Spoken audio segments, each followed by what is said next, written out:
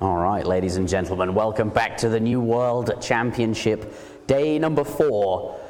We will be doing the bronze match, aka the third place match between Kaiserklein and Tabben, as you can see. But then afterwards, it will be the grand final, Diarouga versus LordRaphael. And I'm very, very much looking forward to that. I think we're going to have... yesterday we had some really, really good games. It was so close between Tabben and Diarouga. I think either of those players could have made it through, it seemed. And it seemed at so many points in that last game. Shall we talk about that series a bit? Because that was absolutely wonderful. But first, how are you guys doing today? Doing good. A lot of great games yesterday. I was so glad I didn't have to cast the Diarouga versus Tabben series, because it was just amazing to be in the audience for that. Everyone was so hyped, and I mean, going to Game 9 is always a fun day. So. Yeah, I really enjoyed casting that Diarouga versus Tabben series. You could even tell the atmosphere was so tense in the audience during that Game 9. I think the whole studio sort of fell silent, and everyone was waiting to kind of find out who it was that was going to advance on to the grand final. Yeah, there was a few moments there where we were watching, and everyone's silent, and everyone's like, "Oh, what's going to happen?" And then 11 Changdaos pop, and everyone's like, "Whoa!" And you hear everyone going nuts. It was really, really brilliant there. Might be. Cheers. Yeah, I did wonder what that was about. Do you want to repeat what you said? I guess people didn't hear. Yeah, I was just saying it was really nice. The atmosphere in the studio for the ninth game was incredibly tense. You could really cut the tension in the audience with a knife there, and everyone was just hanging on a thread to see who was going to advance there to the finals today. How are you feeling in that series, Ryan? Because it started out with Tabben being 2-0 down, right? It looked Diarouga looking pretty strong, but then Tabben wins 3 in a row and brings it up to 3-2. He's now leading the series, and it was just like the way the games kind of the order of the victories just made it even more intense. Yeah, I think when we got to the game on New England, and there was definitely just some sort of surprise coming. We had talked about this yesterday, right? The predictability of sending the ship into the pond and all that. Tabben had prepared a really cool counter strategy, and I just think when you get to win the game and you've got something really cool and exciting for the crowd, that's like the best it could possibly be. And watching a revolt come out with 24 Imperial Hussars is just so exciting. And then when you're also seeing it happen and you're like, this is going to work, this looks really strong, and no one saw it coming. That's just like the best type of game to see. Yeah, that was a lot of fun. We got to see Tabben conducting the Spain Pain Train. Yeah. I really enjoyed that one. What happened then? It was a TC wagon that came out? No, it wasn't no TC wagon, but he built another TC, that's and right. He had timed it out just right. He knew he would lose at least one TC and a fort, and that's what he did. Yeah, the timing just seemed just right. He revolted exactly when he needed to. I was going to say it was so tense. I kept wanting him to revolt. He was delaying it so long, and I was thinking, he needs to revolt just now. But he timed it so perfectly. Yeah. He obviously knew exactly how much time he could get away. And he I was thinking, those factories. Come on, Tabben, just pull the damn trigger, right? Like, let's get this show on the road. And he's like, nope, I need to make 10 Imperial Hussars before we go. And he was really cutting it fine, but he knew he was in control. He knew what was going on. That was a really, really good game. So if you guys haven't seen that, do check it out. What else happened in that series? There was Dutch going to the industrial age on Pampas versus India. Oh, and there was 2 ceasefires that I think we can talk about. Yeah, we saw a lot of industrial action from the first series. They seem to like going up to the industrial age. And as I think, as we mentioned at the start of the series, both of these players are actually rather strategical players, and it's often the strategical players that can make those moves going up to the industrial age, and the mechanical players kind of prefer to stay in age 3 and fight using the skirmisher and dragoon composition. So I think it's just a very stylistic series. Yeah, I'm just Tabben's ceasefires, or actually his opponent's ceasefires, he was so in control. Like, I feel like a lot of the time people see ceasefire, they sort of, the couple of first seconds, they're not sure what to do, and then, but you have to make a decision as soon as that ceasefire pops up. But both times Tabben saw it and thought, no, this is all right, and worked out well.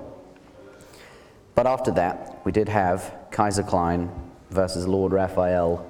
What do you think of that series to start with, though? I wasn't expecting them to be on the same side of the bracket in the semi-finals. I thought we'd see them both there, but they were playing against each other. Yeah, it was a great series. Very obviously number 1 and number 2 seed. The games were very high level, and because their styles were so different. Kaiserklein being more on the mechanical side of things. LordRaphael being known for those perfectly timed raids, multitasking, and also being a very strong macro type player. You really got to see both of their styles shine through against each other, which was great.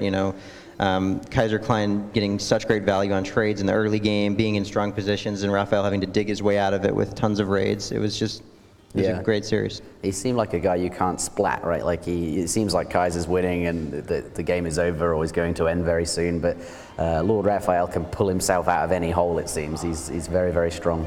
Yeah, I mean, if you look at LordRaphael's performance in past tournaments, he always starts off really weak. Even in individual series, he'll lose the first game. It's so common to see Raphael lose the first game. We saw, in fact, he lost the first 2 games. But he always makes a really strong comeback, and he never falters. Often his series will go to the final game as well. And I think that kind of actually mirrors his performance this whole tournament. We saw the very first series he lost on day 1. It just doesn't seem to affect him at all, and he always comes back even stronger. Yeah. And he's just a player that builds momentum, so I mean that's really going to help. Today, though, Tabben versus LordRaphael, the grand finals, and we have already seen that matchup. Although it was a best of 5 on day 1, Tabben beat him. So this, he's already won. He's got that under his belt. I don't think Tabben's gonna, that's definitely a good thing to have. But we'll talk about that in a moment. Let's start with Diarouga versus. I think you're gonna realize the mistake just now. Yeah, can you correct me? Yeah, it's the finals is Diarouga versus LordRaphael. You're right. It is. There will not be the rematch, but no, there won't be. It's going to be really exciting. Diarouga just is really he's been taking this, I think, the most seriously out of all the players. He's always here practicing early. He's planning strategies, and LordRaphael, and just such a strong player. Again, it's going to be one of those.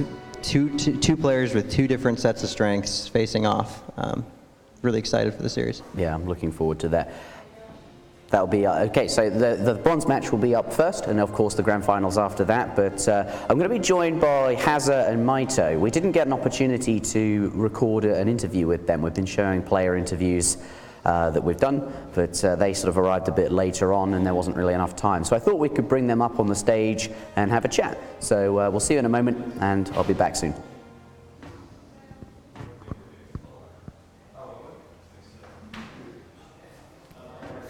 We're done.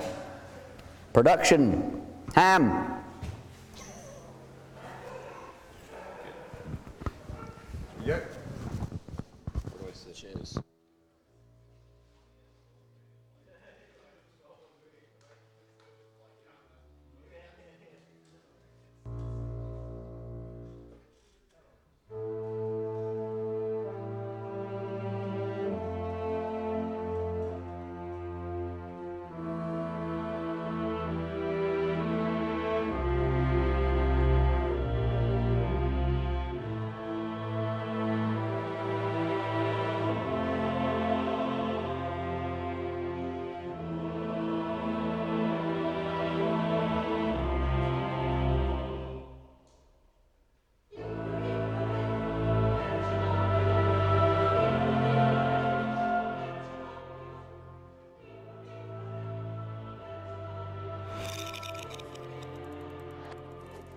I'll make sure I don't lose my voice. All right, welcome back everybody to the stream. I'm joined by Hazza and Mitoe. How you guys doing? Just a bit hurting this morning. Afternoon, I guess. It feels like morning to me. But. Keep the mic close. Sure. Yeah, I think anyone watching the subscriber stream will know what's up.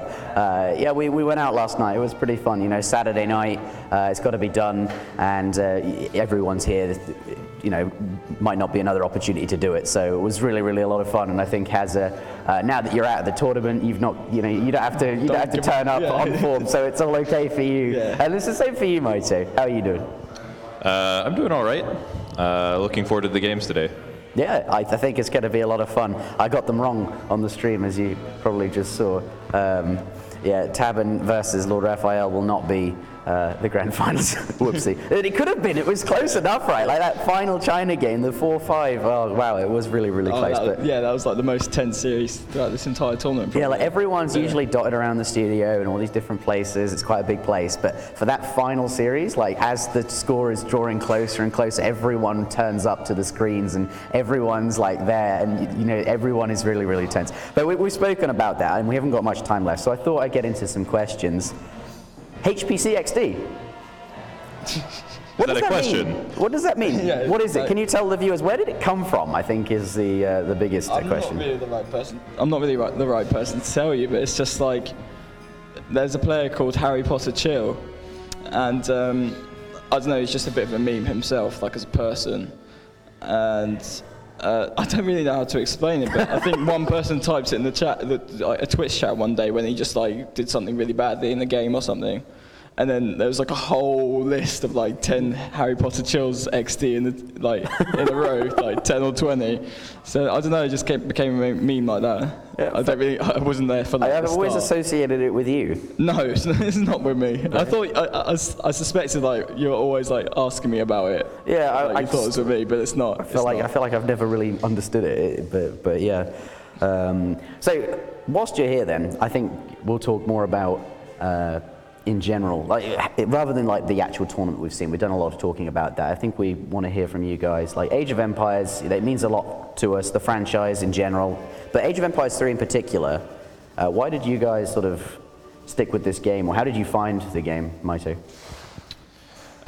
So I guess when I was really young, I played a really old RTS game that probably no one's ever heard of called Fate of the Dragon or something like that. And I really enjoyed it, played it all the time when I was a kid, and then, kind of left off on that a couple of years. And then I remember I was walking through like a computer store with my dad or whatever, and we saw like Age of Empires 3 on the shelf, and I was looking at it and I was like, this is exactly like that game I played before. And so I picked it up and played it ever since, and have had tons of fun with it ever since. And you sort of skipped over Age of Empires 1, 2, Mythology. I mean, they exist, but... Yeah, I never really played them as much. I've played them a little bit now, but not a whole lot, no. Right.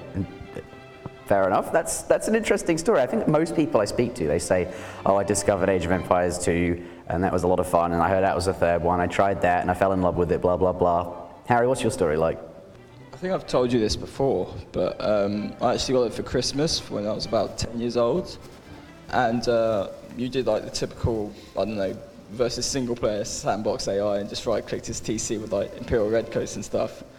And I did that for like a few weeks, and I just, 10-year-old me just like thought, oh, there's other games and stuff like that. But then I remember like browsing YouTube one day, and I saw like a commentary from you that had like 50k views. Right. And I was just like, oh, I remember this game. I remember playing it as a child, so I was just like, okay, I'll watch this. And I really like enjoyed the commentary. And I was just like, yeah, from such an amazing commentator, just of course. Cheers. But drew you in, did I? Okay, I didn't know that actually. If you had told me before. Yeah. Okay, yeah. That's cool. So it's not like you had you were married to the franchise, so to speak. No, well, I remember playing Age of Mythology as well. Yeah. Just like shortly after Age of Empires 3 when I was about 10. So well, you were quite I played young, like the campaign. I really enjoyed that. Yeah. So, but I didn't really play online or anything like that. So. Okay. So some more questions from the interview sheet. Basically, I had a bunch of questions prepared for those pre-recorded interviews, and we'll see one after. But one of the questions I wanted to ask both of you, because it's interesting, is if you could make a single balance change in Age of Empires 3. I expected this. Yeah, you expected this, okay. Yeah. If you could make a single balance change or go back in time and tell the developers, hey, your Civ design won't work out and here are the reasons why, and just sort of, show them that, Germany with two Ulans is I know this is where you might go with it, Hazza, so that's my example. What would your change be? Remove India. Round of applause.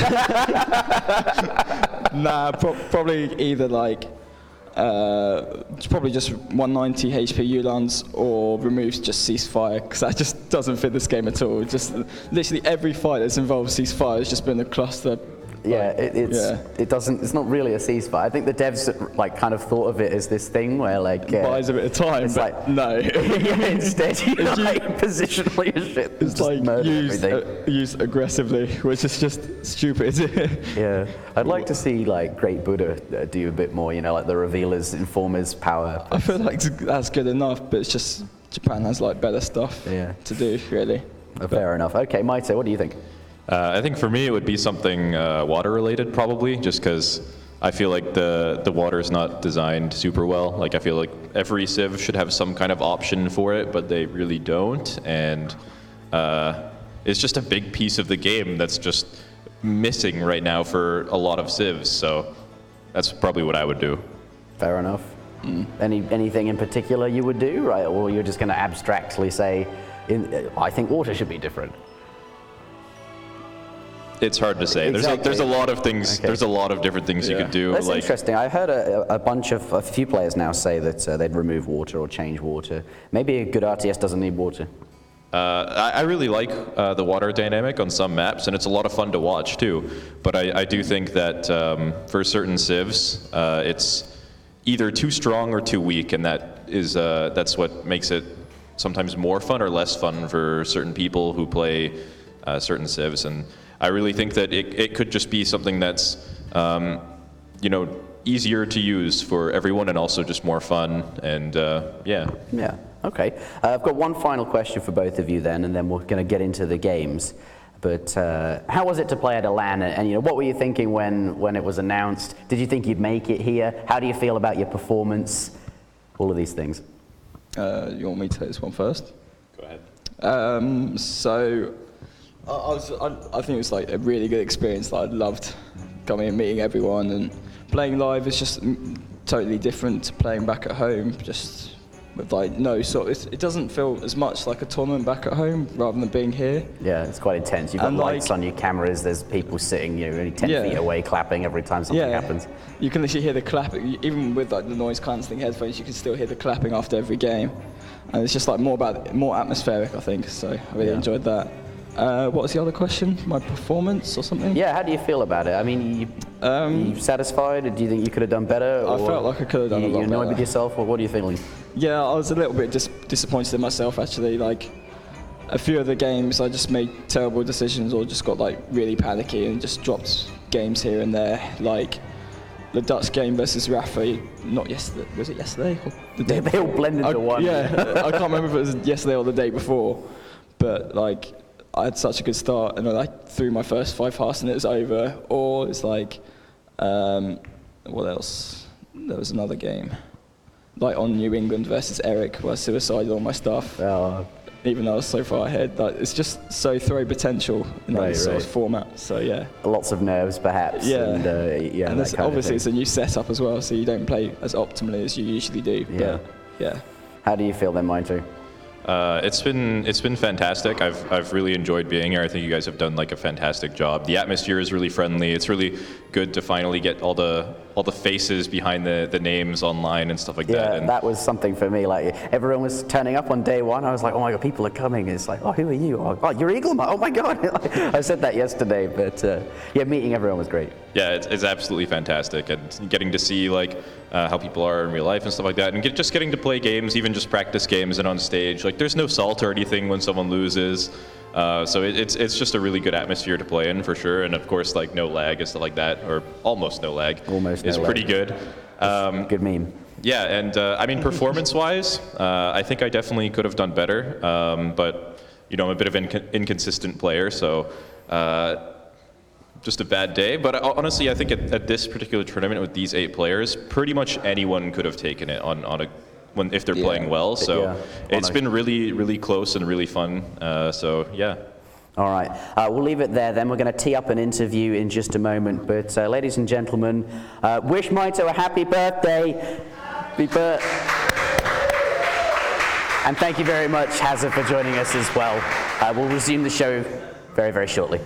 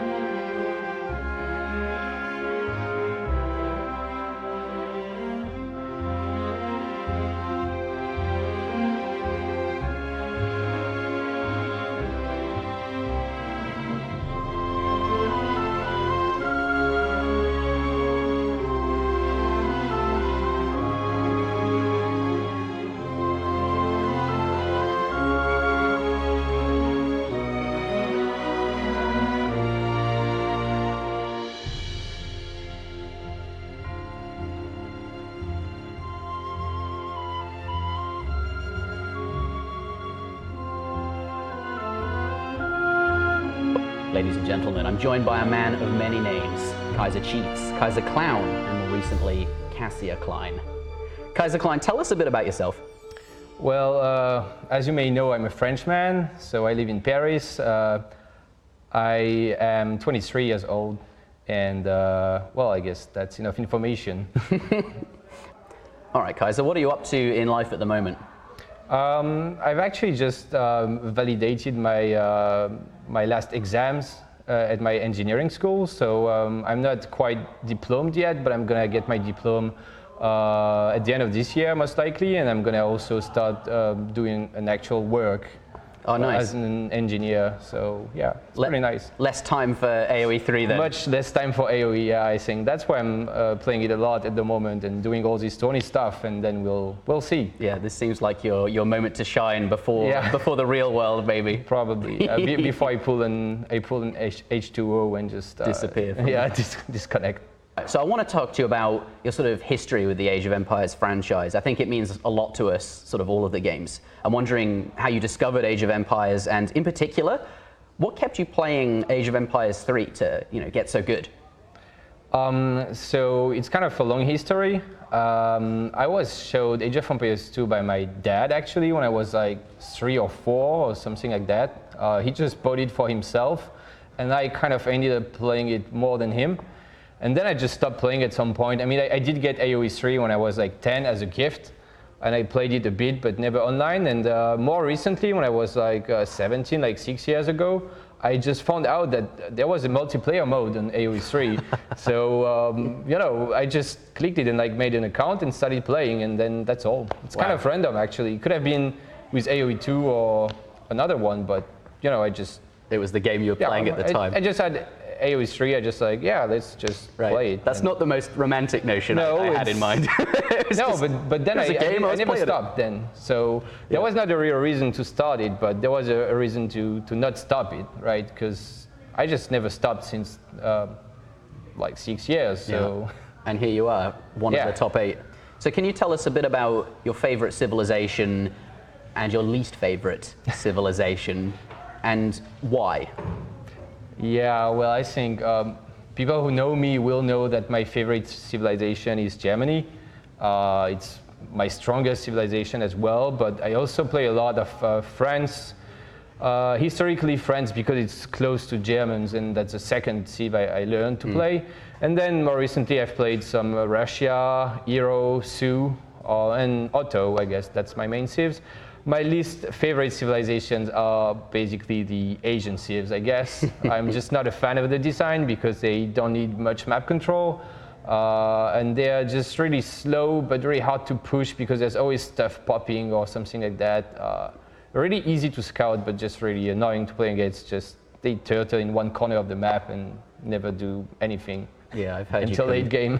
I've heard you complain about Japan. Oh yeah, sort of a lot. And recently, you're playing Japan on stream, and people were sort of making fun of you for not being so good with Japan. You're clearly not someone that I don't know if it's that you don't enjoy them, but it's not. They're civs that you don't play too much. I'm wondering, do you think that will be an issue for you this tournament? Is that a disadvantage? Do you think that's going to affect your chances of winning? Well, obviously, playing more civs is always better because then you can counter pick better. You can just adapt to the map better. But I feel like I got enough civs in my bag to be fine.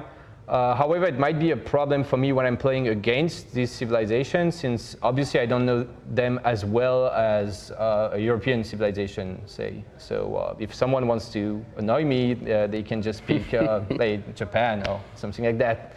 So how does it feel to be competing in a LAN tournament, and what does that mean to you?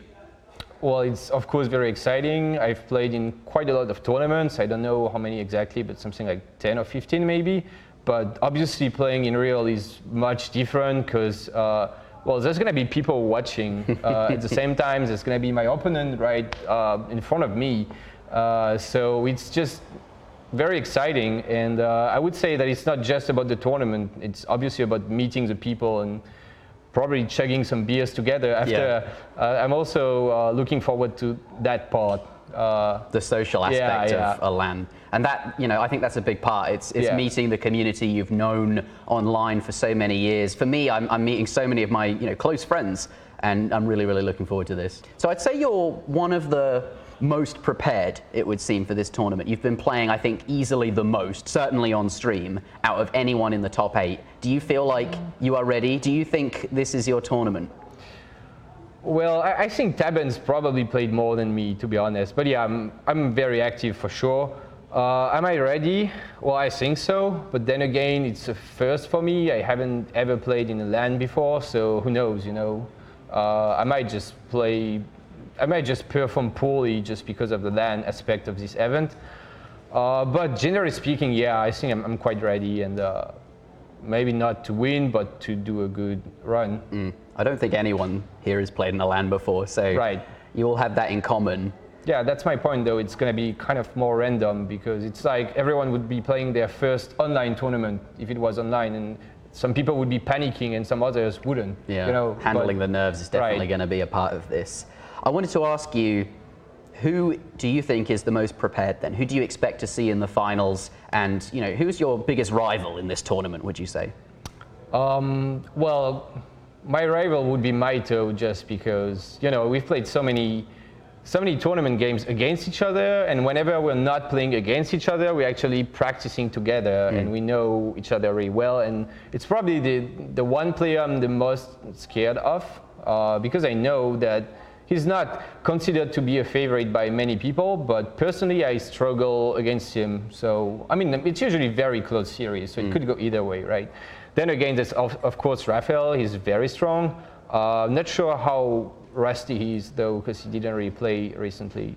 And I guess that would be Mitoe or Raphael. Probably Diarouga can be scary as well. You'll actually be playing Mitoe pretty promptly. Oh, Diarouga, yeah. Yeah, because it's actually either of those two. In fact, even twice if you lose to Prince of KABUL. But yeah, they're in your group. You're going to be seeing a lot of them. Right. I wouldn't say I've got the easiest part of the brackets, honestly. Like Diarouga or Mitoe, one of them to play is not exactly easy. Right. My final question, Kaiser, you have a reputation for a bit of salt. Sure, yeah. Especially if you lose. Do you think that we're going to see some of that? Is it going to be a problem for you? Are you someone that easily tilts? Do you think this could affect your tournament? I can rage for sure. People know that, but I don't think I'm actually tilting usually, because there's actually been a lot of series where I was raging and losing, being down like 2-0 or whatever, and then just coming back and winning. Because in fact, I feel like it doesn't affect my performance in a bad way. I feel like I even probably play better when I'm mad. So, but then again, at LAN, I think it's going to be different. I don't think I'm going to be mad or something. So we'll see. It's quite a different setting from, you know, your bedroom. Right. I'm not going to smash stuff here. Nah, kidding. I don't actually smash things. So thanks for your thoughts and good luck in the tournament.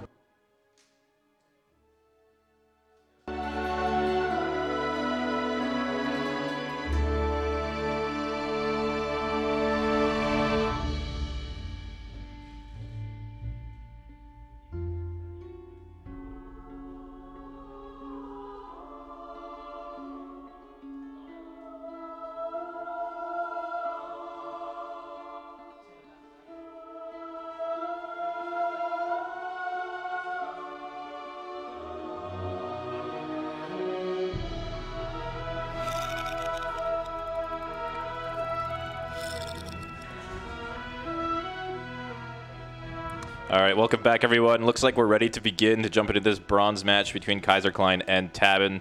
The players are ready. Looks like we are probably going to be clicking into Sioux versus Dutch on Kamchatka here.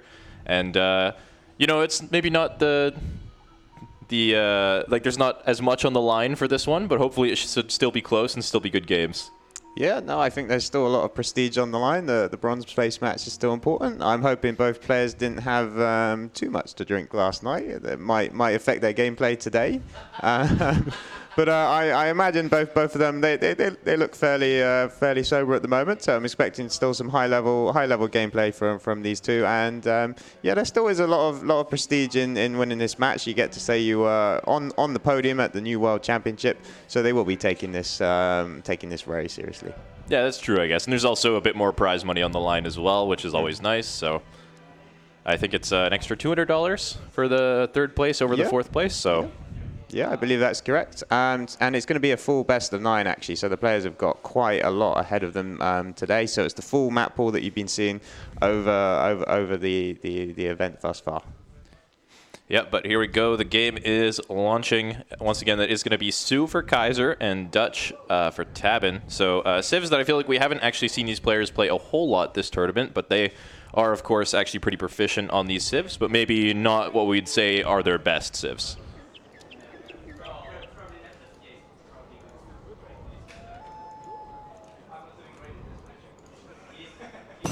All right, so spawning in the north of the map here, we do have Tabben playing as the red Dutch, going to be moving that Envoy and that Explorer out to the middle of the map ASAP.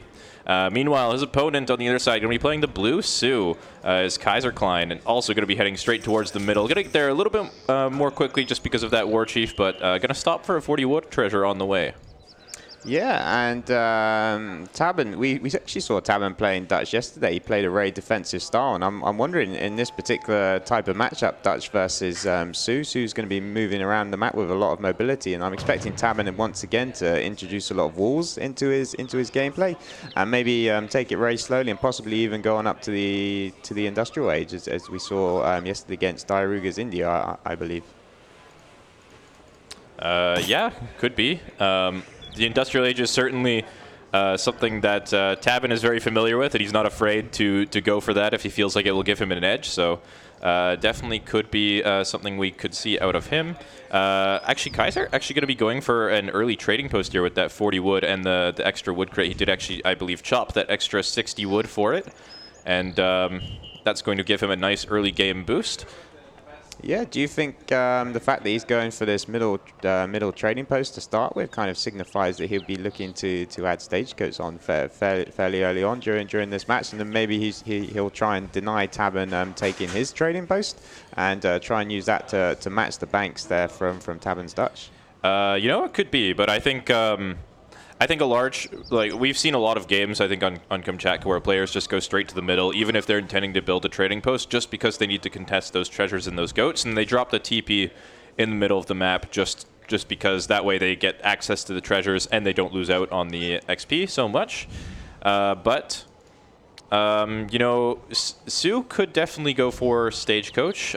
Whether that's something you want to do against Dutch, I'm not really entirely sure when they can get a safe TP of their own. So we'll just have to wait and see. Yeah, and both players are eyeing up this 85 wood. Tabben was standing here for the longest of time, and Kaiser's actually moved in exactly the same point that Tabben's walked away, and I think Kaiser's going to manage to pick this up uncontested. I think Tabben will be a little disappointed with that, as he'd been sort of standing next to this treasure for the past 15, 20 seconds, but I think he eyed up this 75 food here at the top of the map. I believe his Envoy head-to-head just scouted that, so he's going to attempt to pick that one up now. So it's even-ish trade, but I think Kaiser will be more happy with the 85 wood. Yeah, certainly will be, and Tabben gonna probably get this treasure for himself anyway, although the monkey actually gonna come in and spot that, so he'll be actually deciding not to fight the treasure guardian, gonna focus on that monkey. And there's no crack shot or steal for either player here, so probably just gonna do a little bit of fighting before one of those abilities recharges, before we see someone actually take the treasure. Yeah, I imagine both players will be fine to just to stand here. The Sioux Explorer will probably have to run away at some point. It doesn't do too much damage. You often don't want to lose too much hit points on that, as it does take a while to recharge, and it's a very important unit for your army, as it offers that speed boost to them, which is really important for the Sioux playstyle, as we expect to see them do a lot of raiding. And yeah, Tabben actually does take the shot really nice, and he picks it up. Kaiser was quite a little distance away from picking that up. Yeah, so good pickup for Tabben there for sure. Going to help compensate for the fact that he lost that 85 wood early on. There is, of course, another treasure here, though, that will likely be contested. Unfortunately for Kaiserklein with the Explorer there, that Tiger is not going to be super useful, so he's going to back off for the time being. And he knows that the crack shot's not up for Tabben, so it's not at any risk of being taken right now. But anyway, back at home, looks like Tabben is now up to the Colonial Age. Bank going down, and 400 wood on the floor. A lot of vills on gold still, actually, so it doesn't look like he's going to be going for that 700 wood build that we usually see out of Dutch nowadays. Maybe it's going to be some sort of bank wagon, and we could possibly see something a bit more aggressive, or maybe he just wants to have a couple of skirmishers or pikemen out just to make sure he's super safe in the early game here.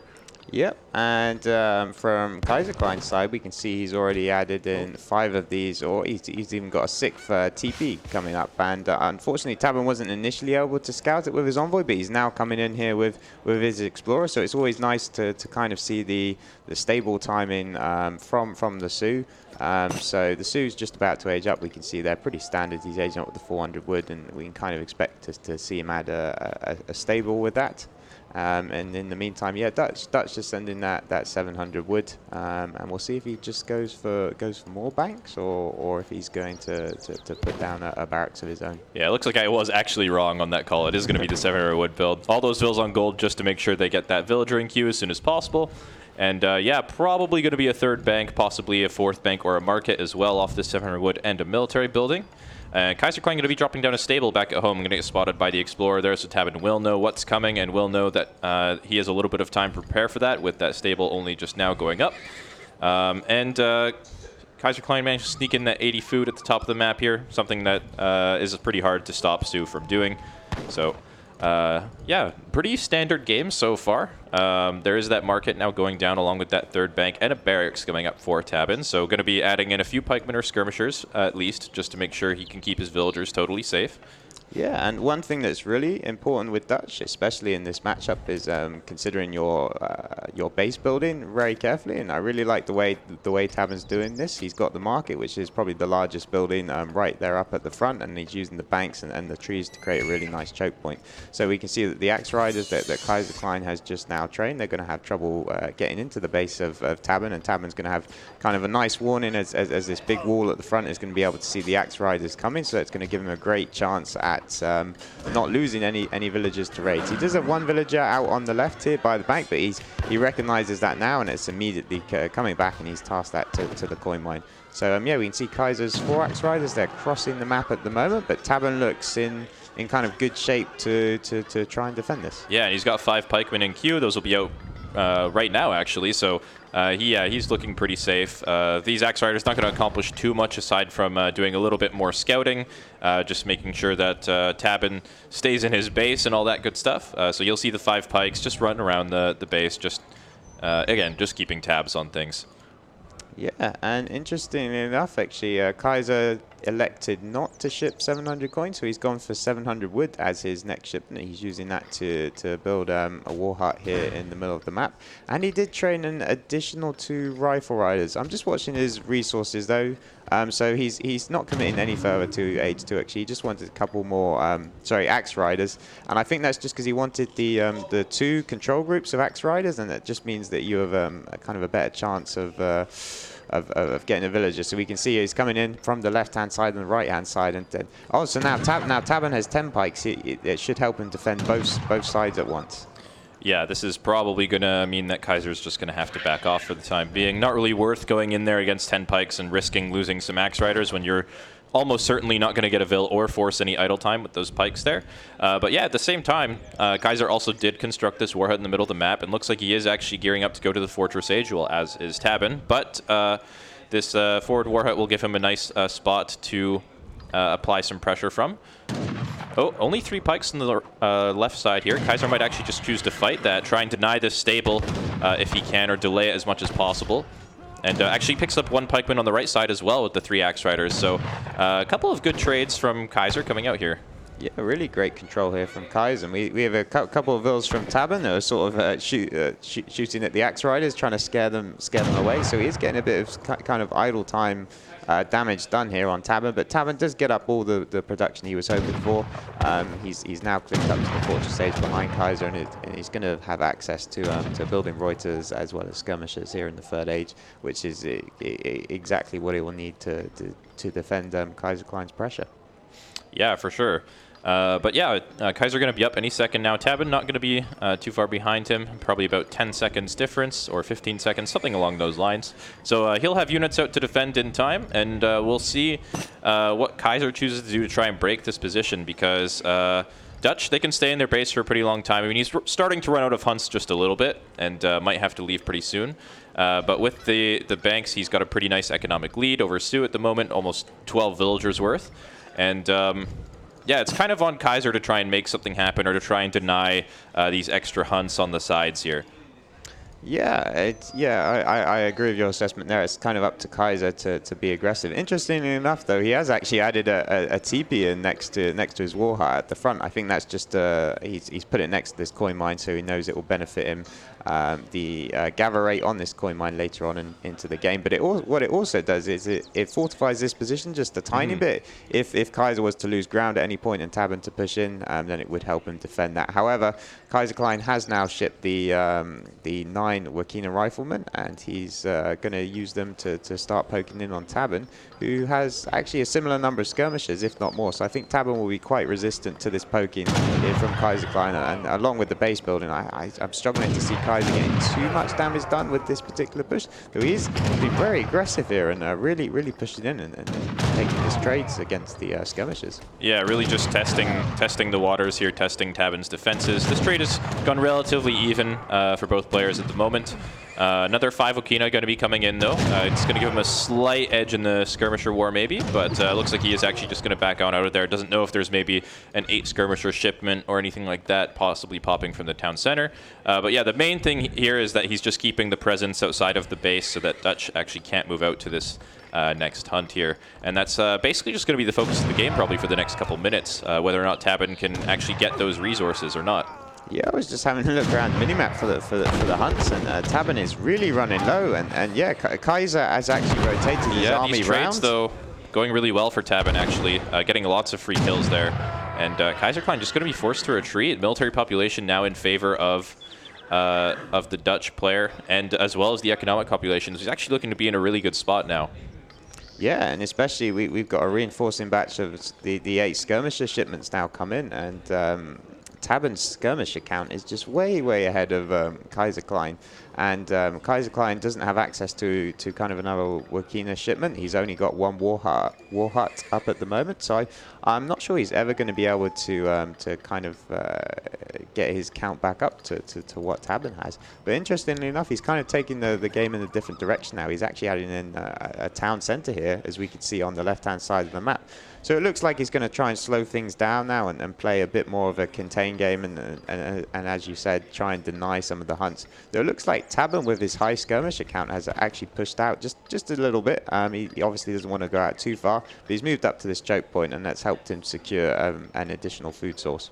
Yep, all those Zills going to be coming forward, getting onto those caribou. But yeah, that 1,000 wood coming out for Kaiserklein, going to be dropping 2 TCs, give him a little bit more control over the map, and also maybe allow him to match this Dutch economy just a little bit better after a couple minutes. But it's going to take some time, right? And it's going to take a bit of he's already invested a shipment into it. Now he's going to have to invest some food in training those villagers and wait for those villagers to start gathering. So yeah, he's potentially going to be hurt by what could be a timing coming from Tabben here. He's looking to maybe poke in just a little bit with those skirmishers to try to see if he can spot the army, but not going to go too far out now. But potentially in a couple minutes, Kaiser could be in a bit of trouble. Although normally, I think as any civ against Sioux, you're kind of wary always to push out. So sometimes you can get away with something like this without your opponent ever really even trying to punish you. Yeah, I wonder if that's why he's added the town centers, since it seems a bit greedy. But even after adding the town centers, Kaiserklein feels a bit quite confident here. Or, well, not overconfident. He's kind of seen that Tabben's got a huge skirmisher and huge Reuter mass. So he was just sussing out there kind of how big Tabben's army looked, and he kind of decided that he can't take the fight. But the 2 town centers seem really greedy. I wonder if that's just because he knows Tabben often plays that quite defensive style. Maybe he was expecting Tabben to to add walls and just stay back. But now that Tabben's seen Kaiserklein's army, Kaiser's feeling it. Tabben's feeling a bit confident now, and he's actually pushing out to the middle of the map. Yeah, he's got cavalry combat in now, so he's not as afraid of those axe riders. But they got onto the skirmishers really quickly. A lot of them going down to the first few hits there, and just going to be focusing down those Reuters with the Wakina. But this looks like it's going really well for Tabben. Just look at the military population; it's dropping really fast for Kaiser. So this is a really great trade for Tabben. All the axe riders cleaned up. The Wakina going to be forced to retreat. And Tabben probably going to be looking to push after this. Yeah, really nice engagement from Tabben. The one thing he is unable to do though is close in on those Wakina riflemen. They're obviously faster, and especially with the war chief speed, they're actually able to escape when Kaiserklein realized that the fight wasn't going in his favor. And he was actually able to reduce the mass of Tabben's skirmishers, so it actually now looks that Kaiserklein might even have the slightly larger mass. So he's back in the poking game, as we say, and so he can kind of trade volleys and then use his town center and war hut and this little teepee here to play quite defensive. Yeah, and yeah, that TP placement with the good foresight there, knowing that there may be a fight here, is going to help him out just a little bit in holding that.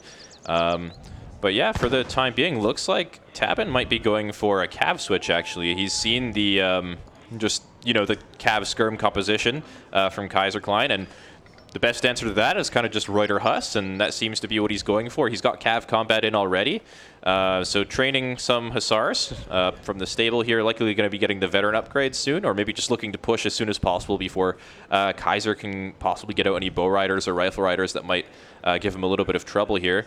And looks like that's going to be the case as he's pushing across towards this town center. Kind of hard to find a good angle to engage on, though. These buildings kind of blocking out the Hussars a little bit, but the fire pit can get denied, looks like. Yeah, and I was just watching Kaiserklein's food. He's got a lot of villages on food, but it doesn't look like he's going to have access to the big button yet. But he's got a really nice position next to this TP and town center, so these Wakinas are doing very well. They're going to benefit from a small hit point boost. However, his dog soldiers on the left, I think 2 of them went down there pretty much for free. And Tabben's just got a much larger army here, and he's feeling confident. He's pushing in with the Reuters on the front line, and they're taking down all the axe riders. There's definitely not enough axe riders here, and all the cavalry's going down here for Kaiserklein, and it's just going to be Wakina riflemen left. Yeah, it looks like it's going really well for Tabben, and yeah, that's actually going to be the GG. So pretty clean victory from Tabben there, it looks like.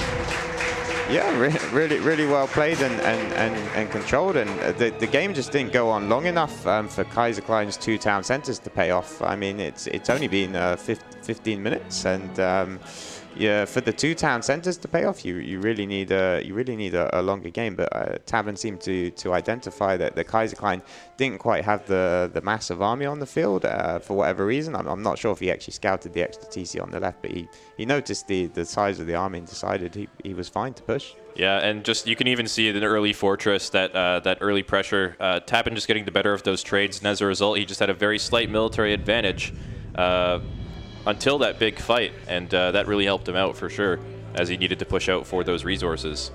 Yeah, I guess he just had a much better unit composition, because usually, even if the armies are roughly the same, you actually expect Sioux to do really well with yeah, they're usually really hard to fight against, but this time did manage to work out. But looks like we do have a couple of computer issues maybe to work out. There was apparently a little bit of lag in the game, but hopefully won't be waiting too long.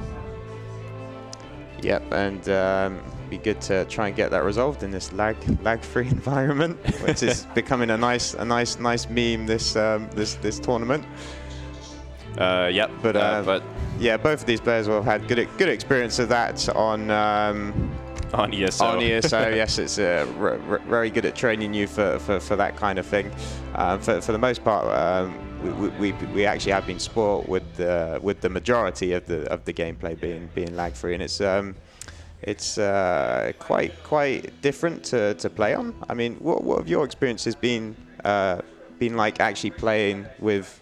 When you click, something instantly happens, because I mean we're so used to often just planning clicks in advance, knowing that when you're going to click, it's going to happen in 1 or 2 seconds, and so we often pre-plan micro moves and things like that. But it's so different in this kind of environment. Yeah, that's true. Yeah, for the most part, it's been pretty lag-free. I don't think the instantaneous thing has really bothered anyone here too much, but it's more just like having the freedom to like go and just use your units to the fullest potential. Like we see Raphael raiding all over the map, not really worried that he's going to get caught because he can always react in time, and just being able to kite really well and all that stuff is just really helpful in this type of LAN environment. So yeah, it's definitely been really good. So hopefully the rest of the games in this series are as lag-free as the majority of the games have been so far.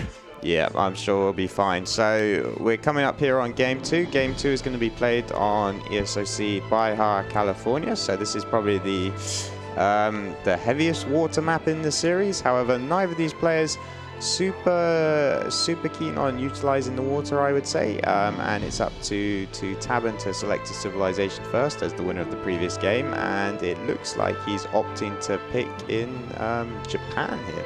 Yeah, Japan, as we all know, Kaiserklein doesn't really like Japan very much, so this is kind of a good pick. But Iroquois going to be locked as the counter pick for Kaiserklein. This is a pick we've seen be pretty successful at this tournament so far, especially for Kaiser as well. So seems like a pretty good answer to this for sure. Yeah, and also he didn't take too long to counterpick there. It's interesting to note sometimes players will take 2 or 3 minutes to kind of think through the options, but I always think when a player instantly counterpicks a civilization, it means they have a lot of experience in the matchup, and they already have a clear idea of a build that they're going to do. And so Kaiserklein seems to be feeling pretty confident about this matchup. So he's obviously overcome his Japan struggles, and maybe he's figured out that Iroquois here is the way to deal with Japan. Yeah, it seems like a pretty good counter pick for sure. Iroquois can of course be very aggressive, both in Colonial and Early Fortress if they want to do, and this is a good map for them as well with the 3 trading posts, potentially allowing you to go for stagecoach and stuff like that. So yeah, seems like a good pick. However, there's some fish on this map, and Japan is a little bit of a water sieve. You know, they got the 3 boat card, potentially 3 boats from the Portuguese consulate. Could maybe even add in a dock or something like that. So there might be a bit of water play that might be a little bit hard for Iroquois to contest. But yeah, we'll have to see exactly what kind of deck Tabben chooses, how he chooses to approach, I guess, the map. Yeah. All right, looks like we are into the game. So spawning on the south of the map here, we do, or I guess east of the map, we do have Tabben playing as the Blue Japanese, currently leading our series 1-0. Looking to pick up a second win with Japan here, as that is a civ that his opponent has historically not been super happy about playing against. But anyway, talk about his opponent. Here he is as the red Iroquois on the west side of the map here. As a wood start, is actually going to be switching those villas to wood, and looks like he's going to be going for an early trading post actually. Once that 100 wood gets gathered up, and this can enable Iroquois to actually do that fast age up politician and look to be really aggressive. So this kind of already signals to us sort of what his game plan is. And oh, actually, he's switching those villas back to wood. Looks like. Yep. Yeah. Interesting. He found the 120 XP, so it looks like he's actually going to be holding off on that trading post just because of the XP treasure. He'll have that shipment ready if he wants to fast age, and he can get the trading post later. And by not chopping that wood, basically he'll be able to age a little bit more quickly. Yeah, and it's interesting that you mentioned that Kaiserklein doesn't like playing Japan. I think it's kind of a general trend that it's one of the least preferred civilizations to play against. And I think that's just down to its playstyle. It's very, very defensive, and they're very, very hard to raid. So you can't really sort of dictate the pace of the game that well. They just sort of sit there, and they don't really interact with the game in the way that the other civilizations do. So it's a very unique civilization in that sense. Yeah, definitely is. And you know, you're talking about how everyone hates playing against it. You just always remember like the a lot of the I don't know, when everyone's new to the game, right? They're playing against Japan and they're like, oh my god, how do I beat this civ? And oh, actually, well, hold that thought for a moment. Looks like 150 coin going to be started here for Tabben. Wow. Kaiserklein, unfortunately, does spot that as soon as it starts, but not able to get there in time, as those monks do take treasures very, very quickly sometimes. Yeah. So that's going to be a really nice pickup for Tabben. Going to give him all the gold he needs, basically, for the Minutemen to hold any early pressure that Kaiserklein might be looking to put on here. Yeah, did you see that he got 3 defined strikes on all of I did. on all of the treasure guardians there? I mean, Japan's a really nice civilization on maps that have solid treasures like that. So 150 coin, that's a huge treasure pickup there for him. And again, that's just one of the reasons why it's frustrating to sometimes play against Japan. But yeah, as you're highlighting there, we can already see the first card for Tabben is actually the free fishing chips, which isn't particularly common, but it's often a very good choice against Iroquois, as it's hard for Iroquois to kind of get out on the water and contest those fishing boats. So they're probably just going to sit there for the rest of the game, just slowly gathering an unlimited source of food on the map.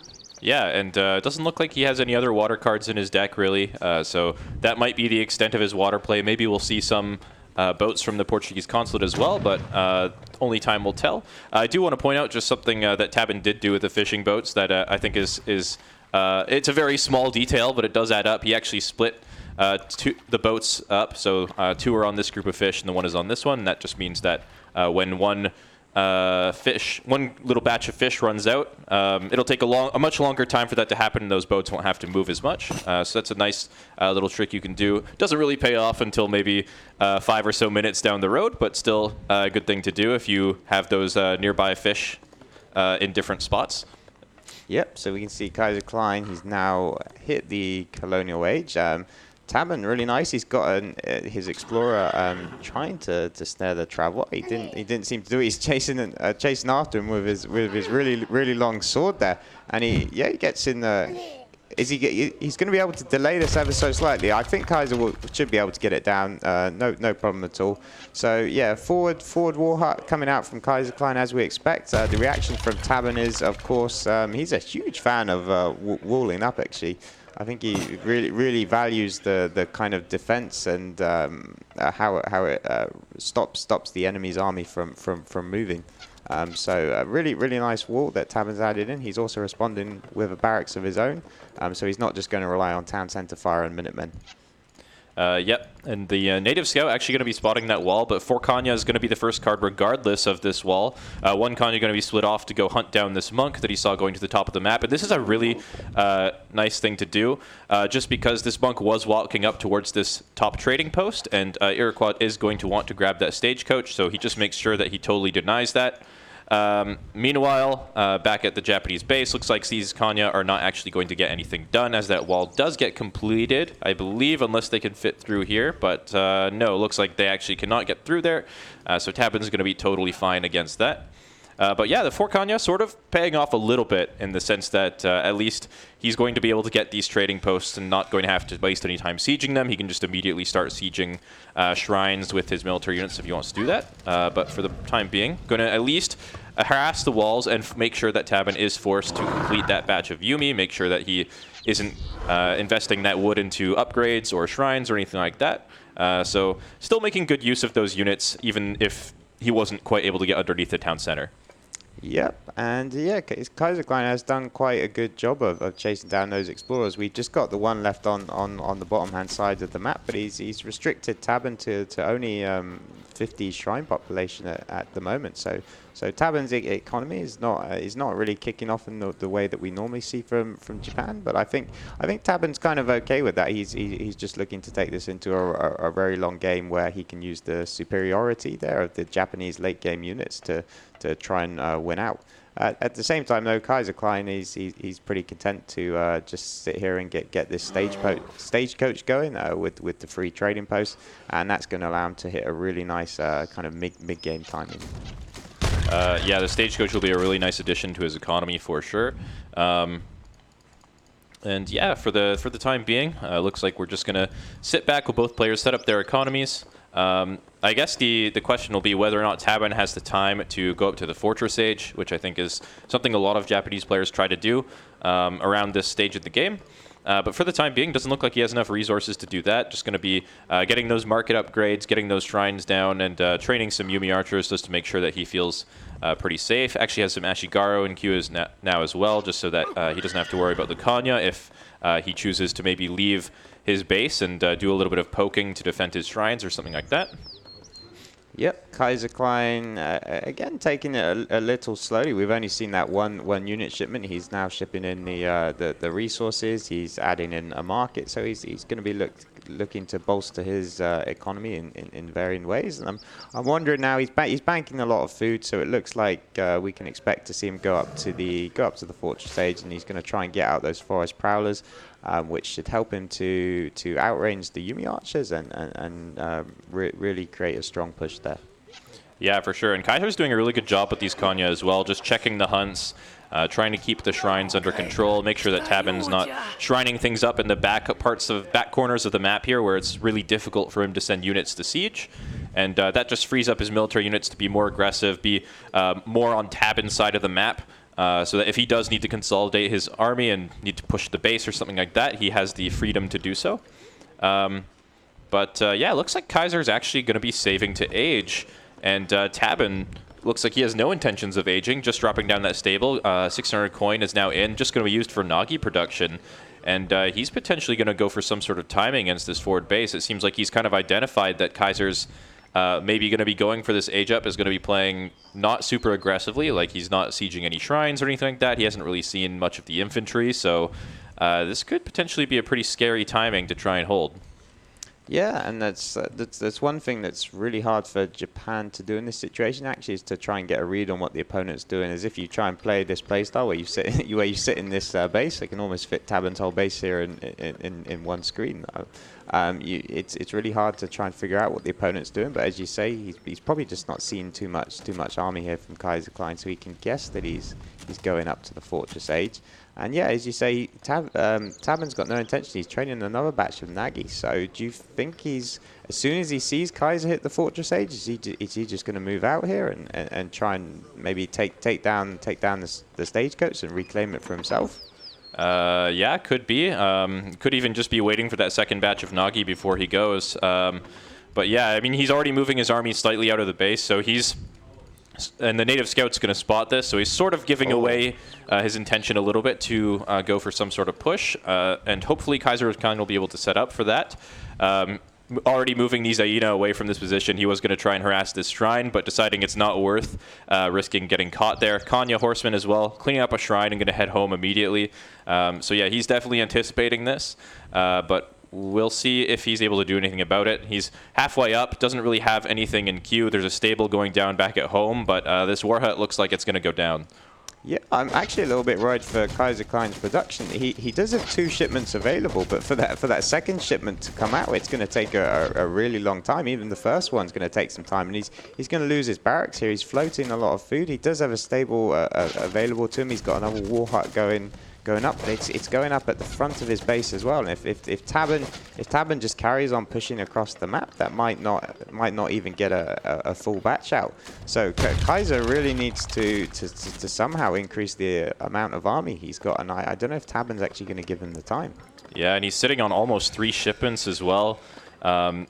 Yeah, it looks like this is going to be a really tough timing to hold. This lone villager going to spot the army incoming and going to maybe buy a little bit of time before the army hits the base. But yeah, this looks really scary. This war hut looks pretty hard to defend as well, just out front of the base, outside of the town center range and all that stuff. So Tabben, yeah, looking really, really strong here at the moment. Wall's going to be going down for Kaiserklein. He knows that he's in a bit of trouble here. Going to be dropping down a second war hut in addition to the war hut he's going to get from that Travois.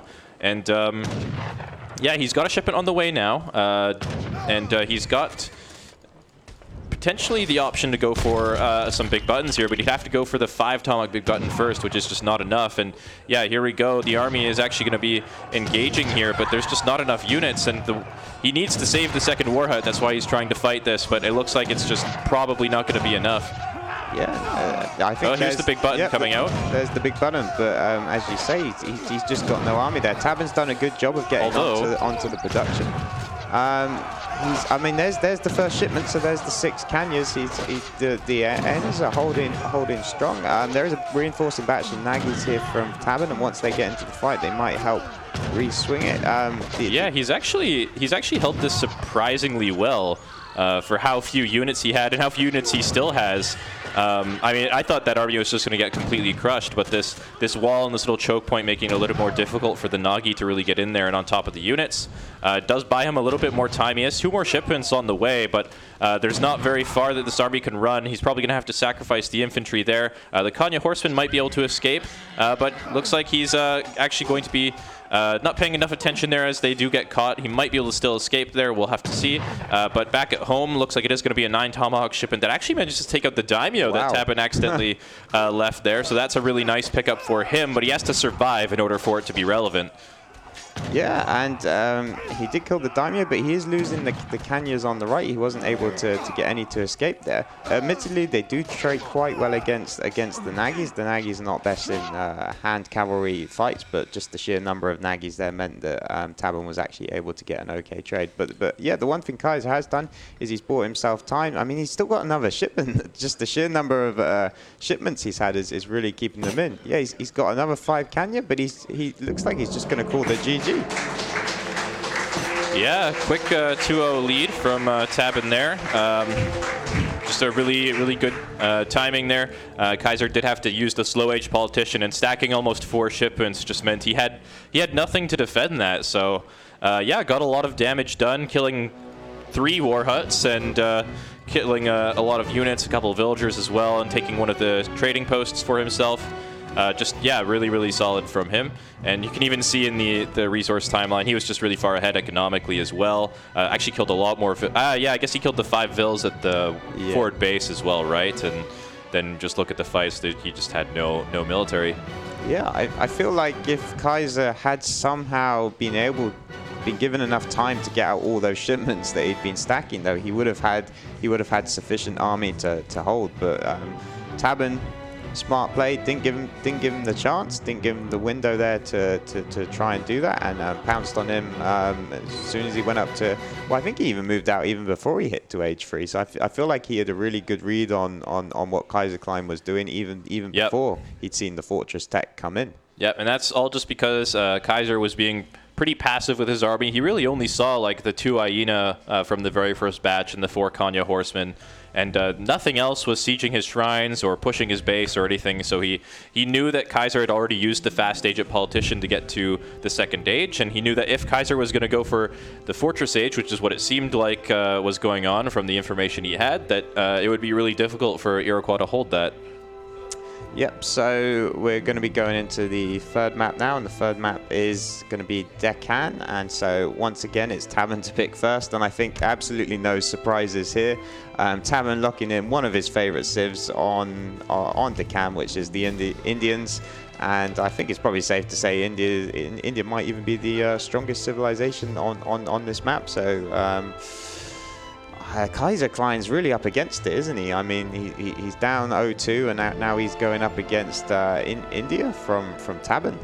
Yeah, this is one of Tabben's stronger civilizations, and yeah, as you said, it's been very successful on this map. And looks like Kaiser's just going to stick with Iroquois here, which is a civ that a lot of people are saying does pretty well against India, but I think from what we've seen on this map, India tends to be a little bit better than Iroquois.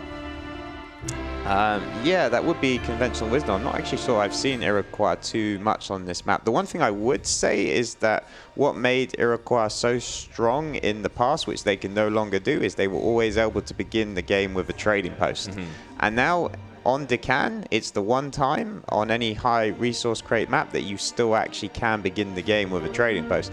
So perhaps there, then we might be able to still see kind of shades of the old Iroquois. They might get their shipments rolling in. So I'll be interested to see actually how that synergizes here with the trading post and Iroquois. Yeah, that's definitely true as well. So we'll see if Kaiser has anything up his sleeve for this matchup. Tabben, though, I think, as we said, this is one of his stronger civilizations, but I think he's also been a little bit more predictable with this civ, with his unit composition and stuff like that, going for, usually like those heavy Sepoy, Urumi, ceasefire compositions and stuff like that. Yeah, it looks like we're in the game. We might be having a quick rehost, just asking the players how they feel about it. I mean, the main factor with the native trading post not spawning, as India, I would always be fine with this, because what it does do is it opens up the middle of the map to allow you to place down that aggro fort. You can see there's kind of a huge plateau here where Tabben will be able to place his aggro fort, whereas normally you might actually struggle a little bit on the plateau. Are you ready? So yeah, I mean, it's no surprise to me that Tabben's fine, and Kaiserklein he wants to get on, so he agrees to carry on playing here.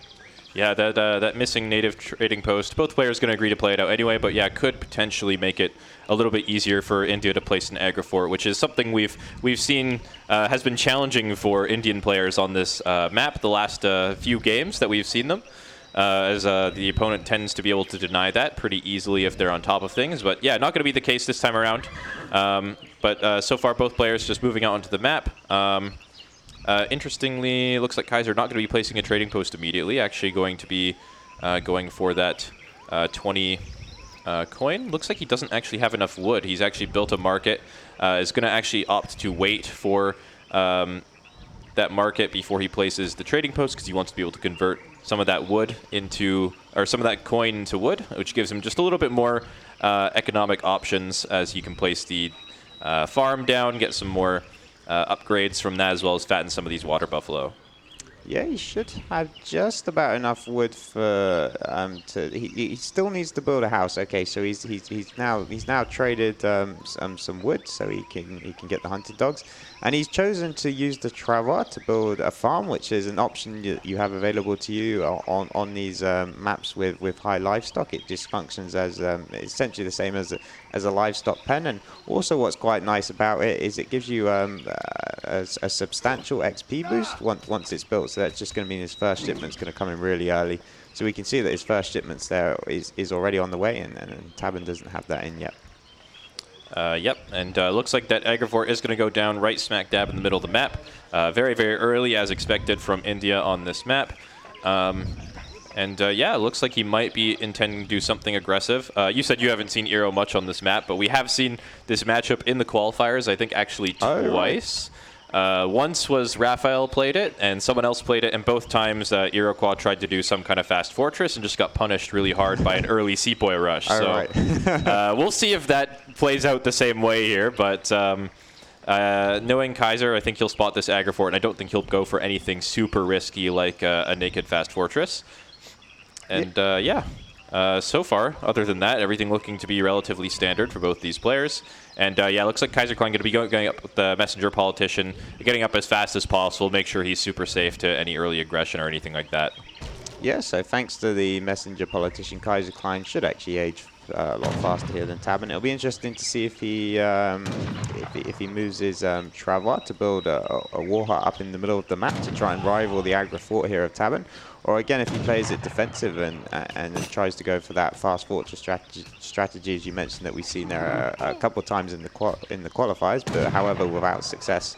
So maybe he'll just try and take it or fill in on age 2 if Kaiser has seen those games, and we'll see if that's any different. But yeah, so the Travel is actually coming out, so I'm quite excited to see the sort of the forward base war in action, and whether it's just a big standoff where both players actually go for a lot of economy, or if they are actually going to just be spamming unit shipments. Yeah, it could be. I just want to point out something really clever that Kaiser did. That didn't really work out quite the way he wanted, but he used the crack shot, the eagle eye ability on the Guardian, which normally you don't want to do because it doesn't do as much damage to Guardians, but it does do the area damage to nearby units like the Explorer, which can do a little bit more damage to both the Guardian and an enemy Explorer, and can be pretty good sometimes, but yeah, didn't quite do as much there as he wanted, but did do a little bit of damage. But yeah, it looks like we are going to have a forward base. Warfore Kanya going to come out immediately for Iroquois, and he's actually going to go straight towards his opponent's side of the map, try and do some harassment at home. The two Sepoy, I think that might have been spotted by the Jäger Fort. Maybe he's just anticipating this. He's going to try and defend that. And should be just fine. We'll see if Kaiser chooses to fight that. No, Sepoy really strong in melee, so he's just going to back on out of there for now. And thankfully, managing to keep the consulate alive as a result. Yep, so 300 export here coming in from Tabben, and I'm curious to see if, I mean, there's two things you can do with this. You can go full economy, or you can also maybe switch to the British, the British, and ally with those redcoats and just create a really strong Sepoy timing. So he's gone for the Ottomans, which kind of indicates that he's probably looking to get those villagers out and take it a bit more slowly. But Kaiserklein, he's just sort of ignored this forward base, even though they've positioned their forward bases very close together. He just seems to be using this left-hand channel on the map to kind of ferry his units back and forward and put pressure on Tabben and just completely bypass this giant aggro fort in the middle of the map. Yeah, it looks like Tabben did actually go for the 4 Hussars, though, with that 3 Hussars, sorry. 4 Hussars would be really good. But 3 Hussars from that Diplomatic Intrigue card, and is going to be going for some sort of timing, potentially with another military shipment here. But is it going to be in time to defend this timing from the Iroquois player? The shipment is just now on the way, so there's about 40 seconds here for Kaiserklein to try and do some damage here. He's got quite a few units. We'll see if it's enough. Tabben's going to be coming forward. There's going to be no Minutemen from the Ottoman consulate. He doesn't have enough export for that. But potentially these Sepoy might be able to just buy enough time. And yeah, looks like Kaiser not going to continue sieging that. Just going to take a couple of trades here. As the army backs off, he will go back in. But he does probably anticipate, having seen those 3 Hussars from the consulate, that there might be another military shipment on the way. Yeah, but it's going to arrive probably in the next 5 or 10 seconds. So yeah, here we go. 5 Sepoys popping out. Crack shot from the Explorer going to come out onto the Sepoy there. And it seems like Iroquois still just has more units at the moment. We'll see if it's enough, though, as the monks and the Hussars getting right in there. Yeah, it looks like, we got another batch of 5 Sepoys here from Tabben. I mean, these Sepoys are really, really strong. The Canyons seem to be having a little bit of trouble getting into the front lines, but they are fighting a little bit now. And the Sepoys are going down, and another shipment here from Kaiserklein is going to be enough to completely clean Tabben up.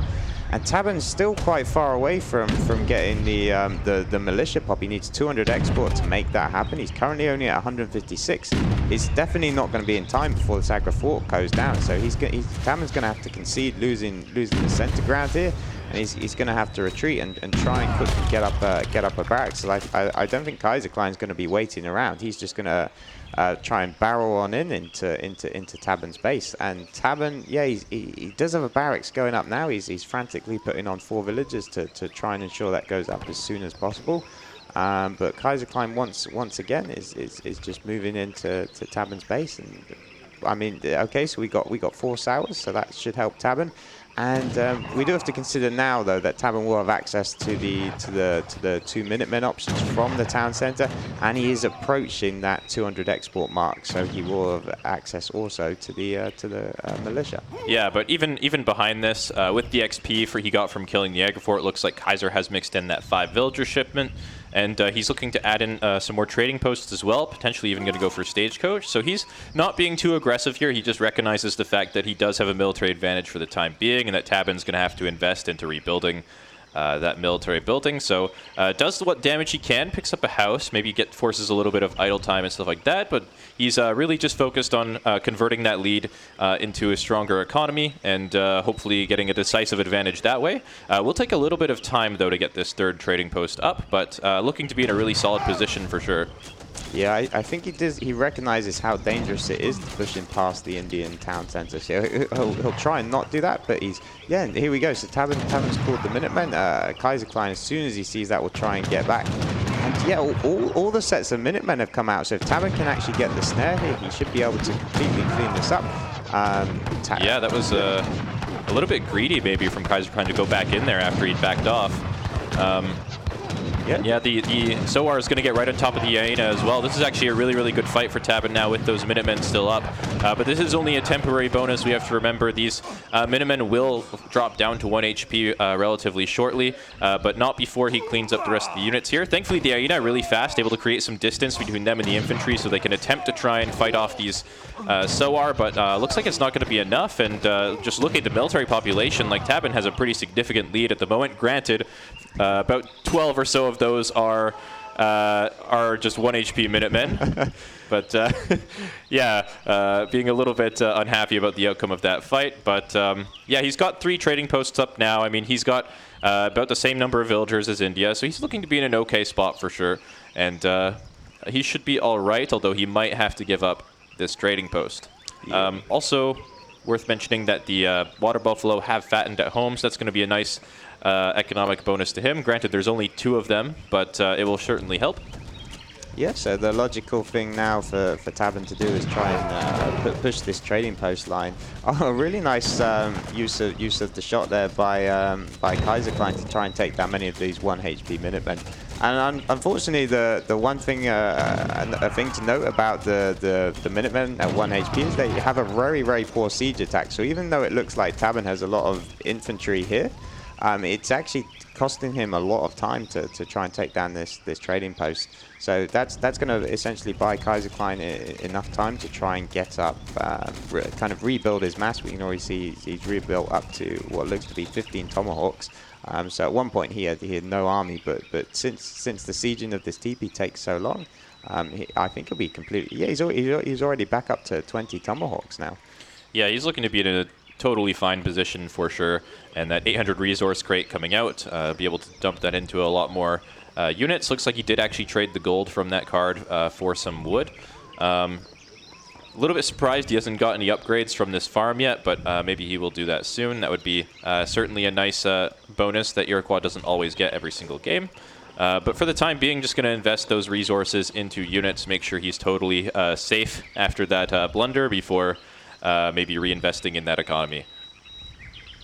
Yeah, it seems we're going to have a little bit of a lull in the action. I'm not sure both players are quite sure what the other one's up to. As you always, at this point in the game, you always have to be on the watch out for, is my opponent going up to the fortress age, or are they kind of sitting there just massing units, which we can see it for both players. It appears to be the latter.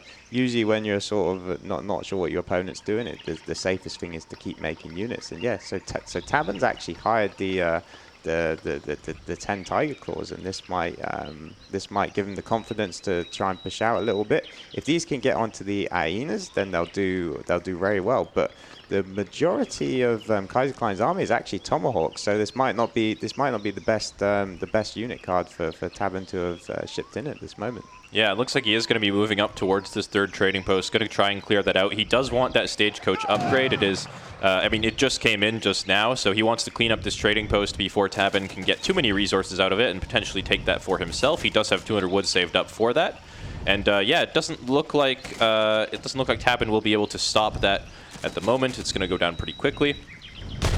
Yeah, he's got a few Gurkhas though, so if he wants to poke, he does have that small range advantage. Admittedly very small, but the Gurkhas have 18 range there, and the hyenas only have 16, and they have an annoying setup animation. But we can see Kaiserklein is confident with the hyenas since they have a very high speed. So if they get into trouble, he can kind of immediately pull them back. So that's why we see them there, always on the front lines for Kaiserklein. Yeah, they also have pretty high HP and range resistance, so they are pretty good at dealing with the poke as well, even if they're not as good at returning it, thanks to that setup animation. And here we go, though, walking right into the Sioux. Very confident.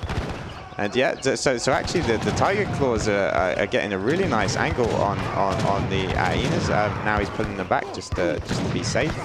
So yeah, a little bit of a misstep there by Kaiserklein. Tabben's taking full advantage of that. Some of his Gurkhas are chasing maybe a little bit too much. The elephants getting involved as well are going to tank a considerable amount. And a nice reinforcement batch of Sours and Gurkhas, which is perfectly timed for Tabben. Yeah, this fight not exactly going as well for Kaiser as he would have liked. Just starting that fight off with the snare on the hyena meant that he wasn't able to to really choose whether or not he wants to take that fight, just kind of forced to.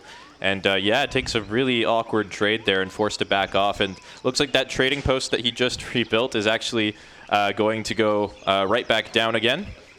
So yeah, that's a really nice pickup for Tabben, and things looking really not so great for Kaiserklein now. Yeah, Kaiserklein's in a spot of bother, but it looks like both players are just going to try and fight over this this stagecoach line. So I think both have decided rather than go up to the Fortress Age and get those higher tech units. In fact, what matters more is this swing of economy as not only taking one of these trading posts for yourself gives you that extra resource boost, but it also denies the opponent that extra resource boost. So they're valuing it more than saving resources to go on up to the Fortress Age. Yeah, for sure. Interestingly enough, Kaiser actually not going to be investing into cavalry at all this game. He's got 3 war huts up, no oh, actually, he does have a corral up here, sorry. But not actually training anything from it. He's got 2 infantry cards in, which are 2 of the cards that really make Iroquois one of the stronger late colonial civilizations. But he just doesn't have the mass to really do anything about this army, it looks like. And it looks like he might be forced to give up that second trading post, potentially this war hut, and these villagers might be forced to run in a moment as well. So, yeah, things looking really, really good for Tabben so far. Yeah, and I mean, by the same token, in the sense that Iroquois get the infantry cards, India, they get the camel cards, and we can see roughly the same time, both players have decided to start shipping in their military upgrades. So we can see camel attack has just come in for Tabben, and that boosts the attack of the camels by a huge amount. It's 30%, which is essentially the strength there of a Fortress Age card. So I don't think Tabben's going to be having too many issues with a weaker army.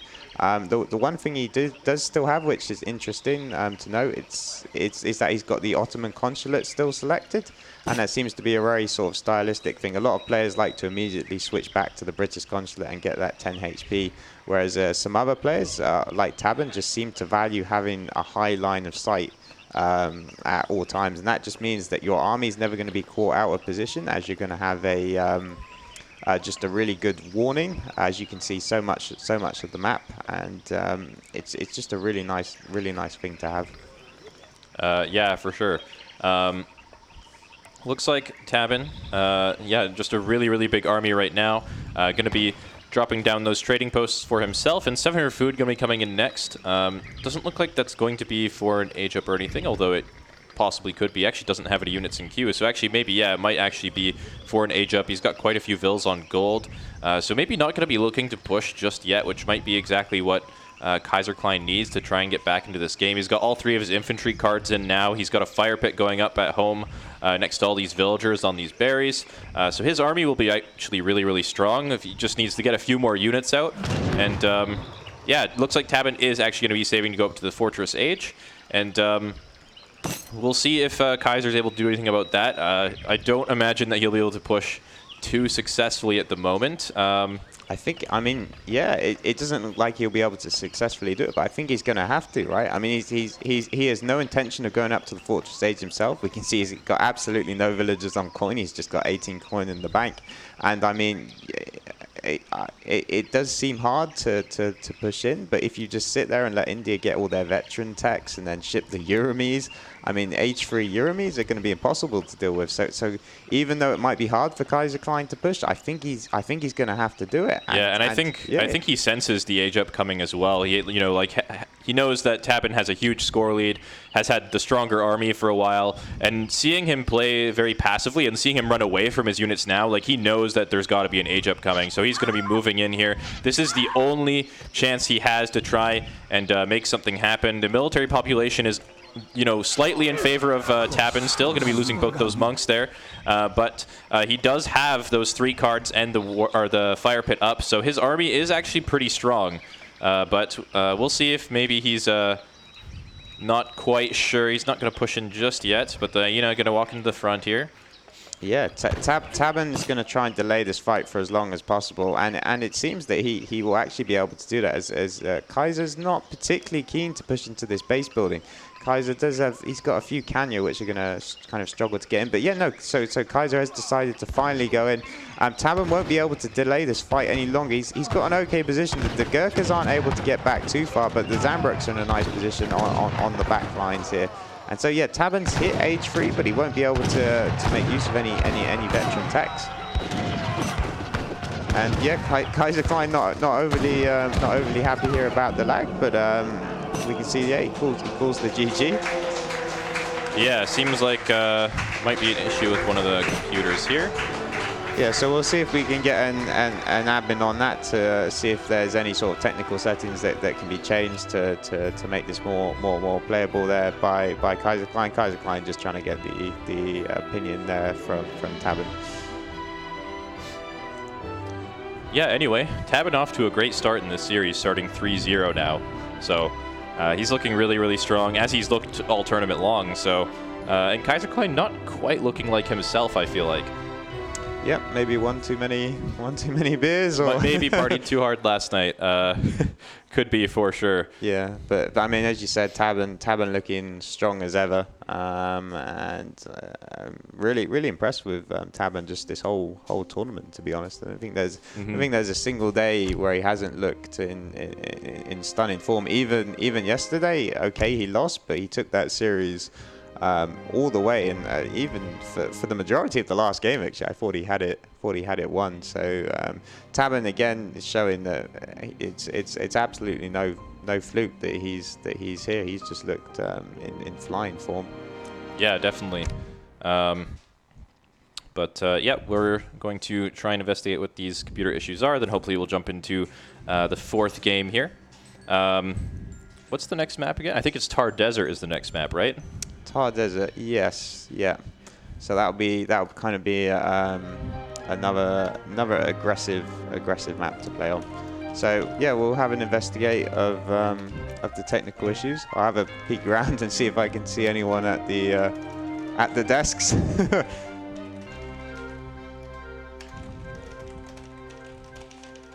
But yeah, hopefully we can get this sorted out for Kaiserklein. Yeah, hopefully we can get everything working optimally. This is kind of unusual because the previous series, like, there was a little bit of lag in a couple of games, and especially at the start of games, but overall, like, all the games have been pretty lag-free, but this series, for some reason, doesn't seem to be the case. So it should be fixable for sure. Yeah, so we'll have the admins investigate what's up, and in the meantime, we'll head off to a break.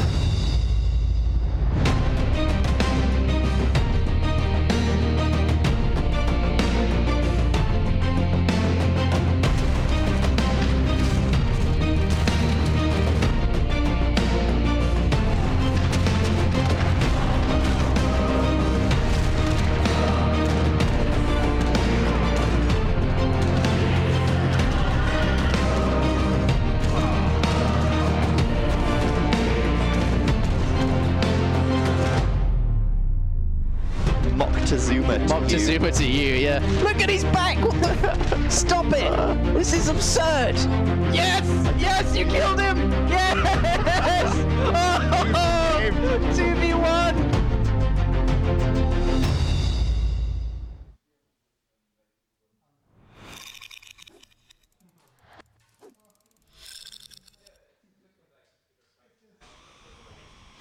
All right, welcome back. Sorry for the short break. Think we've finally resolved the computer issues now, so hopefully everything is working as intended. And we're going to be jumping into the next game here. It's going to be a Russian mirror, as we've seen a lot of on this map, Thar Desert. And yeah, it's the fourth game. Tabben's up 3-0 right now. Kaiserklein needing to make a comeback. Not really performing like himself so far, it feels like. And yeah, it's basically on him to make something happen here. Yeah, Kaiserklein.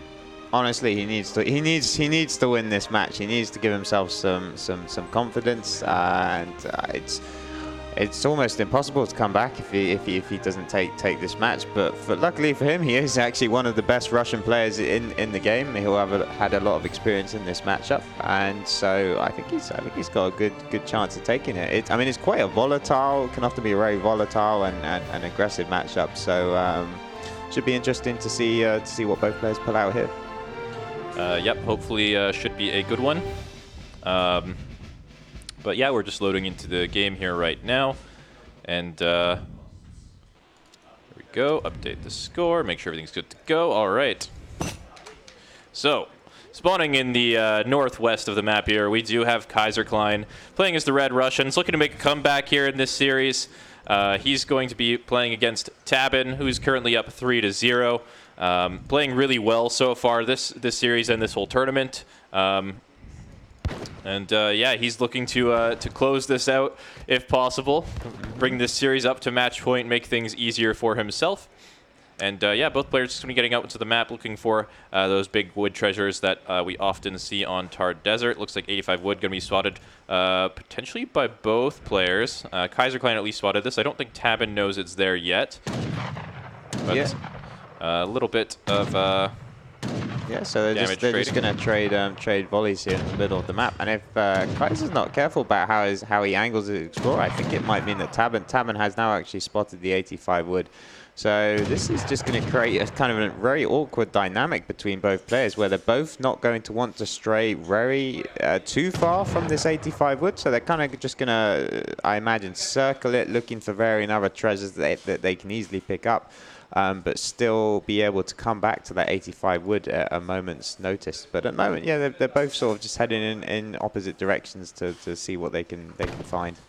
Yeah, it looks like Kaiser actually opted to just use his crack shot on the 30 food there rather than dance around that 85 wood forever. He knows he can just walk back and contest that if Tabben starts it.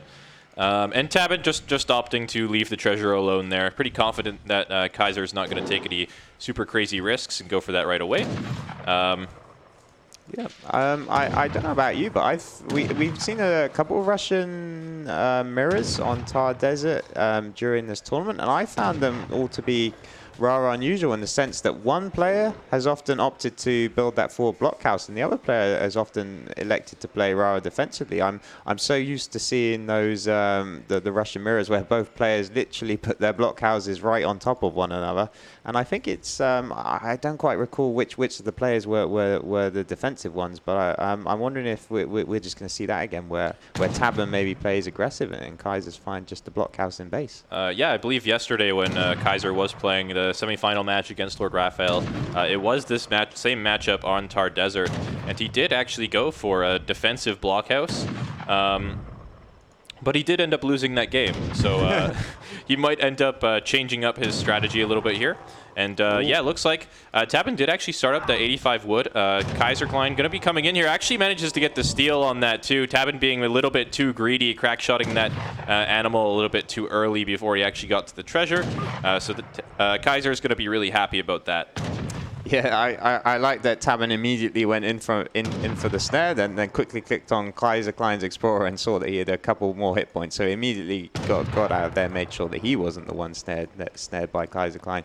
So yeah, Tabben's going to head on back over to his base, but Kaiserklein doing what he does best. He's not gonna let your Explorer go. He just always seems to stalk it all the way back home. It's so annoying. Look at this. He just cuts all the corners, so he doesn't lose any speed, and is still able to get all those shots. He somehow manages to always fire at you while still closing the gap. It's really impressive the way Kaiserklein does it. Yeah, it just gets a lot of extra damage in there. That just makes it so much harder for Tabben to continue taking those big treasures, like potentially something like a 90 wood could be up in this black part of the map, and losing that HP just makes it much harder to take. And a lot easier for Kaiserklein to contest if he happens to walk in that same direction himself. But for now, it looks like he's just going to keep his Explorer around by this blockhouse that he is building forward, and just going to be using that to defend a little bit, but actually going to come over, spot the defensive blockhouse from Tabben. So as you mentioned, this is something we've been seeing a lot in the Russian mirror, where one player does go defensive and the other goes aggressive. And ooh, that was a nasty backherd right there. I think Tabben meant to click on this animal that was already dead, but unfortunately does click on a live one and does backherd that hunt just a little bit. So he should still be fine, but that's definitely not ideal. But yeah. So interesting to note, this map can spawn, the hunts can spawn in a number of ways, but in this particular spawn, Kaiserklein's actually managed to block house Tabben's, essentially his third hunt. So, oh, actually no, Tabben does have kind of a few more ibex than I was anticipating. So he's got enough food here to kind of get him up to maybe the 10-minute mark, but yeah, he's got quite a bit of food in base actually. Kaiserklein, not as much. Still does have a hunt over here he could start hurting, but opting to be a little bit more aggressive with his blockhouse, maybe because he didn't actually start hurting this animal. Maybe it wasn't quite in line of sight at the time. And yeah, there's going to be the 5 muskets from him. We'll see what the first shipments are in a moment. Yep, Kaiserklein over pop. So yeah, there we go. As the 5 Cossacks, very popular first card here. Yeah, it's going to be 700 wood from Tabben, which is kind of the standard when you go for this defensive blockhouse, because you don't really need 5 Cossacks to defend near the town center. But with this house being really exposed and no Cossacks coming out, it's potentially just going to go down.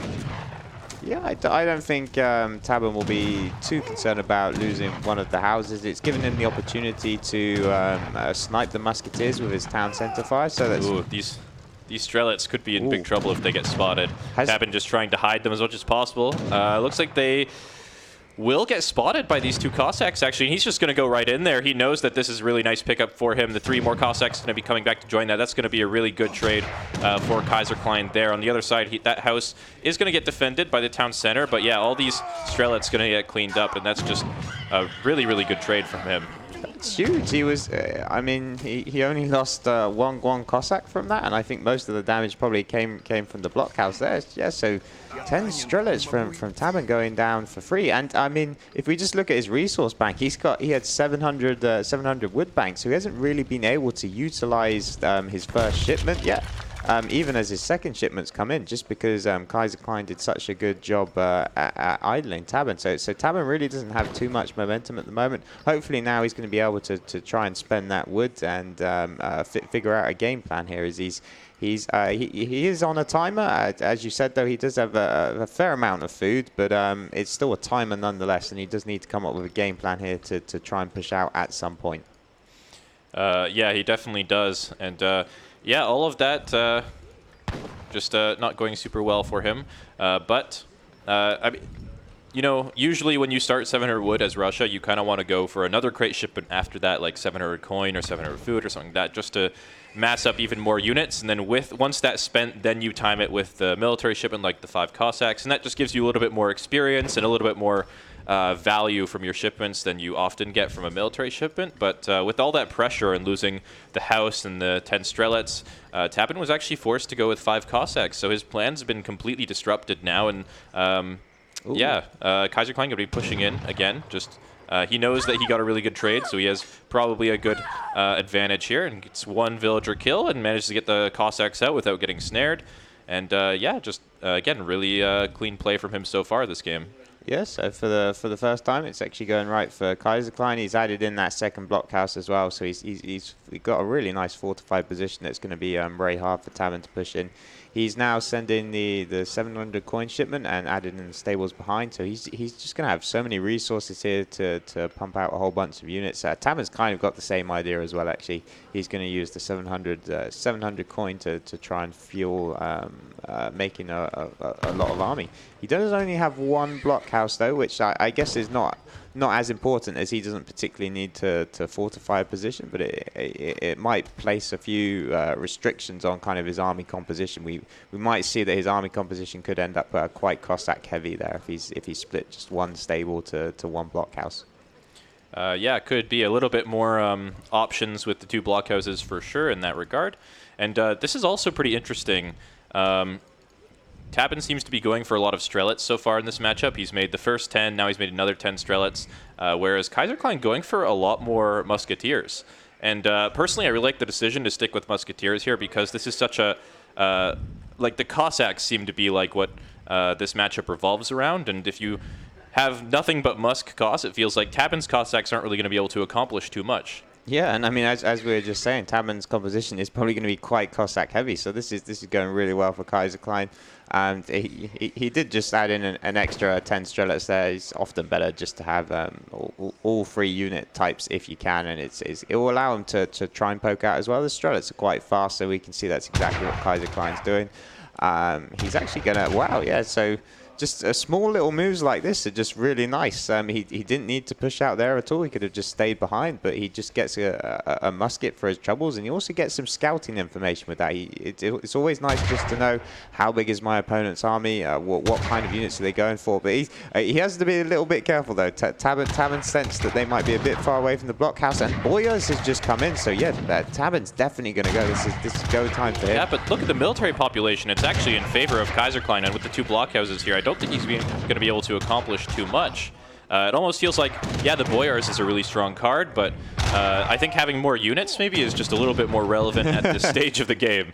Yep, no, I tend to agree with you, and I mean, Tabben, he wanted to push in at that point, but he was smart enough to see that it wasn't going to work. So what's the next option that you can do? Well, that's try and kill a bunch of your opponent's villagers, so we can see a really large raid coming out here from the top. So let's have a look to see where Kaiserklein's villagers are actually quite far away from the town center. So if he manages to find this cluster of villagers on the coin mine and the hunts, Kaiserklein is reacting by sending his Cossacks back. He's not reacting by moving his villagers, but he has seen the raid come in. So he's gonna choose to lose a lot of these villagers before the Cossacks get here. So Kaiserklein is gonna try and trade away the villagers and bait the Cossacks, but Tabben's not waiting around and he's going to get out. But Kaiserklein does have 5 cost coming in from the north, so he might be able to get a snare on him. And if he can clean up all these from Tabben, then it will be totally worth losing the villagers. Wow, and Tabben just resigns as soon as those get caught. So Kaiserklein actually picking up his first win in the series, and yeah, bringing it back. Just really solid play from him in this game. With pretty much everything was controlled really well, and yeah, Tabben just was never able to leave his base. Yeah, that was more of the standard Kaiserklein that we were expecting. Yeah, Tabben knew there at the end that Kaiserklein's micro is good enough to pick up pretty much all of these Cossacks. So, and yeah, at the same time, I actually completely missed Kaiserklein was indeed pushing into Tabben's base as well there, and taking down a few of the buildings on the front. So good to see Kaiserklein does get a point on the board. So 3-1 to Tabben, and now Kaiserklein, he's kind of got a foothold in the series, and so he's got a chance to try and redeem himself and take third place here. Yeah, he's definitely got himself back a little bit of momentum, yes, or at least halted Tabben's momentum, and yes, now he's on one of his best maps, New England, which is the one he's been playing a lot of Ottomans on. Although it didn't quite work out for him yesterday against Raphael, it's been really successful against everyone else in the tournament so far. So yeah, there we go. He's going to lock in the Ottoman pick on that map, and we'll see what, yes, Tabben has potentially prepared for this. Yeah, and yeah, Kaiserklein's really made a home on New England with his Ottomans. It's been very strong. It's mostly his Abus gun micro is rather phenomenal and really hard for most players to actually deal with. So I'm expecting him to hopefully be making a few Apis guns again, and he utilizes the ponds quite well with the 2 galley shipments. Yeah, it's he's pretty well experienced in this map for sure, and Ottomans is a fantastic pick.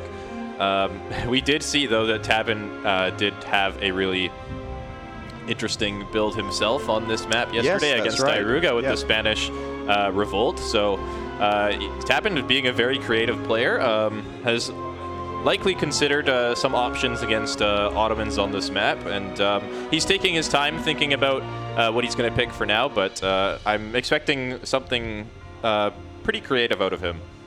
Yes, I think we saw Tabben go in Spain before, as you said there, with the revolt, so that is an option open to him there. And of course, the other option that's probably quite successful that we've seen on New England has been China. We've seen Diarouga use that to great effect. He does have a rather different style to Tabben's China, so Tabben might not be comfortable, you know, sending that big Chinese frigate in and playing the way Diarouga does. But having now seen Diarouga play it a couple of times, Tabben might be interested to use that himself, since he's a very strong Chinese player.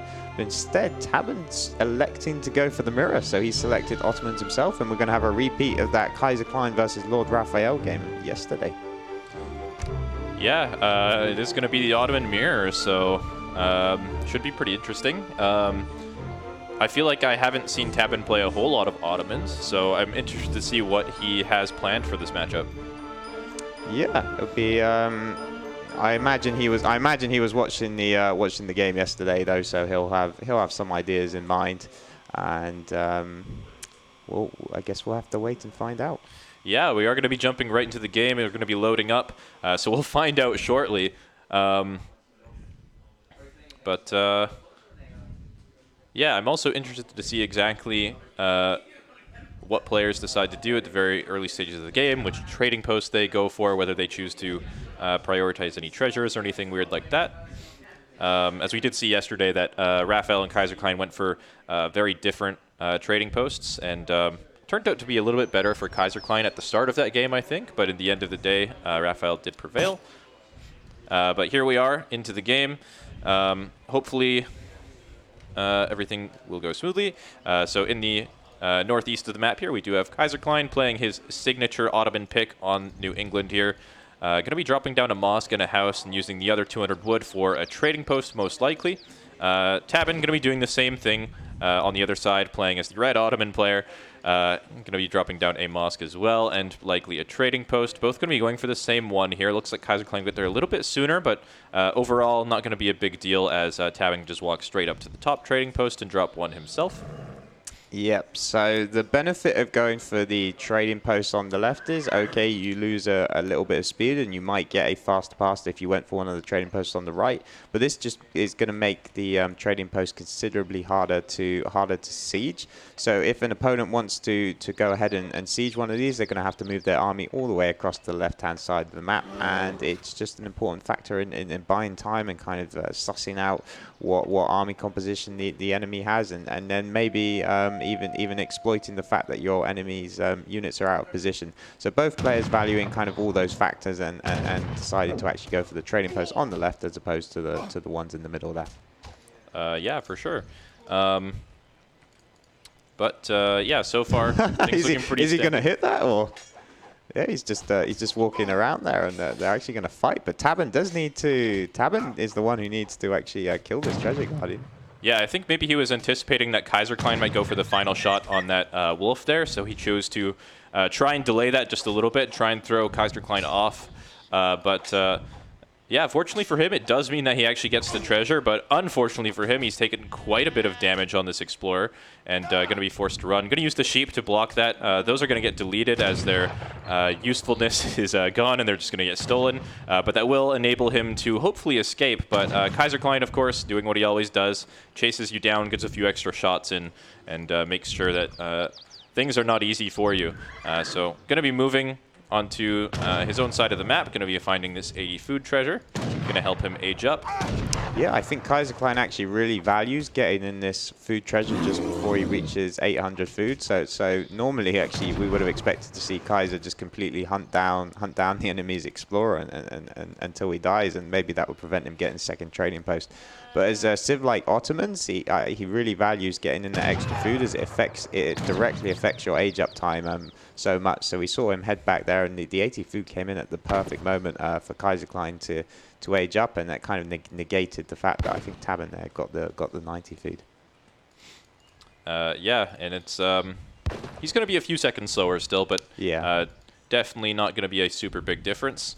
And let's see, both players going up with the governor actually, which is different from what I think we've usually seen from Kaiserklein on this map in particular, since he's the one who's been playing this pick here.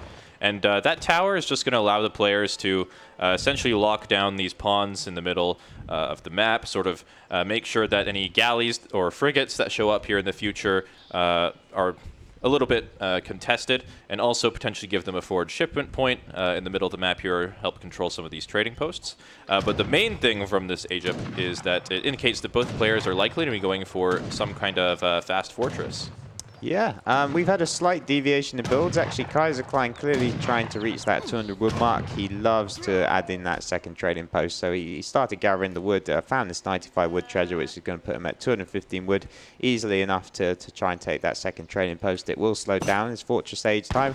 We can see that Tabben actually has no intention of taking the second trading post, at least at this time, and you can see just by the resources he's banking now, he's been able to bank a lot more food and coin, and so I'm assuming he's going to hit the fortress age a lot faster. And I guess Tabben's doing the more sort of traditional straight fast fortress with the Ottomans.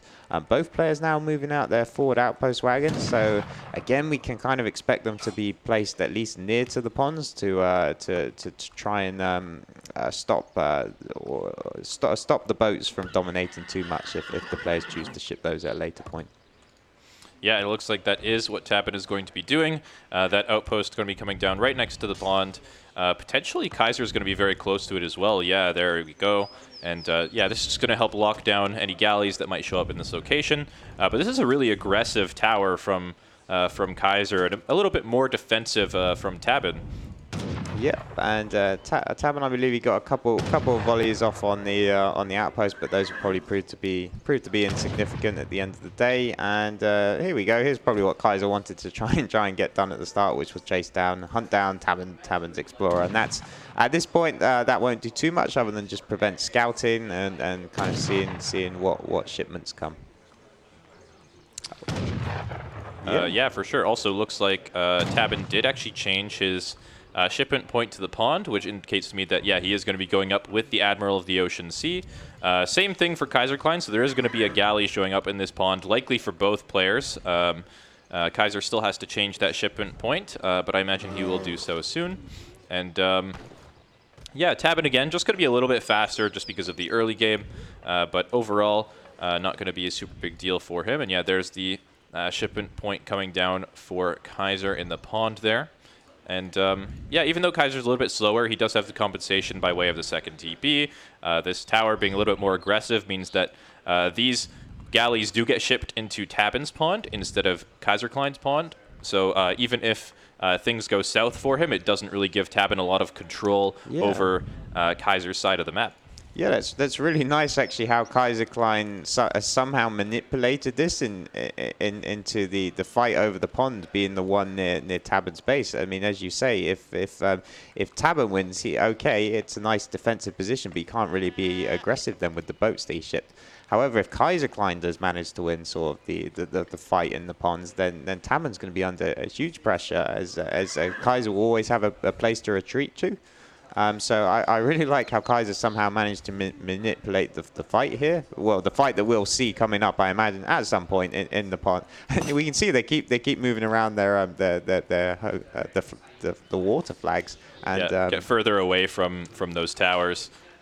Yeah, so Tabben's little ship spawns first, and we'll have to see. Is Kaiser, presumably he's using the same age up there as well? He is, yeah. So Tabben's really going to have to be on point as soon as this spawns, and we can see he keeps moving his ship, so he is. But and now Kaiserklein's ship is spawned, and Kaiserklein's the one who uses his ability first. So he's the one who's going to win the fight. Yeah, just barely too. 80 HP going to be left on the Sea Hunter galley right here. And yeah, that's going to be a nice pickup for him. Granted, 80 HP is not very much.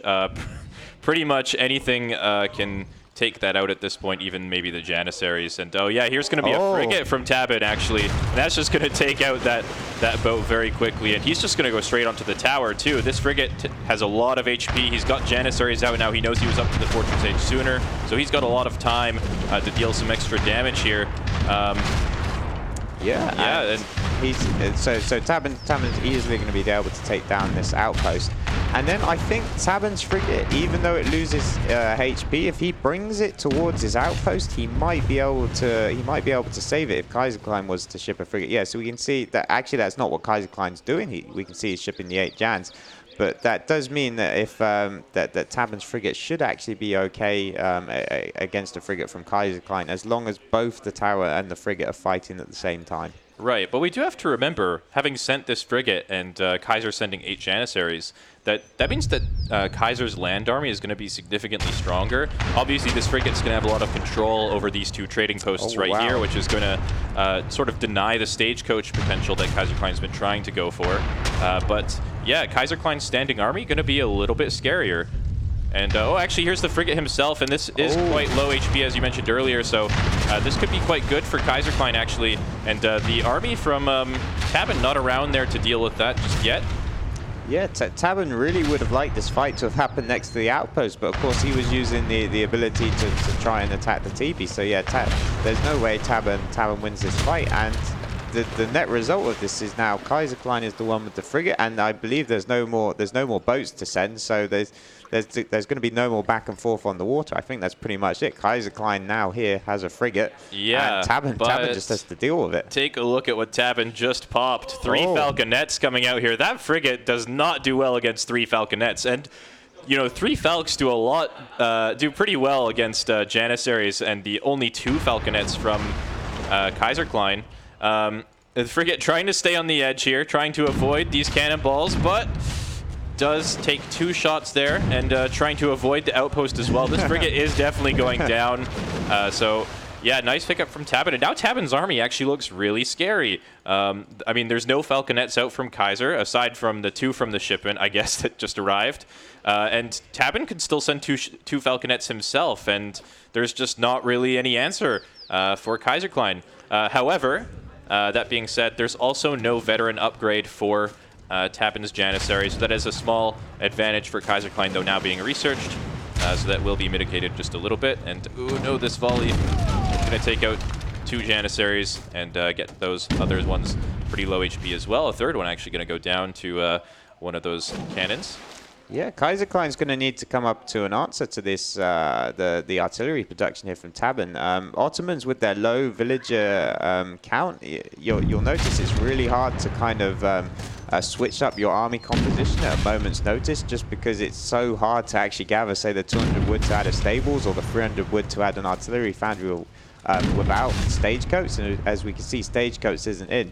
So I think actually, so Kaiserklein has now actually shipped the 1,000 wood, and that's this is risky, going for a volley with the cannons. Does get 2 Janissaries there and does manage to get away, so nice trade from him, but he's got to be really, really careful here. This barracks is kind of blocking the Falconets. They're actually going to go down, and that's, yeah, 2 Falcons going to go down for Kaiserklein, basically for free there, so... I mean, it was good control up until the fact that the barracks ended up blocking that. Probably would have been worth deleting the barracks at that point, to be honest. But yeah, that's going to be a really nice pickup for Tabben. He's going to get the 2 Falconets, clean up the barracks, and Kaiserklein just forced to retreat, forced to give up this position over here. And there's an artillery foundry now going up for Kaiserklein as well, so he can answer maybe with some culverins or something like that. But yeah, that was not a fun trade for him.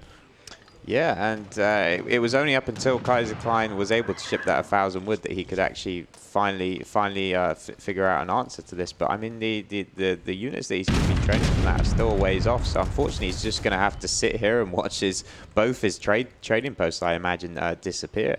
And so that's really going to kind of stop the shipments rolling in there for Kaiserklein.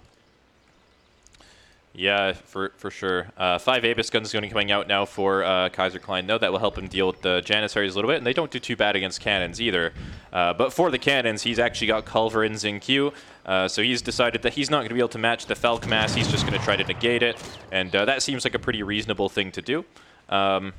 Yeah, there's been a small Janissary raid from Kaiserklein on the bottom of the map. We can see that that Tabben was on top of that. He's got 5 of his own Janissaries, sort of chasing after those 4 Jans from Kaiserklein. He's not quite sure where they are at the moment, but they've done their job. They've kind of scared them off and allowed Tabben to start herding in this hunt at the bottom, as he has most of his villagers have actually been on berries, whereas Kaiserklein hasn't been using his berries at all.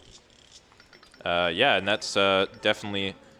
Probably one of the reasons why he's still equal in military population, despite losing those Falconets and a few Janissaries for free to those volleys, getting those additional resources. But he's also invested into this 5 Abyss gun shipment, whereas Tabben has gone for Janissary combat, actually, which is 20% attack and hit points, which is quite a strong card. Yeah, and actually Tabben does have the more Janissaries at the moment, so if he can somehow deal with these 5 Abyss guns, the Culverins will barely scratch the Janissaries, then he can just straight up win the Janissary war.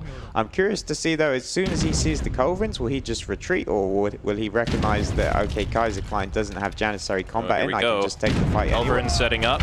Going to be getting 1 Falconet down. A couple of Abyss do go down as well, though, and they're quite expensive units to be losing. Oh, nice dodge. Nice, great dodge there from Tabben. He really should have just lost another Falconet there. But yeah, he's managed to save the 2 Falconets, which will be very useful to use later on.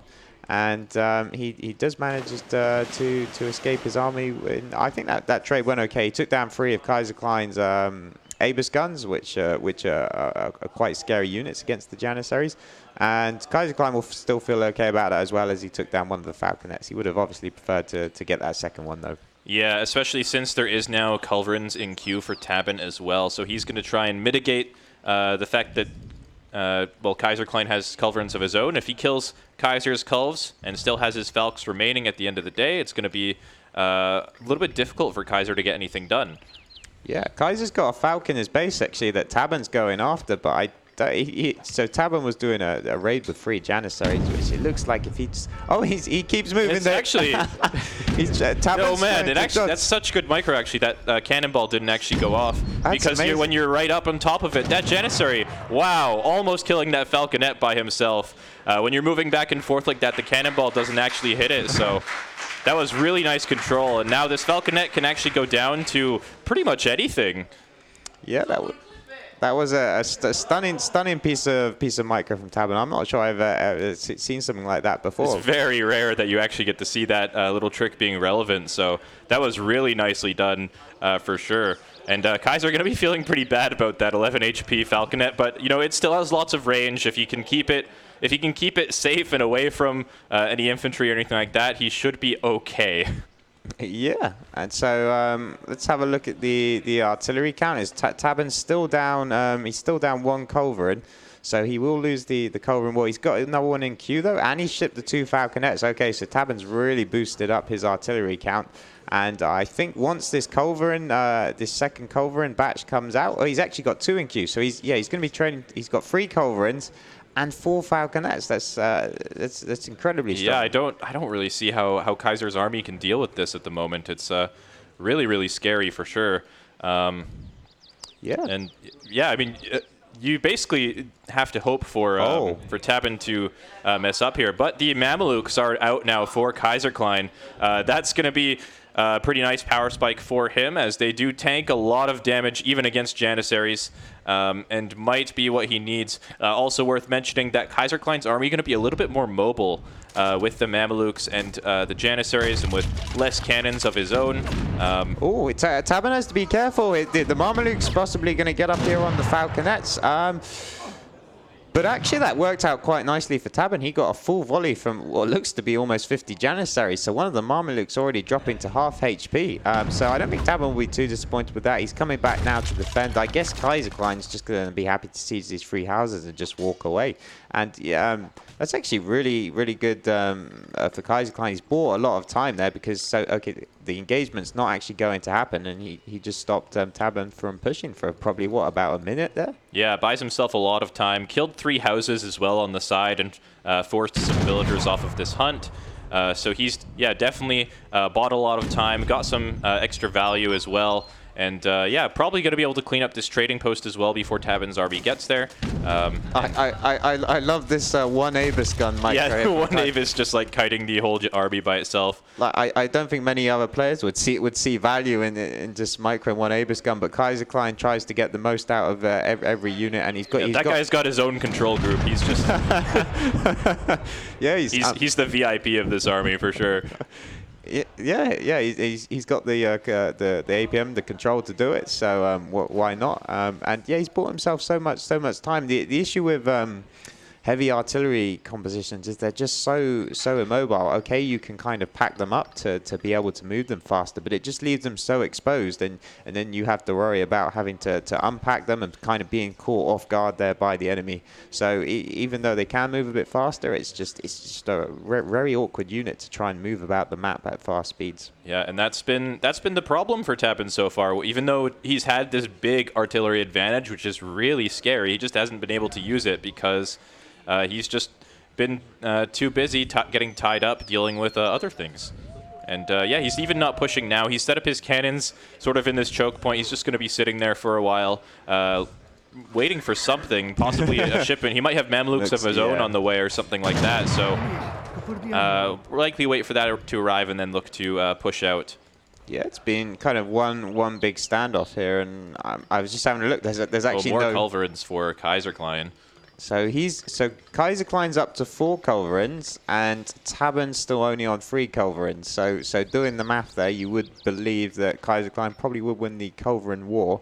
However, it might not help him too much, as he only kind of has 1 falconet there, to benefit from that. So interestingly, if the fight was to happen, Tabben might choose to actually just focus the 1 falconet with his culverins and accept that he's going to lose the culverin war if it was to happen. And yeah, so Tabben's Egyptian Mamluks do finally arrive. So I mean, both players have very even armies though. So I don't think anyone's going to particularly want to initiate the fight. Yeah, both players being very hesitant. This fight is going to mean a lot for the game, and I mean, those culverins not doing too much damage to the Janissaries, but just warding shots. Yeah, so Kaiserklein's moving in. I think he's going to get 1 volley off there, so one of the Janissaries does go down. That's a nice poke in. Tabben coming in with his culverins very slowly. Kaiserklein moving away with his 11 HP falconet gets hit by 3 culverins. Turns out the 11 HP not being a super big deal, as it would die either way to 3 culverins. But yeah, there we go. Nice volleys on the falconets there. Gets 1, almost gets a second one. So far, going pretty well for Kaiserklein. Another volley off on the cannons, but they're actually still alive.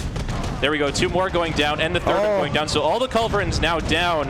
However, it looks like there's still a lot of units here for Tabben potentially, although a lot of it is going to be in these culverins. So Kaiserklein actually looking to be in a really good spot at the moment, and going to be pushing forward here. Yeah, Kaiserklein has 54 Janissaries to Tabben only having about 37. It looks like we do have 5 Abyss guns now out on the field for Tabben, so if those are somehow able to join the fight, I've not seen... Oh, they're just chilling by his artillery foundry. Yeah, he's a little bit too distracted. Didn't realize that those are not heading towards the fight. And yeah, Kaiserklein going to be able to clean this up, possibly even catch these culverins. Tabben going to try and get those away. He doesn't want Kaiserklein to be able to add in falconets himself after killing those culverins. Yeah, so even though they're not super relevant against the Janissaries, they are still very important units to keep safe in this game, and he will manage to save 2 of those. Also some villagers moving down here towards this coin mine on Tabben's side of the map. Gets spotted by the Explorer, but I don't think that's going to be a super big deal for Kaiserklein, as his army is in position to defend that if need be. And this 1 Abyss gun still alive. Been kiting all day long. Yeah, so Tabben's response to not having as many Janissaries is to add in 2 more falconets, but Kaiserklein already preemptively adding in 2 culverins of his own. So he's still in great shape. The culverins do need to come back, though, to be able to deal with the falconets. The falconets do manage to get here we off go. one Culverins shot. unpacking, though. They are going to get 1 falconet. And The other one, not going to be super relevant as it's just going to get focused down by the Culverins again. And that might be enough. But actually with the Apis guns in the back, maybe Tabben might be able to hold this. Culverin's going to be focusing those down. Turns out they do actually kill 1 Apis gun per 2 volleys of 2 Culverins, so not the worst thing in the world. But at the end of the day... Tabben's turned this around. Yeah, it wasn't looking that great for Tabben, and Tabben's got 5 hussars as well, so he might be able to engage the snare and possibly kill the villagers. I mean, his Explorer is snaring the villagers here, but the Culverins are exposed as well from Kaiserklein, so they're going to go down. They'll do a volley, but I mean, that's barely a scratch there. The Apis guns did get a bit left behind for Tabben, though. He does need to bring those up and use them to help take down the Janissaries. But yeah, kind of even trades from both players. But the issue now is going to be the coin mines. So the only coin mine left is this one in the exact center of the map. Yeah, I mean, Tabben's got 1 left with 1,000 gold on it, but if he can control this one, Kaiserklein could be in trouble. Yeah, and it looks like Tabben has the huge military lead. In fact, he's got double the military unit population here of Kaiserklein. Okay, some of it is in the Culverins, but some of it is also in the very powerful Apis guns, so that will make up for that. And yeah, if he controls this coin mine, then Kaiserklein can't really build any of those powerful artillery units. So whether that be falconets or whether that be Apis guns, the only thing he can possibly build with a low coin is Janissaries. You'd have to sell maybe food at the market, but I mean, Janissaries they don't do particularly well against Apis guns. Yeah, thankfully he did ship 1,000 gold, and he did have a little bit of gold left over from earlier, so he's okay for the time being. But we're using much of that 1,000 gold on these 2 Culverins, but still able to train a lot of Janissaries, so he's definitely not out of it yet. He has enough gold for the next minute or so, and until he has to start market trading or make a play for this gold mine. Yeah, I mean, but as you say, okay, is it for the next minute? But that really is it. He's going to have to move out in a minute once all his gold is spent. Let's see if so he was possibly waiting for these 2 Culverins that he was training at the artillery foundry. Yeah, he did lose his Culverins earlier, so maybe he's a little bit concerned that Tabben could be training falconets or something, having known that he killed Kaiser's cannons. But yeah, they're not actually going to be super relevant, so. That's a little bit unfortunate for him, but he did feel like it's an investment that he had to make. Yep, and this is it. This is his play for the coin mine. The villagers that he's bringing down should be able to help tank some shots and might be able to swing the fight. Yeah, I mean, if you look at the villager count, like he could afford to lose some vills for sure. He's up 11 vills at the moment, so. Yeah, we hadn't really tagged that so far in this game. So yeah, he can certainly throw a few of those into the fight. But the fact that he doesn't have any Apis guns is going to mean that Tabben's able to kite. We can see Tabben taking a few volleys, then walking back. Kaiserklein doesn't have the ability to do that, and he just wants to check that all the settings are kind of ready for this big engagement. So we're just going to have a very short pause here, and hopefully the any issues will kind of reside. Kaiserklein's asking Tabben now if he's ready, so we're going to kick back into things and have the engagement. Yeah, here we go. Tabben's own villager's coming in as well. He needs the gold mine too, so whoever wins this fight is going to be controlling the last gold mine and possibly winning the game. But so far, this looks to be a great start for Tabben in this fight, as the Janissary match just seems to be very high for Tabben. 1 Culverin going down, not going to really mean anything, but he's going to focus them down anyway. Villagers from Tabben also joining the fight. Kaiser not pulling his own, maybe not realizing just how important this gold mine is, or maybe just wants to get the most out of it as he can before he's forced to retreat. And yeah, he is going to be forced to back off there. Vill's still on the mine for the moment, but Tabben going to immediately move up there to try and deny that. So going to be forced off of that. I think both players recognize now this is the last gold mine. So Tabben, for the moment, going to be controlling that. Only a few villagers making use of it for now, though. And yeah, Kaiser going to back off, and I don't think... I don't think he's in a terrible spot. He's still up villagers, but it's going to be difficult for him to produce units, whereas Tabben's going to be able to produce quite a few more units for the next couple of minutes here. Yeah, so the problem is just going to be the Apis guns. I mean, so not only is Kaiserklein out of coin, but it almost seems like he's out of food. He has access to the berries, but if you look at his resources, he's just gathering wood. And what can you spend wood on? I mean, mills? Plantations? Yeah, mills and plantations. Which he's going to need to do, but he'll lose so much momentum. So I mean, Kaiserklein kind of recognized that he wasn't going to win the fight against the Abyss guns and retreated, but I mean, he also must know that it was a hard decision to try and take and retreat, as he knows he has to fight over that coin mine. Yeah, it looks like he's actually going to be dropping a dock down with that wood, so he's going to be adding in some fishing boats, going to try, instead of waiting for all the wood, going to be 2 docks actually, instead of waiting for all the wood. Also, this is a really nice thing that he just did. He's herded this hunt twice now into the edge of the map, which could potentially be the fog of war for Tabben, right? You don't do a lot of scouting as Ottoman with the explorers usually, so that could keep this hunt hidden if he keeps it on the edge here. So that's a pretty nice for him to recognize that his opponent probably hasn't scouted that. Right. He also has access here to the 600 coins, so as a unit, a resource crate shipment he hadn't sent in, so he recognizes how stark it is for coin. So I mean, at this point in the game, we're back to sending Age 2 colonial shipments, and it's a very smart choice. He can probably possibly squeeze in a few Abyss guns of his own if he chooses, or maybe another Falconet if he wishes. I mean, for Tabben has just been kind of hanging out on this left-hand side of the map. Yeah, he just wants to use up as much of this gold mine as possible before he pushes in. Like, he knows that was probably the last mine on the map. He saw 15 of Kaiser's villagers up here, and he knows that Kaiser's got to be struggling for coin himself. So if he just uses all of this in units and then goes with those additional units from that gold mine, he'll likely have a large military advantage, which he does. Yes, so we can see here the coin mine's down to about 100 left on it, so it is, as you say, Tabben's feeling confident into pushing, but not quite enough to go all the way in. He's just kind of patrolling around, seeing if there's any loose army.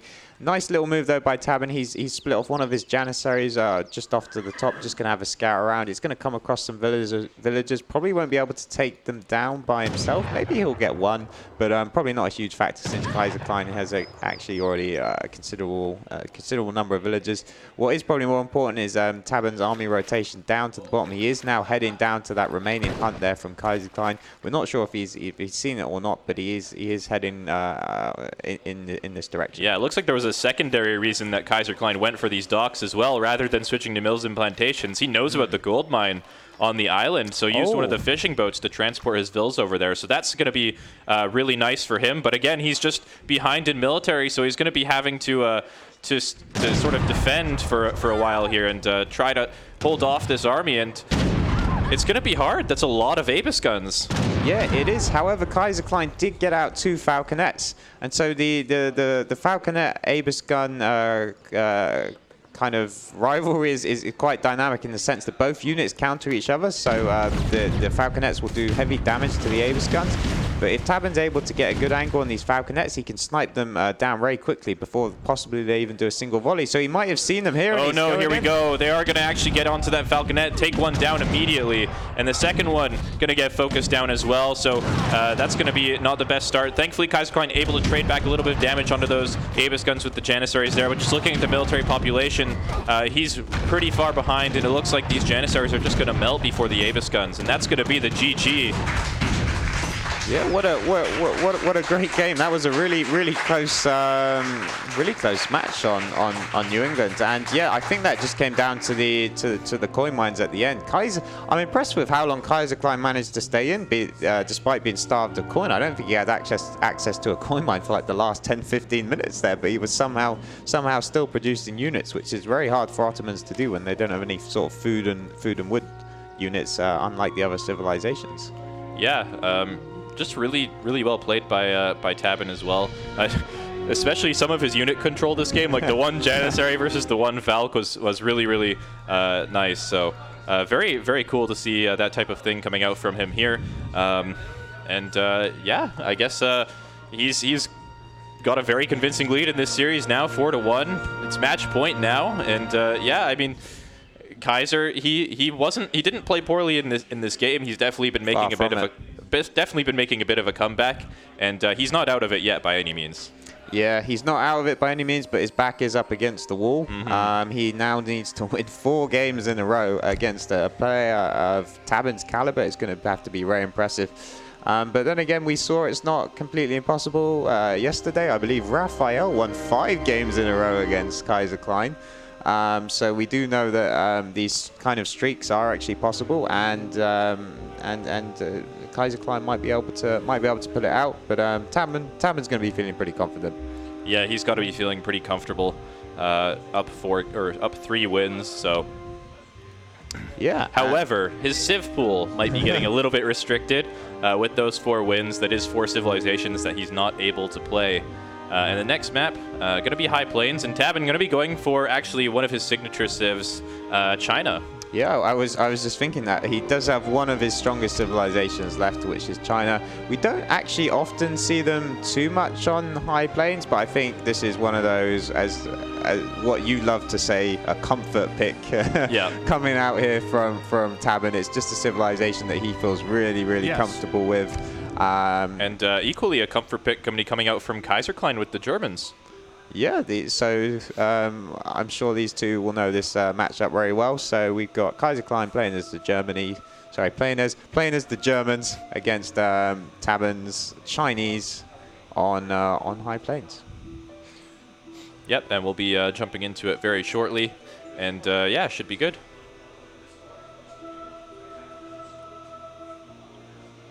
Yeah, so I think Tabben's kind of okay with taking China on High Plains. As I said, it's probably not the most common pick on this map. I'm not sure we've seen it at all actually on this map. But the key there is he will have access to a trading post, and I know Chinese players these days are kind of treating China as essentially as a trading post civilization. Mm-hmm. It kind of shifted from a non-trading post civilization to a trading post civilization very quickly.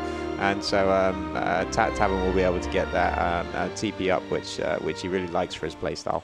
Yeah, for sure. It also has a lot of resources in your base with those 2 gold mines and the hunts, which is pretty nice for China. Just makes it really easy to defend in the early game as they attempt to get up to the Fortress Age or sometimes even the Industrial Age. So doesn't really get to make use of all 5 trading posts as well as some civs you'd see on this map, but overall it seems like a solid pick.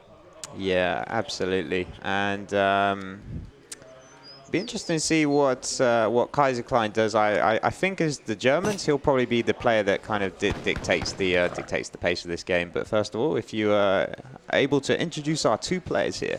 Yeah, in the northeast of the map, we do have Tabben playing really well so far this series and this tournament. Currently up 4-1 in the series, looking to close things out in this potentially final game here. Going to be playing as the Blue Chinese civilization he's well known for playing. And on the other side of the map, it's going to be Kaiserklein, another civilization he's very well known for playing. And looks like we might be getting a restart here. Just going to ask the admin. Kaiser missing a 3rd mine.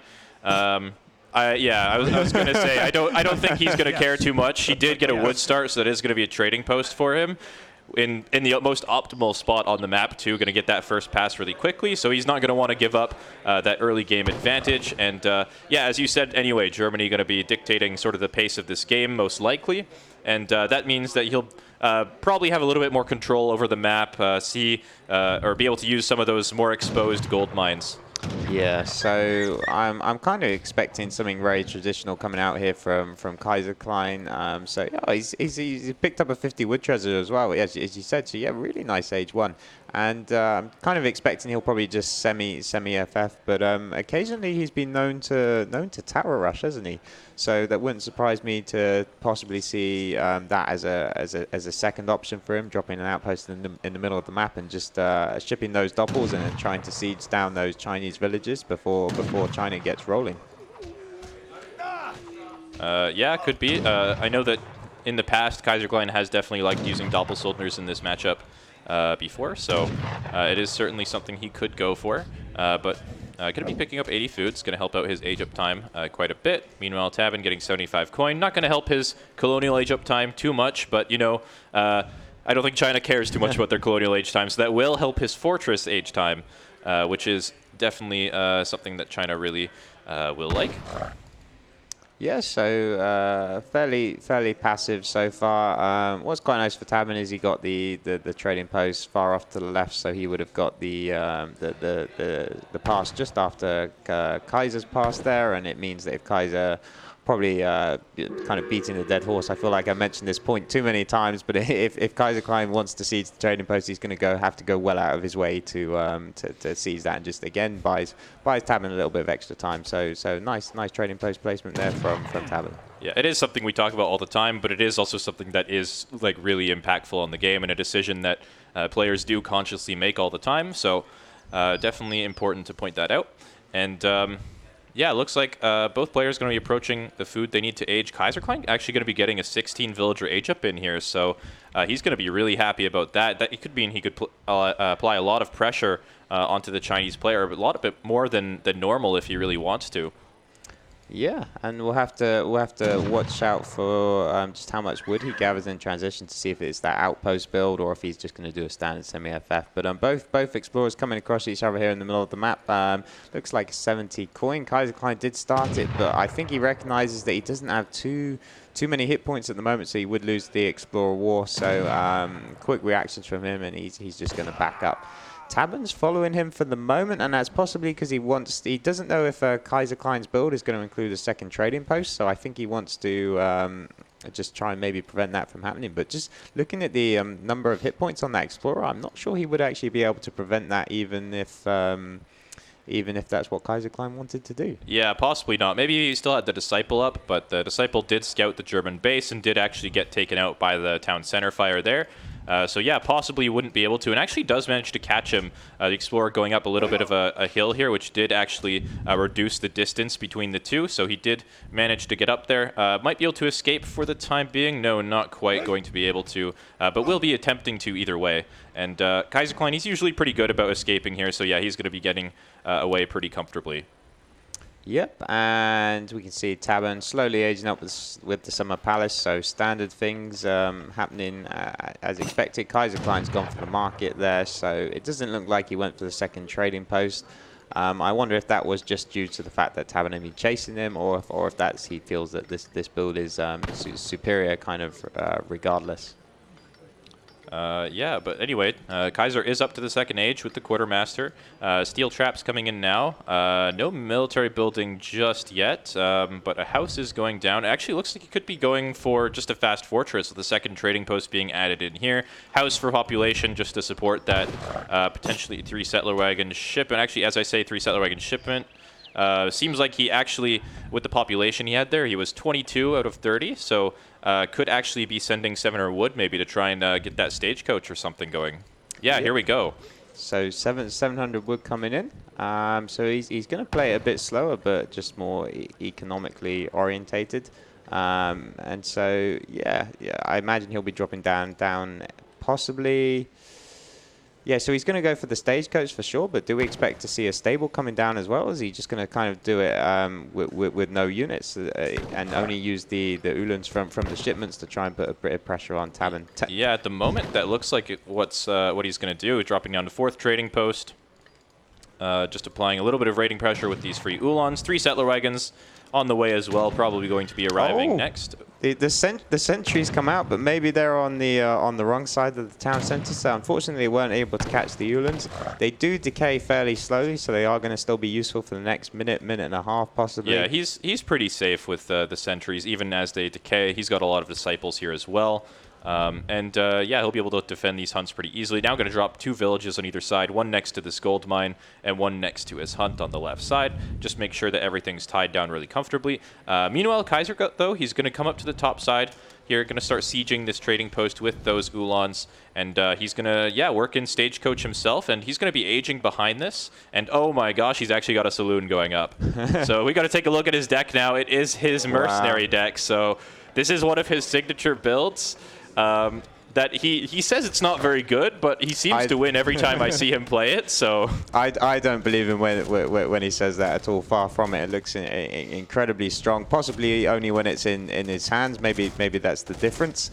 But yeah, as soon as you send in that the advanced mercenaries card, or the mercenary combat card, as I believe it's called, they just get so insanely powerful. And China's units are traditionally weaker than the European counterparts, are just going to be even more of a deficit. So Kaiserklein, when he gets these the mercenaries up on the board, is going to be in big trouble. And so Sorry, I was going to say, let's have a quick look at what access he has to those mercenaries, and it's the Highlander, which he'll be able to build in Age 3. Oh, that's a really good mercenary to have. Yeah, and the Elmity, probably we won't see it as it'll be later on in Age 4, but if the game does get there, it is actually a very good unit to make. Yeah, worth mentioning as well that Tabben giving a lot of respect over to the potential for like a lot of Ulans being raided and stuff like that. So actually went for 700 wood first for those extra 2 villages. Also gave him a bit more time to train some disciples for safety, but it does mean that he's going to be up to Fortress a little bit more slowly.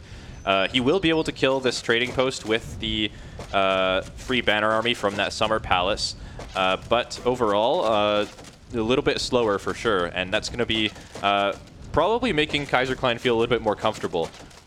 Yeah, and so both players are kind of just trading posts, if that makes sense. Yep, it definitely does make sense. So yeah, this one going to go down. This one also going to go down. No stagecoach in, though, for Kaiserklein, so I don't think he's going to be too unhappy about losing that trading post just yet. Likely going to wait until he has some units out before he actually gets that stagecoach upgrade and can afford to grab those additional 2 trading posts. Or he might just do it with this 1,000 wood that just arrived. Yes, so traditionally when we see Kaiserklein do Oh this yeah, here build, we go. Stagecoach is in. Sorry, continue. Yeah, so I was going to say, normally we do see Kaiserklein sending in that the card that boosts the population of the houses in Age 2, but just because of the way that his build has worked, this particular map, looking to get so many trading posts, he wasn't able to do that. He thought he required the 700 wood, but it does mean that he needs a lot of housing population space moving forward. So I think that's the reasoning there behind the 1,000 wood and why he's delaying possibly sending in mercenary combat and those big mercenary shipments. He just realizes he needs the population space at some point. It's also going to enable him to rebuild these trading posts, and these trading posts are going to be really, really nice for this build. As you were mentioning, it's going to help him put down some more houses if he puts them on wood. Royal Mint. Wow. It's also going to give him a lot of coin income for those mercenaries if he tries to put them on gold. But yeah, that's a really greedy card coming in the Royal Mint. But apparently he feels like he has some time. And Tabben's going really cavalry heavy as well. He's got a Forbidden Army in queue, just popped just now, and 5 meteors coming as his first card. But Highlanders on the board for Kaiserklein. I don't know that these are going to be super effective. Yeah, Kaiserklein's playing this so slow. Royal Mint, as you say, really, really greedy. But the fact that he's got 5 trading posts with Stagecoach, Tabben wants to go ahead and siege these before heading into the base of Kaiserklein. So actually, Kaiserklein probably does. Yeah, improved mercenaries. And look how strong these Highlanders are with that card. They had 400 HP and 63 attack before that, now boasting 480 HP with 40% melee resistance and 75 attack. These units are really, really beastly. I mean, if you just compare them to the Chinese units, like I've just clicked on a Chukonu, for example, it doesn't even have 100 hit points of its own. It's just a huge difference in the strength of the units. And if Kaiserklein is able to get out one of these big mercenary shipments, so possibly the 9 Black Riders or the Jaegers, actually he'll probably be more looking towards the Jaegers or the Hackpals, just because these Highlanders do provide a sort of a strong anti-cavalry unit in themselves. So he might choose to save the Black Riders for a later time. Yeah, definitely.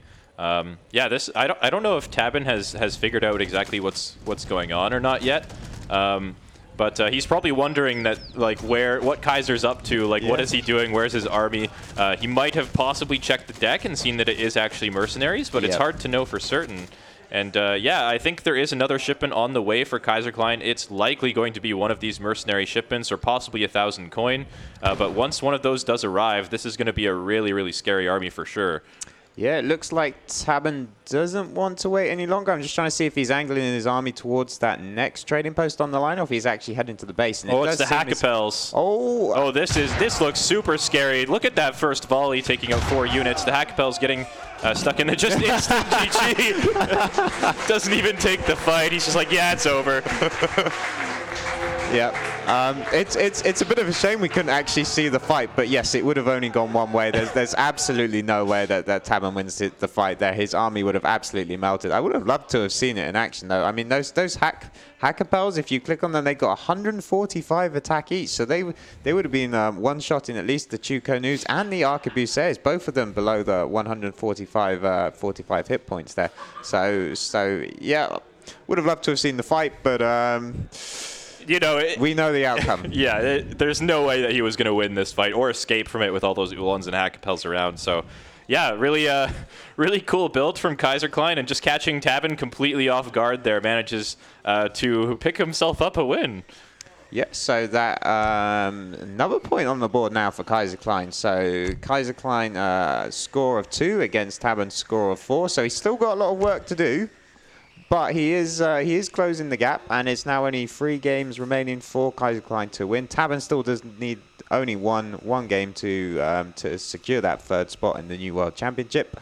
So I think Tabben will still be feeling confident. He's got a number of chances left, but Kaiserklein, the hope is still there. The hope is still there, yeah, for sure. And but the next map, it's going to be Pampas Sierras.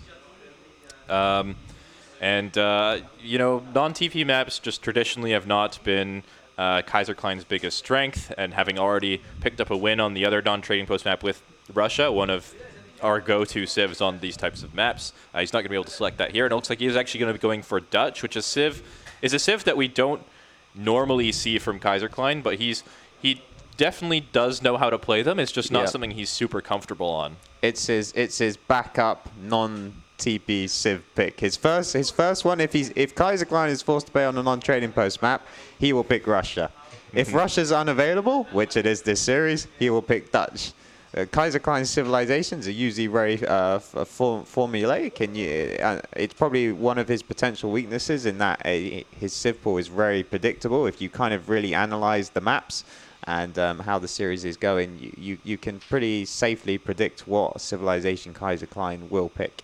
However, will that actually help Tabben? What will Tabben respond to Dutch with? I mean, we've often seen British as a very strong counterpick to Dutch, especially on a map like Pampas Sierras, which is the one coming up.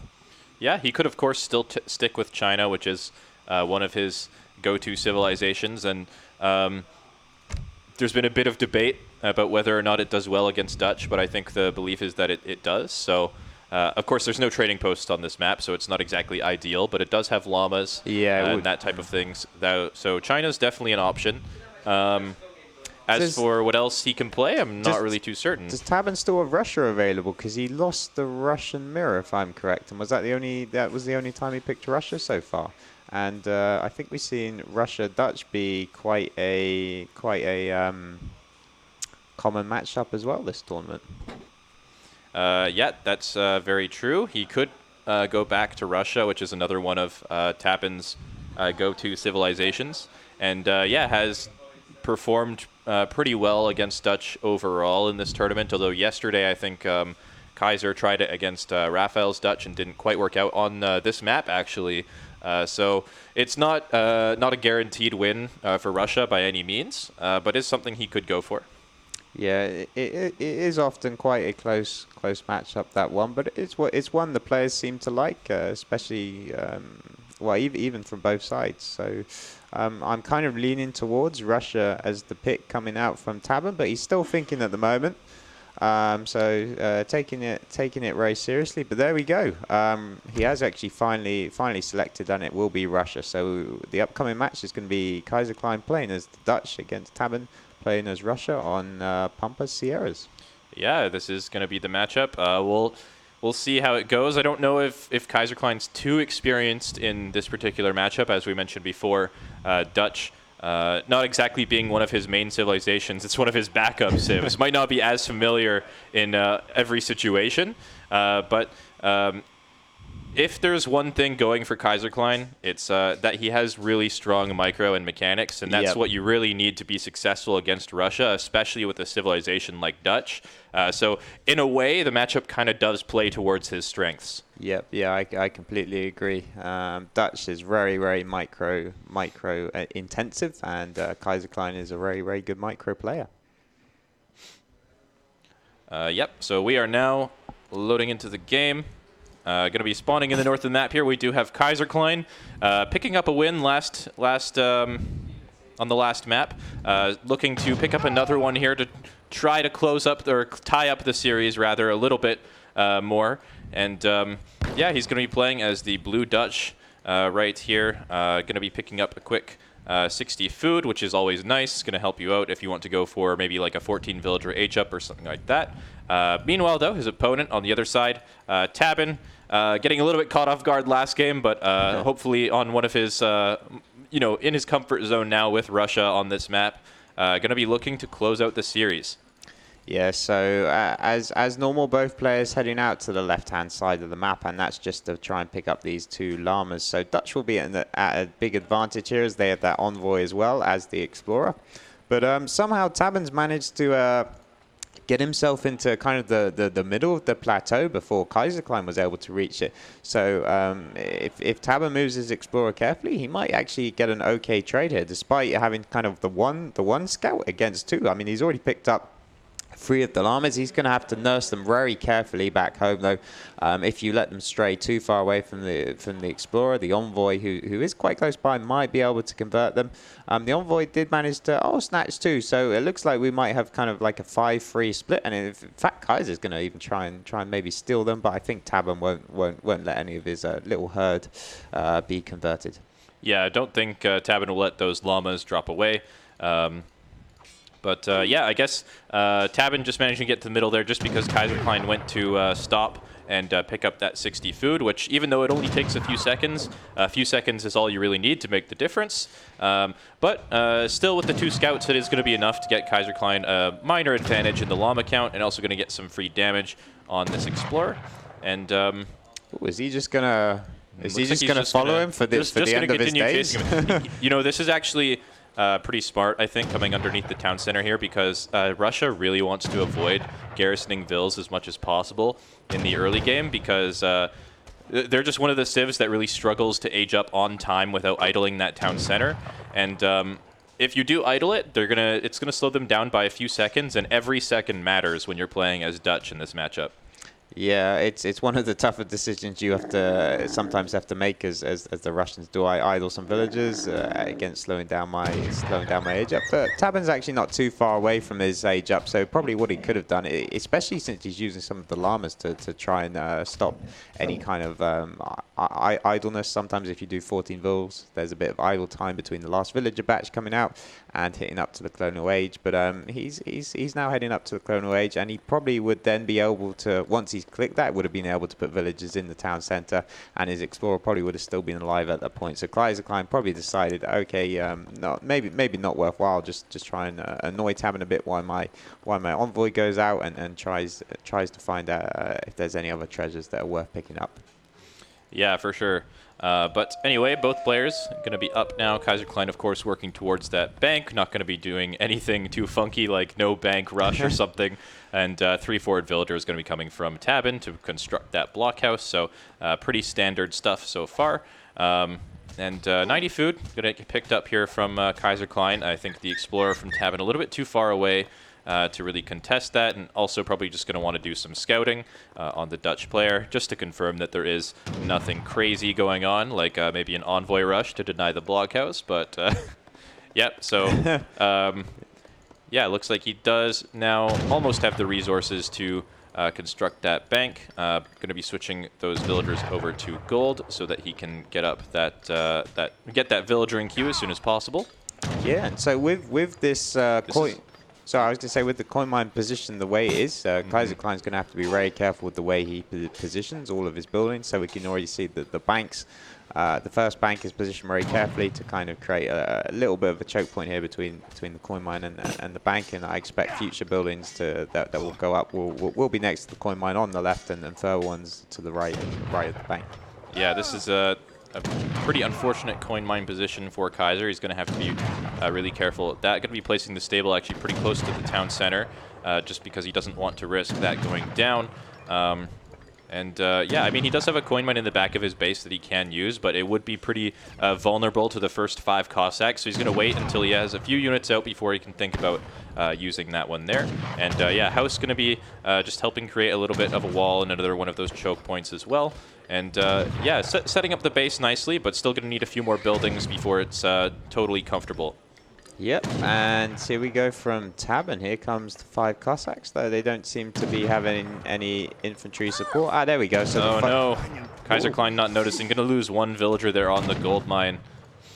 Yeah, and Kaiserklein's actually quite struggling a lot for coin at the moment. We can see he doesn't have too many in the bank. The 2 banks will, of course, help. Is he going to lose another? He loses another villager, so not a great start here from Kaiserklein.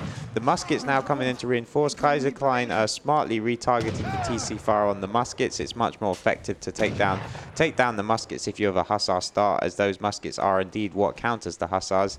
Whereas the Hussars will do quite well against the Cossacks. So if you can spend that TC fire on the muskets, it is indeed beneficial for you. So nice move from Kaiser, but he's not going to be feeling good after losing 2 villagers. Yeah, definitely not. And already feels like he has to start hiding some villagers on the gold mines in the corners of his map there, which is, again, just going to be a little bit hard to defend when he doesn't have a lot of units out, and Russia has a very high number of units very early in the game. But for the moment, he's done okay. I mean, losing a couple of villagers is not great, but he is alive, didn't take catastrophic damage, and Tabben looks like he's probably just going to be going for a bit of a slower follow-up with that second blockhouse out, and probably going to be going for the 700 wood to drop down maybe some more houses and a stable and stuff like that. Actually, no, it's going to be 4 Cossacks, so he's actually going all-in aggression here. He's seen the gold mine, I guess, and he's decided that it's worth it for him to continue this pressure. And this is a really dangerous position for Kaiserklein to be in. Not going to lose any more villagers, but getting forced to idle like this and only get out another 2 Hussars, he's not feeling great. That Explorer does see, though, that there were 3 villagers on the coin mine. He has backed out now, so he won't be able to pounce on it. But if Tabben spotted that might just give him the idea when he next goes in, he should recheck up on that top coin mine. But yeah, I think, as you correctly pointed out, the reason why Tabben's being so aggressive is just this position of this coin mine here. He can keep constantly idling the villagers from Kaiserklein. If you just look at Kaiserklein's resource distribution all the time, there's just 1 or 2 villagers on coin and with the majority on food. And the Hussars are, yes, they do cost mostly food, but they do have that large coin component, and along with villagers costing coin, he's not getting the coin income that he needs, and he's even housed at the moment. He does have wood, though, so he's going to be able to put down some houses, and he does send the 8 pikemen to kind of complement his composition, so it's not just a mono composition of a pure Huss here. He will have a good anti-cavalry unit to help counter these Cossacks. Yeah, that's not a shipment you want to be sending, though, as Dutch. He doesn't have a market up or anything like that. No barracks either. So pikes and Huss are going to be all he has for the next couple of minutes here, which is just not what you want. He's also stuck on only 2 banks at the moment. So Tabben looking to be in a fantastic position. And the market going to be denied as well as the units come in here. Another villa going to go down. And yeah, this is just really painful for Kaiser at the moment. Yeah, so Kaiserklein, he's probably just hoping that maybe Tabben will overextend, possibly walk past the town center. He calls some Minutemen and just gets a nice flank with his units. Oh, so he's got his barracks here on the left. He does get out a batch of skirmishers, so he really needs these. These are going to stop all this annoying poking from Tabben. The next time Tabben comes in, these and actually he doesn't even need 5 skirms. A batch of 4 skirms against Russia is great, as 4 skirms will one-shot a Russian musketeer or a Rusket as we informally call them. So he should now be able to defend his coin mine in, and hopefully that will enable Kaiserklein to actually round out his composition. As now he can gather coin, he can start training more skirms, training more Hussars. Yeah, it's definitely what he needs, but I mean, look at all the area he has to defend here with this hunt in between these 2 military buildings and this one building being very exposed. So it's definitely a tricky situation for him. Looks like he's going to poke out a little bit, try to test the waters. He knows that he's not doing well in the early game, but hopefully Tabben's going for something greedy and he can punish. But as we can see, Tabben with quite a few units here, not going to be able to accomplish too much. Maybe he'll be able to pick something off with the skirmishers, but has to be really careful not to get caught here. Yeah, Kaiserklein with the range advantage just going in to try and seize the blockhouse, but then as soon as Tabben's army comes in to contest the sieging of the blockhouse, Kaiserklein will use the range of the skirmishers to...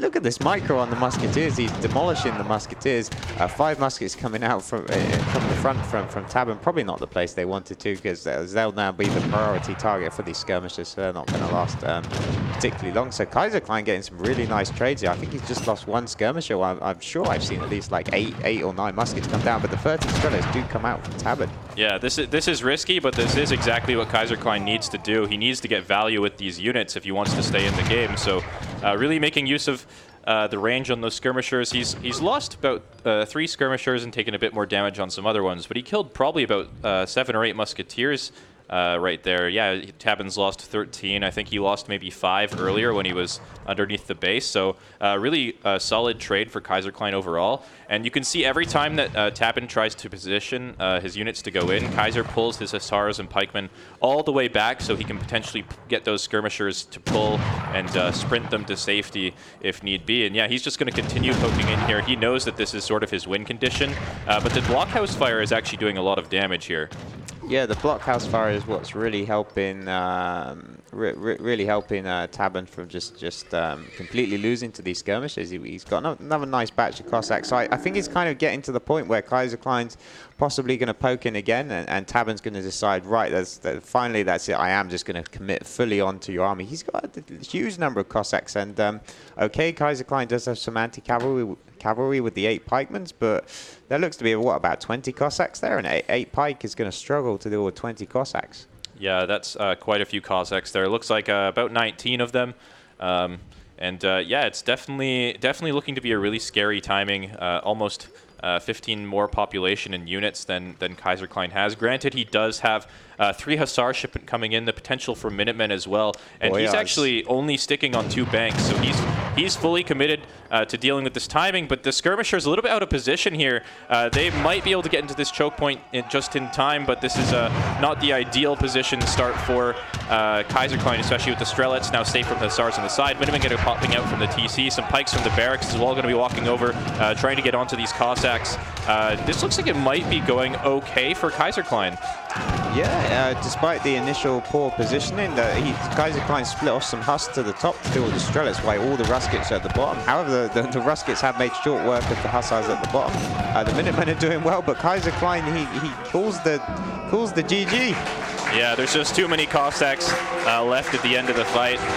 Military population still relatively even, but Tabben's just going to be able to clean up that fight at the end when once the Hussars go down. He'll have significantly more Cossacks available, and yeah, Tabben picks up the win. He's got 3rd place in the first LAN in 10 years, and just really well played from him. I think at the beginning of the tournament, or going into it, he was the 8th seed, right? No one expected him to do this well, but he performed exceptionally well, and Tabben's jacked, man. Yeah, it's really impressive showing from him, and yeah, well deserving of the 3rd place spot, I think.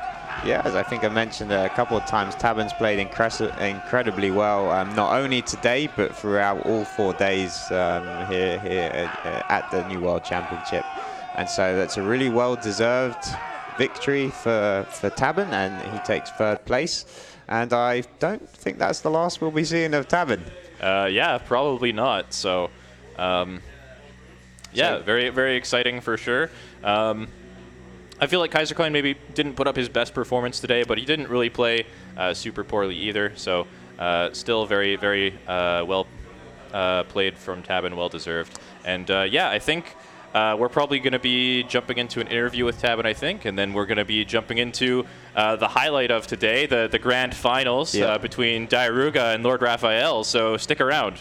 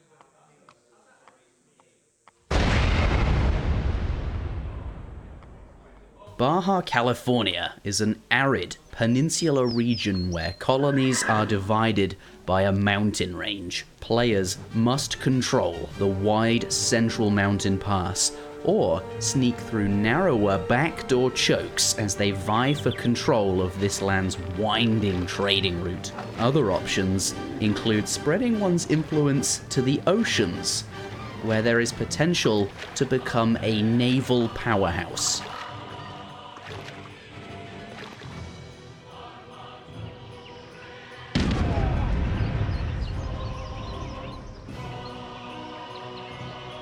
On Deccan, players start on opposing sides of a closed central plateau containing abundant wildlife and natural minerals. Your home city has taken an interest in the wealth of this region and its valuable trading routes, so has supplied your colony with additional starting resource crates to jumpstart your influence in the area and put a wider array of strategic options at your disposal.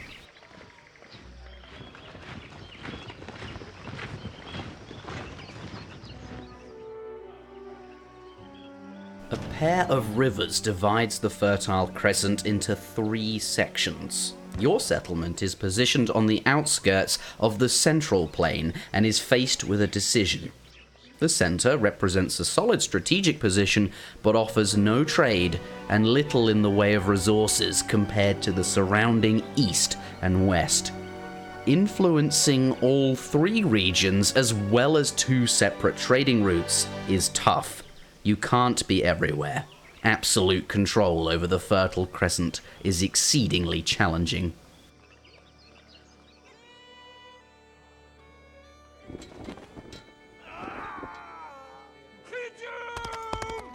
In the race to colonize the Americas, new arrivals are settling Florida and the East Coast quickly. Neighboring trade flows through this bustling region and directly into your new colony. Your town starts on top of the trading route, and you begin with a market and 2 trading post sites within arm's reach. A strong early economy is ensured, especially with coastal fishing up for grabs too. But expanding your trade into the opponent's territory will be very challenging. Finally, native Seminole and Carib tribes offer some incredibly powerful archer technologies. Beware.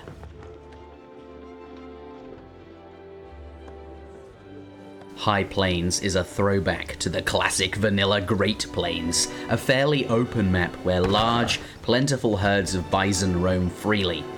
A long trading route spans across this map. Monopolizing it is a surefire way to a powerful economic victory, making fierce competition over each post an essential factor in remaining a relevant power in this region.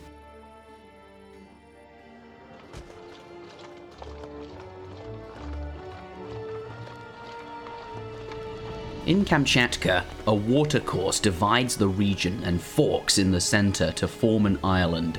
Shallow crossings offer passage, but only in predictable locations where a keen awareness of your opponent will be rewarded, as they can only approach you from limited angles.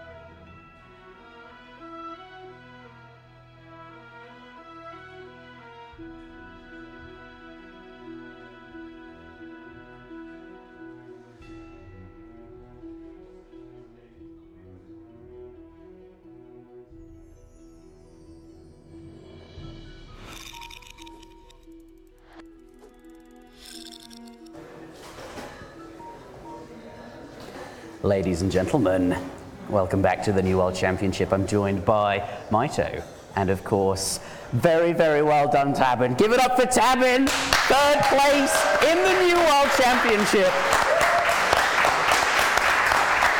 And taken in Very, very convincing style as well. You really performed that series. It seemed like it went very, very well for you. How are you feeling? Third place, that must be really, really great. Yeah, I'm very glad. I had a good start this tournament, so it felt nice to be able to end in the same fashion. All right, well, congratulations for sure. Let's talk a little bit about the games. Like, how did you feel going into the match? Were you confident, or? I wasn't thinking too much. I know that Kaiser's a very strong player, so I know that on a good day I can beat him with my best civilizations. So I felt like, yeah, I'm gonna do my best and I can win the series. Was it as nerve-wracking as you know your previous series versus Diarouga? Or I guess that one perhaps is more meaningful to you. It's a spot in the grand finals. You know, this one, perhaps, how are you feeling going into it? Maybe not as nervous, more nervous? What were you thinking? Yeah, there were definitely more tension in the semi-finals game, but yeah, a bit at stake on this last game as well. You've secured, I think, the prize pool. I think it's $200 extra in it. So yeah, you've a nice chunk of change there. It was a nice series, and it was well done. Yeah, well, moving into a little bit of the games. Again, you just played very well all series long, pretty convincing score, 5-2. But it seemed like you had a couple of good reads on him. For example, in that second game with Japan, you seemed to know exactly what he was up to the whole time and had a really convincing timing. Can you just talk a bit about what was going through your mind throughout that game? Yeah, sure. So we played this matchup in a tournament before, and I know that he likes to go for the fast H as hero, especially if he gets like a good XP treasure, which he did in that game. So I felt like I went immediately to scout if he had like the fast H travois, and he did. So as soon as he went out my base and wasn't scouting anymore, I threw quickly down some walls just so he couldn't harass me with the 4 Konya. So after then I felt kind of safe, and I also knew that he couldn't really push into my base, so he would probably gonna age. So that's when I decided to go for timing push, and it kind of snowballed from there. Yeah, well, it was really well done and really well executed as well. And maybe jumping forward a little bit, the Ottoman mirror on New England. Ottoman was one of Kaiserklein's signature picks throughout the tournament, throughout the qualifiers and the LAN. And he performed really well in that map overall, aside from maybe yesterday against Raphael faltering a little bit. But you went for the mirror anyway, and you pulled it off. Did you have a plan going into that game, or did you just make it up on the spot, or what was the thought process there? So I thought I would surprise him a bit with the Otto mirror, because I had played Spain basically all the other New England games. So I thought it would be a bit predictable to go for Spain stuff again, and he probably has watched some of the games I played as well. So I thought, and I think he's comfortable in that matchup as well. So I thought he would be, I'd be less predictable if I went for the mirror. But yeah, then I mean, it's not the most difficult civilization in the game, so I felt quite comfortable that I could make something up on the, yeah. Are you suggesting that Ottoman is easy to play? Yeah. Yes, that's exactly what you're suggesting. There's a couple of moments that really stood out to me in that game. The initial sort of falconet push of yours, you built a foundry pretty quick, got 1,000 gold, started training falconets, and then sort of moved forward. Kaiser was trying to micro his falcons as best he could, get lots of volleys in on your Jans, but he sort of got blocked by a treasure and his barracks, and you got this nice volley, killed them both, and that seemed like you had that put you in a great position from there. But Kaiser hung on for a long time. Were you surprised he was able to do that, and how were you feeling when you got that advantage in that particular fight? That was really good. Like, it's very classic to go for Janissaries and then you send the 2 falconets. So what you can do instead, especially on New England, is you H up with the caravel and the 400 wood, so you get an artillery foundry down, and then you can send 1k coin instead and get like three falconets out instead of the 2 that you ship. You looked pretty keen to ship a frigate immediately. What was the thoughts on that? Yeah, so I thought like the ponds are gonna make a big difference or play a big role. So especially since with a frigate you can definitely take down the trading post. So I wanted to secure that pond, but it didn't quite turn out as successful as I wanted to. Like, I was actually losing the pond control first, but then luckily with the 3 Falcons that came out, I could at least clear out and negate the pond advantage that he had. And a final question about that game. There was one really, really fun moment where you had a single Janissary. What were you doing with that Janissary? I don't even know what that Janissary was doing. I think it was reviving my Explorer or something, and then I thought I could just as well go for like a 1 Janissary raid or something and scout his base a bit. So I just like get a notification it's being attacked by something, and I see it's a random falconet. Were you but it was actually it? two. It was actually 2 Janissaries. But yeah, I see them so close to a falconet, so if I run, they're gonna get shot at. So I thought I'd just try to snipe it, and then it looked like you were moving the Falc around. You know how you do boat micro to avoid being shot? That works with Falcs up at close exactly. range. Like when you're really on top of a Falc, they can't really shoot at you. Yeah. So I thought I wasn't even sure it would work out that great, but yeah, it turned out a Janissary can beat a falconet in 1 versus 1. that was a lot of fun, actually. Yeah. Yeah, that was absolutely a fantastic moment in that series. Everyone was really pleased with that. Even though the Janissary didn't win, he put up a great fight. You got a round of applause after that moment. Yeah, I could hear that. I could hear that. It was a good mental boost. Yeah. And there was also a moment where you dodged a Falc shot. I don't know if that was intentional. Oh yeah, that's just a bit lucky timing, of course. When you try to pull out of a fight, and sometimes they just don't dodge. You weren't trying to do a Mitoe, Mike, cold dodger. Toe. No, it wasn't as intentional as Mitoe's, but yeah, it's possible to do. Like especially with pull trick, you can do it. So. All right. Well, moving into the last couple of games, there was of course that China game on High Plains. China is a really comfortable civ for you, but it seemed like you just didn't really catch on to what Kaiser was up to, and then things fell apart a little bit. Were you surprised by the mercenaries, or did you think it was going to go better, or?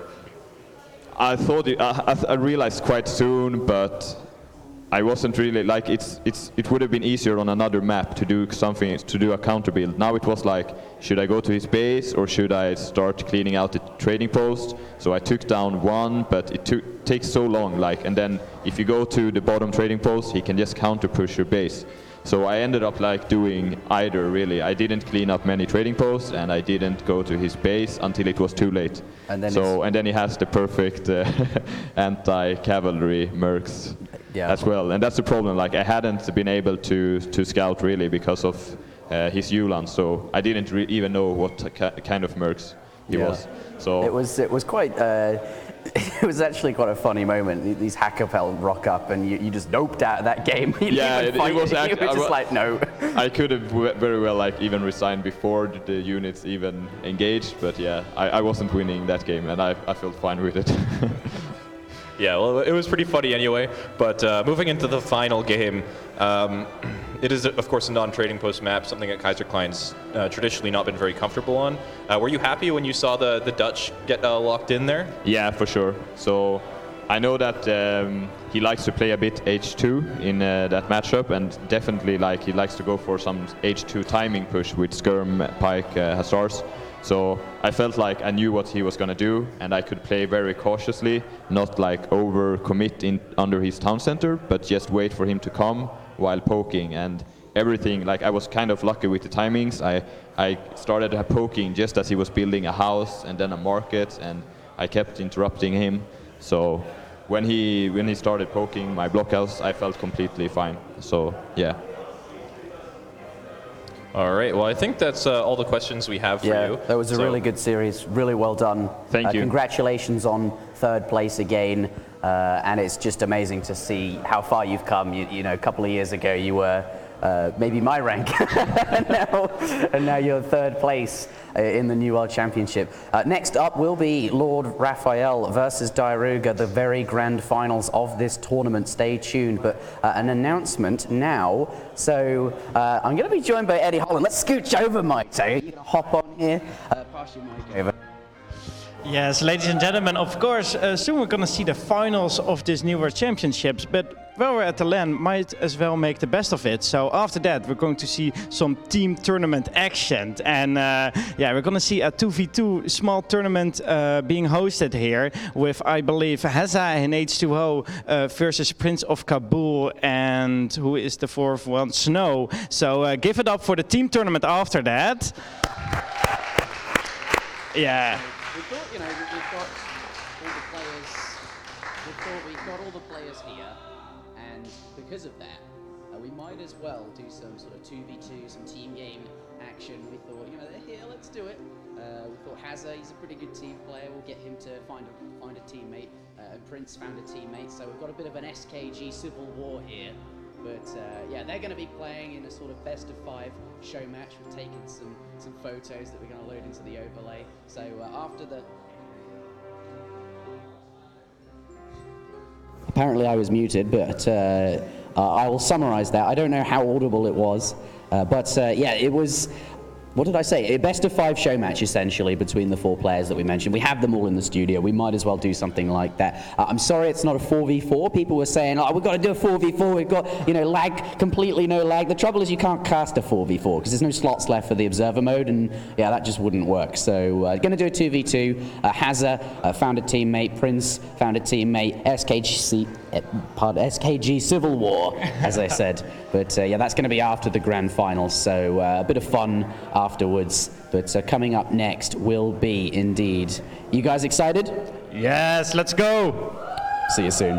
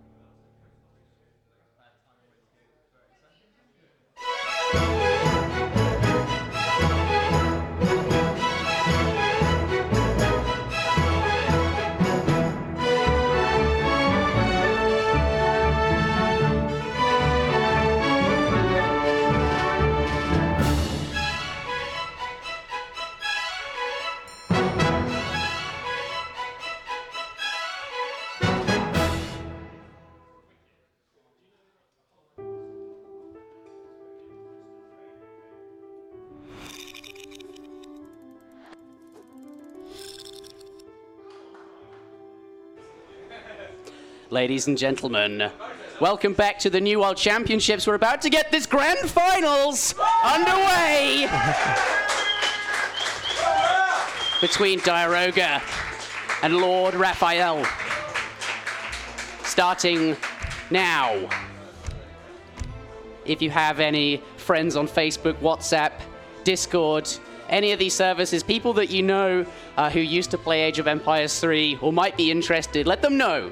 They're all here. That's true, they're all here. So they already know. But we will be getting this started very, very shortly. I am looking forward to this. The first LAN in 10 years. My heart is pumping right now. Yeah. Mind you, that might be due to me rushing to the stage really quickly because the timer was getting low. But I'd like to think it's more the games than anything else. I mean, this final is a player who's always on top, always been on top for such a long time, LordRaphael, and Diarouga, kind of like the dark horse almost, upsetting several people on his path here. But man, that last series he had with Tabben was like 5-4, right? Yeah, so, 5-4. It went down to the wire. And we just saw Tabben a very convincing victory over Kaiserklein, who was also sort of one of the favorites to win the tournament or at least be in the grand finals. I think a lot of people speculated that we would see a LordRaphael versus Kaiserklein, but Tabben did win out there, and Diarouga beat Tabben. Diarouga looking very, very strong. LordRaphael as well. Yeah, I mean, LordRaphael's looking so strong. You know, each series he plays, it seems like he's playing better and better. He lost 2 games in the last series up front, but then went on a clean sweep after that. So it's going to be so hard for Diarouga if LordRaphael starts out game 1 with that level of play. Yeah, I don't know what to say. My heart really is actually pounding right now. I can feel it, and I feel like it's messing with my thoughts. I just want to get started. I can't contain myself. This is... Well, we've got a bit of a wait here. I mean, I don't want to wait. Have they agreed to this matchup? Probably not. I mean, I'm greened in. I'm not even ready. No one's even done anything yet, and Will's ready to go. Ready to go on Kamchatka. That will be the first map, of course. Best of 9s will be played on all 9 of the maps pool, as you can see there. I'm sure you've seen the videos throughout, and I'm sure you're all very familiar with those maps now. I won't put you through those videos again. We've seen them a lot. They are absolutely brilliant, though. Skeptofolia and Avast did an absolutely brilliant job. Really, really nice working with them, and I'm very pleased with what they came up with. It was really, really good. But let's get into this, shall we? Let's talk. LordRaphael, currently in the lobby. He has Dutch selected. Diarouga has British selected, but B and D quite high up in the alphabet, maybe. Yeah, they might be the first ones, but default civs, something like that. Yeah, British is such a good civ on Kamchatka, and I'm surprised we have yet to see a single Brit mirror on this map. Maybe not even a single Brit mirror period, but this map is the one to have a Brit mirror on. There's all these lanes around the side of the map that you can kind of run through and raid with musketeers, and there's a lot of different positions to jockey over.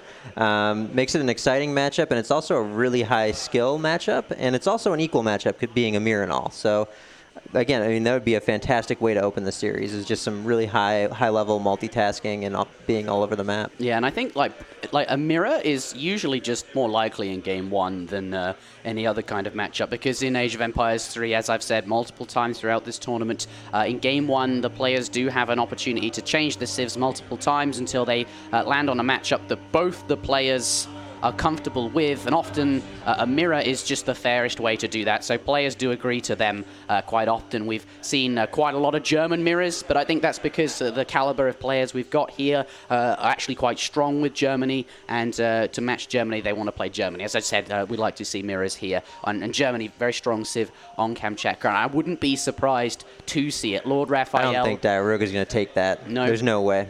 Would you be comfortable, though? German versus Brits is okay? Yeah, German versus Brits is okay. I think that might be why he's sitting on Brits. I mean, there's some little bit of chat back and forth trying to figure out what matchup to agree on, but I think Brits versus German is one of those matchups that very even, it feels like, but I personally don't know how to play either side of it, so I always lose on either side.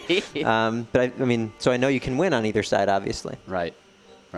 I wonder, though, because LordRaphael, one of his strongest civilizations is Germany. Perhaps he'd be happy to play Brit Mirror here just to push, Germany further later in the Civ on some other map there that is in the pool that they also could be quite good on. There's a number of like quite reasonable TP maps that Germany will be pleased to find themselves playing. Yeah, and I feel like it's going to be quite hard for these two to agree on a matchup just because their Civ pools are a little bit different. And not only are their Civ pools different, but the matchups they like are different. Like Raphael's going to take a German mirror.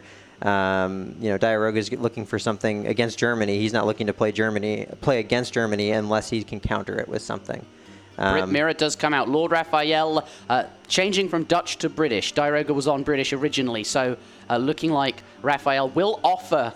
He's thinking about it. He's like, do I take this? He's had a couple of good Brit mirrors in practice. I wonder if he's thinking, maybe my Brit mirror is good enough. But it also plays a little bit into Raphael's strengths with a lot of the multitasking. So I love the, is he gonna accept it? These two players, right? Diarouga, he sees the Brit mirror and he's squashing his eyes. His deep thought. He's taking it.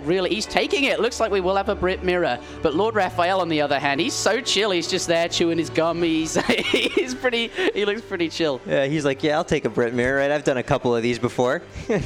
Okay, Brit mirror has been locked in. The players now will select decks. They're just going to double check all the cards are available that they want. And LordRaphael, he even looks chill in the way the keyboard's positioned. He sort of plays at this angle almost. Yeah, he's just kind of, he's hanging out, ready to go. Diarouga, though, he's, keyboard dead straight, really serious guy. He came and said to me, will my series be, I think we expected Tabben versus Kaiserklein to go on a bit longer. Diarouga came over and asked, will it be starting at the time on the schedule or will we be playing right after the series? And I said it would be right after the series. And he was like, oh, well, I better go look at some recorded games then. He is very dedicated, and he was here this morning again, checking through VODs. This man is here to win. Yeah, he absolutely is, and I think that's one of the best things he has going for him. He's putting by far the most amount of time into this out of all the players, and it's paying off for him. I mean, he's performed quite well against a lot of people who were favored to do pretty well against him, and he always seems to have good strategies prepared. This matchup, though, I know this matchup tends to revolve quite a bit around that early tower position. I think we see a lot of jockeying for position in the middle of the map, and it's a fairly figured out matchup, so it's going to come down to a bit more of mechanics. Yeah, the British mirror. Can you tell us how it sort of plays out then? What options do you have? I mean, how does this match up? You want to age as fast as you can. Taking a bit of idle time is actually okay in this matchup because the faster you get up, the more. If you get up before your opponent, then you get the middle for free. Now, if you both age at the same time, then we'll start to see some contesting where two towers might go down next to each other. Barracks is all kind of jammed together. And then it's things like the 6 musket, 6 longbow card come into the picture. Are you going to take that chance and go for the all-in, or are you going to play more safe? I see a lot of muskets in this matchup, but adding longbows, I think can be an option if you can sneak them through. Yeah, you can at most maybe 5 or 10. It turns out that like in large numbers, the muskets, because of the cards and everything, just kind of win. So you definitely can't mass longbows. You have to go muskets. It's really just that early window, though, at the tower where you can pull some of that off. But still quite a dynamic matchup.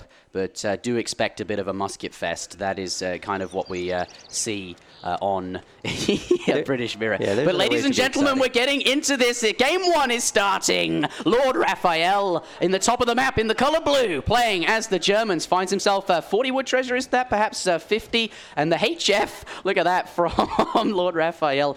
Gets his crate splits done, tells his explorer where to go, and then says have fun to his opponent. But notice he didn't wish good luck, because why would you do that? He's in a win too, perhaps. But Diarouga in the bottom of the map in the color red. Blue for you guys. He's using team colors also, playing as the British, as we said, that British mirror. But in the center here, very, very even. They both have a goat each and are posturing sort of nearby this 90 wood treasure. The admin resigns, which will cause a slight amount of lag, and now the game will continue as usual. We want to let people know that, that we've done everything we can to reduce lag, because for some reason, even at a LAN, it seems that there might be some. So as you can see, the graphics settings are slightly less, and 75 food in the middle as well. I don't expect to see these explorers really going very far at all. Going to be posturing by these two very, very important treasures in the center of the map. Absolutely, and they've split. This is one of the. I've rarely ever seen both the packs of two goats get split 1 for 1. And when you look at the treasures, there's 80 food down here. Actually, is quite surprising to spawn. Usually, when you see two level 2s in the middle, like what we saw right now, there's not likely going to be another level 2 down here that's also 80 food. And LordRaphael going up to start the 90 wood, so they are going to trade off here, 80 food for 90 wood. And I think Raphael is going to be pretty happy with that. If you look at the wood setup in the Britmere, there's not much he can do with the 90 wood for right now. So, it's going to be nice more in that transition period. But but for Diarouga, only if he gets up at the exact same time as Diarouga. If Diarouga can turn that 80 vils into a faster age up, then that's gonna, it may not even matter that you have a little bit more wood. And there's still 75 food. So food clearly the more important treasure in this matchup for the time being. That wood, if you can get it super early and incorporate it into your build, fair enough, but not the case here. And now going to come across 35 food as well. And look at Diarouga. He is being very diligent with these goats. He's not going to risk sending them home. He's just going to shepherd them the whole way with the Explorer whilst he's going treasuring. Really nice commitment there. He has to be very careful not to lose them. Not going to take that risk. 35 food, too. It's going to add up, right? Raphael needs to find a food treasure, but he just finds another wood treasure, which is actually going to slow down his age up, because if he's going to want to convert that into a house right away, and at this late in Colonial, or in Age 1, it's not going to help him age up any faster. Diarouga picking up a 16 vil age up. He might be up 2 vil sooner. Yeah, that's a big deal. He's going to be up very, very quickly. Looks like, though, Raphael, he's not going to build that mana. Oh, he's saving. Yet. He's waiting. Look at that. He's gonna stockpile. He and saw that's the smart. food treasure. He knows. Yeah. Look at that. Going to go up now. Both players going up with the Governor for an outpost and 200 coin. Yeah, and because that decision was made by Raphael, you got to feel like he's in actually a better spot. Oftentimes in this matchup, you can't afford to go to 200 banner pops, so he's just going to be 2 vils ahead all game, or 1.9 vils ahead, whatever he loses because of the idle time. And little contention here over the goats. Diarouga is still being able to hold on to those, and because Raphael's been killing so many treasures, he actually has to run away. Another thing I do want to point out is Diarouga in this matchup loves to sit outside the town center with his Explorer and snare that tower wagon. And if we see that in conjunction with this faster age up by even a few seconds, he's already got his house set up, it's absolutely going to happen. He might be able to just secure this middle of the map, which is this line in the middle is such a great line to get into the base, to get to the top hunts. I think this is playing out exactly as Diarouga would like. Yeah. I'm wondering how aggressively placed these outposts and barracks will be. Sometimes you see them right on top of each other, right? They're just barracks sort of facing off towers within range of each other, and soon we'll be seeing those buildings coming out. But LordRaphael, he's got his market down now, starting to get Gangsaw, adding in a few manas there. He did get that extra mana because of the really nice wood treasures he found. So that's the advantage he had from Age 1. Diarouga, though, obviously the food helping him get up more easily. But we're up to the Colonial Age. Diarouga, he's also got Gangsaw and his market, so mirror stuff so far. Hunting dogs now coming in, and I imagine those other upgrades as well, but the outpost coming forward. Is LordRaphael playing in base? Yeah, he's playing defensive in base. He's got he's had some issue with food, though. He can't actually train any villagers right now, and he hasn't since he aged up. Maybe he's under a little bit of stress here from having lost the middle of the map. Yeah, Diarouga getting that map control there, and just going to, be able to dictate perhaps the pace of the game because of that. But LordRaphael has done a good job of herding, or should be able to get these in, starting to bring that in. Does kill that hunt there, but will be able to bring them under his TC. So he's got plenty of food. He's going to be okay for some time, and perhaps he can be okay because of that. I think this is, this might actually be okay, just because of how early Diarouga aged up. He's cut a lot of eco. He's on 30 house pop because of that low villager count when you age up. So he might not be able to just honestly even get out 5 muskets on this next batch. He's going to get out like 2 or 3, and there's just not enough pressure to make it worth having the map almost. You wonder if being ahead by 10 vils is enough to bust out, because a lot of times it's not. But we'll see. We will see, and looks like 700 wood coming down for both players. LordRaphael off that wood, going to quickly pulling his add in the back. barracks quite late in the back. They're very late barracks. He appears to be building off the wood shipment, whilst Diarouga already has that first batch of musks in here, and looking to try and get some vil kills coming in to go up against that, but does pop into the outpost there. These musks being very diligent. They're not getting too close to the outpost, and the Explorer out in front to tank the outpost shots. And 5 longbows. Is he doing some sort of semi or something? I don't know. There's something odd is up, because 5 longbow are fantastic at defending in this pocket.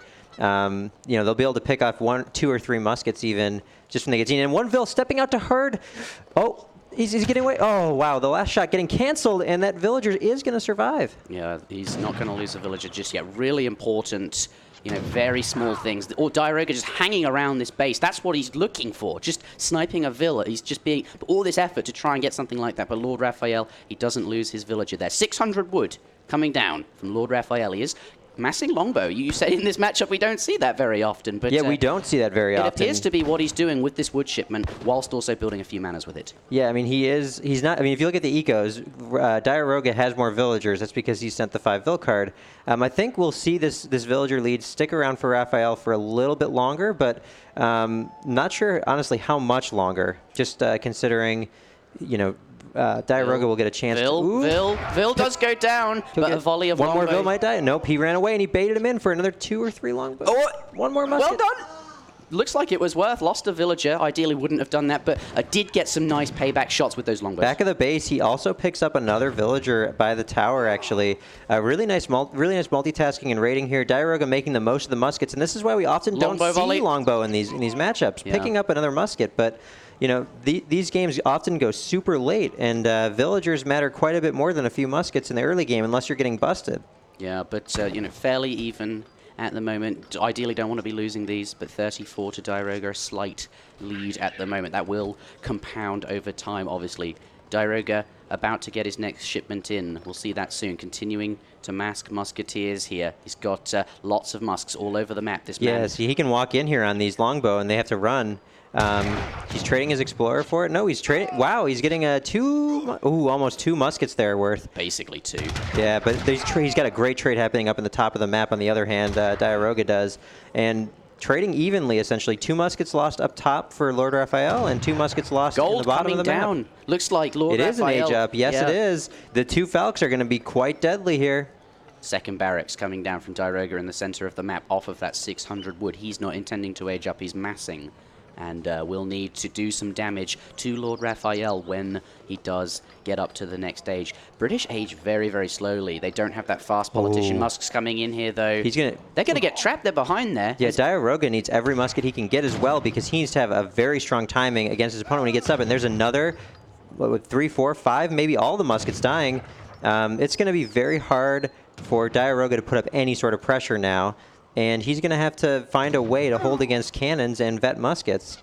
Yeah, Diarouga losing 11 musketeers here in this colonial age. A villager hanging out on the edge of this market is going to get away, and just more muskets dying. 12 muskets down this game. Yeah. Lord, this is a very, very exciting Brit mirror. You know, we were expecting sort of mirror cards and builds and whatever else, but actually Raphael, he probably saw all this hunt and thought, right, I'm going to try and get up to the Fortress Age, and this could work for him. Look, he's halfway aged already. Often British, they do have that, you know, big window where they're aging and they are kind of vulnerable and could well still be vulnerable, but it looks like he's going to get up, and I think he's going to be okay. Yeah, well, 7 longbow are going to pop out along with maybe 20 muskets total. And then the 2 Falc card, he's got it queued up and ready to go. So he's going to make a really strong play. And right here, this is the downside of having a forward base, is if you know your opponent's pushing out on you with cannons, you can't go back and tech because you're going to lose so many production facilities essentially. Yeah, I think Diarouga, he's saving. He sees it. Diarouga realizes what's up. And as a result, going to add in this wall here for precisely the reason you just mentioned. This is not something he wants to lose. And behind this is thinking, right, I better age up myself as well. I don't think that colonial pressure is going to work out. So going to not take that risk of pushing in, going to go up and follow Raphael to the next stage. But I think this now shifts the balance of the game in favor of LordRaphael. He's got a bit of extra sort of momentum because of being up sooner. But Diarouga is very far ahead in terms of villagers, which could matter over the course of the game. Let's see, though, if LordRaphael, with this faster age up, can get some lasting damage done on Diarouga. Musket's walking in, though, but he does notice just in time, but going to lose some here. This is what LordRaphael needs. He needs his push to work out, and this is going to help him. Yeah, and Diarouga is going to try to force his opponent to multitask here, going to try to use the wall segments. He just wants to buy enough time to get up, and ideally have 2 Falcons come out of this tower. So he really wants to hold the whole push, but I think Raphael, what he will do is be very on top of that timing and just kind of wait in his base and defend until the Falcons come out. And that's what we're seeing. But he also has to push out for more hunts, which makes this line quite awkward, right? I mean, he has to come out to the left to get on hunts, and he has to push down this middle line with the walls to get to the racks he wants to hit. Yeah, that's true. He's going to be on two sides. They're hunting in the center, pushing on this side. But maybe it'll be okay because the Falconets have arrived, Ryan, and he's now got a good time to push out. And as a result of that, probably able to hunt. Diarouga, though, yeah, look at these musks. Yeah, I like that the cannons are just going to skip over the wall, so the muskets can both protect the cannons and be sieging at maximum efficiency here. That wall segment going to go down, and now we are getting right on top of that tower. Siege fire was not split. You could split and kill the wall, Villagers. But he's through. Villagers.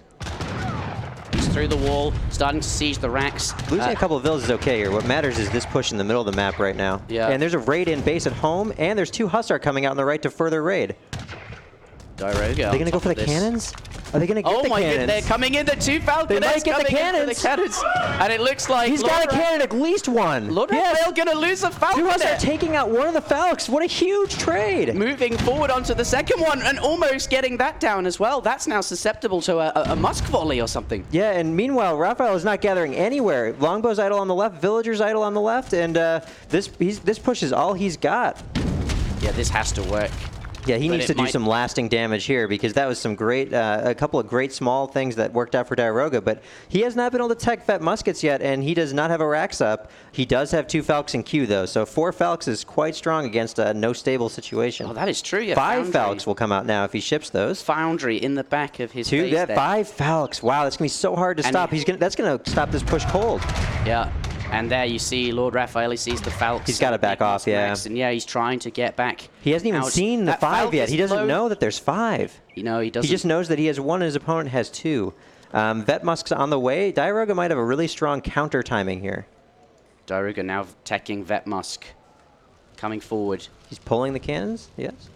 They seem to be running. He's got a lot of Falconets.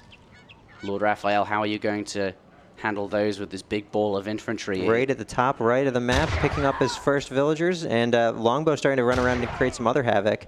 Killing 2 villagers and trying to slip out Fight the back. Gonna get underway, big volley of 5 cannons! Ooh. Lots of damage done to LordRaphael's muskets there. Back to the raid. Does force it away.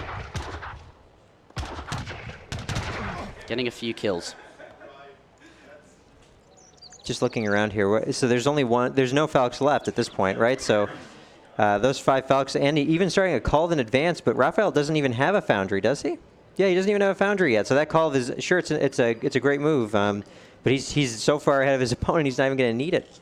Yeah, anticipating that his opponent will go artillery against this, and you know that's getting definitely cleaned up. The raid getting cleaned up at home for minutes, and this push is not stopping at all. Diarouga can sense the weakness in Raphael's position here, and he's just going to work his way right through every hunt that Raphael has. Yeah, and he has to stop here, otherwise he's not gathering anymore. And 9 musks is not going to be enough to handle these 5 Falcons, and he's kind of just posturing up here to see how the situation's going to work out. And he can tell he's got enough now. I think these Falcons are going to come in and get in play. Yeah, Longbows, though, are the villagers at home. Villagers punching here. Here we Is he go. Able to punch his way out of this? I don't know about it. As well. Every angle. Look at this. But the muskets stopping on the Explorer. Raphael fixing it. Hand attack from every angle. He's getting on Falcons left and right here. 1, 2, 3 Falcons down. Only 1 Falcon left. Raphael is going to clean this up. Very, very well done. Takes them out. One fighting Falcon. with villagers yet again. LordRaphael handled the pressure, and all this time he's even got Longbow in the back, forcing Vils dead in the base. LordRaphael works his way out of that situation. Very nicely done. Start calling him a magician or something. How did he get? He killed 5 Falcons with no cab, no nothing. He just muskets and Vils in the middle of those cannons. Took him out. Oh, sorcery. Longbow still, like you said, still cycling through his base. Diarouga is trying to regroup here. Look at this Falcon as well. It's on the cold, yeah. It's on the run. Yeah, it's not going to be too relevant. I think Raphael's proven he doesn't even need to have a foundry to deal with Falconets. So. Oh dear. 9 musks coming out to deal with these Longbow. That will shut it down, but he's probably going to lose most of that shipment. Yeah, Longbow's really, really strong against the muskets there, popping out some Vils as well to get back to work. 5 Hussars now coming in from LordRaphael, these high-value shipments. Both players feel that they need to just keep bringing the units onto the board, keep that pressure and momentum going. But LordRaphael back in this here. Minutemen will scout the incoming musketeers. He's coming forward with a big mass behind this. The Cav coming as well. Yeah, this is really all about if LordRaphael can take good enough trades and set up good enough of a position where Diarouga can't gather any hunts after these. He's got a few more hunts that he's definitely going to get.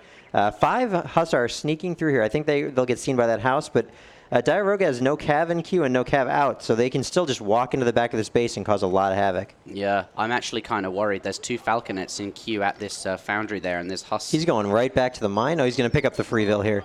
Villager does go down. Let's take a look at those economies, Ryan, whilst you know, all this fighting has been happening. Diarouga is still in a fantastic position with... fantastic. That's a good word. Lord Cossack's saying that a lot today. I'm picking it off him. 48 Vils is quite a lot. Yeah, absolutely. It's absolutely a lot. The wall segment he was trying to build at the top didn't get started. Muskets in here gonna kind of stop the raid, and Raphael's gonna be careful to keep these alive and get out. But there is a huge, massive units coming right down the center flank, and these muskets in the back line might catch more Vils. I think we could see a pretty even Vil count pretty soon. Actually, and there's a Musk here waiting. Just he knows that. Wow, he's not going. Oh, he's going for the hunts now. Okay, he was. And LordRaphael waiting here with a big army of muskets. He just knows. He knows this is where Diarouga has to go to hunt, and he's going to get right on top of that hunt. Roga may be ahead. See it? He may be. Oh, he sees it now. He sees it. But he's going to be able to stop them from working, which is just as good. Hussars, though, 2 do go down in the center of the map. Look at the amount of food being gathered by both players. 0 for LordRaphael, 4 for Diarouga. These players are all over each other's hunts. And but the thing is, Raphael's doing that because he's going for cannons. So this might be a huge bait, actually. If you know enough Falcons come out of this, 2, can you get one more? Oh, only 2. That's not going to be enough to create a bait, but he's going to have to wait for all the muskets to come back, I think, before he can take this fight. Yeah, villagers are going down. They're and every villager coming in has with his Culverin and his 2 Falcons here. That Culverin might pay off here. Yeah, it is definitely a good safety net. It makes it very tough for LordRaphael to use his Falconets effectively, but Rafa's Musks quite far away. Yeah, but Diarouga is still hunting right now because of this hunt up here. But we don't need to check that out. There's volleys in the musks. Yeah, lots of musks dying here. I think Diarouga is going to actually play this incredibly slowly because I'm sure he's terrified of the Vils after what happened last time. But Falc's going in, continuing to poke away at these muskets. And yep, here it is. This is go time for LordRaphael. His muskets are back. He knows he needs to go now or never. And he's baiting out a few volleys, and the Vils walking in. Culv's on his Falc, though. And, yeah, totally zoned off here. There's no way he's going to... Oh, from the back, can this flank be enough? Musk count is in favor of the blue player, though. Does take down the first Falc there. So many Vils dying, though. Even when these Falcs get cleared out, that Culverin in the back, clearing out his opponent's Falcs, and just so many Vils have died here. Yeah, LordRaphael only on 23 villagers here. Diarouga only has to trade evenly, and he's in a fantastic spot. Falc does finally go down there. GG coming out, and Diarouga takes the first game. He's not resigned yet, though. We're still watching this game, but he's has there it is, the resignation. Yeah. What a brilliant game. There was a lot of back and forth. There are a lot of standing on hunts. Really nice to see LordRaphael open with trying to go up to Fortress, sort of semi-FF style almost. And that big Falconets, those 5 Falcs being willed out of existence. Yeah, by the villagers. It was really nicely played by Diarouga as well. I mean, the way the Falcs came out, he had 5 Falcs in total. Totally the wall segments, the harassments he did everything right to buy the time he needed. A lesser player might have found themselves losing their town center right when they got up, and that would have been a totally different game. Absolutely fantastic. Really, really pleased with that. Baja, California will be our next map. Classic Raphael first game, though, right? Yeah, I mean, anything can happen in a LordRaphael game. I wasn't too big of a fan of the semi-FF type of play. I mean, I think it's one of those things where if your opponent knows how to deal with it, like we saw Diarouga do, it becomes very difficult to hang on. And this is often why we don't see longbows, why we don't see Fortress Age too often in the matchup. It just becomes very dangerous to run out of hunts and rely on hitting that one timing with your Falconets. Right. I wonder, what do you think LordRaphael had in mind then? I think he was going to hit the timing with the Falconets is what I think it was. Right. Just wanting to approach the matchup a little bit differently. I mean, had Diarouga not sent 700 gold and started aging up, like had he made even one more batch of muskets and not built the wall, there's several little things like that. Had the Hussar not killed one of the Falcs, all those little things are what added up to that being held. So it is a very scary timing. British will no longer be available to Diarouga. It is now out of his Civ pool because he won with it there. That's a great map to take your British win on, though. I mean, Diarouga's got to be happy about this start. Yeah, I think so too. But the players taking a quick bathroom break, getting some water, all of these good things. Yeah, and what do you I mean? So the next map being Baja, California. I think this is one of those maps where we've seen pretty consistent Civ selection from Diarouga. You know, New England has always been China. Baja has always been ports. So that's Will true. we see it again? That is a very good point, and I think that's partly why Tabben was able to perform so well against Diarouga. He seems, quite predictable this tournament. He's found the civs and he's found the builds that he likes on each map. Warno AoE coming in with $50, and there was a $10 donation earlier from Native84. Warno saying, "The wife says if I spend another full day watching Age of Empires 3, I am sleeping on the couch tonight. Good thing I have a big couch." I like that. That's pretty funny. Yeah, because these finals, you're not going to want to miss these, right? No, this is. I think that's completely understandable. I have a lot of sympathy for you there. Couch it is, absolutely fine. But going into this next match, Diarouga will pick his civilization first, and we're expecting to see Portuguese out of him. This is what he has done on, pretty much every game he's played on Baja, California in this tournament. He's looking like he really likes that civ. But I'm wondering if the fact that he is kind of predictable is going to be a problem for him. Maybe, LordRaphael has noticed this too. Yeah, LordRaphael tends to stick to his own game kind of, pretty much no matter what, which is something that, if you're a very strong player like he is, you can get away with, right? You've obviously gotten so good at your game that people have to kind of play it. So I'm not sure that we'll see anything too wonky coming out of LordRaphael, but I do think, whatever he has in mind is going to be his best approach to dealing with port. I don't know what that is, but yeah, we'll see. We will see.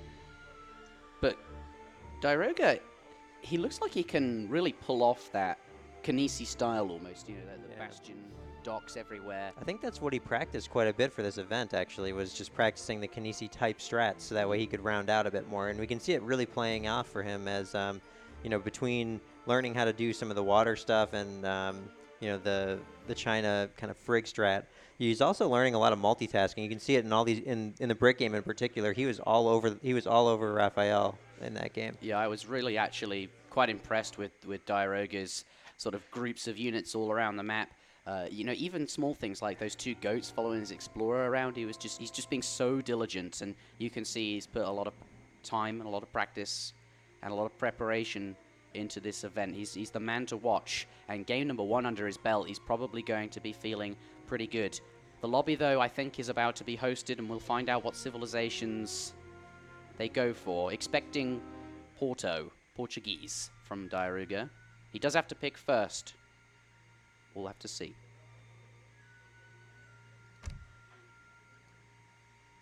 Yeah, I'm sure Raphael's not too shaken up here, considering he's lost game 1 almost every time. That's just how Raphael opens the series, isn't it? Yeah, he has that warm-up game. Giving him a chance or something, right? It's just a traditional Raphael. He's like, no, I don't need game 1.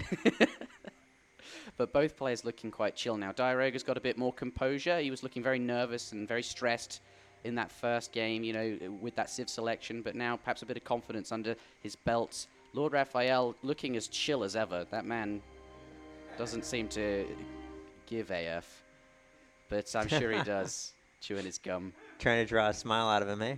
I'm trying to. I know he can hear me. He's thinking about it. Give us a smile. Nope. Stone cold. He's in deep thought. The civilizations selection's coming up next. This lobby's still not hosted. Yeah, we still may be a few minutes away from this game.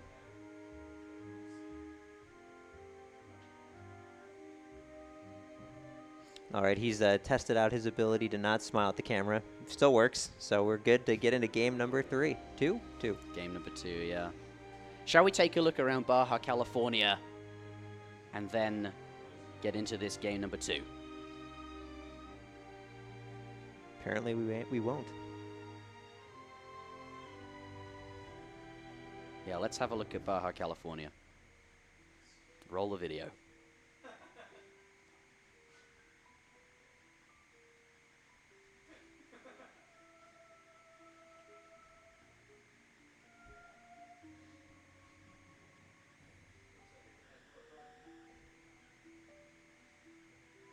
maybe some technical difficulties.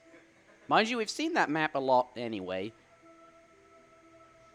Yeah, I always enjoy those clips though. They're quite funny. The combinations of units and things are often make no sense. Like the Jan's walking with the fort wagon. It's just it looks great, but it's like Yeah, it's like how you know, the developers imagined their game to be. yeah, exactly. It's, Which is nothing how it turned out. Instead, we just see a ton of muskets running all over the map in random places. shooting all sorts. Yeah. And falconets being killed by villages. Yeah, I'm sure. Why that's is it that in those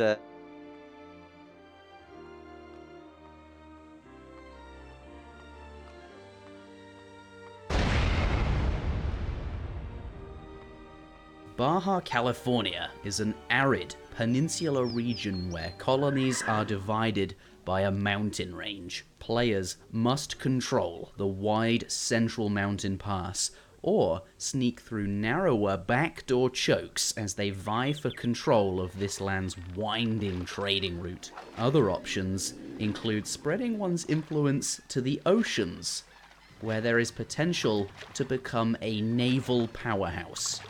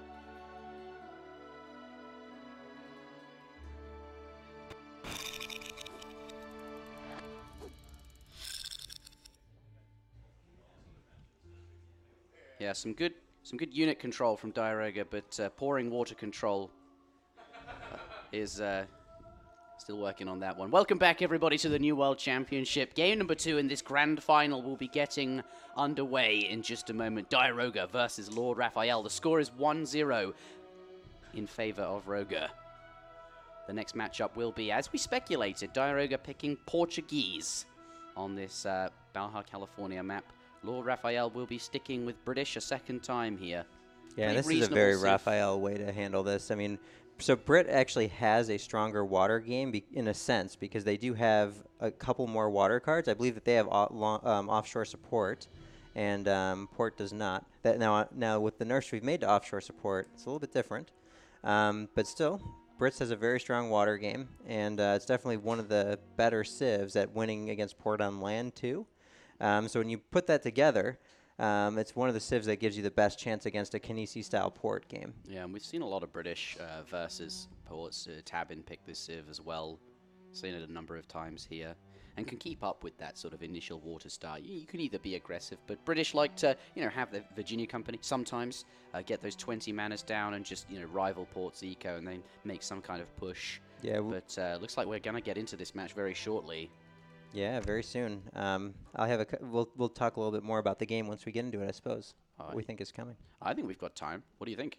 Well, I mean, the side if Diarouga is able to establish both sides of the water, I think Raphael's obviously in a lot of trouble. Now, if Raphael can stop the shenanigans in like early age 1 and 2, to get it when the shenanigans on his side of the water and just totally block that off cold, then I think we're looking at a much closer game, and Brit all of a sudden kind of swings into the lead. Let's see how this goes. Ladies and gentlemen, let's get into game number 2 in this series. Yes,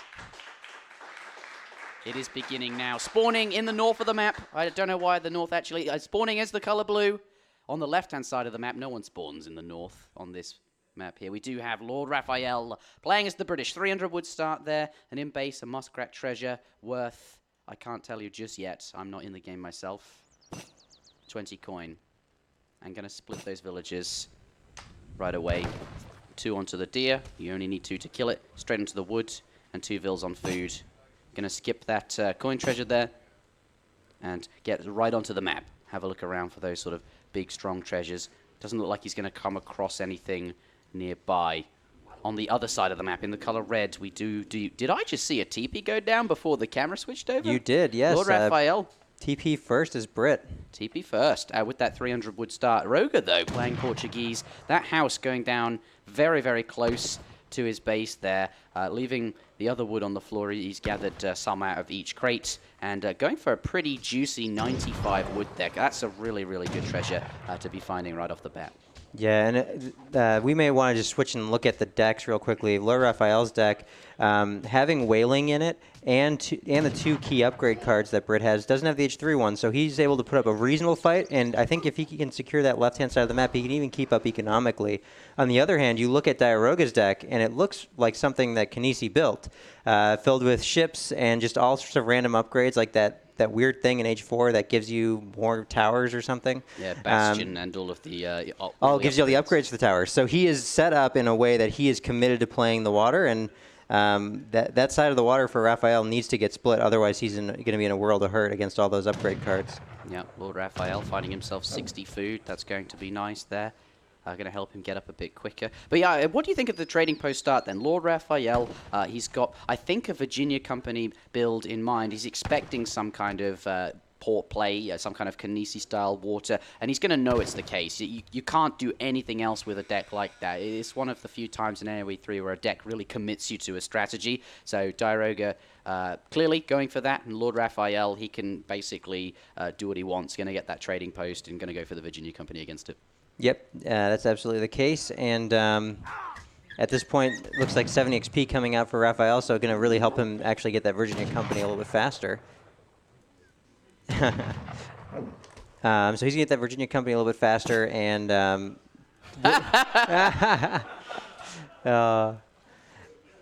and that's nothing. The 70 XP's got nothing on the 95 wood, obviously. That created the TP for Diarouga in the first place, so probably not worth complaining about missing a pass when the TP wouldn't have been built had he not walked straight into a 95 wood. But 30 coin being picked up for LordRaphael here, and he's just kind of trying to claw his way back in H1. Same build as we've seen from Raphael all tournament. We've got Schooners coming in here, and LordRaphael clicking a card. I think your Virginia Company read is spot on as he ages up here and shifts his villagers over to wood very soon.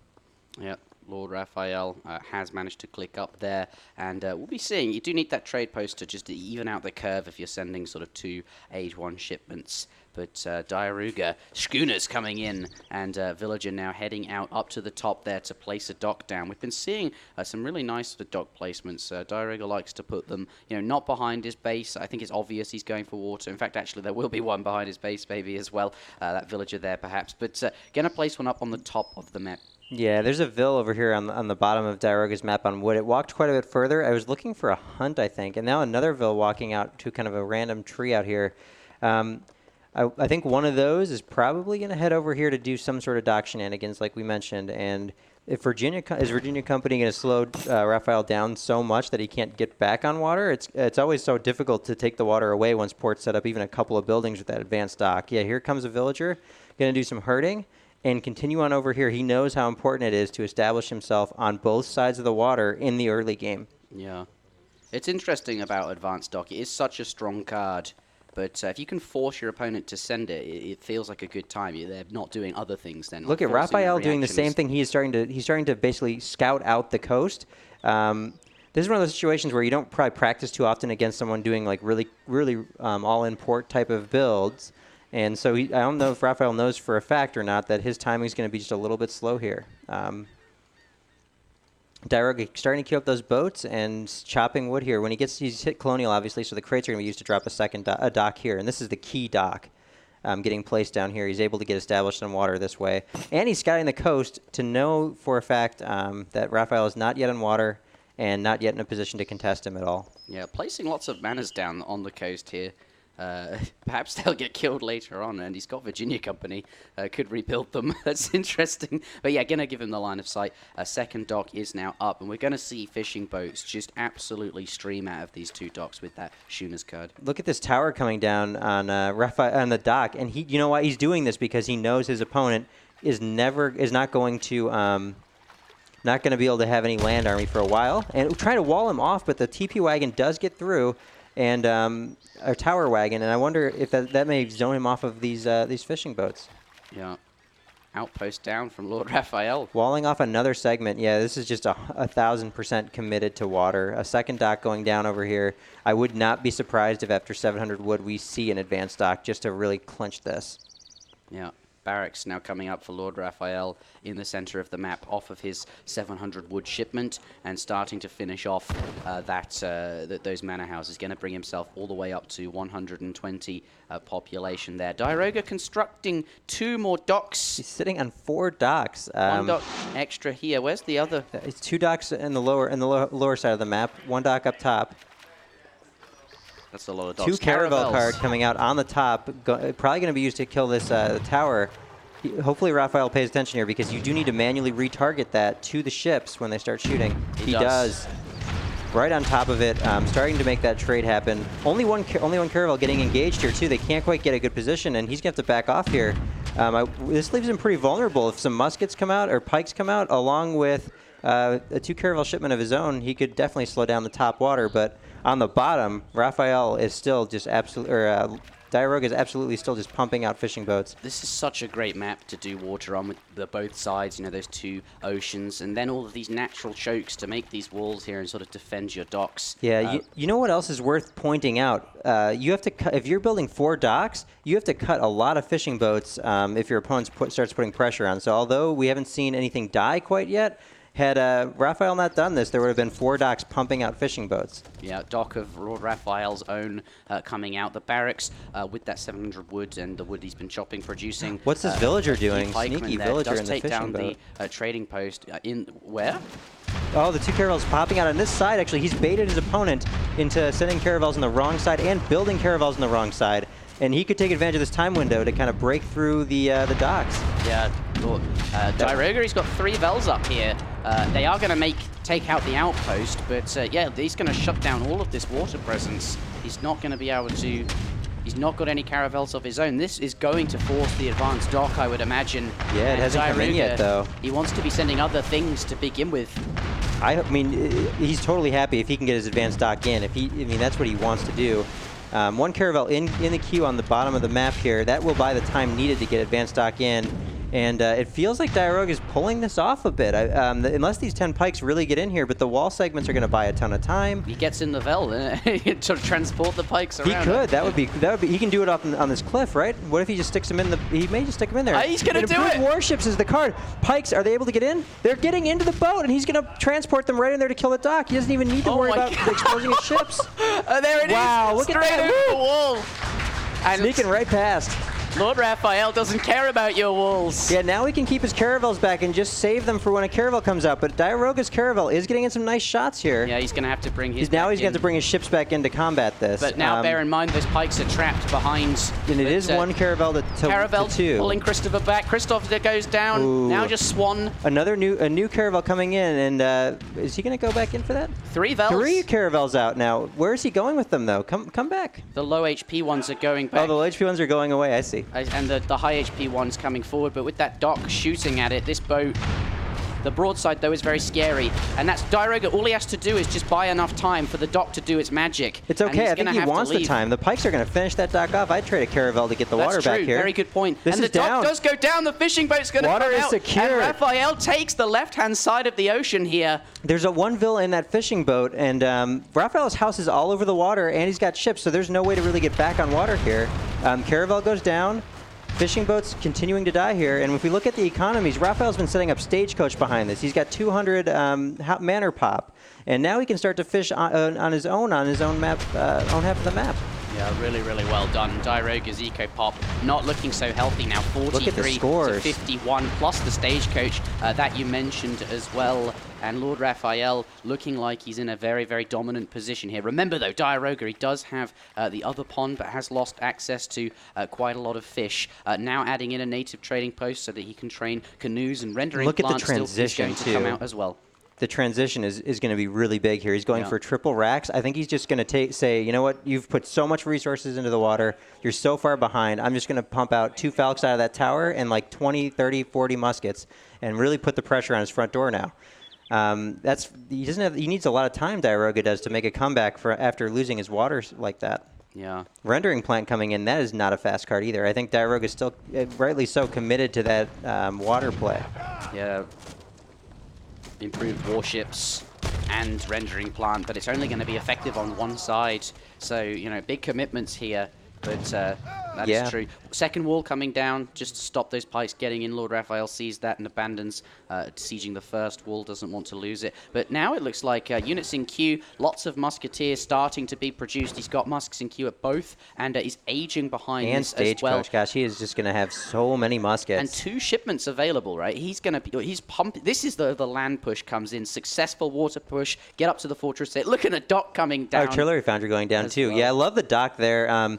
He's got to. This is one of those situations where you have to be sure he can't ever get back on water, which would be by walling off all these chokes, keep his vills miles away. There's no towers, there's no docks going down, so you can't. And the only surprise Diarouga has left up his sleeve to retake water is that frig play, right, where you ship 1 frigate and then you try to get back on water while they're dealing with it. He's got 4 privateers as well in the deck. Yeah, that would also be like those types of shipments are where he can get back on water. But Raphael is not going to give him the chance to do that, I don't think. And if he tries, because there's 3 full HP caravels by the time that happens, and even if he goes for it, there's going to be so many muskets on his front door, it might just not even matter. Yeah, there's going to be a ton of muskets, and he's got 2.5 shipments. 11 in queue, Look at 10 this, more just coming out. Spamming them out. LordRaphael, Sekbath. But they can't see that. But good. Are you ready? Yes. Only we can see that, chat. Okay. Wait. He's just keeping the tension high. I mean, this game is like a major turning point for this game when he pops the fortress. Oh no, you're not gonna be able to get the sound back, unfortunately, right? When you lose the sound. That's unfortunate for Raphael. Sound bug coming out.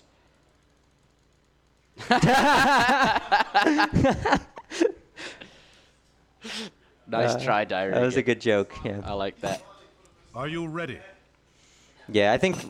What do you think? This is probably a 2-falc, 5 Huss or a 2-falc musket combat. Either way, it's going to be a very, very, very strong push. I mean, look at the military population for Diarouga. It's 0. He's aging up right now, and he's going to build a stable to build goons. What do goons do against, 4 falcons and 40 guard or vet muskets? Yeah, a ton of muskets. Not very much is the answer there. Yeah, he and does have a barracks going down I love as well, this too, actually, from Raphael. Not going for the bows, going for a 400 wood and the caravel in the pond. Now he has 4 caravels. That can definitely deal with a combat carded frig. So looks like Diarouga's Explorer going out. I believe it is to sneak a flag over there, but I could be wrong. Yeah, I don't know. Perhaps he's just going to push on land now and deal with the second water later on. Oh, he's just starting to build walls all over. I'm going to actually keep my eye on one wall segment. Maybe he goes for the upgraded walls straight away. Where is he building the walls? Just right by the native TP. You can flare. Oh, I see. Diarouga, yeah, he's 2 falcons. 2 falcons are out. This is go time for Raphael, and there's no wall upgrades in the queue. He's got falconets in yeah, queue look as at well. how rich he is. He's building TPs, boats, vills, and he's going falcons and muskets all at once. What do you think? Musket combat on the way, plus 5 falcons in total. He's just going to rip through this base. Yeah. He's going to absolutely tear through these EP walls. Yep. And now into Diarouga's base And here. he's in, and now the clock is ticking. Diarouga And that foundry's trying going to get defend. scened, right? He has 5 Cazadors in queue and a Culverin, but it's a long way off. It's 1 Culverin. That's going to, I mean, there's 5 falconets. Look at that. That TC's down, like, Cazadors you do blink come and out. that TC's gone. Gonna start trying to take shots at the muskets, but 5 falconets, yeah, Minutemen coming as well, but then they're just gonna get blasted here. Cavalry gonna try and come around the back. They want to get into combat versus the cannons, but TC's down LordRaphael so fast. is not gonna let that happen at all. As you say, goes down very, very quickly, and that one 2 calls will get out though. He's just seen the foundry. He's gonna sit right underneath that and make sure that when they come out, Falcons actually can trade really well with Culves if they're in range, and that's what we're about to see as they pop out in any second now. He sees the foundry. And yeah, here we go. They're popping out any second. Cazadors do get blasted. Right in between the volleys. This is a chance. Is Raphael going to see this? He sees it. He's going to trade them off. Yeah. Colonial Militia coming in. But he's already lost a TC. Yeah, there's not much that you can do at this point when there's 4 Falcons just pounding down at your base. And it's GG coming out, and LordRaphael takes game number 2. That was very well done, very well executed. Expertly handled there by LordRaphael. He played everything exactly right. Everything from the tower up top to bait the 2 caravel shipment, to the way he transported the pikes and took out the dock in the bottom of the map. He was able to get Diarouga off his game plan for a very low cost, and then he transitioned that right into this huge push down the middle of the map, which was his game plan. Diarouga on hot form, the chat saying, absolutely. I am definitely putting top 6 New World Championship moments. I think that's the next video. That moment with the pikeman going around the wall, so simple, but really brilliant. Yeah, I love that.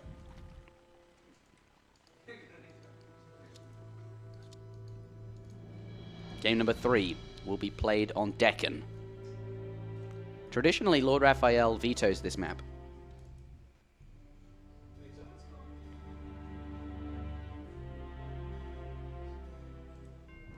The score is 1-1, looking quite even in this series. No Brits for Diarouga, though. Is it ceasefire time? It probably is ceasefire time. India Mirror on the cards. Seems very strong on Deccan with the yaks. All of these things. Yeah. I wonder what's a good counter to India on this map. Have we seen any solid counters quite yet? Nothing really feels totally unbeatable for India, but there's some maps, some civs that give you a good chance. That's usually the question I'd ask you. What do you think? I feel like British is good on Deccan. British is out of the way for both players, though. That is true. So, I mean, we haven't seen Japan represented too terribly much, and that could be a nice surprise. I've seen a lot of Japan, or at least some Japan, in the qualifiers, but towards the end of the qualifications, not as much. Harrison, Zelian, Hazza. Wave, guys.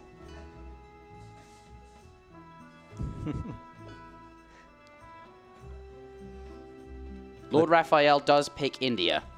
Yeah, and you can tell when Raphael's feeling pretty comfortable. Like he won't, if he's not feeling too comfortable, he won't be taking breaks as often. But when he, you can tell he's just totally confident now. Get to take a quick break and let Diarouga think a little bit about how badly he got kind of taken to the woodshed in that game.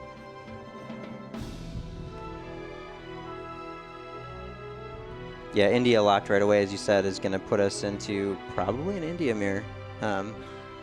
Not sure what else Diarouga would pull out against that. Maybe Ottoman. Try that. Ottoman. Extra crates always seem to do well for them. Yeah. I just feel like Otto is not a civ that he's a huge fan of. I mean, he obviously can play it, and he did play it against Tabben. Yeah, it's a civ that in this tournament with the map pool, it seems like you have to have it in your pocket. Looks like it is going to be an India mirror. So ceasefire off it is. A ceasefire off. Yeah, I like it. Thank you very much for the Lunatic Fringe donated Casten. What is Casten? Canadian dollars. Thank you very much. Says Lunatic Fringe also donated $7.66 earlier. Thank you for all your passion. Much love to all the members of the AoE3 community. Get your bleed purples in the chat. Thank you very much. Much love for this series as well. I'm very, very pumped. 1-1. This is looking like, you know, we've seen a few series yesterday and indeed today where a player starts with a few victories in a row and then comes back and then their opponent, you know, maybe gets 3 in a row. That was the case with Tabben versus Diarouga. Here, though, very even, 1-1. Both players got points on the board here. Yeah, they've also both won with the same civ, so they even have the same civ pool available. As equal as it could possibly be here going into game number 3. And the India mirror is going to be another one of those matchups where I think it'll go into a longer game. The Agra Fort standoff is a real thing, and we'll see if any player decides to deviate from the map control that is just so powerful on Deccan in favor of something like a Karni Mata to kind of squeeze out an economic lead and go for a timing. We'll have to see. We've been seeing a lot of Diarouga. When he plays India, he likes that French consulate. Gets those crates out, gets a nice faster age up, and tends to go with this very Yurumi-focused composition. He gets the Mansabar Yurumis out and then follows up with the Infinite before pushing. So it's 2 batches of Yurumi buffed by the Mansabars. But he's always sort of lacking eco. In fact, in his game versus Tabben, he skipped foreign logging and the Otto village consulate. Yeah, and when you're going Fortress as India, the French consulate's really nice. I mean, those 500 wood, 500 gold crates you can get out of it really smooth over your transition to Fortress. So if we see any type of French consulate, you almost know it's going to be more of that tech-oriented game. So that's the style he's sort of favoring here, and that Diarouga really likes. And as we said earlier, he seems a bit predictable. He played ports on Baja, we called it, and he did exactly the same thing he's done in all the other games. Like, he figures out a build and a civ that he thinks is the strongest or the most optimal, and then sticks with it. Fair enough. If that's how you find something that's strong, that's really good. And it worked in the first few series we saw, but I think now players starting to see that that's what he's doing, and then just bringing out the counter builds. Yeah, I think he's got to do some careful reflection here as we're getting into game number 2 and figure out how is he going to change up his game, because this, if I were him, I'd be thinking about this game we just saw, the Port vs. Brit game. I'd be thinking about yesterday when he got revolted against. Some of these things that are happening to him, like, they just won't happen to almost anyone else, because they only happen if you can predict your opponent. And 21 cents coming in from How to Talk, please help. Can we get some love for How to Talk, please help? Thank you for all of the continued support. I didn't know there were currency options. Now I can make it look like I'm donating more than I really am, Kappa.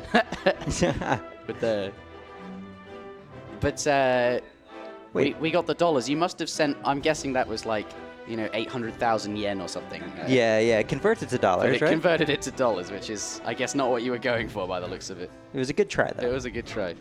Still, $70.21, if you don't notice the dot in the middle, seems pretty big. Yeah, exactly. Right? Well, $70.21 is it's still big. I thought you were going to say it's still big. I mean, it's actually very fantastic big. Donation. Yeah, that's a lot. Thank you very much. But yeah, 7,021. That's pretty funny. Didn't get the yen in there though. India Mirror selected on Deccan here. The lobby's not hosted up yet, but yeah, I'm wondering if Diarouga will switch up his gameplay or if he'll stick with that French consulate. I'm hoping we can see some Howda, because I think Howda do actually quite well against, they do well against Sepoy, and they do well against Urumi, just because you get 10 of those and a lot of damage and endless range and kiting. Yeah, we've only seen elephants a few times in this tournament, namely from Wicked Cossack. And in the last series, LordRaphael using Mahouts to great effect to take out Kaiserklein, actually. Yeah, Mahouts too, but not this big commitment to elephant only with these elephant cards and all of these things. Yeah, elephant only is not generally a very strong strategy. Quite honestly, it has to be more of a surprise. Right. We were talking about Diarouga being somewhat predictable, and not only Diarouga, but the whole tournament has been quite predictable around the ceasefire dynamic. So maybe that's a way to shake it up. Ceasefire is a hot topic right now. It really is. I think here's some people saying that we need to entirely remove the mechanic. Then there's other people who are saying, nah, it's not even that good. Just we can deal with it. People just haven't been doing a good job of handling it this tournament. But here we are, getting ready for game number 3. Yeah, it looks like we will be going into Deccan now. An India Mirror. New subscriber. Player V25. Ladies and gentlemen, welcome to game number 3 in a best-of-9 series between LordRaphael and Diarouga, the grand finals of the New World Championship. I've been imagining saying that for a long time. Here we go. LordRaphael, in the color blue, playing as the Indians on the top of the map. Lots of crates, as always. It is Deccan, there's an XP treasure in his base, but as we know, we'll be going to the center of the map where all those yaks are going to be wanting to grab those ASAP. Diarouga in the bottom of the map, also in the color blue until we go to our perspective. And there will be an admin restart. I thought there might be. The mine. And Diarouga will almost certainly... Great map. Yeah, he's expressing his dislike for Deccan being in the map pool. But thankfully, he doesn't get to make the decisions. Otherwise, maybe we'd have a best-of-9 on all Arkansas. Yeah, exactly. I don't think Diarouga would pick Ceylon, Chrissy. I feel like you can do things besides India on this map.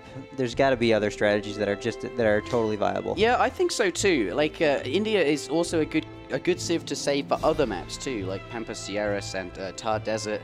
Yeah. But bringing them out on Deccan, yeah. It just seems like a good safety pick at the same time. It's going to do well. There's nothing I can think of that would, dominate India on this map. But there's lots of times when that happens.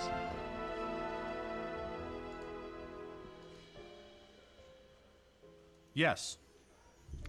Diarouga saying yes. LordRaphael asked him, God, your map's not so bad after all, right?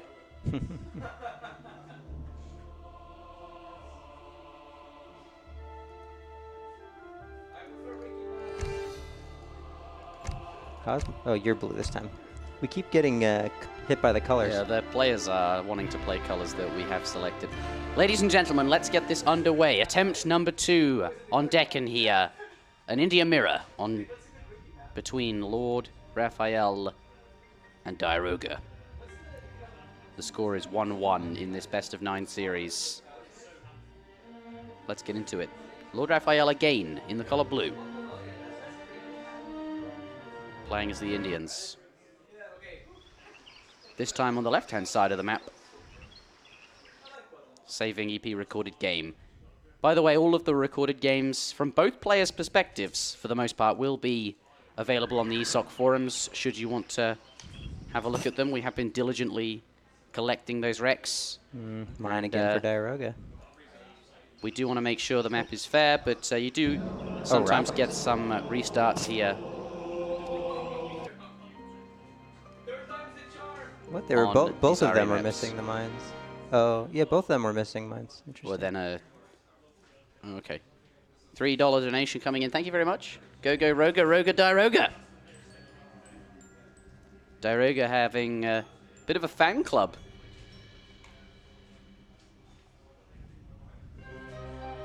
You can join. Thank you very much, Wookie Trebia. Yeah, I think Diarouga actually picking up more and more fans over the course of this tournament. I think came into this being a bit of the villain, you know, people rooting against him almost, but he's consistently improving his fan base, and that is really heartwarming to see. Yeah, he's got a lot of fun strategies. He and does. He's brought a lot of creativity to the event. Like I said, I'm looking forward to see what he brings to the India Mirror here. We ceasefire and Yurimi, I expect, is what Yeah, they bring to the India Mirror, but we will find out. LordRaphael. LordRaphael's been maybe more creative this series, actually. Perhaps. Here he is. This map always takes 2 or 3 shots. Oh, the TP now. Big deal in the India Mirror, though, because of the extra space where the Agrafort can go. $25 coming in from Noel. Thank you very much, Noel. Oh. Shame you couldn't be at the event, Noel. I'm sure a lot of people would have very much liked to have met you. We've gotten a lot of donations during this restart process. Maybe the stream wants more restarts, right? Yeah, let's keep these restarts going. It's working out. It does give people a bit of downtime. That is true. I don't know.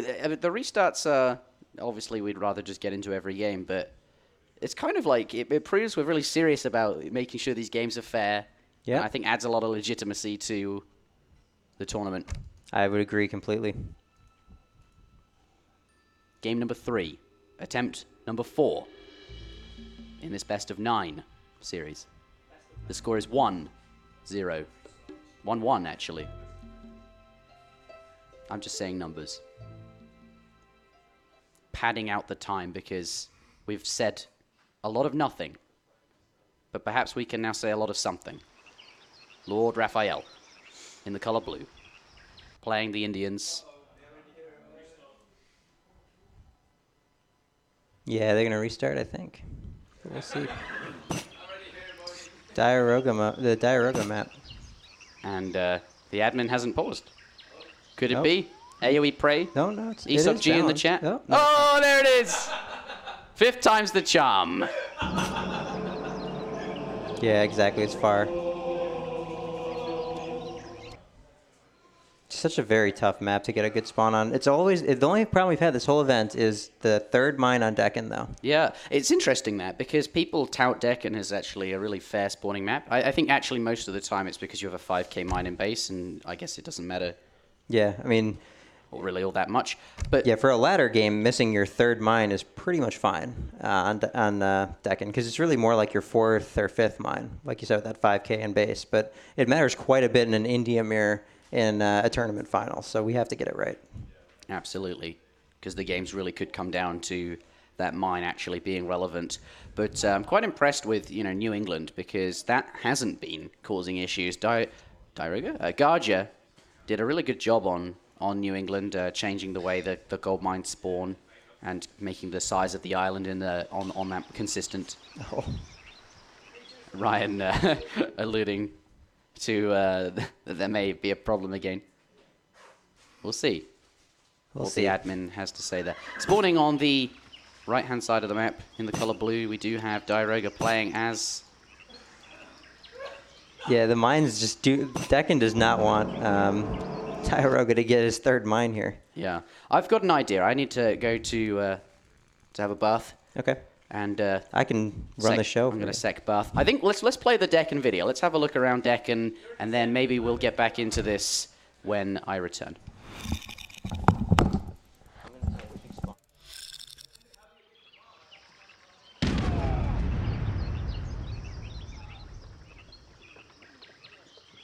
On Deccan, players start on opposing sides of a closed central plateau containing abundant wildlife and natural minerals.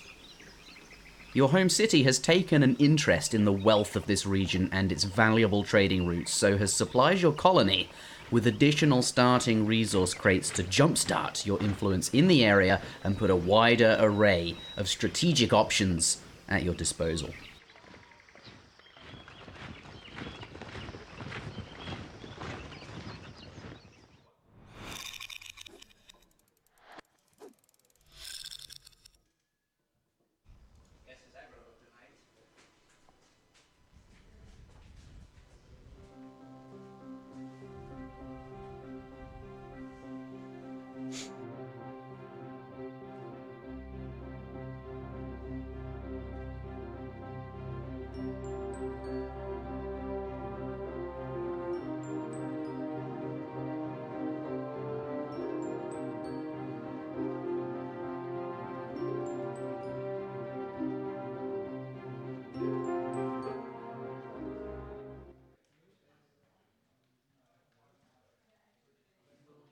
Side of the map, ladies and gentlemen, spawning on the left-hand side of the map in the color blue, we do have LordRaphael playing as the India. This time the map appears to be fine. Finding 2 yaks there, gonna bring them back right away. Has got eyes on 2 more on the minimap there, so can go and get them. On the right-hand side of the map in the color red, we do have Diarouga. Here he is, playing blue. The team colors on.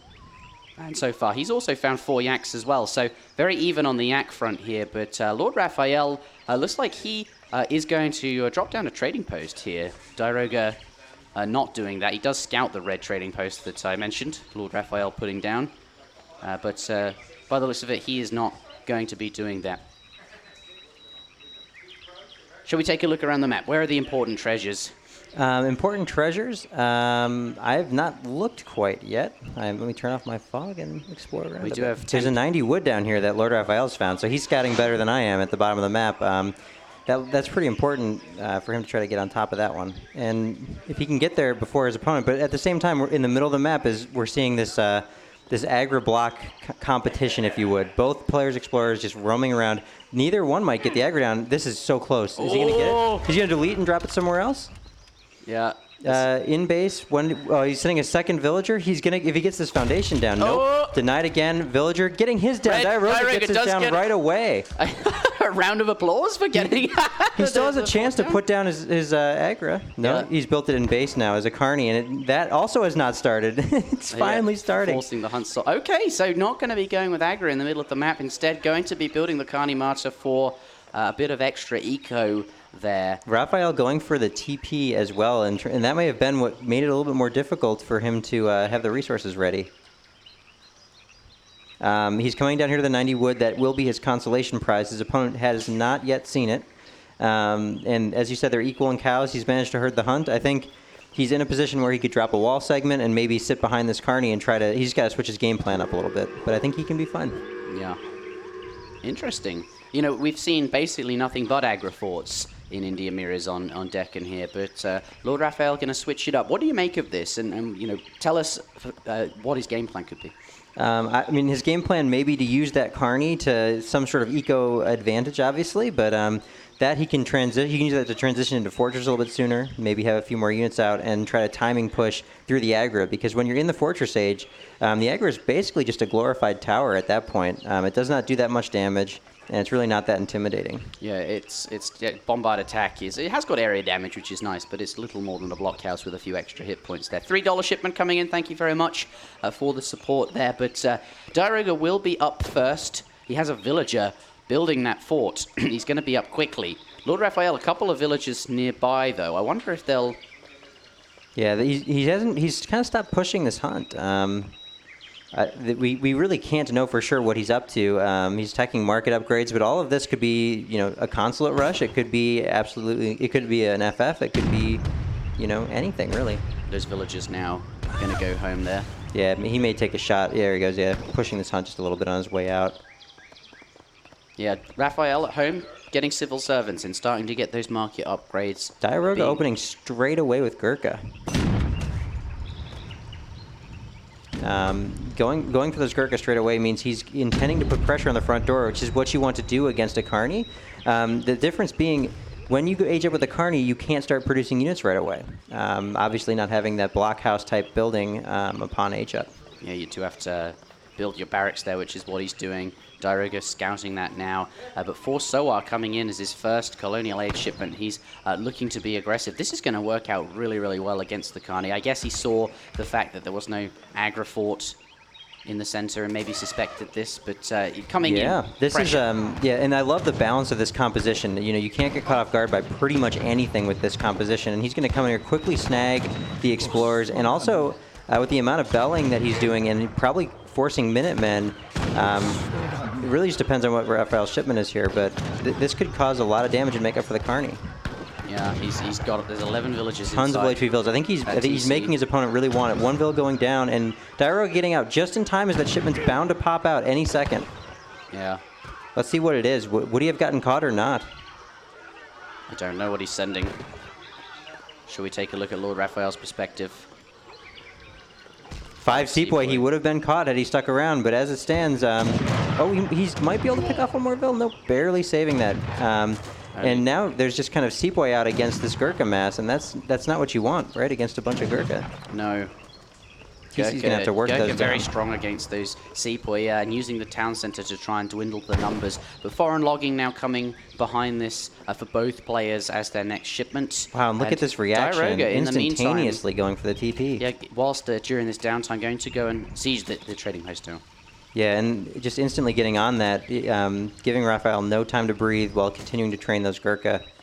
And with the 4 Soar still all alive, he can't really get surprised by like a 4 Soar pop. So he's content to just see to the TP. More Gurkha coming out. It's a lot of Gurkha.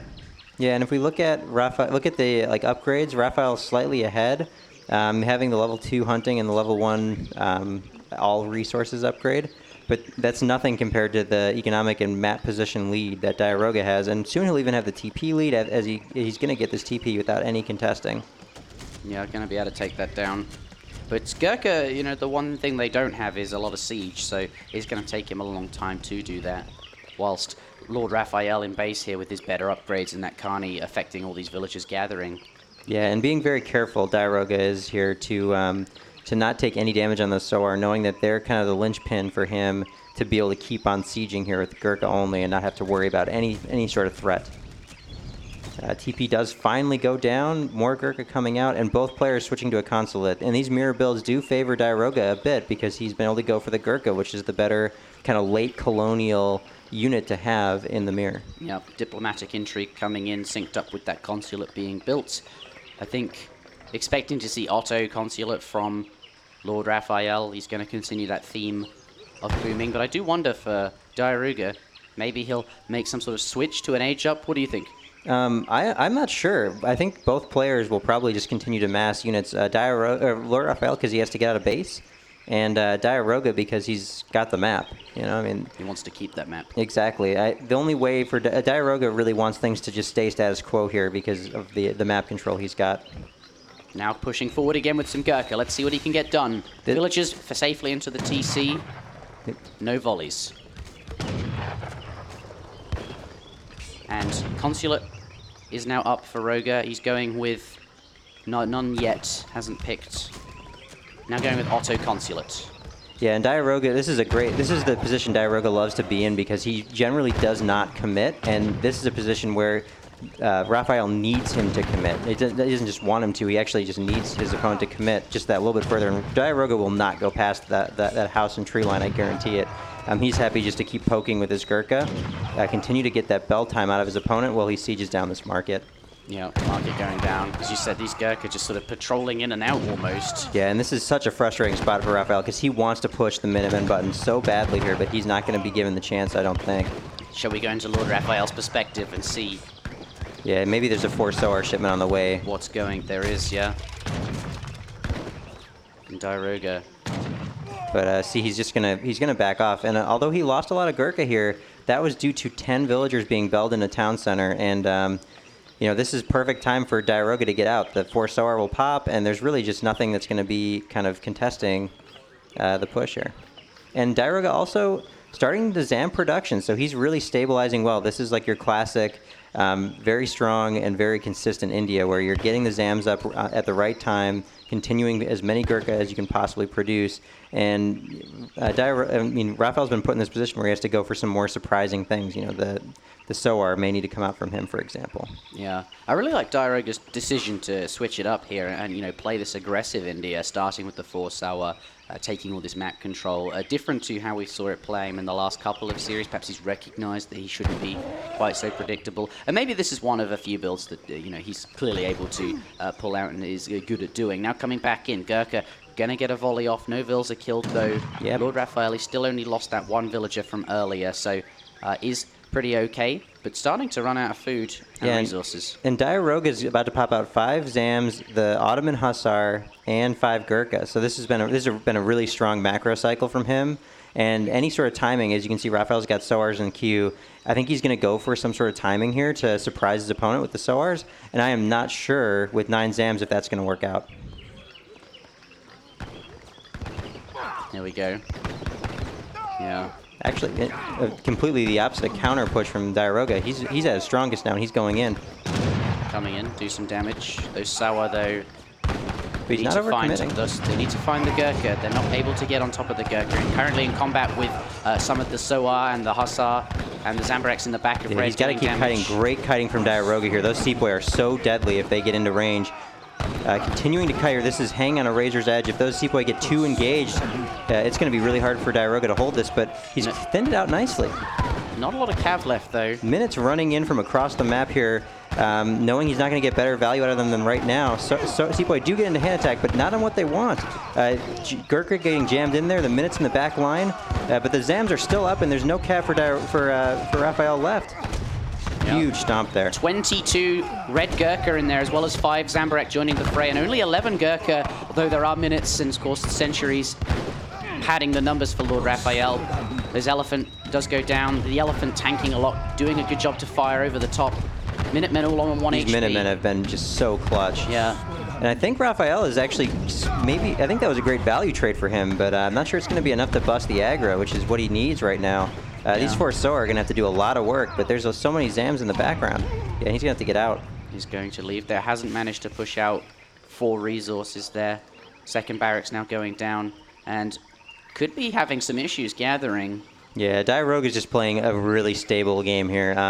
Because he's had the TP rolling this whole time, he's able to even squeeze in a 5 Sepoy shipment just to be sure. Oftentimes, just having a couple Sepoy in there makes it a lot harder to surprise with the Soars, because you can just kind of drop them in melee and run. You know, it gives you that time to reset if you make a mistake against the 9 Soar, which is exactly the play Diarouga or LordRaphael's going for here. Coming back in again. A number of Gurkha matched, quite a lot of Zambarex there. Let's go. 10 Tigers as well. 10 Tiger Claws. They've been seen, though. The TC fire does reveal that, and Diarouga making his exit here, knowing that 500 gold spent on Tiger Claws, if he can just kind of wait that out, is going to put him in a great spot. And this is just a really passive game. Diarouga using that ability to kite with the Gurkha Zam to control the game. And behind this, he's done a fantastic job of economy as well. Currently at 48 villagers there, plus a trading post. It's not Stagecoach, but still worth pointing out. And LordRaphael, he's only lost the 1 villager, I think. Yeah, 1 villager. Oh, 3 Otto villagers Going for a raid, though. Here we go. Okay, maybe he can even the numbers out here. He's clearly skipped a couple of vills and lost some as well, but this is an opportunity to kill some. But Sentry's being called and 2 Soa. Can he get the kill? Yes, he does get it. We're going to sack 1 Soa to do it. Does get the other vill up in the top. Yeah, I think this might be actually losing 2 Soa, but probably worth it for 2 vills, and these are the little trades that get Raphael back into games. Yeah, he's very good at raiding. We've seen that, Kaiser basically had him down and out, but all game long, LordRaphael kept raiding. He managed to find his way back in it. Can he do it again versus Diarouga here? I think the one issue he's having is going soon to be gathering. One thing I'd like to point out, Diarouga has also been so on top of his builds this game. He's switched over to Brit Consulate already. Raphael's still hanging out on that Ottoman Consulate. At this point, he's probably waiting for 3 more Hussar, which are going to be really key for him to raid with. But ideally, he would have been on Brit for that last fight, which probably helped Diarouga quite a bit. He's going in here to start zoning off the hunts, getting onto that elephant. Yeah, those vills having to get back. There are berries in base, though, remember. So despite not having the map, he does have this fallback option, and berries have a ton of food in them. They're just not, all that efficient, which is sort of the trouble. But at least they are there. He can continue gathering. Diarouga going to try pushing the other side now, coming in with Gurkha, looking for some volleys to have quite far forward. Yeah, this is pretty risky against Tiger Claws as well, because they do quite well against Zams, who are very much multiplier dependent. A lot of great picks there. Cleaning out the Sepoy, which will make it all the easier for those Tiger Claws to get into combat. Just loses Soa, but yeah, he's continuing to take down those. And meanwhile, 3 Huss in the back of the base going to keep Diarouga guessing a bit, but it looks like it's go time maybe for Diarouga. Coming in now. Just a skirmish, right? They're just trading blows with their Gurkhas there. Does kill a few more villagers with the 3 cav from the Ottocons. Yep. And I think these pokes are going fairly well for LordRaphael until things like this happen. When these Zams go forward, that's kind of balancing it out a bit. And then they get executed. Yeah, both elephants are dead though, which is quite helpful because if those elephants get into the middle of the fight uncontested, they do tend to stomp and do a lot of area damage. And a lot of villagers going down. Yeah, where are these villagers going? Oh, 2 of those centuries. 2 vills going down the top of the map, but Raphael's vills seem to have accidentally walked over almost. They're just kind of hanging out here for right now. Is he going for a vill push? No, he couldn't be. Yeah, and here comes a huge mass of Soars and Zams. There's got to be a double stable or something behind this. Nope, just a lot of production, and here we go. Let's see what these Sours can get done. There are some... These Tiger Claws are going to have to do a lot of work here. Getting stuck in.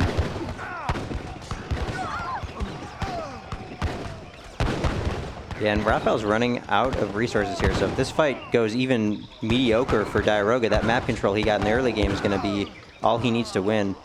I think that's probably why he's taking some of these more safe kiting moments back out of the fight. Just Musket's joining the fray from the consulate. Now on the British consulate. And Diarouga, he can't get any further in. He's going to get out of there. Yeah, and meanwhile, the economic advantage has been somewhat equalized just by these 3 Hussar. A lot of belling up there. He's killed a lot of villagers. Even perhaps going to get another one. The Gardeners are quite strong. Yeah, he's going to be able to do it. Really nice. Does manage to get that. Units lost. 11 villagers. Diarouga has lost 11 villagers this game, and the economy lead now in favor of LordRaphael. Yeah, the problem is when these Hussar die, Raphael basically can't ever leave with more units than a couple because he's got to live like right in this bottom pocket where he's hunting. He has to live here. Diarouga's rush distance to those vills is like 5 seconds. At least he's back on hunts though. Yeah, the Gurkha counts are so important here.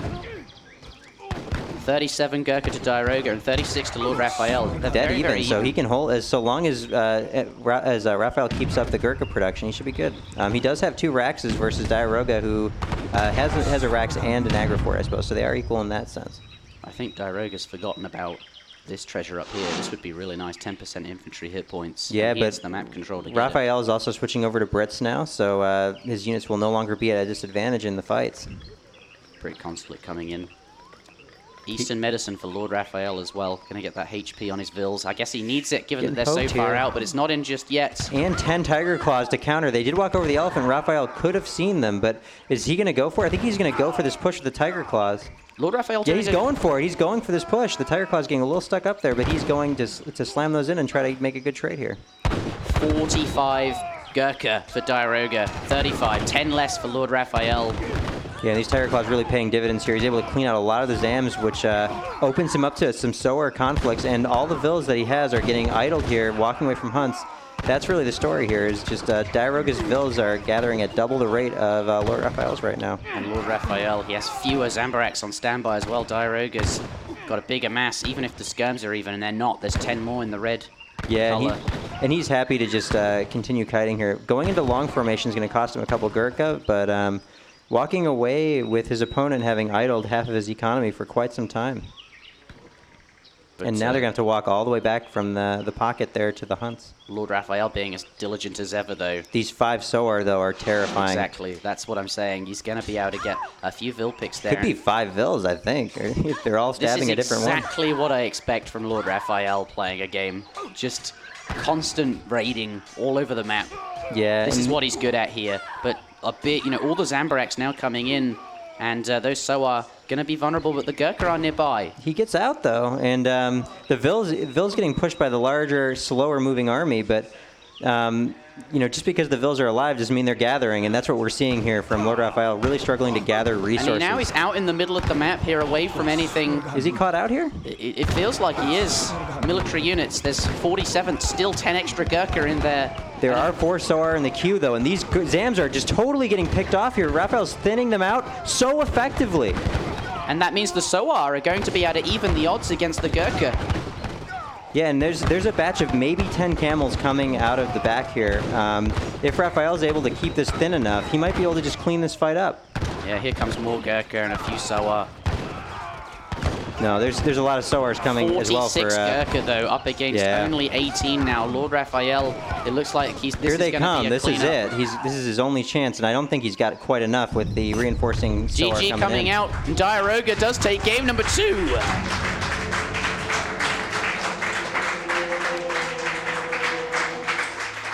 Very tense. He's looking very tense, but he got it.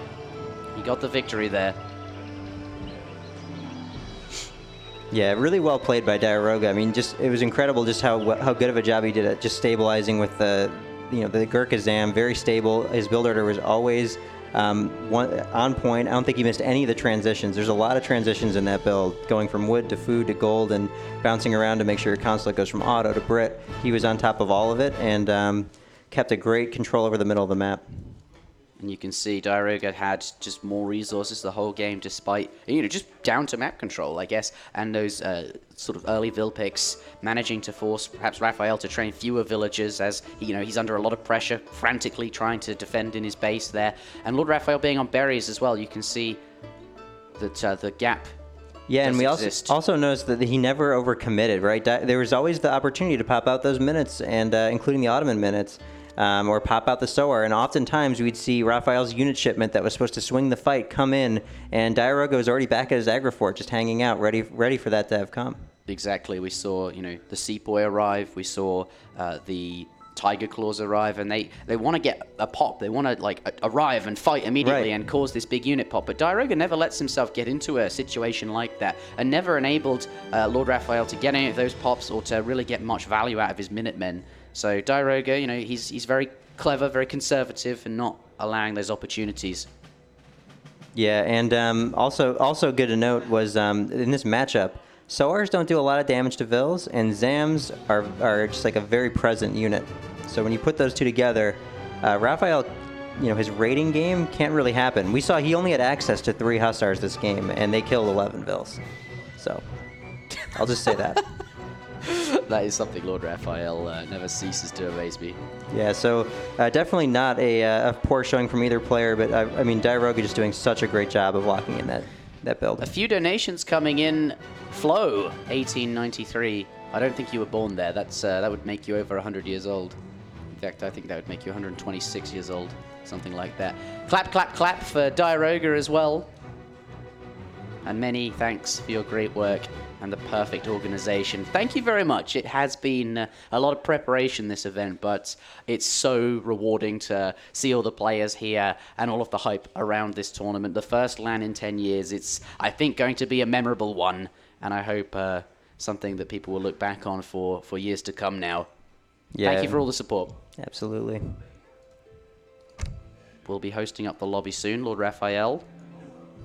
Just taking a quick break.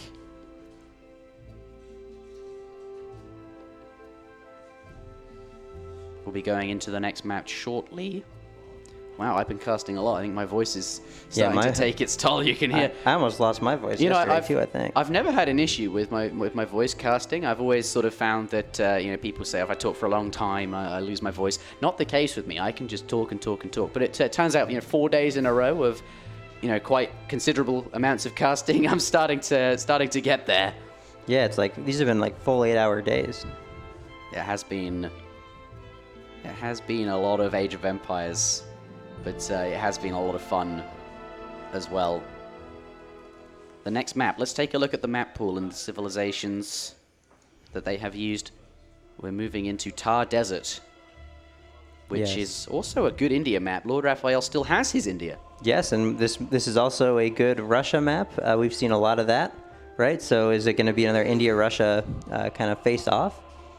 Is Aztec going to come out? I don't think that Diarouga is going to play Aztec. He's had a rough showing of it with losing to Prince in the Mirror. He also lost on this very same map to a Russian player with his Aztecs, and I think a lot of that is just Aztec is kind of not very strong or perceived as being a little bit weak at the moment, and so it puts Diarouga in a position where he can't use one of his favorite civs, and he might have to go with something like a Russia just to put himself more on equal footing. I grew up with this franchise, and I just got back into it after catching some YouTube recordeds, I guess videos. Glad to see still so much alive and going. Keep up the great quality stream. Thank you very much. I'm pleased that you're able to find the stream. It's, this game means a lot to all 40 of the people here in the studio watching. And of course, I don't know how many viewers, but many, many hundreds of people. So, absolutely. Thank you very much for the support there, $10.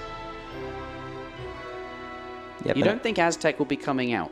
I don't think so, just because of the way it's performed for him so far. Yeah, he's not done so well with it, but you know And he he's does. shown a lot of other civs that he can play and had strong results with. Yeah, I think though LordRaphael, pardon me, I think Diarouga, though if he touts himself as the best Aztec player, surely he has to play it in the grand finals. Maybe.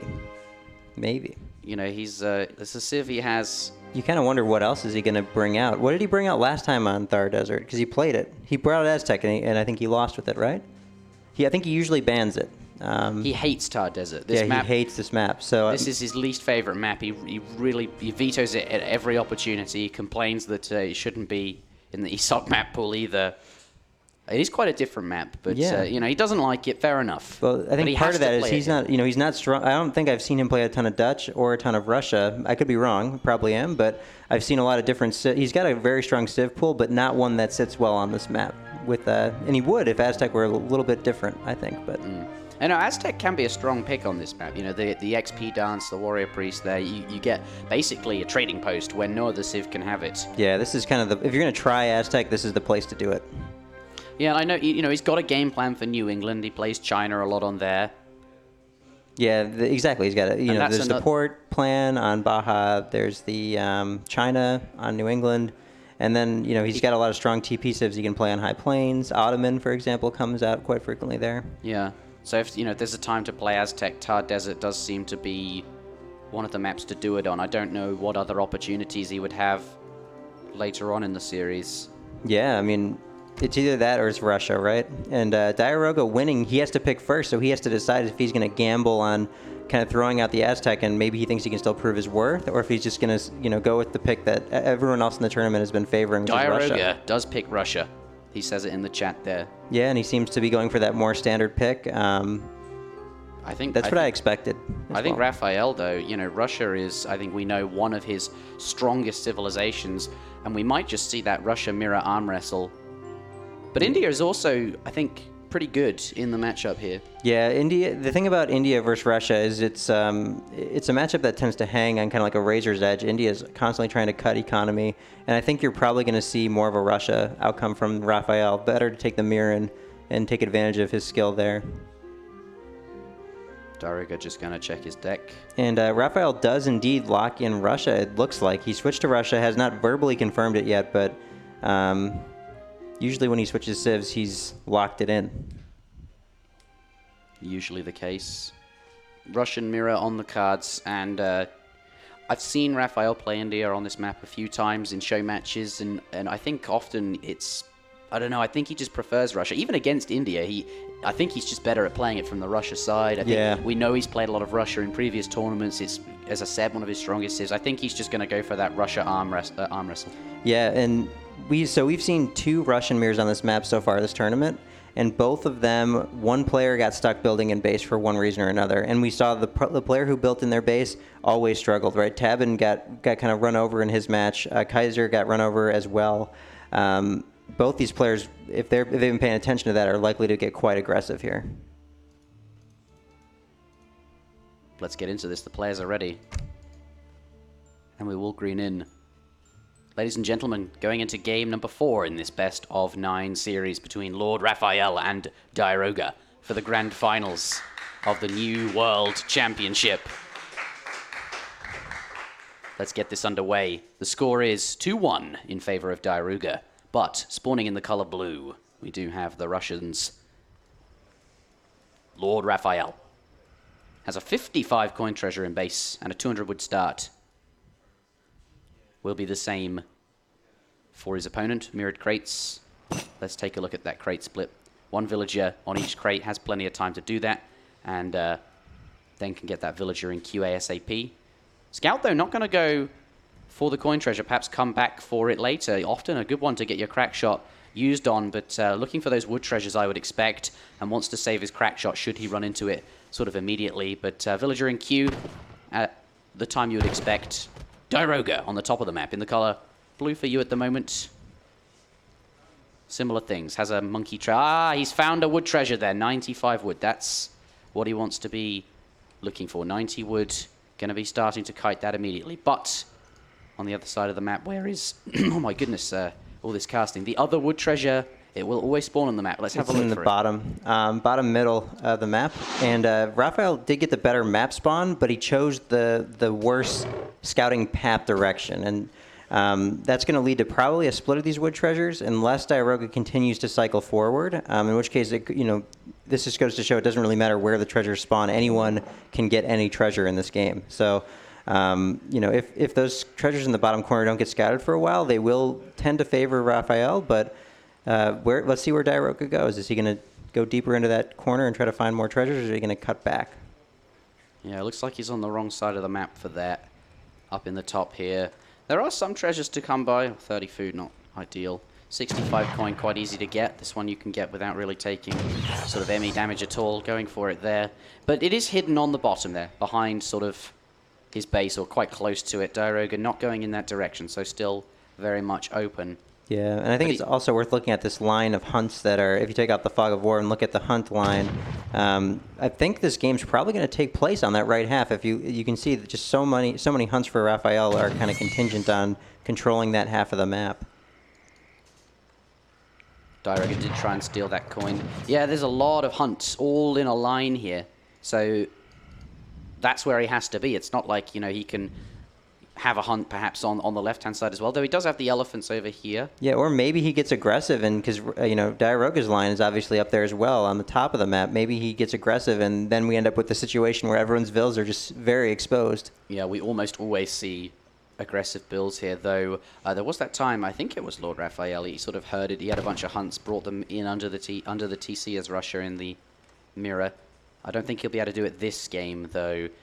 But now heading towards the south, he will continue to go that way. We'll find that wood treasure. Distributivism coming in from both players. Let's talk about the matchup then. We've mentioned the hunts and where they've spawned and where we think the game will sort of ultimately take place. But often we see, forward blockhouses and then a very rough and dirty fight with, first batch of musks and 5 Cossacks usually being shipped, trying to just be aggressive from the start of the game and really take map control. Yeah, it's going to depend on it really depends on where both players decide to block, which is why I wanted to point out the hunt positions. Like on Diarouga's side of the map, it looks like you more want to get up in Raphael's hunts because of how they're a little bit more clustered. And on Raphael's side, you almost want to sit on that pocket of hunts because it's just such a good pocket. Villagers coming out for Diarouga, he is getting in on this side of the map, and Raphael's villagers have not yet left his base. I thought that was going to be them. Yep. Market going down first for LordRaphael before he actually goes for the block. So we'll just see if maybe there's some back herding in play here, when Raphael's going to get out for that Rax. Yep, Market going down, as you say. He's got 55 coin in base, which will be really nice. But Diarouga standing on top of the treasure there, waiting for the crack shot to recharge, I expect. But Villager, if he's paying attention, could go. Here goes the blockhouse vills for LordRaphael, and they're doing exactly what we said. Although is he going to go to the left and control his hunts, or is he just going to sit past Diarouga? When the blockhouses get built far away but on opposite sides, it creates this really weird dynamic where both players really need to have solid hunting and be ready for raids at any time. And yes, see, look, they are both going to control each other's pocket of hunts, and I think that plays a little bit into LordRaphael's raiding style. Right? Everyone's vills are going to be very exposed in this game. That's just the Thar Desert in a nutshell, isn't it? Yeah. Which is partly why we picked this map. It is a very fun map to watch, and it's usually very fast and very aggressive. Kind of reminds me of Yukon, and I did really enjoy the gameplay we used to see on that map. And with those big treasures, there's 2 wood treasures, kind of reminiscent almost. But both players now up to the colonial age. 400 wood on the floor for Diarouga there. Yeah, opening with 10 strelets before Raphael's blockhouse is even up. He's definitely going to be out a little bit faster. We still don't even see the Cossack shipment yet for LordRaphael, as he's got to get a couple houses down. His blockhouse finishes, and we just got what is he sending? Is he sending crates or something? Because he's not got, his population hasn't gone up. 10. Yeah, he's not. Yeah, what's going on here? Let's take a look at LordRaphael's perspective. Is there 700 wood as his first card, so not going to be starting military, actually not going to be doing that aggressive. But there's 10 strelets and then 5 Cossack and 10 more strelets following this up. Yeah, Raphael might be in a lot of trouble here. I think he is. Yeah, when you play like this, it's... Yeah, just now, looking at Diarouga's perspective, we see a ton of pressure coming out from him. He's ready to go. Yeah, Cav keeping all these vills belled up. Mind you, 3 working and only 10 in the TC, so is being efficient about it, trying to take down those Cav. But yeah, 700 wood is not what you need, and these Musks have a long way to walk across the map to get home, and obviously Strelets are actually quite good against them. Yeah, Diarouga's got to figure out where the units are trying to come back home from. Once if he's able to identify where that blockhouse is, he can start to siphon off reinforcements.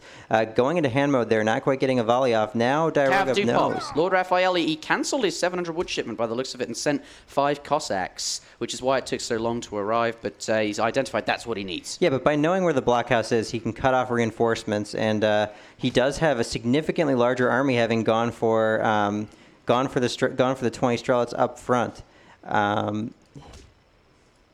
Just a very tense moment here as we watch these Cossacks try to chase each other down, knowing that if he can cut off those reinforcements, then his opponent won't be able to kind of regroup and have control of the game.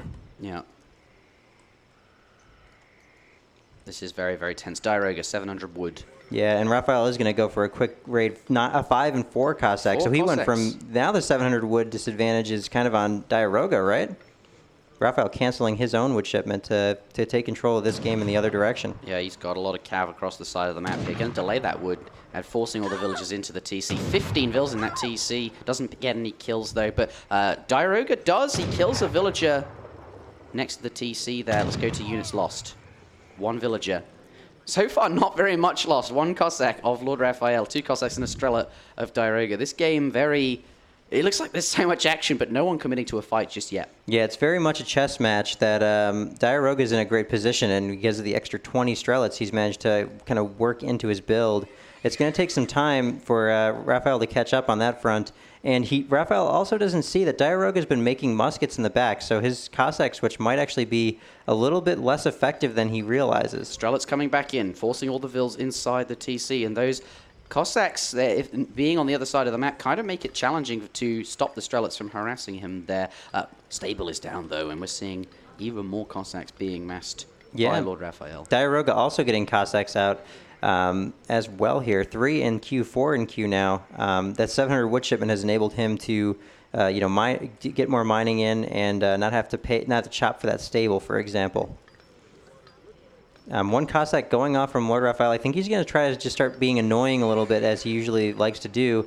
Gold mine continually being pressured, though. He almost needs to get on that back mine, don't you think? At this point, he keeps getting belled.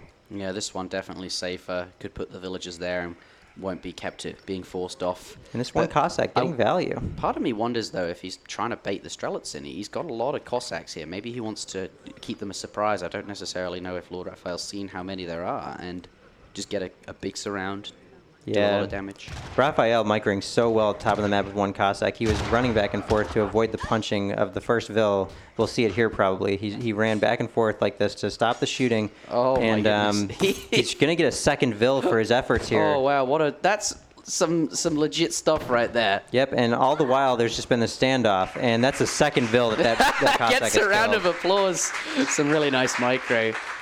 Yeah, and Diarouga got back-herded on that hunt as well. The raids are a very real threat, and looks like Diarouga is going to respond to those 2 vills with a little bit of front door pressure here. Maybe on the market. I'm not sure we'll see him commit to anything, and never mind, he chooses to back off. Yeah, he's... What if he just went straight to the blockhouse right now? Wouldn't that be quite difficult to deal with? Yeah, perhaps he's a bit indecisive, like now going in that direction. That might be it. Maybe he's had that thought. It has occurred to him, going to go across.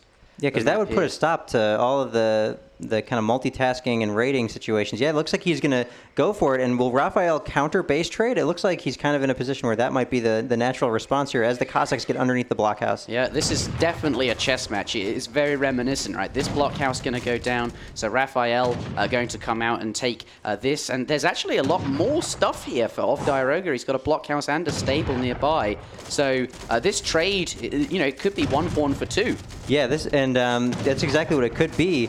A Cossack in base actually almost killing another villager. It's on 36 HP.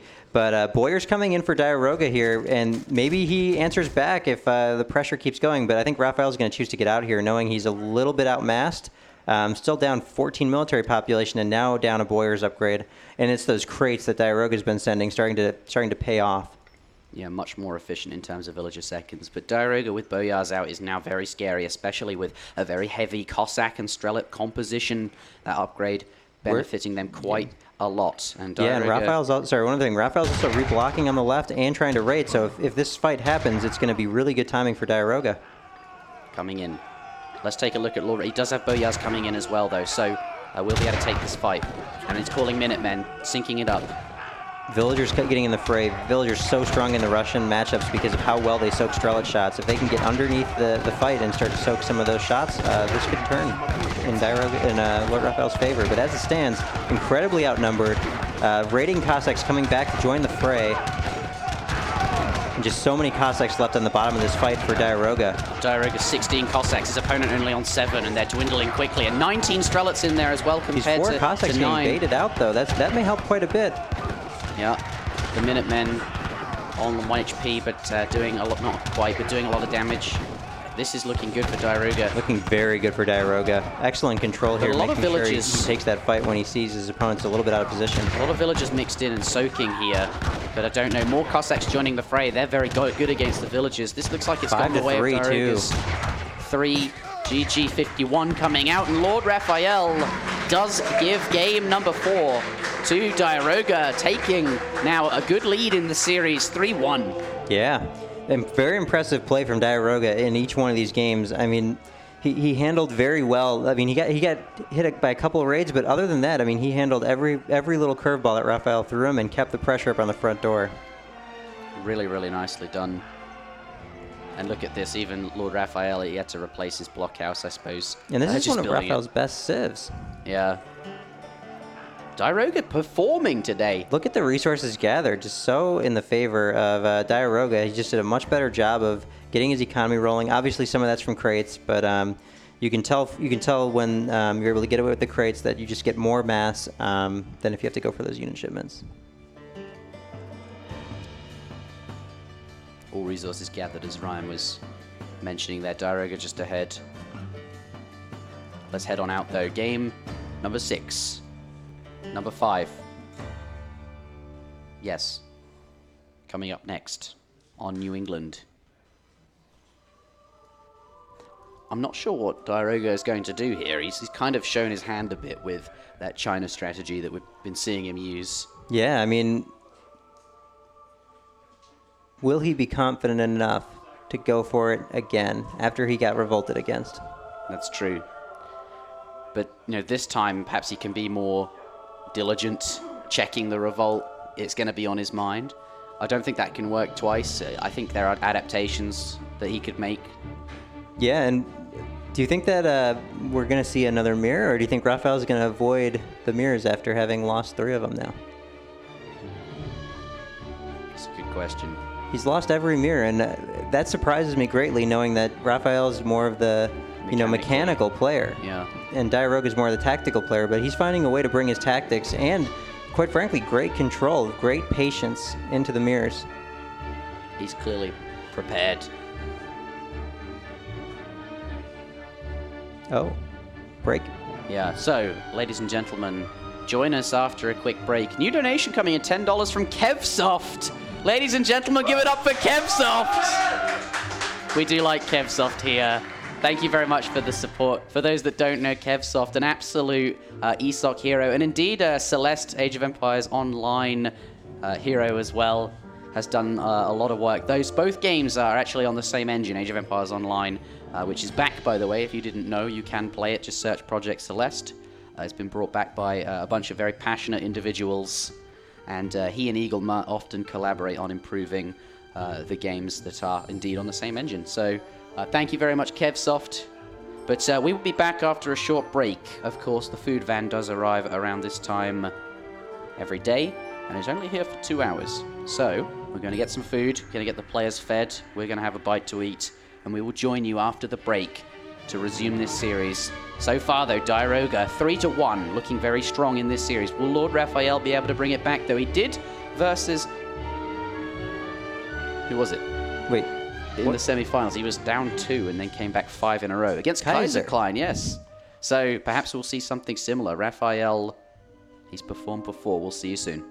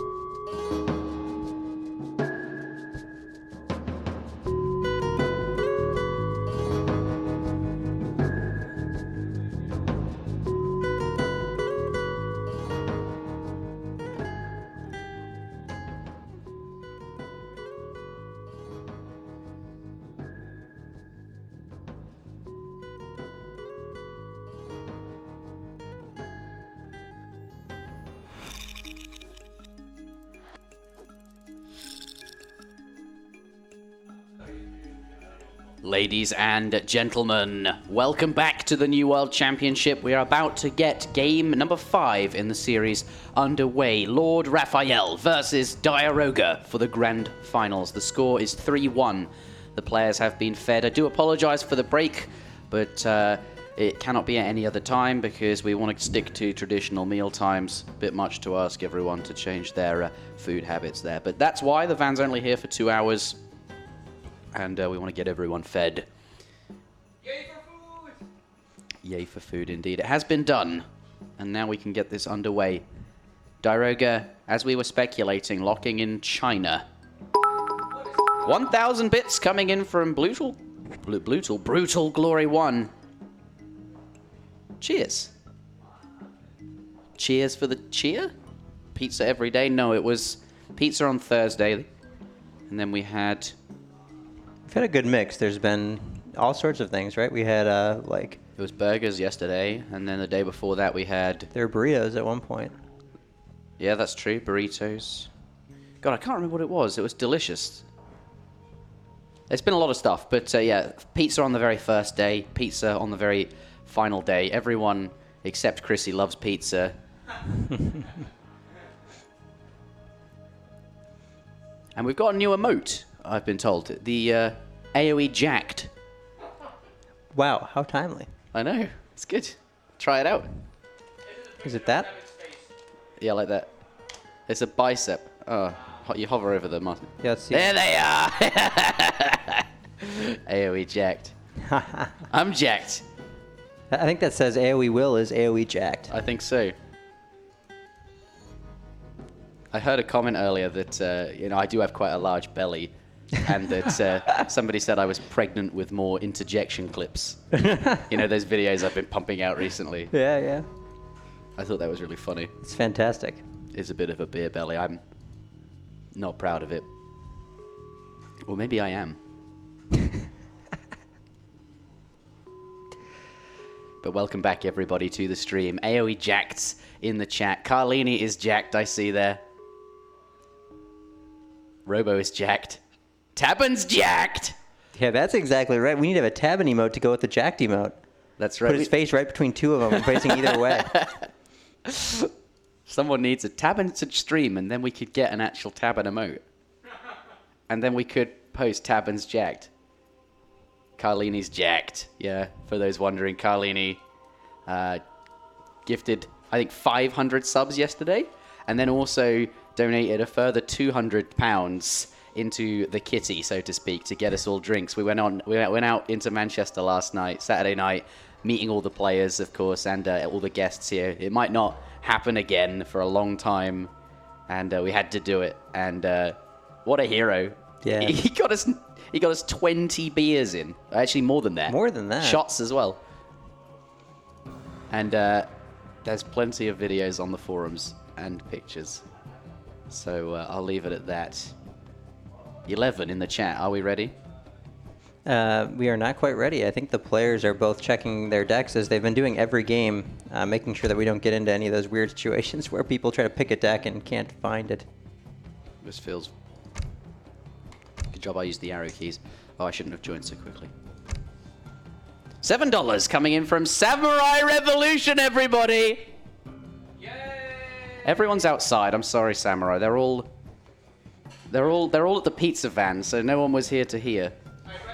Here is for your lunch, Inter, on me. My question to H2O and yourself. Your favorite moment from the tourney so far? I've got an answer ready for this one, so I'll start. I think it was obviously the Spanish Revolt. That was awesome, yeah. Straight up, Spanish Revolt. New Garja map! The new Garja map, Chrissy's saying. Was quite exciting. I think for me, some of the some of the silly micro tricks got a round of applause from the audience. I mean, things like that Falconet with the one Jan or the one Cossack getting 2 vills. Yeah, and the pikeman being in the boat around. Yeah. Like, those are the kind of moments that I'm gonna make the next video about. Right, it's gonna be top 6 New World Championship moments, and we'll have all of those funky micro tricks. I have a question. What makes it top 6? Actually, the number is completely arbitrary. It's actually however long the soundtrack is, it really dictates how many clips go in the video. Huh. So I fit in as many as the soundtrack allows, and that'll be somewhere between 5 and 10. It just happens that 6 was the same for both videos, but next one might be top 4 or top 7 or whatever you want.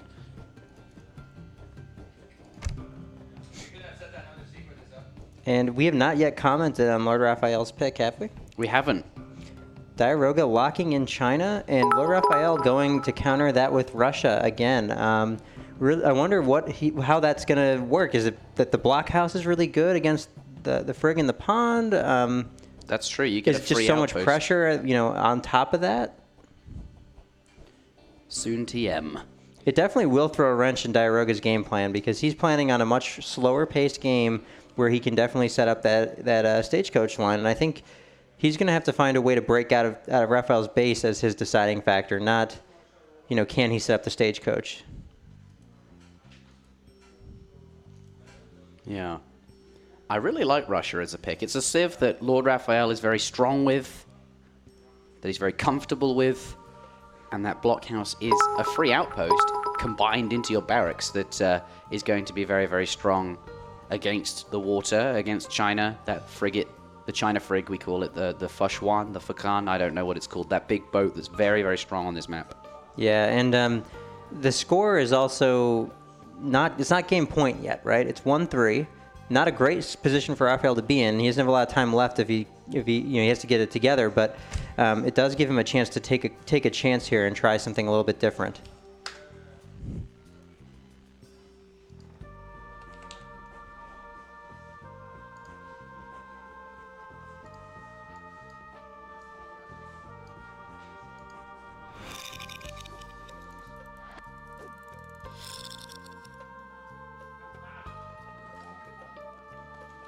On the shores of the New World, players begin surrounded by dense forest, lakes, and beautiful, unspoiled wilderness. This classic Age of Empires 3 map boasts some unique naval options where warships can play an important role in influencing the mainland and controlling the central trading route. An island just off the coastline offers an excellent strategic position for anyone casting an eye to the surrounding fish stocks. Ladies and gentlemen, spawning in the bottom of the map in the color blue, we do have LordRaphael playing as the Russians there, moving his scouts straight up the side. Gonna look for those sheep. He's missed 2 behind his base. Perhaps he'll come back for that later. But gonna make a start immediately on that 235 coin treasure. Gonna crack shot one of those pirates and start working on that. It's a really hard treasure for China to take, so is going to be completely safe in doing so. But we'll come across the Diarouga Explorer. Gonna take a few pot shots at it. Diarouga in the north of the map, in the color blue again. But will be red on our perspectives. Gonna build a trading post. Yeah, and starting wood. Yeah, and at this point, if you were to look at the map, there's an 80 food and a 90 food up in the top of the map, along with that 235 coin. And those 2 food treasures are really what both players want, helping Russia and China both age up faster. Trying to do some disciple blocking here to just slow that Explorer down and get a snare off. If he can accomplish that, he'll be able to do a ton of damage to this Russian Explorer. Yeah, it looks like though. I thought for a moment the deer actually blocking the these deer could China be really, Explorer. really helpful for LordRaphael, and he's going to give up on the chase. LordRaphael is okay. Yeah, and remaining vigilant here. I think both players recognizing that there's some pretty important treasures on this half of the map, and I think Raphael working down the HP of Diarouga's units here is going to make it a lot harder for him to just, do the stun, go for a treasure, and try to sneak out, a fast 80 or 90 food here. Yeah, and there is 90 food right next to him there, which he could go for. But I think going to use that crack shot on the pirates. Yeah, and he can do that because China can't crack shot the last pirate. So ultimately, LordRaphael decides when that treasure gets picked up, not Diarouga, and pretty much for the entire game because China's not going to send units out to deal with it. So a really good pickup there. And this 80 food has not been detected by LordRaphael, and he's trying to cut at an angle here, I think, to find a treasure from his opponent, but not going to do so. And I think he'll just work his way back and maybe start the 90 food, thinking better of trying to kind of gamble on getting a different treasure. Yep, going to go for that 90 food by the looks of it there. Sees his opponent gets 80 food. Well, and he knows there isn't an 80 food on his side of the map that he can see, so we'll expect that Diarouga probably is in this location. Yeah, Diarouga actually going for a tomahawk instead. I don't know if that was, it must have been a conscious choice because he has line of sight of the 90 food, and you know, getting a tomahawk is definitely a powerful treasure when you've already got a good amount of food towards your age up. Finishing off, on the other hand, finishing off this 90 food. Gonna save his crack shot here. Oh, he's using it. Not gonna save it for the 235 coin. I think, to your point, he's gonna try to get down to that 90 food as fast, or 60 wood as fast as he can. And maybe, do you think with the tomahawk, he can actually go for the last pirate and force the hand here? Yeah, he's got the stun, doesn't he? And it might be a major well. mistake to have crack shotted that one wolf and now to go for the 60 wood. I wonder, did he... The Native American warrior came in before the 90 feet was picked up, so either he didn't see it. Yeah, he's going to come across. Yeah, I wouldn't have even thought to do this, but he can lose his disciple here to the explorer, and he can. But once he hits colonial, Diarouga can for sure take this, and probably even in age 1 he can. This is a big treasure. Yeah, cover moding that disciple to take a little less damage from one explorer shot here. Both players trying incredibly hard to get every ounce of damage out of this age 1. Yeah, and this is a big deal. This treasure is really, really valuable, and LordRaphael is invested quite a lot into it. Meanwhile, let's not lose sight while they do this. There's a blockhouse going down aggressively for LordRaphael. Very close to his opponent there. And next to the pond as well. Very, very close to it. Looks like LordRaphael, his answer, unlike he did get that treasure in the end, his answer to what Diarouga we've traditionally been seeing from him is to be aggressive. Yeah, I mean, he's going to say he knows that Diarouga is very well capable of handling himself in the late game as China with the frig in the pond and all of that. But can Diarouga perform against unrelenting Strellet pressure, right? That is the question. I wonder if Diarouga will even do the same strategy that we have been seeing from him so consistently on this map. Maybe he picks China, anticipating that we will think he'll do that, but has something else in mind. He's going to have to switch it up because Strellet pressure is probably going to throw a spanner in his works. Let's switch on over to units in queue. Looks like he's going for a couple muskets first. Muskets to start with. Do you think those are going straight to the TP, or do you think he's going to send them in? China's been very good at defending. The players have kind of figured that out, right? China really hard to raid, especially with you know, a few short-range muskets there. There's so many villages. Wonder is out of range, though, right? Can't you hit the corner of that Wonder without TC? Yeah, I think he could if he stands at, you know, a range and starts sieging. That is true. Let's see what he does then. Musket's going to be waiting on standby. Has Diarouga spotted this blockhouse? He has not. He has no idea what's coming yet, but he does send Boxer Rebellion, which I believe is CM. He's sent Colonial Militia. Oh, wow. Colonial Militia coming in already. Very interesting. Town Center does 50% more damage. It's not as strong as CM, but it is very strong. Do you get any Minutemens with it? Yeah, you can call a larger rally of both the Minutemen. But the difference here is it does make it a lot easier to one-shot Strelets. You no longer need to have that perfect micro where you're splitting it manually onto each Strelet. And you can even one-shot muskets, as we're seeing here. It's a highly effective strategy for dealing with Russian pushes. One Vil goes down. Raphael just slamming his infantry in here. He picks off a second Vil. Yep. And 100. Ooh, is he going to get this one on the crate? He's going to go for it. I think he's being baited here to eat more CM shots. Really nice job here by Diarouga of just focusing down the muskets, making the most of that CM damage. Yeah, lots of one-shotting the muskets, as you can see, with 10 units in the TC there. Strelets, though, going to be really effective against this. Of course, they're quite low HP, so taking this extra damage, they're going to be overkilled quite a lot, which 20 means Vils in the TC. They are sort of tanky. Yeah, 20 villagers, all entirely bailed up because of these Strelets really performing. And now Cossack's going to come underneath this TC as well. There's a lot of units be coming sooner in Diarouga's base. He's got 700 coin on the floor, but a lot of it's not been gathered up, but he's not going to be able to get that, and the age up is not in queue, and even if the Wonder goes down, these units are going to make it hard. Can we go to Diarouga's perspective? There's going to be 7 cav coming out soon, and these Cossacks are getting thinned out for it, I think. 7 Steppe Riders on the way. There they come. And these Strelets are going to be really, really vulnerable to them. It's these Cossacks he needs to keep alive that you're mentioning. Let's switch on over to units in queue and see what. Here it comes. The pop is coming any second now. Minutemen, are they in the queue?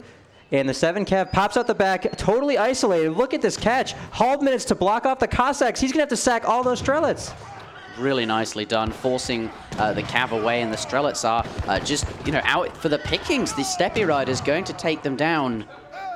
Really, really nice use of the hauled menace there. Raphael not letting up, though. He split up a number of the Strelets, and he might be able to squeeze out 5 Strelets here. Hauled menace pinching in and forcing this fight to begin now. CM in the background firing. And I think this is a fantastic trade for Diarouga. I mean, picking up almost 20 Strelets and totally mitigating the pressure for just a 7 Stepper Rider shipment. Yeah, LordRaphael, he's lost 18 Strelets, 4 Cossacks, and 10 muskets in exchange for 2 villagers and 1 Steppe Rider? Only 1 Steppe Rider. Yeah, and look at the resources in the queue here. We've got enough resources to go Fortress and to call the minutes if we need them, and the bows and pikes just popped out. The only thing not going for Diarouga here is he's a little bit housed, but he's got time to deal with that, and he's dropped his Wonder, which is a huge step towards aging up, because now he can be belled, and he's still going to get those scrims out eventually. Yeah. And he's going to be able to get that Wonder up now unharassed. I think he can just hold this. Like, he just calls minutes and just fights. He doesn't even need to do anything. But we will see. We will see. Lots of units coming in. And remember, the CM is active. So this Russian pressure has forced a couple of shipments out of China. It's forced the CM, it's forced the 7 Steppe Riders.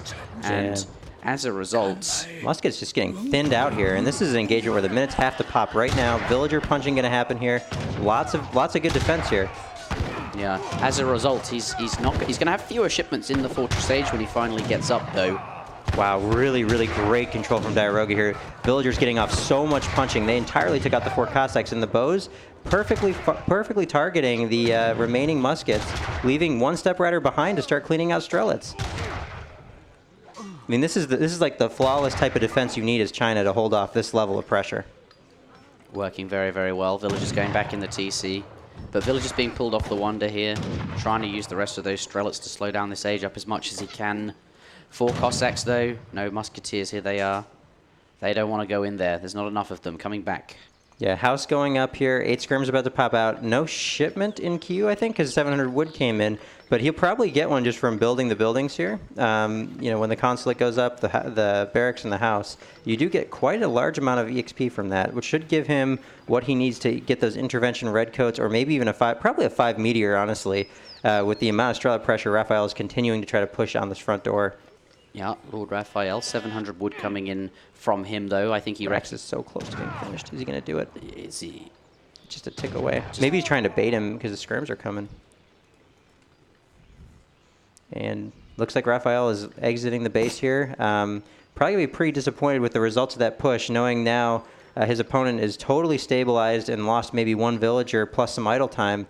And you know, now it's on his. Now the ball's in Diarouga's court to go make something happen and start pushing out. Yeah, he's up to Fortress. That's where he wants to be. We'll have 2 fewer shipments, but ultimately that's fine. He's gotten here relatively unscathed, and now Russia, it's going to be difficult for them. Lots of units going to be coming very soon. Diarouga up to the Fortress Age. Yep, and Raphael has not been able to get weave a 700 gold into there for an age up. I think he's just committing to double stable Cossacks at home right now. Which could provide a very great surprise, considering we don't even see a consulate yet from Diarouga. So he's probably going for the Meteor Hammer shipment. There it is. This Cossack transition, if timed well, could be enough to kind of surprise Diarouga and keep Raphael in the game. And we also have to remember there was a ton of idle time, and it's 11 minutes. The longer it takes China to age up and the more cards they have to use in age 2, the slower that China Death Ball buildup becomes. 5 Meteor Hammers now out as his first Fortress Age shipment, and now perhaps he pushes and knocks on this blockhouse store. 5 Musks do come out, but they're trapped in between the teepee and the blockhouse and gonna lose those muskets. Yeah, but how many Cossacks did he get out? He got out. They're still in queue. He's got to hide those, but it looks like it might be 6. Oh, he's housed. Frantically trying to get a house up, but he only gets out a small batch. He's gonna have to wait for the next wave to kind of macro through that getting house situation. Yeah, house now just going down. That's awkward. Missing perhaps a few units from each batch. But he will get a huge batch out now once this house gets in. LordRaphael coming forward. Pardon me, Diarouga coming forward.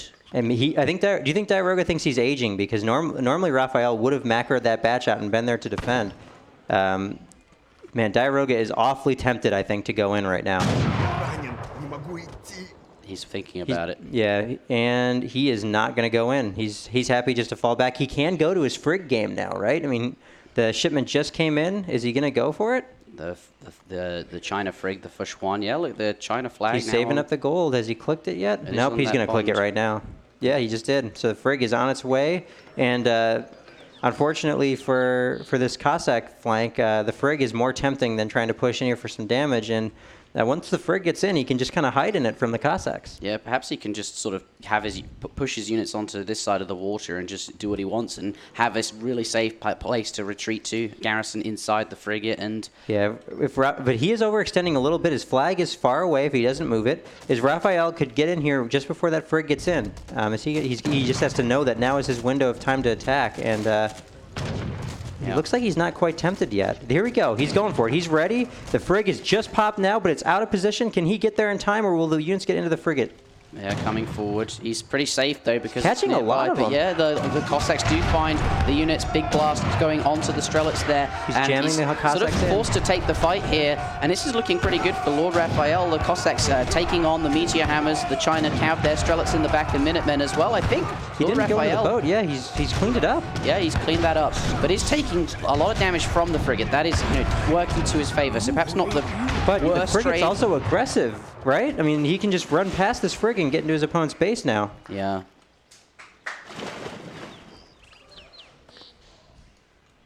Some scattered applause for picking off that army. That was not easy to get to.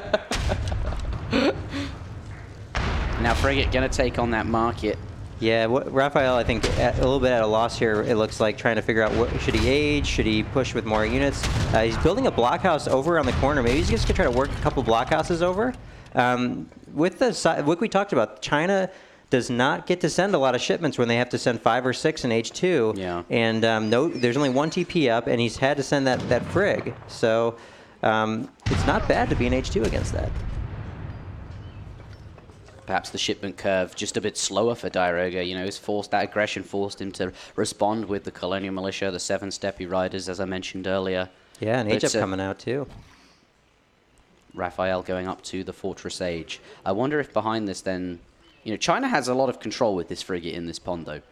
Yeah, but the Russian player is going to get up. Looks like the frig's just going to go for.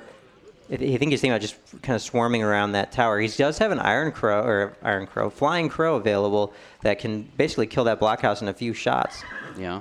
So I think that blockhouse is probably toast here. But 2 Cossacks raiding in the background. House already set up. Very nice, placement of the house to be ready for raids. Yeah, and that is going to. But he goes for a villager that is obviously going to have trouble getting into. Yeah, he might not see it too because it's in the corner. You can't even see the color. There we go. He's reacting. But at the same time, 1 Vil traded for 1 blockhouse. Diarouga great at using that frontline army just to keep the pressure up. Yeah, that Flying Crow performing a lot of damage, and also the boat. Ooh, 10 skirms left out, hanging in the middle of the map here, getting caught out by 4 Cossacks. Being caught, really nice for LordRaphael. A little bit of a mistake from Diarouga. Is bringing the boat over, wants to retreat into that. Does see it though, and LordRaphael going to get away. Doesn't want to be near the boat, and the arquebusiers are okay. Maybe that's why Roga was having them there in the first place. He feels confident to have them in these positions with the boat providing so much defense and cover. Yeah. And Raphael's really just out of army. He's lost his army in the conflict. He just hit Fortress, and Diarouga's actually putting the pressure up on the front door, not giving him the time that he typically does, knowing that there's not much that can come out in the way of Russia right now. Yeah. Units in queue, just 1 cavalry archer. There's not a lot here for Russia. Yeah, and the Flying Crow putting him on one hell of a clock. He's on fire here, and another blockhouse gonna go down here. All of the having to rebuild it again in his base. Yeah, I think he's getting out in case a shipment comes, knowing that it's kind of his only way to fall behind here. He's got so many units, such a strong eco, and there comes 6 veteran Cossacks. It looks like it is indeed more of the Cossack play with Cav archers in the queue being trained. But he's losing houses left and right, and pretty soon Raphael's population is going to start coming under threat, which the great thing about pushing houses is it forces your opponent to do something when you're ahead. And at this point, Raphael cannot do anything. He doesn't have enough army out. Phil's coming out. Looks like we're going to try and fight with them. Getting a few punches off with the villagers. Putting 12 in the TC. He's really trying now to fight this. Trying to defend those houses. Yeah. Another house does go down, and he will be popped. 59 out of 60. Trying to get some food in here. Diarouga is under really no stress in this position because just because of that frig, he can just walk back and get into it. I mean, it doesn't really matter how close he is to the town center. It's going to be really hard for Raphael to find a way to pinch this position with, look at all these units swarming into probably a Wonder batch plus a trained batch of Skirm Sword. Yeah. Just in time for any push that Raphael's going to put out. And now it looks like Raphael coming, but it's so hard because even if Diarouga is forced back and has to leave, it's just so much comfort with that boat there. And the GG coming out, Diarouga takes game number 6. 5. 1-4. Putting him on match point here. That was a very convincing, very well played game. Yeah, I mean, he read the situation perfectly, knew that it was going to be kind of a Russian rush, and sending that Colonial Militia, and then, gosh, that Step Rider pop was just really great. It was a pretty simple pop, like, on the screen, but the way the Halb minutes were able to cut off those 3 Cossacks really just completely ended that pressure. It was so well done. It was devastating to lose the Strelets, and the Cossacks couldn't even defend, as you're saying. Really well split. Yeah, and I mean, this is looking pretty threatening for LordRaphael. Diarouga's really got his game together. Yeah, he's doing very well. I think he's really found his feet, so to speak. He's really confident now. He's looking a lot stronger, I think, compared to that day 1 where he played against Tabben. He's not Tabben, Mitoe, yeah, where he was defeated by Mitoe. But since then, much better. New England out the way. He's starting to run down the civ pool now, though. He's got no Brits, no India, no Russia or China, and LordRaphael has more or less every civ open to him still. He does have port still up. If you recall, I think he used port against Mitoe when he lost to Mitoe's China on Baja. So kind of in a similar situation where maybe it's a port ATP game, which port ATP game is a pretty comfortable game. So I wouldn't be surprised if we see port. Port on high plains. What do you think Raphael does on high plains? I think, Germany, one of his strong civs, I think it's going to perform well there, but it's not going to take it doesn't use the trading posts to the full extent, right? Yeah, I mean, if he were to go for Germany, he'd have to switch it up a little bit. It wouldn't be, he'd have to do something about a port ATP, assuming it's port German. We saw that Mitoe game, he wasn't able to, as Germany, deal with the port ATP because he went for kind of too normal of a German play. It was a little too slow, wasn't quite on point there. There they are! Kaiserklein. Wicked Cossack. Hazza, Prince, Riot Coke, H2O, Interjection. It's interesting, people move around throughout the day. Like in the beginning of the day, everyone was sat right out here, and now most people are by the couch, I think. Yeah, most people are over there now. I love how this is a true Raphael break, isn't it? Between every series, a nice 10-minute break. Yeah. Now we get to see what he actually does during these breaks. It does give us some time to think a little bit about what's coming next for us as well. That's true. We can sort of speculate on the matchup. Yeah, it's fun. It's fun to theory craft, right? Yeah, it's fun to think about, because they have sometimes very clear civs that they want to play, especially Diarouga, and then thinking, how does LordRaphael respond to that? Yeah, and honestly, out of all the series that we've cast so far, I feel like it's the most clear what Diarouga will pick civ-wise out of these games. Not necessarily what he will do strategy-wise, though there are some things, like obviously that Frigg in the Pond, but generally the things that he's decided to do no matter what are just strong. Like, it's okay that if the Frigg in the Pond is that strong, then it doesn't really matter if they know it's coming. Yeah, it's just, a strong build, a strong type, all these things, and he just does them anyway. And sometimes the way you play it, you can restrict your opponent's counter options. Yeah, and it was nice that he's prepared. He clearly had prepared counter strategies to deal with rushes as well, right? He didn't kind of falter when someone found a workaround. So, just because we know the civs doesn't mean that you know how to deal with it, and doesn't mean that Diarouga doesn't have great counterplay lined up. How do you feel about Ottoman for LordRaphael here on High Plains? ATP, well, not ATP, but Stagecoach in general for I feel pretty good. I was thinking about it for a second. I think I feel pretty good. Otto is a faster civ. Jans have a lot of HP. The ports forward TC, they age up. They get this TC, sure, but they've got 13 villagers. So you can't exactly afford to have a bunch of them in a town center trying to defend your forward base. Yeah. And Otto can get 2 TPs up before Port even has a chance to, start their first one. So it also kind of denies the ATP option, which means that Port may not even want to send ATP. So that's true. It's like a good counter option then in a way, because one of the best ways to deal with ATP is to be on the trading route yourself and sort of restrict their Ottomans, their options. Yeah, exactly. It's nice to restrict their Ottoman when you're doing ATP strategies for sure. And Otto very good at doing that. Yeah. Diarouga appears to be back, and he will pick first. So let's find out what he has. What civ he'll be going for. He's clearly considering it. Gives a wave, Diarouga. No, he can't hear us. They're very focused. Yeah, they are. They probably can't even hear. They're not even listening. Yeah, I think you have to tune out all the action, otherwise it might get in your head. You might be hearing me make bad strategy ideas up and throw you off your game. Yeah, I think he should, go for the fast fortress with Otto and get those 3 TCs up, because obviously 3 TCs going to pump out villages for free. Seems like a legit strat as Otto. But they have to be exactly connected to each other, because then you can call 18 minutes out of 1 point. And I think if they're close together, they actually train villas faster.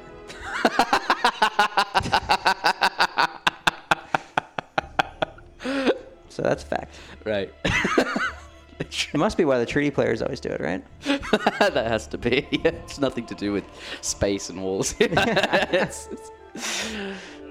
you go. So I think we all know how Diarouga will play the next series. Ottoman, 3 Port. I remember when I first started making videos, and I'd say, "Oh, this is a fast fortress," and people would try and copy, and they'd actually go straight to the fortress stage and place a fortress. Oh. Fast fortress. Makes sense, right? I mean, why wouldn't you send the thing that the age is named after? Man, look at that bar. It's just slammed to the top. And I know it's well over the top. It's like kind of double that now. I think we're at 1,100. I think maybe we crossed into 1,200 territory. Yeah. Can we get a sub count in the chat? That's... is that how that works? 1,120 people subscribed, absolutely destroying that goal. In fact, Carlini single-handedly gifting 500 subs and destroying the bar. Can we get some Carlini jacked, man? Yeah! That's what I'm hearing.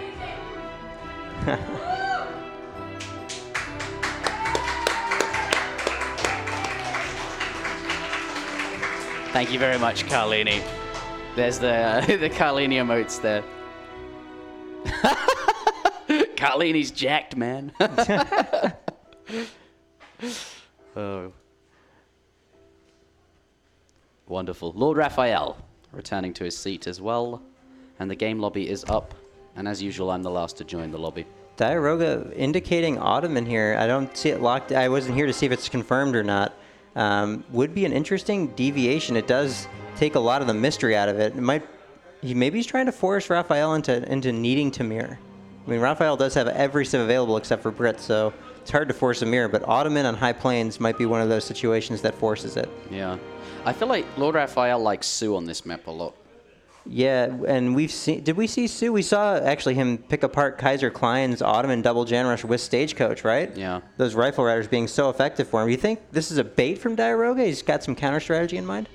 Yeah, maybe you lull him into a false sense of security. Yeah, because we know Diarouga has watched every tournament game for sure. We said he was watching VODs, replays, really studying up. He'll know what's happened throughout the tournament. He'll have it in mind, that's for sure. Picking Ottoman on a 5 trading post map. Diarouga, a sensible civilization choice, it would seem. And now Raphael considering. He gets to pick afterwards. Will he take the bait or not, right? I think Diarouga, out of anyone, has had some really good civs prepared. Remember, though, we did see a very, very convincing victory from Raphael in that British versus Ports game. Raphael is very strong, and he defeated Kaiserklein quite convincingly. And he's come back from these downward positions before. Oh, absolutely. There's definitely a chance. And that Brit Port game might have been one of the most decisive games if you take one single game in the entire tournament. I mean, he was double scorer at less than 10 minutes. It was very, very well done. LordRaphael, will he be able to bring it back? It's tough. He is on against Diarouga on match point now. He'd have to win every game in a row. Germany But coming out. actually, against Kaiser, I think we saw him win Is Raphael 5 in gonna a lock that row. in? He's done it before. Germany versus Portuguese. Versus no, Ottoman. Pardon me, against Ottoman. That's what I meant. Thank you, Snaps, and everybody for the subscription. I missed a few people now. Germany potentially on LordRaphael's mind here. It's a civ that he's good with. Very good with.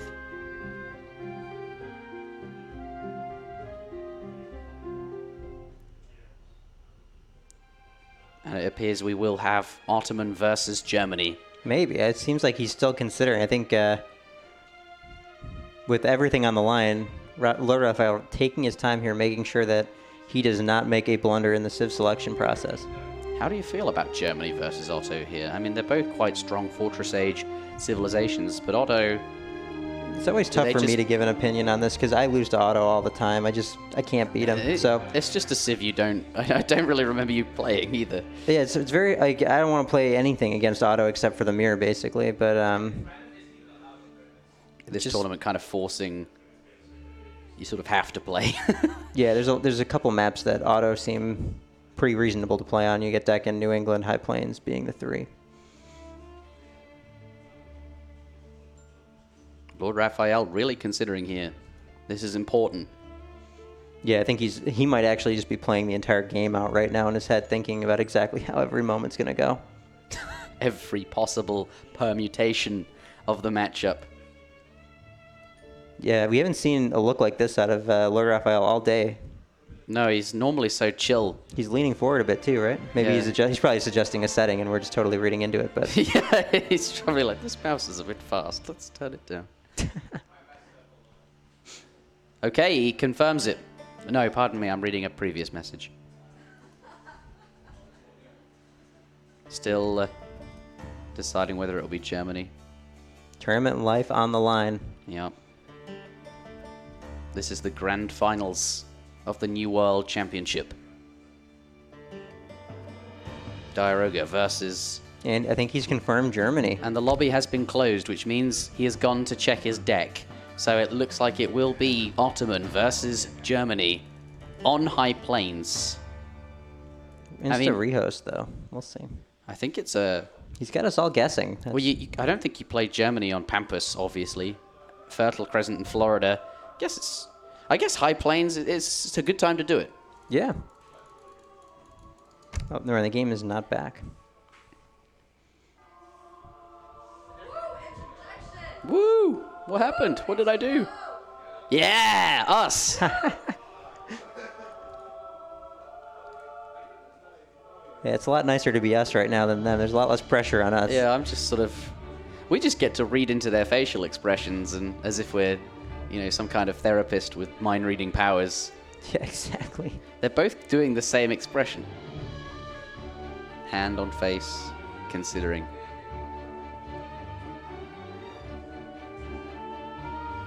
Yeah, maybe we should just... it's almost like you just want to, just dead silence with them, right? Yeah. And really feel the tension. I really don't mind the silence.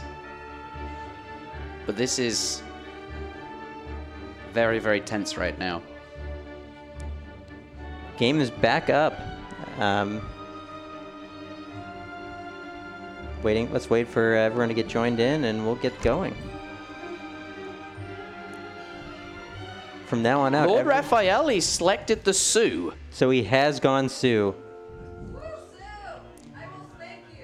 We have seen Sioux in this tournament a couple times, only from LordRaphael, but we have definitely seen it. Not sure if any Civ has been missed in this tournament. That's a good question. I'm looking forward to seeing Brook G's stats afterwards. He said he would conjure them up for us. But, ladies and gentlemen, we will be getting into game number 6 here. Ottoman versus Sioux. He must have something in mind. Ottoman versus Sioux. Diarouga, that is. He did pick Ottoman knowing that this could happen. And stagecoach options on this map are very strong, so maybe it's something like getting Abus out of it sooner so the rifle riders can't hit him as hard, or maybe it's not even trying to pressure at all. Maybe it's just building up a death ball that can't be dealt with using the stagecoach option. LordRaphael, he did very well against Kaiserklein in this same matchup. Looking to do that again now, or this tournament is over for him. Let's get this underway. Ladies and gentlemen, we're getting into the game on High Plains. Sioux versus Ottoman, the grand finals of the New World Championship. Diarouga currently on 4 points. Match point versus LordRaphael on 1 in the north of the map. In the color blue, LordRaphael, the Sioux. 2 muskrat treasures in base. Let's see what he does. GLHF. 2 vills right in. And then splitting the remaining onto the 3 food crates there. Gonna get that villain Q ASAP. 320 XP near that treasure trading post socket that he saw. Vill going in at 9 seconds. Slightly late, but everything is okay. Diarouga in the top of the map. Playing as the Ottoman's Explorer. Gone to not the top. Gone to sort of this southern trading post. Very close. Not going to get the first pass. Yep. Treasure-wise, great opening for him, too, right? The villager treasure spawning within line of sight. Yep. And Raphael, though, is going to be converting an Outlaw Guardian, which is the strongest thing that you can get from your convert, plus the 95 wood. I mean, that Outlaw Guardian, well microed, can actually shoot the European Explorer at range here and totally zone Diarouga off of any hope of a second TP. Yeah, it's nice to get a really powerful ranged unit as the Sioux. You don't have that as the Sioux War Chief. And 95 wood, a really, really strong treasure. Yeah, dropping a TP with it like a trade post, not the Sioux one. Yeah, I wondered if he was going to, and he does. Yeah, and I like this actually setting the rifle up here to scout for treasures. He doesn't want that to get caught out while his Explorer's not there to give it the speed boost and to give it kind of the line of sight ahead of time. So being a little more cautious with this, knowing Diarouga is on the TP line or near there. Diarouga also playing super safe, not going for the villager, going for a smaller treasure with lower stakes, because of the speed of the Sioux War Chief. Yeah, it does seem like that man is everywhere. He gets wherever he wants to be. He gets around, and settler treasure could be stolen from him. So yeah, Diarouga playing it very sensible. Yeah, right now he's pulling, getting a tomahawk up and running, but the wolf's not cooperating with him here. Starting to get on his guardian. Yeah, does lure it in for the area damage, but. Taking some damage on that Outlaw Rifleman. Going to pick himself up Iroquois Tomahawk, though. And now getting quite the Pokemon army going. That could do quite a bit of siege, too, actually. The 10 siege attack is still significant over the course of all of Age 1. And Explorer's now been found. We'll see how much that rifle is able to impact the fight. Yeah, and remember these Guardians and treasures that he's found. He'll be able to find wherever the Otto Explorer is by positioning one on each trading post and sort of denying Diarouga the ability to easily get another one up. Perhaps he can even just chase it down. Maybe that will be sort of his goal here. He's near the settler treasure, but he's too low to take it, I think. Yeah, Diarouga has eyes on it too because of the trading post next to it. Yeah, that'll certainly be snagged in Colonial, though. For 30% HP, pretty good for the Sioux. Yep, that's also another treasure that will likely be snagged in Colonial. A 210 XP, another treasure that could be grabbed in Colonial. Maybe just grab a Guardian now is an option, knowing that you still have your convert up, but none of those options appealing to LordRaphael as he is more interested in looking around the map to probably deny some TPs here. Yeah, perhaps that's sort of what he's waiting for. Yeah, look at the fan out. There's a Tomahawk going to 1 TP, but Diarouga getting the slip on him, getting down to the lower TP here. Yeah, not going to be detected there, and LordRaphael still looking. We'll be able to get that trading post up. Shipment sent. 3 settlers for both players, nothing unusual. Diarouga now coming south. He's aging up, chopping for a wood. In transition to get that trading post. Is he grabbing he's grabbing a rifle maybe? Or no, he's just scouting? Yeah, he's grabbing this rifleman. And he'll probably just run away. Second rifle, yeah. Yeah, just to have another one. But meanwhile, Diarouga's been able to just grab his second TP, which is, he's accomplished his game plan without any stress. Yeah, and Tomahawk positioned here waiting, but nothing to be found. And this guy waiting as well. Doesn't want to be standing right next to it just in case the crack shot is there. But he's there waiting and doesn't spot it down in the south.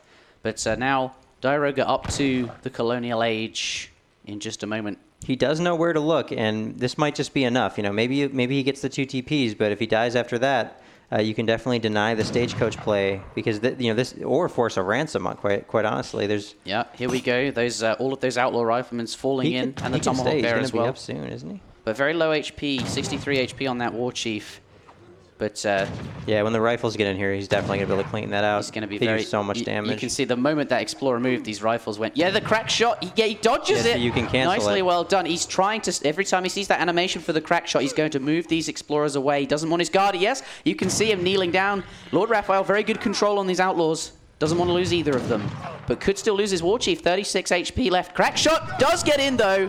Meanwhile, takes down one of them. Yeah, luckily Raphael's converted too. This is why he converted to be sure he couldn't lose this exchange. And Explorer living with 8 HP. He will soon be seeing that Rax that's gone down the line as his Explorer ages up with more HP.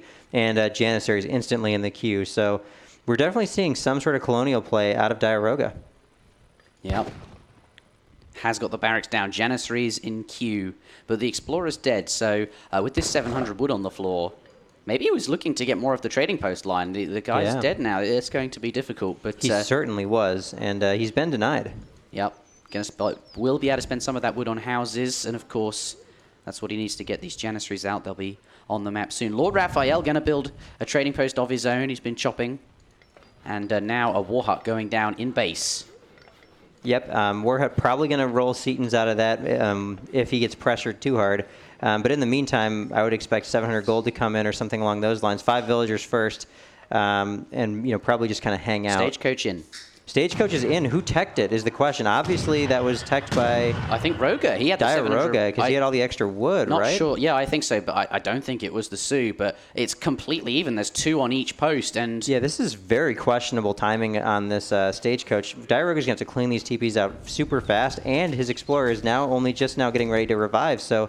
one other thing to note, one outlaw rifleman's pretty significant here. It does 40 damage a shot. It's got infinite range as far as these Jans are concerned.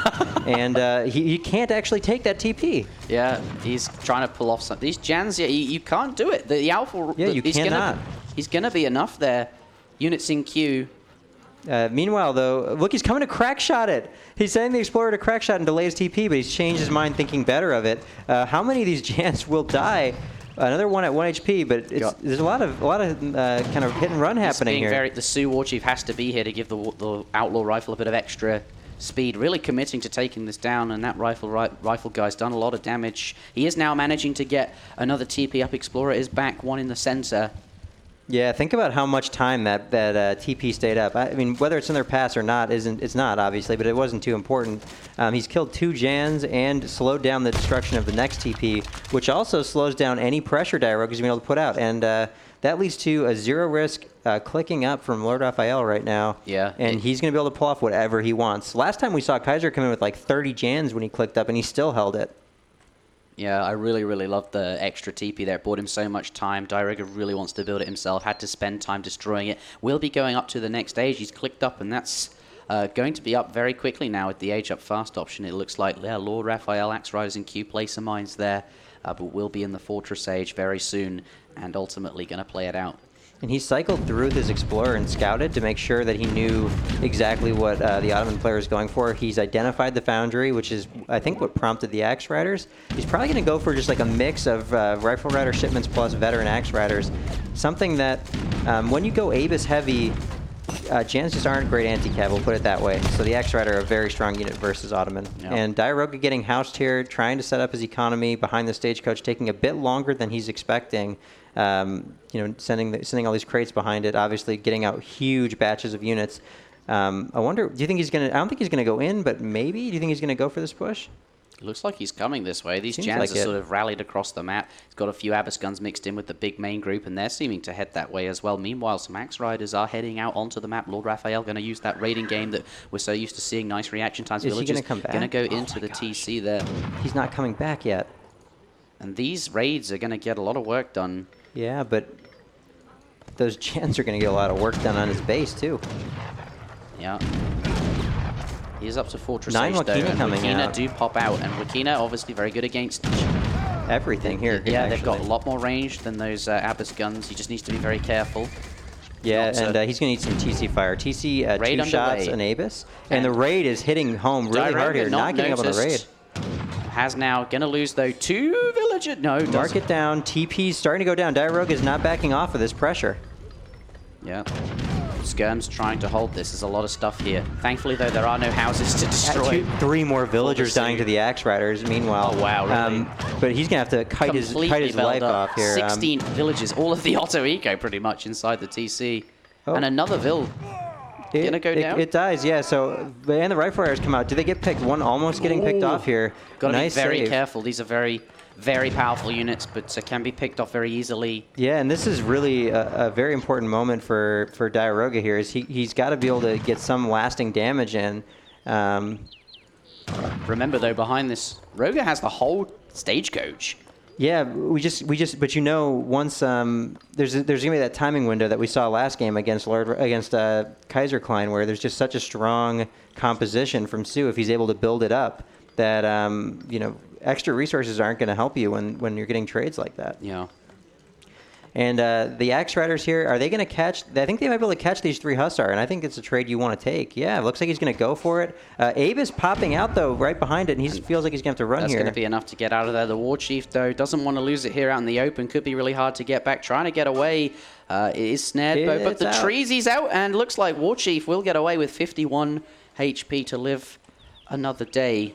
Yeah, and quite a few Akina rifles back here as well. Diarouga, though, playing a lot more safely than Kaiserklein did, and he's doing that by mixing in more Abus. There's not really this opportunity to get thinned out, and 5 TP Stagecoach, like you said, is a huge economic benefit. Yeah, just posturing in the middle of the map here. Interesting, the Cav going back in, and Diarouga trying to read it a little bit with these Hussar. He thought he had a good line, and now he's turned around.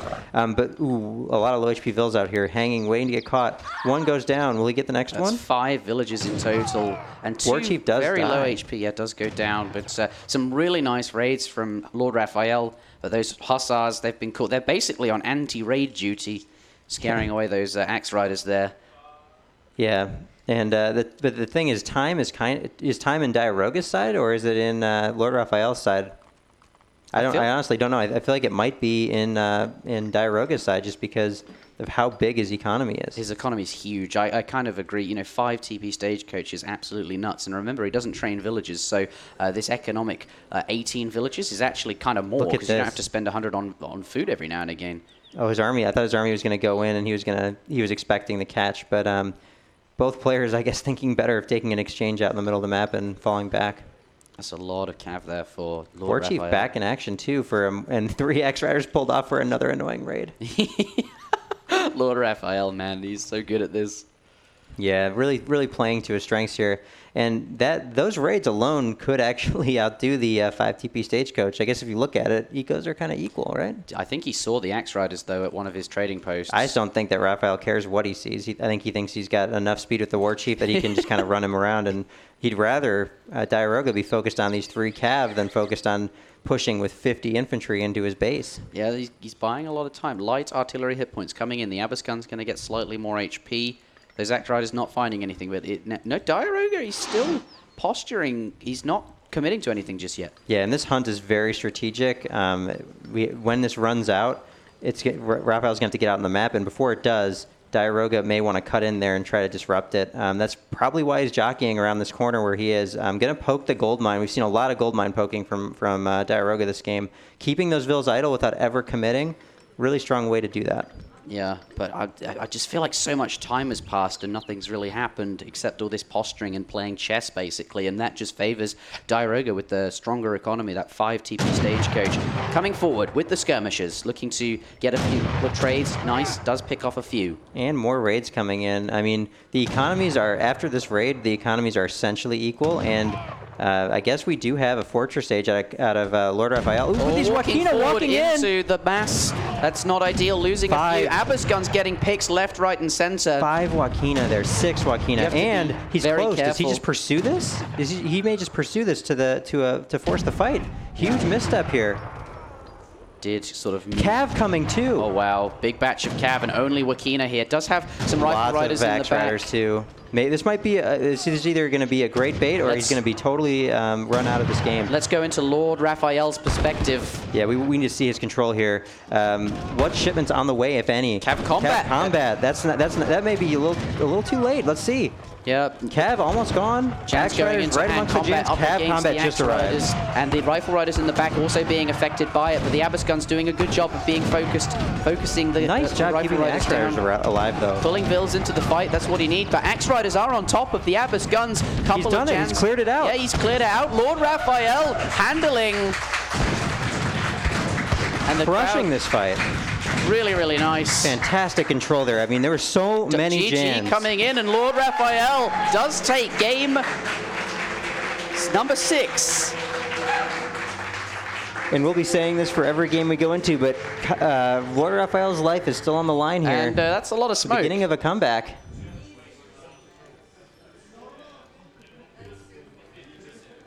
That's a lot of smoke. Yeah, that was something. Wow. That was something. Set off the fire alarm, right?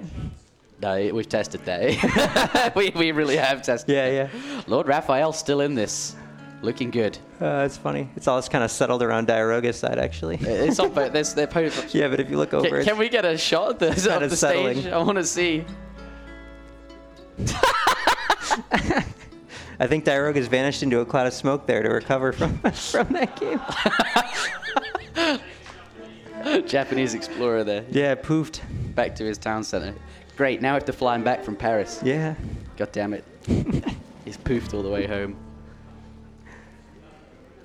Well played, LordRaphael, keeping his cool and keeping those axe riders hidden. Yeah, he really waited to the last second, and if we have a chance to see it, if you noticed rather, pulling the Cav back behind his Wakina for such a long time there, every rifle rider in Wakina was for sure being microed onto Jans, like with great effort there. The Jans just disappeared, and then the Cav was free to get back in. He wasn't. A lot of times we'll see people get too overzealous and just kind of start fighting the Jans right away because they want their Cav to be doing something.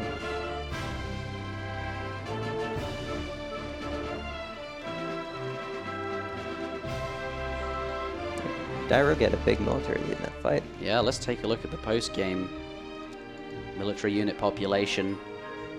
We'll go And into he gathered way more resources. I mean, he had everything going for him yeah, except we'll for the take tech. a look at the graphs in just a second, and we'll talk about them when they do appear. But your military unit population. Nope. Quite high. Diarouga had a big lead for a long time. That fight really wasn't good. Yeah, and look at all the resources gathered too. Way more resources, but when you look at villager population, there's another story to be told here, and that's the story of Diarouga continually losing vills. So LordRaphael holding on to that. And you also have to remember that a lot of the all resources gathered came from sending only crate shipments, whereas Raphael sent one set of crates. There's another, almost 2,000 resources to take off of Diarouga just coming over in crates. So yeah, free resources. It'd be nice to see a graph where that's like it's only resources gathered rather than resources shipped or something like that. But LordRaphael picking up his second victory, well needed, otherwise he would be out. The smoke is cleared and Diarouga has pathed back to the chair.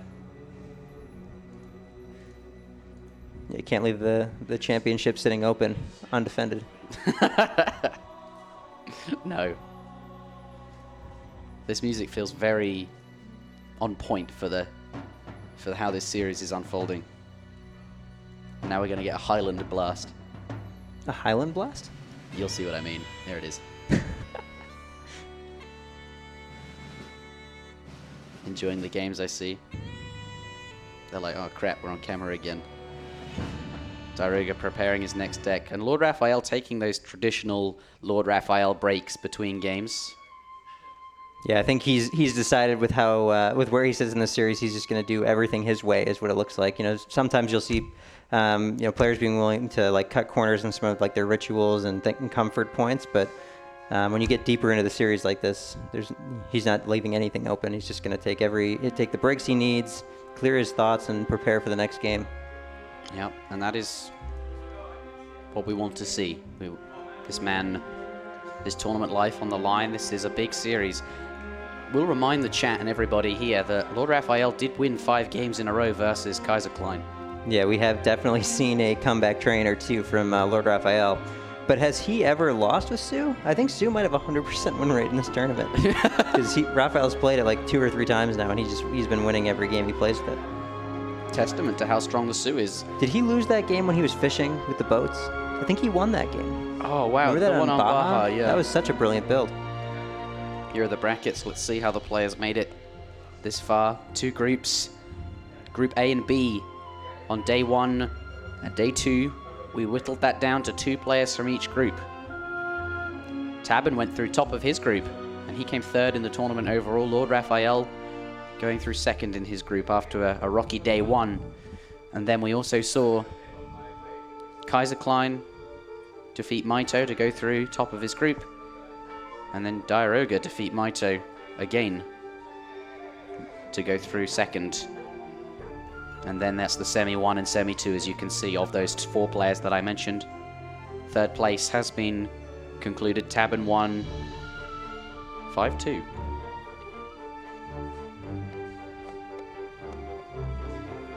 An interesting road indeed. I mean, who would have thought day 1 when the first match started that Tabben was going to win that match and then continue to be a absolute powerhouse? Yeah, like Tabben, man, like he exactly beat LordRaphael and then has done so well.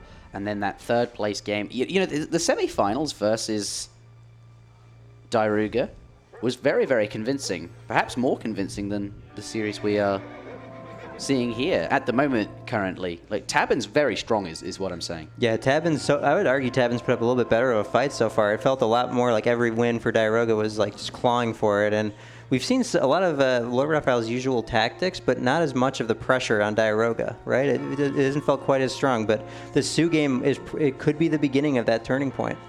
Maybe it just took a few more games to light that fire. Raphael perhaps starting that role.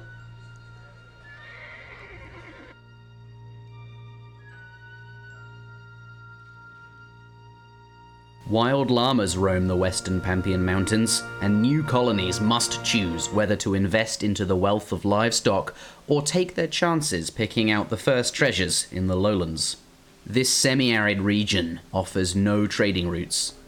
Though native Incan and Mapuche tribes do populate the landscape, players should watch out for potential alliances which can offer a variety of early aggressive options as well as valuable late-game technologies.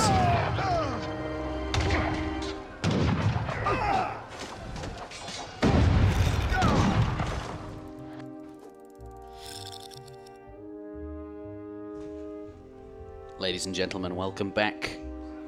The lobby is hosted, and the next map will be selected, Pampas, as you just saw. And Diarouga actually it's been so long since he's won a game, he forgot that he has to pick first. Yeah, you guys can't see the chat, but yeah, LordRaphael has to pick first here. He could do with that 2nd place advantage. But, locking in Russia again after 2 tough games with it. He's so confident. It's a strong civ here, and he's a strong player with it. Pampas, if there were a time to play Russia, it is there, and he knows that India and Russia of Diarouga are not available. So really, what do you play as Diarouga on that? Perhaps British or Dutch? You know, LordRaphael gonna have that aggressive civ against something boomy. It looks to be Dutch. Russia versus Dutch. But I don't recall if that was confirmed or not, because Raphael did close the game pretty fast. We'll wait and see for another second before we're 100% sure. But reasonable choice on a non-TP map, and we can see Diarouga's civ pool starting to thin. Right, he's won with China, he's won with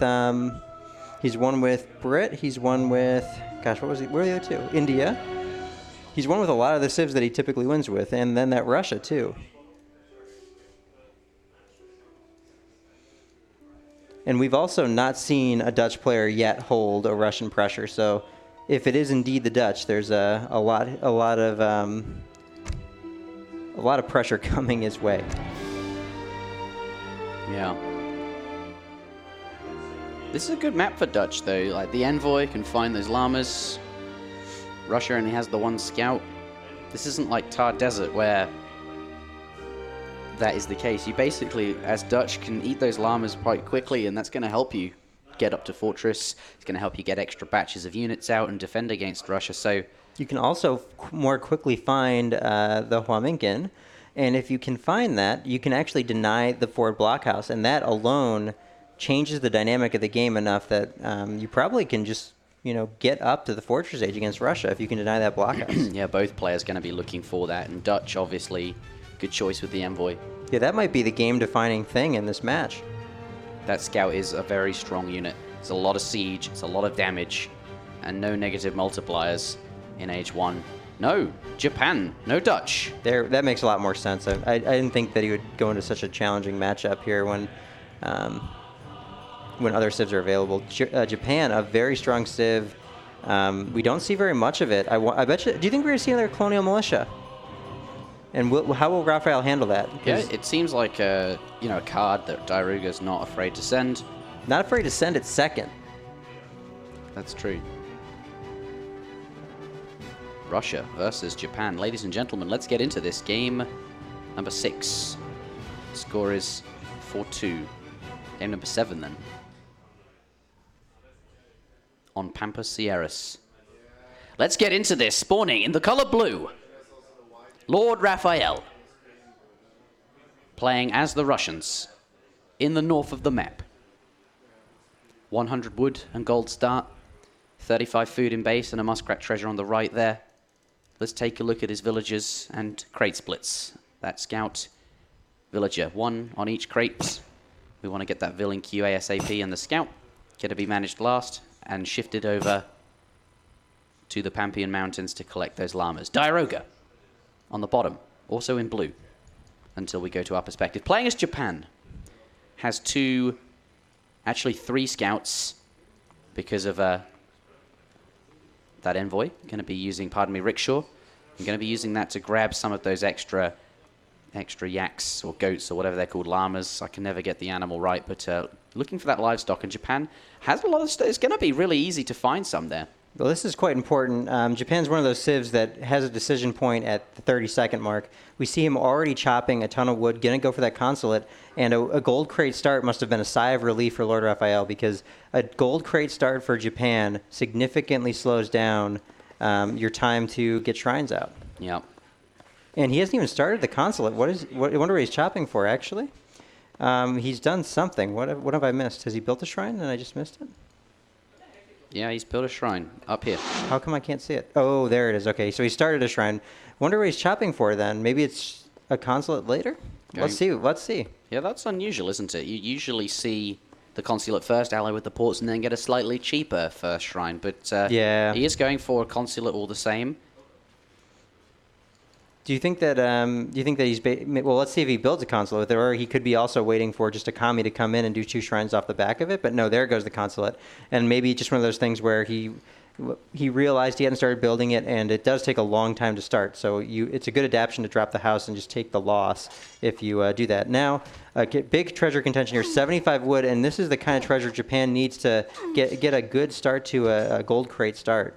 Yeah, 75 wood there. LordRaphael taking the damage, but not too much from the blowgunner in hand combat. Only 5 there compared to the 30 at range, but Diarouga is nearby with his monk there and does go down, I think. Diarouga got it. They both clicked identically, and Raphael had to turn ever so slightly because he had to finish off the Guardian there.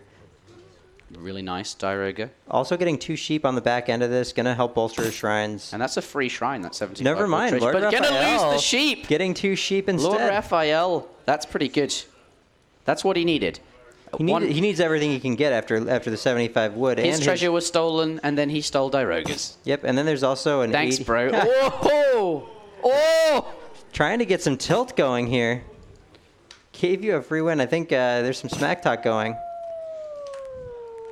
Talking about the 3-win on the previous match. And now another one. LordRaphael is confident. Oh, they're both pretty confident. A lot of smack talk coming down. Heavenly Kami comes out. Let's see. We're gonna go for this 30% HP treasure, or 40%.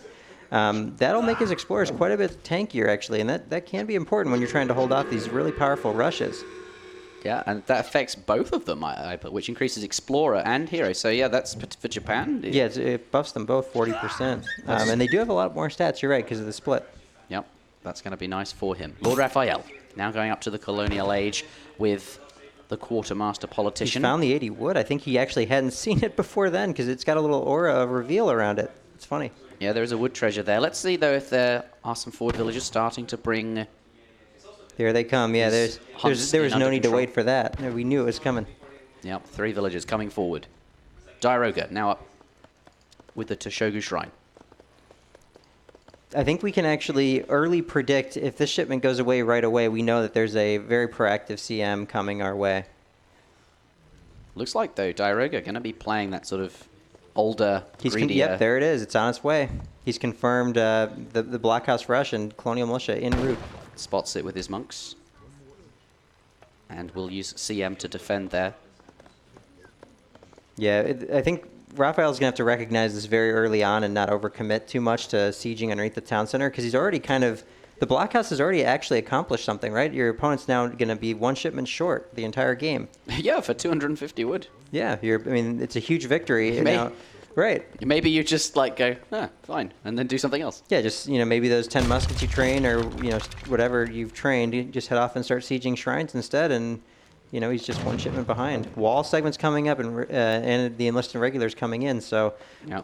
And I wonder full walls all the way around. Yeah, lots of walls there. And those, may not even build the racks even walking conveniently on the other side, so that's nice. I wonder if LordRaphael will confirm that... He's going to know it now, based on the amount of damage his Explorer takes. He can confirm this right now. Yeah, and he's going to see the wall as well. I wonder if he'll back out of the aggression there. He's going to try and escape, losing a lot of HP on that Explorer. It dies on the wall line. Nice read by Raphael, by the way. It's hard to tell exactly where the walls are going to go, but he does it phenomenally. Yeah, and it can't be, forcing them to be changed because of the death placement. 5 Cossacks coming in. This actually is going to make a difference. He's not going to be able to close off that gap in time. There's no way. Yeah, there's still a lot to build. Using a second Vil to finish that off. That Vil's going to get... That Vil's going to get through. Going to get killed here. 5 Cossacks make their way into the base. And that villager, 1 Cossack being split off. Attacking it through the back of the wall. And standing off, keeping that thing open. Was that intentional? Look at this racks placement and 10 Strelets coming in too. I think Raphael will be content just to bell this up. Oh, damn. Yeah, and needs to kill the... Yeah, Strelets do get inside. I think he's okay, taking some CM damage. When you bell all of Japan, they actually can't train Vils. So after this next Vil comes out, he's going to be full on idle. Going to force down that Explorer as well and just make shrines really hard to build. And that's a big deal because Heavenly Kami's been sent. And just going to siege the barracks. Yeah. What shipment is on the way? Let's check the deck from Japan. Can we see anything? No, nothing yet. Let's go into Diarouga's perspective. Is it a Daimyo or something coming out? Yeah, Daimyo is such a strong picker. Militia. And the Hald Minutes, another amazing defense here from Diarouga. Really nice catch, and that duty is 650 HP, 30 and he's back gathering again. Gonna be able to clean up all of these Strelets with the Daimyo. But you also have to remember, Diarouga has now sent 2 shipments that are not, building Japan up here. Yeah, that's true. And he did get some good damage done. That monk is down. He's not going to be building those shrines, and it's going to be hard once that 600 wood arrives for him to actually keep spending it consistently to get all those shrines down. He also killed that barracks and forced a lot of idle time. Yeah, and if you look around the map, the shrine pop's not horrible. I've seen less shrine pop come out of a Japan player after having to deal with this much pressure. So Diarouga deflecting that pretty well, and now he's starting to train some Yumi of his own. He's also inching ever so closer to that 400 export mark that we look for the 8 best Euros. Yep. Will help him defend, starting to extend those walls as well. But now LordRaphael, he's building with his 700 wood. Now that has arrived, he can start placing that stable and building a few more houses and starting to get steel traps off that wood as well. Going to build up his economy. More Strelets coming out here and going to be combined, as we know, with the Cossacks. Yeah, he's going to have to pick his timing very carefully here. EP walls can be destroyed, which is very important to note here.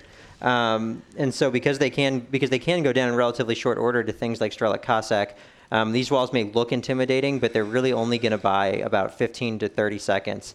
And we're probably going to look for a really big Cossack Strelet timing with Boyers from Raphael and maybe 2 cards from now. Yep. This is tense. Starting to siege down shrines with this time whilst he's building up 600 wood. Finally coming in from Diarouga, and now he can actually start using or continue using that Heavenly Kami. You said his shrine pop's not too bad, okay, but now going to start really chugging them out. Yeah, but down in base are here. those what he needs right now when 700 gold comes in and a double stable's being threatened?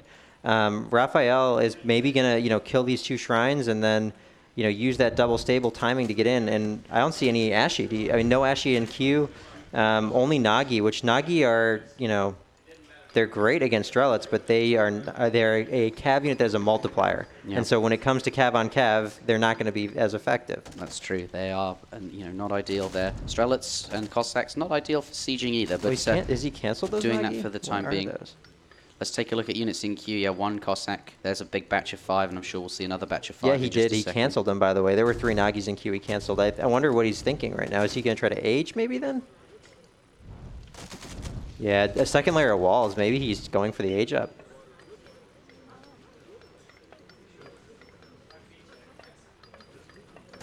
That last shrine going down, and we're getting dangerously close to that timing where a big mass of Boyard Cossacks are going to be really strong. That shipment's on its way now. Boyars. I don't know if Boyard specifically, but there is a shipment on the way. Right. Does tidy up those last couple of shrines, and now perhaps looking to come forward. Let's go to LordRaphael's perspective. Big batch of Cav here, but these shrines are going to spot it. Boyer's halfway in, a quarter of the way to go, and he's pushing though at the flank where there's 2 layers of walls already set up. I think he's gonna have to find a different angle of approach here if he wants to get in. Those Yumi are not gonna do enough damage to deter Raphael from just sieging down this wall. Yeah. And Boyer's comes in. Boyar's in. Gonna start sieging. 5 Nagis coming out of that Daimyo. If this wall goes down too fast, we could also see the Daimyo have to cancel those Cavs. Strelit's having a little bit of trouble, some of them. Yeah, the Yumi getting back, he recognizes that. They're not terribly important here, actually. The Strelits are just buying time. And he gets through. He's going to go straight for that Daimyo, and if the Cav don't finish, he's not going to have any units out. Yeah, Cav getting on us around. He's got oh, I forgot about CM. Big batch of Big batch of Hobbs coming out. He's going to be able to back out from this. And 5 Cav completing on the Daimyo. 5 Ashy, too. What a pop of units. That's a lot of stuff. Raphael's going to have to run for his life here. Yeah, going to have to pull those Strelits. He's trying to pull them. He knows that any Strelits he can save are important. Pull the Strels. He's pulling them. Look at that pull. There we go. They're sprinting. The pull is in. Saves the Strelits. But 10 more Strelits are going in. He's distracted by his own pull. Oh, he saves them. Nice work by Raphael at disengaging there. An amazing pop from Diarouga. Gosh. I totally forgot about the hold minutes. That was a really important. CM really coming in strong there. That's what he needed. How much does that cost? I don't know. It must be a lot. Is it like 400? Because I think that's how much the European one costs. Yeah, Diarouga gonna be very much slowed down by that, and those will go to 1 HP. So Raphael still has another round, round 2 situation here that he can start, and a 5 Ashy shipments. So there's no way Diarouga's aging. More units coming out though. Strelits, Cossacks, lots of units for. Let's take a look at how many exactly. 27 Strelits and 20 Cossacks they're up against. Not all that many Japanese things, especially now these centuries are now back at 1 HP. 7 Yumi, 5 Ashy, 5 Nagi, 4 Besteria's in there. I feel like the Russian mass is pretty big here. Diarouga's got 200 Shrine Pop all over the map, and he's clicking up right now with 2 layers of walls. This next timing needs to come like really soon. It needs to come really soon. If and Diarouga Rafa's like super housed. If he can reach the Fortress Age, we'll be able to become sort of very strong access to more military shipments. Yeah, he's up and he's got a shipment. I mean, Diarouga's played this so well. And indeed, those upgrades. He has played it very, very well. 5 Vills in the Wonder, so we're going to see like a little bit quicker, but nothing too fast. It'll be like a typical age up time that you might see from like a Brit player. And that does give a little bit larger of a window, but I doubt that Raphael is expecting that after having seen 5 Ashy, the Daimyo, and the Colonial Militia being called. And when he gets up, he will have that shipment to toss the Flaming Arrows out. Yep. Could even bring them to the Daimyo if he wants to go now. Yeah, he's really not doing anything with his army, so the Shrines are just gathering for free right now. Maybe he's going to have to go through this little choke here, something that he can crack open and get into his opponent's base with. He's going to send a few Musks back. Oh, he's aging himself. And what is he going to build? Do you think it's going to be like Falx or something, maybe? Does he have the card that converts? I doubt it. Yeah, that's a pretty rare card. But one other card to look at is Strelic Combat. That's a very, very strong card. Yeah. And once you send that with Boyers, I mean, Strelits are double combat carded essentially, plus the Vet Tech. They become a pretty formidable unit. Maybe Raphael's comfortable just, he's starting to split off his units. Maybe he's comfortable just playing the long game here and just sieging down the shrines and slowly working his way back onto the map. Yep. Diarouga hitting Fortress Age. Diarouga up. And the first card he sends, upgrade card, actually. Cav HP would be my guess. So LordRaphael, he is... The wall coming forward. That's a really, really smart wall. I mean, that... Denied. It got denied, but it would have been smart if the fort... I don't think he's ever even scouted where the fort base was. I think he just discovered it. He's like, oh, it's there. Yeah, I mean... I really like using a few musts to siege and the cav as well, because the cav are much faster. They can come back. He's starting to When realize... you get Fortress, you have Opries too, actually. That's true, and they can really clean up some shrines. Yeah, just train like 5 or 6 Opries and just send them around the map. Maybe that's why Raphael was sitting around so long. He just thought, you know... Okay, LordRaphael anyway. now pushing out with his army here. I expect flaming arrows. There they are, popping out of the daimyo. Oh, he did send them. I didn't see that. I tried to look at the deck, but he's going to have to tech all of his vet techs now. And when he gets Fortress Raphael, that is, he's going to be under a lot of pressure to keep at least one blockhouse up to finish that veteran Strellet upgrade. Yep. He's up now with the Adventurer, which I believe grants 20 Strelets, or a number of Strelets, there they are. Yeah, it's like 17, I think. And we're going to expect Strellet Combat and the Veterancy upgrade, possibly. Strellet Combat has not started yet. Actually, no techs Trying to have finish started this yet. wall again. That villager trying to get some chokes done. I don't see any techs starting just yet. Raphael also very, very housed here. 5 Nagi coming in. It looks like a very intense timing is going to come out here. And he's baiting the Strelets forward, I suppose. Where are the veteran techs? So the flaming arrows can get volleys here, and the wall can be complete every time the Strelets get back. Looks like the cav do have a small opening. Yeah, no veteran techs just yet. I'm on TBR. I don't see anything like that. Yep, I'm checking, waiting. 200 just got sent. Okay, veteran Strellet's on its way, probably from that other blockhouse. That was the key tech to get. He's got enough stables to keep everything else rolling. He is building 1 Culverin and 1 Cav Archer, so he knows that the plan here is to make a lot of Nagis. 2 Falcons coming out, yes, and to use Flaming Arrows to his advantage. All right, veteran Strellet's a quarter left to go. Looks like it's going to get in time.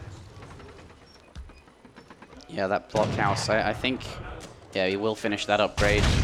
Yeah, and this is a lot of pressure to be under as the single Culverin does immediately end this pressure, though, and might even save the blockhouse or prompt a huge push from these Nagi. He's going for it. He knows he's got to go fast. Nagi's coming out to try and finish off the blockhouse. The Culv is set up. Yeah, he's just trying to go as fast as he can to clear that out. But the Culverin, is it going to get a shot off? Culv coming forwards. I think it one-shots Flaming Arrows, so... Does manage to take that out, though. He's got one. He's got a lot of room to close, but the still flaming arrow is coming forward. There's another one closer. I didn't see. Doesn't one-shot it, but does take to half health. Gets that shot. But he does lose both his blockhouses and is going to have to find a way to replace them. A lot of vills on wood currently to do that. Yeah, it's a tough spot to be in when the Japan player's knocking on your door and you're Russia, right? But the dynamic shifted. We've hit Fortress Age. 2 blockhouses in queue. Yeah, the dynamic has shifted. And Diarouga, he has got a lot of stuff, but that eco gap, I think, can be closed quite quickly with some Oprichniks. We're overpopped as well. Manchu might be the next card just to deal with some of the Nagi pressure. Oh, he cancelled 20 Strelets to send Cav Combat. It was halfway through. 2 Cherry Orchards coming out for Diarouga here. A moment of weakness then, has to replace those, so isn't going to get a Fortress card. Going to start cleaning up some of these shrines, but the chess game is being played. He's moved to this position, Diarouga moves to this position. Stables going to be sieged down, but not using the stables currently. He has Culves in queue. Where are those muskets? They'll come back. 113 military population to Japan. That's quite threatening given how pop efficient some of Japan's units are, right? And he's got all of the pop efficient ones. I mean, Ashi are out. Yeah. Cavalry combat. There's a lot of 1 HP minutes, I guess, but not that many. Not 20, that's for sure. Cossacks are actually very pop efficient as well, but I suppose that's offset by the Strelly. Yeah, absolutely. And now posturing to the left-hand side of the map here. Doesn't want to commit yet, just massing up lots of units, playing chess. Very tense at the moment. Yeah, I'm worried. What I'd be worried about is the Russian players. Once that 30% HP comes in for the Nagis, how are you going to kill those fast enough? Huge ball of Nagis coming up here. Now the hunts are going to start getting disrupted. And this is Raphael's kind of last remaining outpost of hunt. All of his vills are here. But remember, here he gets to fight with huge positioning challenge. Is he going to be able to block this choke? It looks like he is going to be able to. The Nagi's going to get through. And they do get through onto one of the Falcons. The other Falc's safe. Culverin's picking off every flaming arrow. And the Ashi are kind of jammed into an awkward spot here. They can't get in to help with the Cossacks. a lot of stuff jammed in there. Yeah, the look at cannons this. are protected though. Wow, I think he's pulling through, the Russian player is, and Diarouga sensing that that position's not great for him. He's going to back out. Yeah. Very well handled, pushes him back. Yeah, that maintains positioning his was hunt. really, really solid. A little bit of a bait there, almost going between that choke and the gold mine and the TP. And building a TC behind this. Diarouga, again, LordRaphael is going for the long game. Yeah, LordRaphael, though, he is kind of far behind in villages at the moment.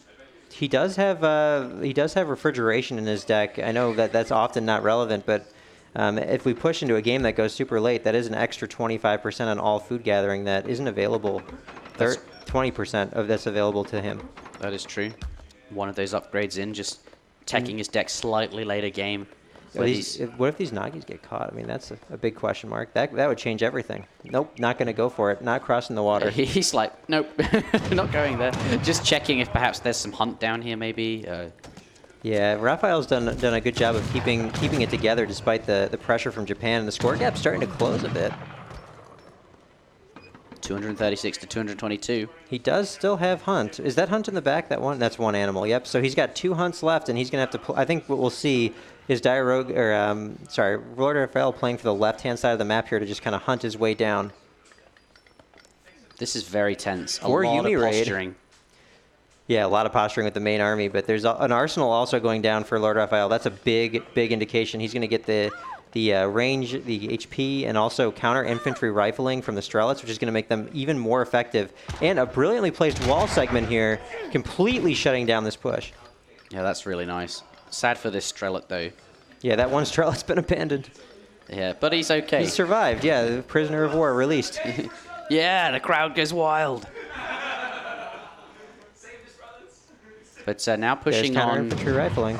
Counter infantry rifling is going to be so good. Coming forward, though, finds this here? block Is Raphael house. going to go for the sandwich play through the gate here, maybe? And Or is there's he a going to go for TC the nearby defense? too. He's got a lot of defense on this location for his villages. The blockhouse being handled quite quickly. Club's now coming in as well. I don't think he's going to get the sandwich, but certainly going to bring his army over here. Feels very confident, and I'm surprised that he's feeling so good about this push, but looks like he is going to try to get out. Yeah. He could get flanked if he wants to flank. It's an option, but I think Raphael's content just to disengage this fight. No? Look, I can't tell. These two players are always kind of on the edge of making a fight happen. It's like neither of them want to actually force a fight. They're just both very careful. They don't really like taking fights unless they think it's good for them. Yeah. And they want to make sure it's not only good for them, it's great for them. That made me so nervous. The Falcons are... Is this so nervous. Nicely handled, though. Does pull them back. Bit of lag there. I'm almost tempted to look away. Yeah, look away, maybe? Okay. I feel like I shouldn't look away, though. Yeah, the units unpacking here. Another 2 Falcons coming from the right, totally protected, and the Ashi are ball together. Huge cannonball shots on the Ashi, and there's no way for these Cavs to get through. Diarouga's got to try to get out, the infantry getting cleaned. So many cannonball shots hitting those Ashi, and I think he's going to lose every single one of them. But now he's out of range, and these cannons can't go through. They're walking in. They're hugging that wall. That wall coming in handy. Trying to pack there. Bringing them forward. Another volley. Really nice fight for LordRaphael there. Looked dicey for a moment, losing those cannons. Yeah, and he's trying to stay in range of those cannons. He knows he needs those to be able to keep and getting Diarouga going to disengage. A gate going up on the side just to keep them rolling forward. Very well done from LordRaphael there. And a third TC in the back of that happening. Meanwhile, a little 2 Nagi raid coming on the right. Just a little bit more action for us. Luckily, Raphael's seeing it immediately, though, and Strela Combat coming in on the side. Just a lot of things happening here. We're starting to see now a race for the combat cards come in. Yeah. How many more combat cards do they have left? Let's take a look at their decks. LordRaphael, he's sent Strelic Combat and Cav Combat and Boyaz. That's all of them, just Advanced Arsenal left to send. We could see that card realistically coming in this game. Diarouga is still trying to push the front door in here. Yep. The Strelics are running a little bit thin too, but the Cult's a little Those Nagi racing their way through. The Falconets haven't even moved yet. Are they going to go down through the gate or something? And the Culverin's a little bit distracted there. The Culverins don't really matter too much, but they're going to bait, they're going to reveal the Falconets. Oh my gosh, look at how big Diarouga's army is. And he does find them. Yeah, these Cav Archers can't run either. I think Diarouga's got this. Yeah, it looks like it, but Minutemen being called here. The Falcons setting up, but they are surrounded by cavalry. Are going to get some volleys, but not very many units left, just 9 cavalry archers. There's no units in queue. Nothing going to be popping. More Minutemen coming. But how do you... No Strelitz. Falc's still alive somehow, but that Falc can't do enough. Falc goes down. He's going to need batches of Strelitz, but there's nothing coming here for LordRaphael. Yeah, the issue here is an issue of hunting. This is one Strelit coming out, but... Is that enough? 3 Nagi behind. 3 Nagi. And meanwhile, look at the villager count, 33 to 66. I think this is it. Yeah. It does look like it. Diarouga, a very convincing win in that fight there. But LordRaphael, it was looking so good. But just the units, they don't stop. Japan has been ahead all game. And the GG coming out, ladies and gentlemen. Diarouga will become the winner of the New World Championship. Congratulations, Diarouga.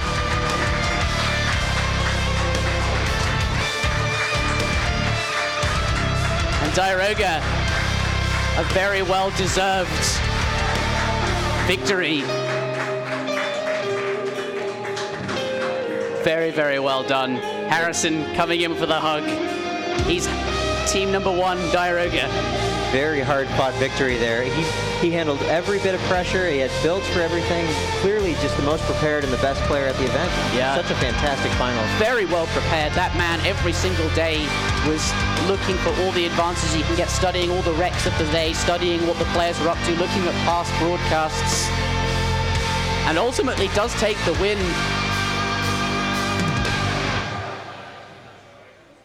Wow. We have ourselves our first LAN champion in over 10 years. We do. Diarouga is the new world champion. I don't know what to say. I mean, that's just incredible.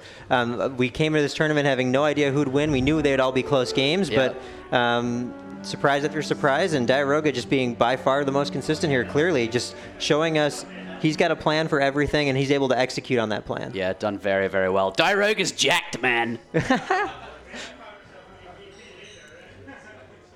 So what do we do? What now? What I think we have to go and get his thoughts, right? Well, that's for sure. You and me. Let's go over to the couch. To the couch. We'll talk to Diarouga. We'll see how he's feeling. Ask him about some of the games. Stay tuned for that. Afterwards, we will have a 2v2 show match between you and Hazza on Team 1. Yeah, we are. I think you're...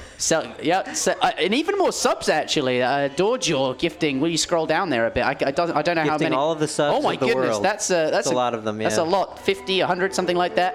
I can't really... Whoa! Look at the explosion! The progress bar has been nuked. Tactical nuke does destroy the progress bar. We did it!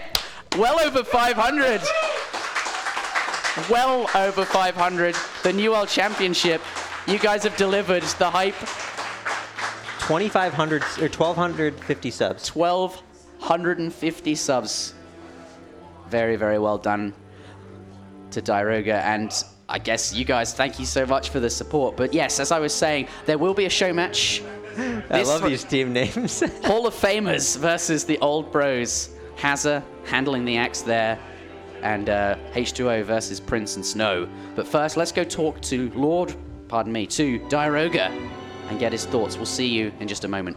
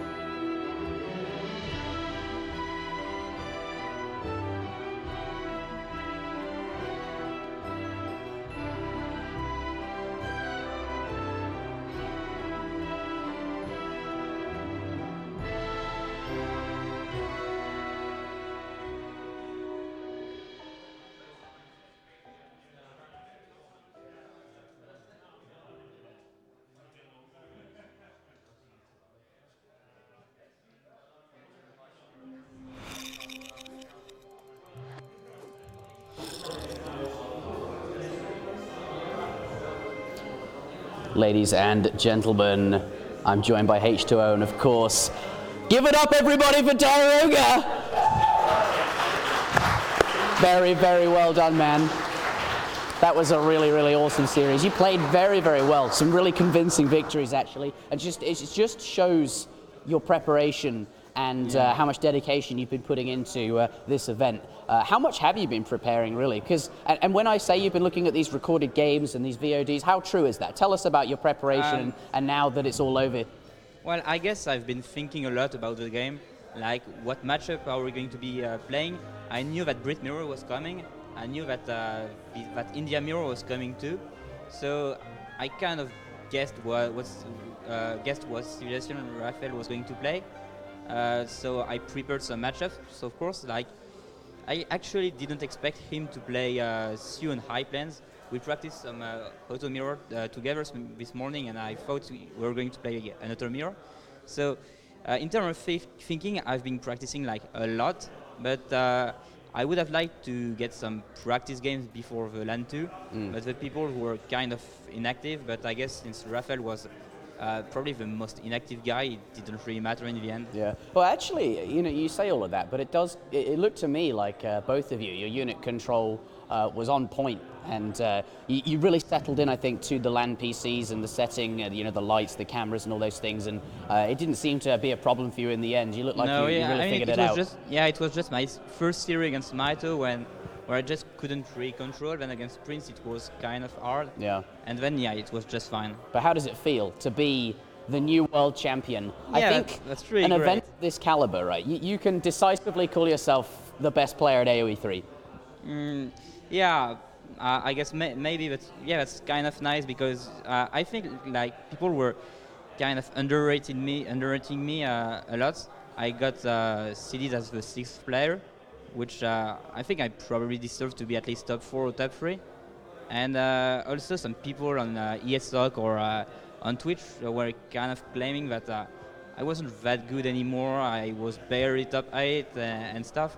So I'm really glad I can prove that I'm still a decent player. Yeah, I think you've definitely proved that, man. I mean, Tabben is probably just as good as me currently. Like, he really looks sick in our series and in his series against Kaiserklein. Yeah, I'd love to see a show match between Raphael and Tabben now. I think that's going to have to happen at some point on this match. Shall we talk about some of your games? The very first game, Kamchatka, the British Mirror. Yeah, I was kind of confident going into this because I practiced this matchup a lot with like H2O and Mitoe, and I'm pretty good at that matchup. And I knew this was coming. Like, I knew Raphael was not going to pick France or British or Germany against my Brits, but it was going to be a Brit mirror. So of course I practiced it, and it went really well. So that's great. Yeah, and Brits is one of your main civs, and I think you've had a lot of trouble finding a place to weave it in. Some of those later maps don't favor British, and so I think we were both at the casting desk predicting something like a Brit mirror, because if Raphael was going to take a mirror against you, you kind of got to pick your mirror, right? Yeah, I guess I was going to pick Brit on Kamchatka anyway, because the civ is like so good on this map. Yeah, absolutely. And speaking of British, what about game 2? Just a second to talk about that. It seems like the Kinesi strategies, when the other opponent has as much of an idea that's coming, they can really put together a solid defense. And I've almost felt like that was one of the most decisive victories we've seen in a game. I mean, not really. I'm still kind of inexperienced with this strategy, but usually you should be able to hold above the legs. Well, I guess it's bigger than legs. But yeah, in this game I lost the second C, and it just snowballed from here because I invested a lot into defending that C and getting like 2 dogs and a lot of fishing boats. Yeah. So I think that was the decisive mistake. You saw that outpost he placed on your side of the pond. Yeah, and I actually overrated. 2 caravels. And I made another one, so 3 caravel on one side of the waterway. He never did anything. Yeah. So that was pretty bad. I think like with 3 caravels on the other side of the map, I would have taken that second C, and it could have been good then. It's definitely not bad, but it's really hard to play, and I'm not Kinesi yet. I probably won't ever be as good as Kinesi on water. But if you're Kinesi, it's a fine matchup, really. Yeah. And another moment I wanted to bring up, the pikemen that went into his boat and they sailed around. How did you feel about that? I think the crowd really enjoyed that moment from Raphael, but how did you feel? I mean, I played some practice games against Kinesi, and he did that several times to me too. So it's like, basically, if you can hold your ducks, it's going to be fine. But the biggest issue is that I actually lost my ville. I don't know how, but I lost that ville that was going to be. You know where it was? It was inside a fishing boat. Oh yeah. It was in a fishing boat that had wandered up the coast, and I was watching it, wondering, what are you going to do with that villager? And it ended up being the most garrisoned villager by being inside a boat that was inside a dock. Yeah, I guess that's bad. But I mean, usually you should build like another dock. So you're going to kill like 10 pikemen while he tries to kill your dock, and you're going to have another one, and you're going to hold in the end. So it should be fine, but as I said, I'm not Kinesi, so I can't really pull this. At that point in the series then, it was 1-1 when he defeated you there, and it was such a convincing victory from Raphael. You must have been, what were you thinking at that point when the series was even, I mean, before this series, I just didn't know how it would go because I never faced Raphael in tournaments. I know he's pretty good in tournaments, but I felt like you kind of need to play against me a lot to understand my playstyle. Like Kaiser is pretty good against me because he can kind of predict what I'm going to do. Like if I'm going to go greedy, what units I'm going to make and stuff. So I think it was definitely going to be an interesting series, and it was hard to tell the outcome at this point. Yep, moving into the block of mirrors that got played. So the India mirror, that's the first one we saw. I guess two questions. One, how did you feel when his aggro went down, when your aggro went down, and you saw the Carnian base? And then the second question after that, why did you decide to kind of stick with the Gurkha Zam combination when so many people are trying to sneak Ajax in, and there's a lot of ceasefire action right now? Actually, I talked with Tabben a lot before that series. Like I kind of gave him strategy against Kaiser, and he told me that he played Raphael and that Sipo Yorumi was not going to work in mirror. Like Tabben lost every time he went Sipo Yorumi against Raphael, so he told me, really don't do that, you're going to lose. So I guess to be fair, before playing that game, I was not really confident because I know that Raphael is a great player mechanically. So like in mirror matchups, he should be better than me. But yeah, when I saw he couldn't build that Agora and he went Karnimata, I knew that I was already in a great spot. Like I was going to send 4 Sours and idle him, and then I would just get the map. Yeah, game knowledge coming in big there.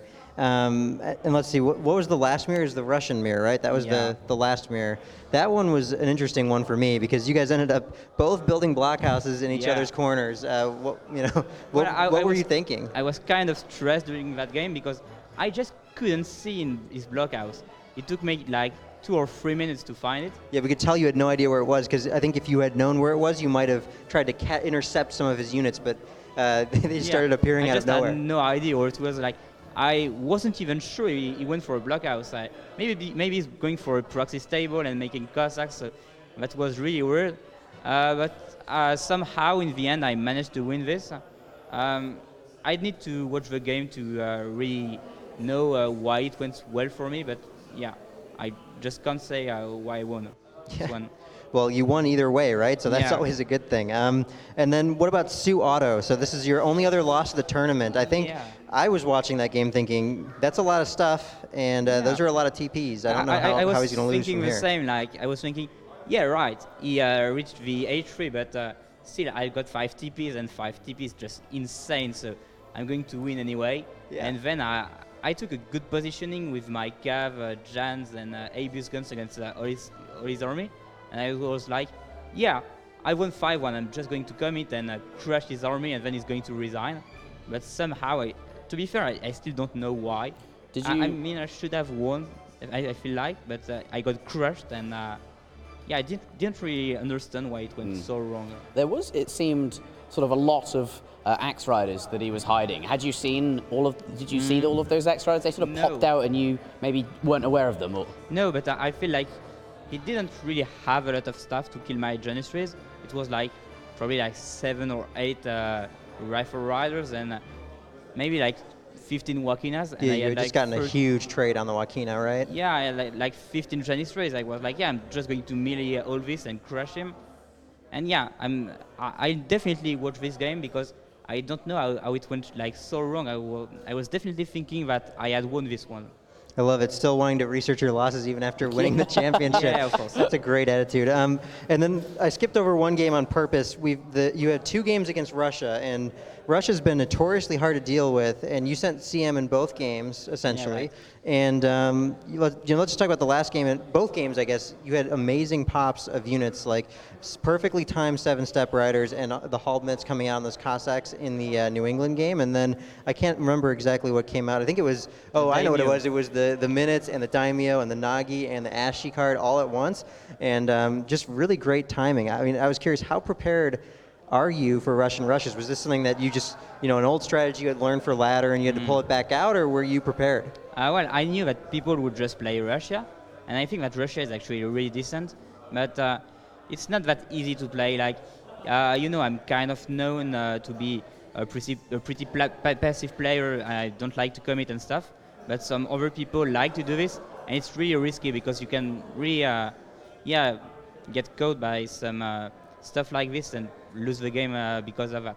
Yeah, and in my opinion, villagers are just so strong under the TC. I mean, technically they can't be killed because they can garrison and they punch for a lot of damage. So but to be it's fair, hard. I was kind of scared after that Otto against Sioux game because I felt like Raphael was about to come back. Like I knew that on Pampas Sierra was going to play a good save. I was surprised to see Russia. I was expecting rather Dutch or India.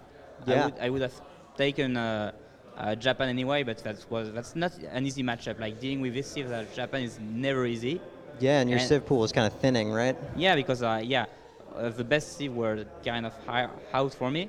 Then it was going to be a Fertile Crescent, but he was going to pick Germany, and I mean, I don't have Russia anymore. I guess I have Iroquois, but still, it's not that great against Germany. So I felt like he could definitely won that game on 13, and then it's match point, and I felt like this series could have gone wrong at this point against Raphael. I was quite relieved to win that last game. Absolutely. Well, I mean, congratulations again. It was a fantastic series. Thanks. Love hearing your thoughts, and just clear that you've put a lot of time into figuring out what to do. It was a really, really brilliant series. I think some of my favorite moments in that series was that last game on Pampas Sierras. The one moment that stands out to me is, did you see his artillery, like really far forward, and you were like, right, it looked like you rushed your Nagis in there, but he somehow pulled them back. He got them into a nice position in that choke, and that fight didn't go too well for you in the end. Yeah, but I mean, the first fight went wrong because he just played it really great.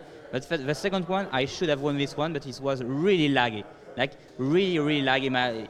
If you actually take a look at the recorded game or the stream, my units were just not moving. My Neginetas were not attacking. We noticed that as well. I think Pampas Sierras I've seen it before where it does that. There's a lot of weird like shadows going on. Yeah, I was kind of mad because I was like, it would be like too bad if I was going to lose this because of lag. But we did hit that critical point where Japan is not out of food and Russia is, right? Yeah, and so when he milled up, is that why you kept pushing? You just knew eventually he would have to have this lull for a mill transition. You were just trying to find it.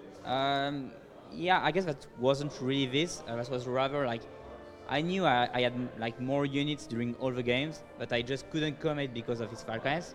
So I was trying to push on one side, then on the other, and kind of expect him to make a mistake at one point so I could get a good positioning. And of course, that last fight was really great for me because I could like just snipe Wolf Falconet before it even began. Yeah. Like with these two Naginatas, and it just went great. And yeah, that was game. Great. Really good to get your thoughts. Congratulations again. Thanks. But coming up next will be a show match between. What's your team name? I was going to say old-timers. I believe we're the Hall of Famers, but old-timers would have been way better. Hall of Famers versus old bros? No, they're the old bros. Yeah, there's the old bros. Okay, basically a show match, a 2v2 show match between Ryan and Hazza versus Prince of KABUL and of course Snow. I think it's really good to see Prince and Snow back on the stage. They are particularly good at playing team games. Yeah, right. And it's really nice for Prince, I think, because he didn't really get to play his level. We'll get to see him play. I think he's having some issues with the LAN setup and settling in and all that good stuff. But we will get to see them play. I'm really looking forward to that show match. But thank you ever so much, everybody, for all of the support, all of the donations coming in, and the subscriber goal was absolutely demolished. I think absolutely nuked even. So thank you very much for the support, and we do hope to stick around to continue supporting Escape. Yeah, we that was really such do a great appreciate event. it. That was crazy. Yeah. Like it was so nice to meet other players because they're all really nice. Like I've had some issues with many people online, but here everybody is so nice. I got to it's say, insane. Diarouga, putting a face to your name has, I think, chilled a lot of people out. You're really just you're a really nice guy to talk to. I've had a pleasure interviewing you. That humbleness on the stream, that was, on the subscriber-only stream yesterday, that was pretty fun. So Yeah, I mean, Tabben is really good, and I think that he will still improve, and he's probably going to become one of the best players of our time. He's just so good right now. Ladies and gentlemen, give it up for Diarouga, the new world champion.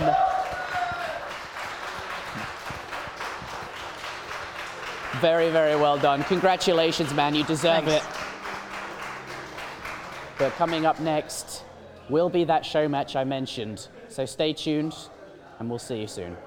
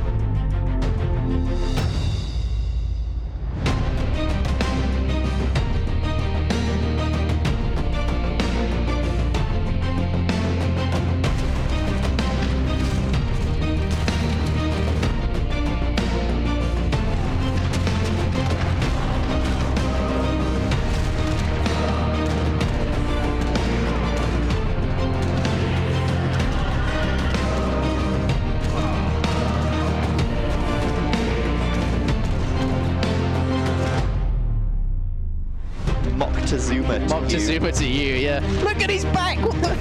Stop it! This is absurd! Yes! Yes, you killed him! Yes! Oh, 2v1!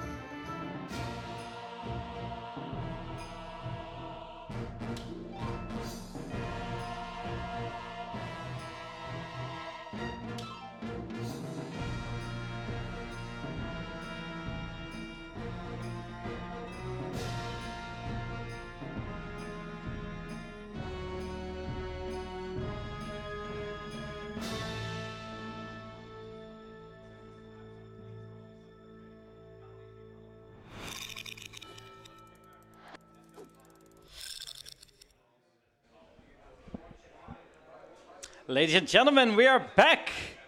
Woo! All right. Yeah.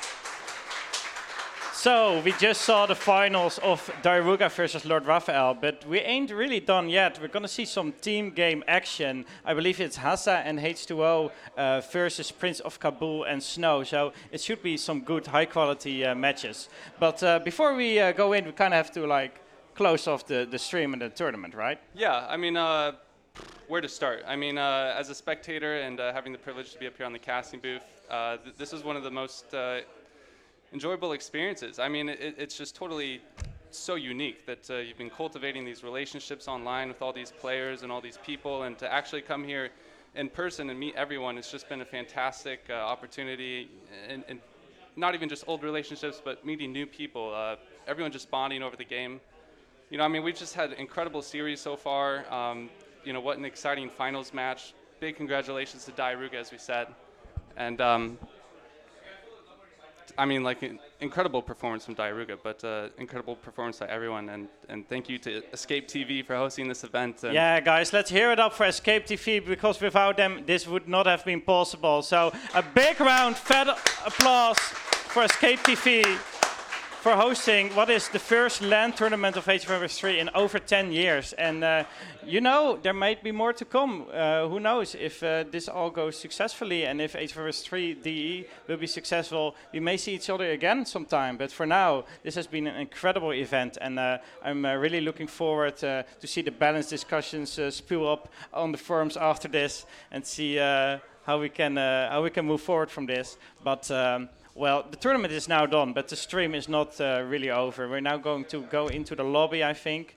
It seems the host game is full. So I guess the players are still preparing their setup, but yeah. Pretty soon we're going into this 2v2, right? Yeah, I'm quite looking forward to this 2v2. 2v2 as a game mode has sort of quickly blossomed into my favorite way to play this game. As we've seen from all these 1v1 matches, you know, very strategically oriented, timing based, but when you start to add in more additional players to the game, it sort of becomes more mechanical.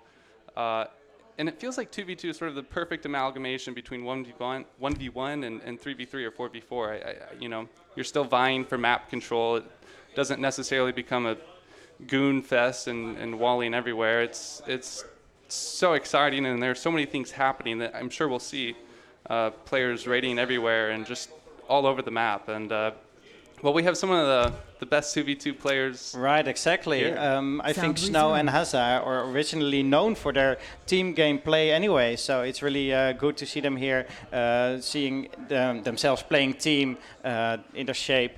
And of course, this is like the only chance we get to actually cast team games without any lag, right? Or without lag, but because, well, there's been a lot of requests for more team tournaments over ESO, but when you have 4 players in there and 2 casters as well, well, every melee unit's basically unusable, and treasure kiting is not really a thing anymore because there's so much lag. But now, finally, we have the right setup, so we're gonna make the most of it. Yeah, it's very difficult when you have players from all over the world, you know, even time zones. It's difficult to just schedule matches, but definitely an exciting best of 5 coming in here. Yeah, and it looks like I'm already able to go into the room here. So by the way, what we do have is the players' perspectives, of course, because we can see their screens. But they're talking over TeamSpeak. So if everything works out, and if our tech guys do all their best, then we should be able to hear them as well. And the stream should be able to listen in to the TeamSpeak.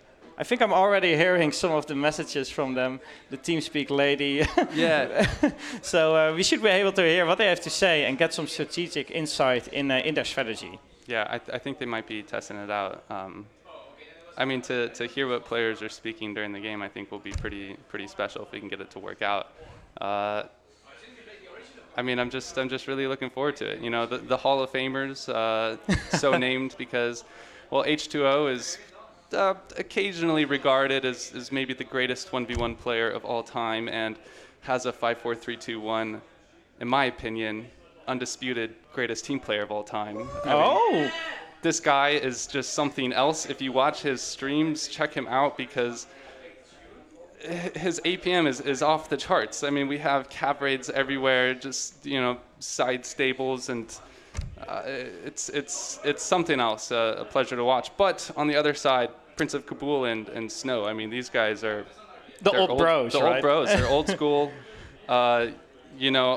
There's maybe not a better unit in the game than a Sepoy in Somali hands. I mean, they can accomplish so much. So, really looking forward to this one. Yeah, definitely. And well, I'm now going into the lobby again, see if these players are ready. We are going to do the map drafting again, something we've seen not for a few days, but there's a map pool of 7 maps, I believe, and we have exchanged one of the original maps from the tournament. I believe we swapped out New England, replaced it by Hudson Bay. I think Hudson Bay is just a formidable team map and 1v1 map as well. So we're going to do the map drafting again, and after that we're going to see a best of 5, I believe, if the stream can go on for that long at least, since, well, team games may go on for quite a while, if we don't see any Sepoy rushes, of course. So yes, the map drafting at first, and after that we're going to do a nice civ dance with 4 civilizations, and after that we should be able to go into the game. So let's see how far we are. I see Caster 2 joining as well, and I think we're going to start map drafting, right? Yeah, I believe so. And I think we have to go team 3. Or we'll see how 2v2 ops works. I haven't actually cast a 2v2 ops match before, so even more reason to get excited. Channel switched. Yes, sir. Yeah, why not? Right? Channel switched. I can hear some team speak over the speakers there. So it looks like they're already trying to decide on what maps to pick and what civilizations to pick, right? Yeah, I think so. I mean, team game civs, there are a lot of good options. I expect we'll see a good amount of India, Dutch, Russia. I know Hazza likes to play Germany and Spain, and team as well too. Brit is never a bad choice Brit either. is a good choice as well. Yeah, I don't actually know what the civilization rules are because, well, we only thought of making up this tournament a few hours ago. But I think we're gonna do like the original 2v2 rules, when you can only win with a civilization once, and you can also not like play the same civilization at the same time. So you cannot do both Brit against something else, which means that after best of 5 there's not a lot of civ options, so you really have to test out their map pool. Hall of Famers can pick first, so that is Hazza and H2O. Of course, the 2 H's are the Hall of Famers. So Hazza and H2O are now going to draft their maps, and when it comes to team games, map drafting is a little bit different, right? Because they have not practiced on specific maps. But maybe they're going to see like if there's certain maps that are good for rushing or maybe for water. So what do you expect is going to be picked and banned here? I expect the water maps to be banned. Baja, California, probably going to get banned. Hudson Bay, it has water play, water potential.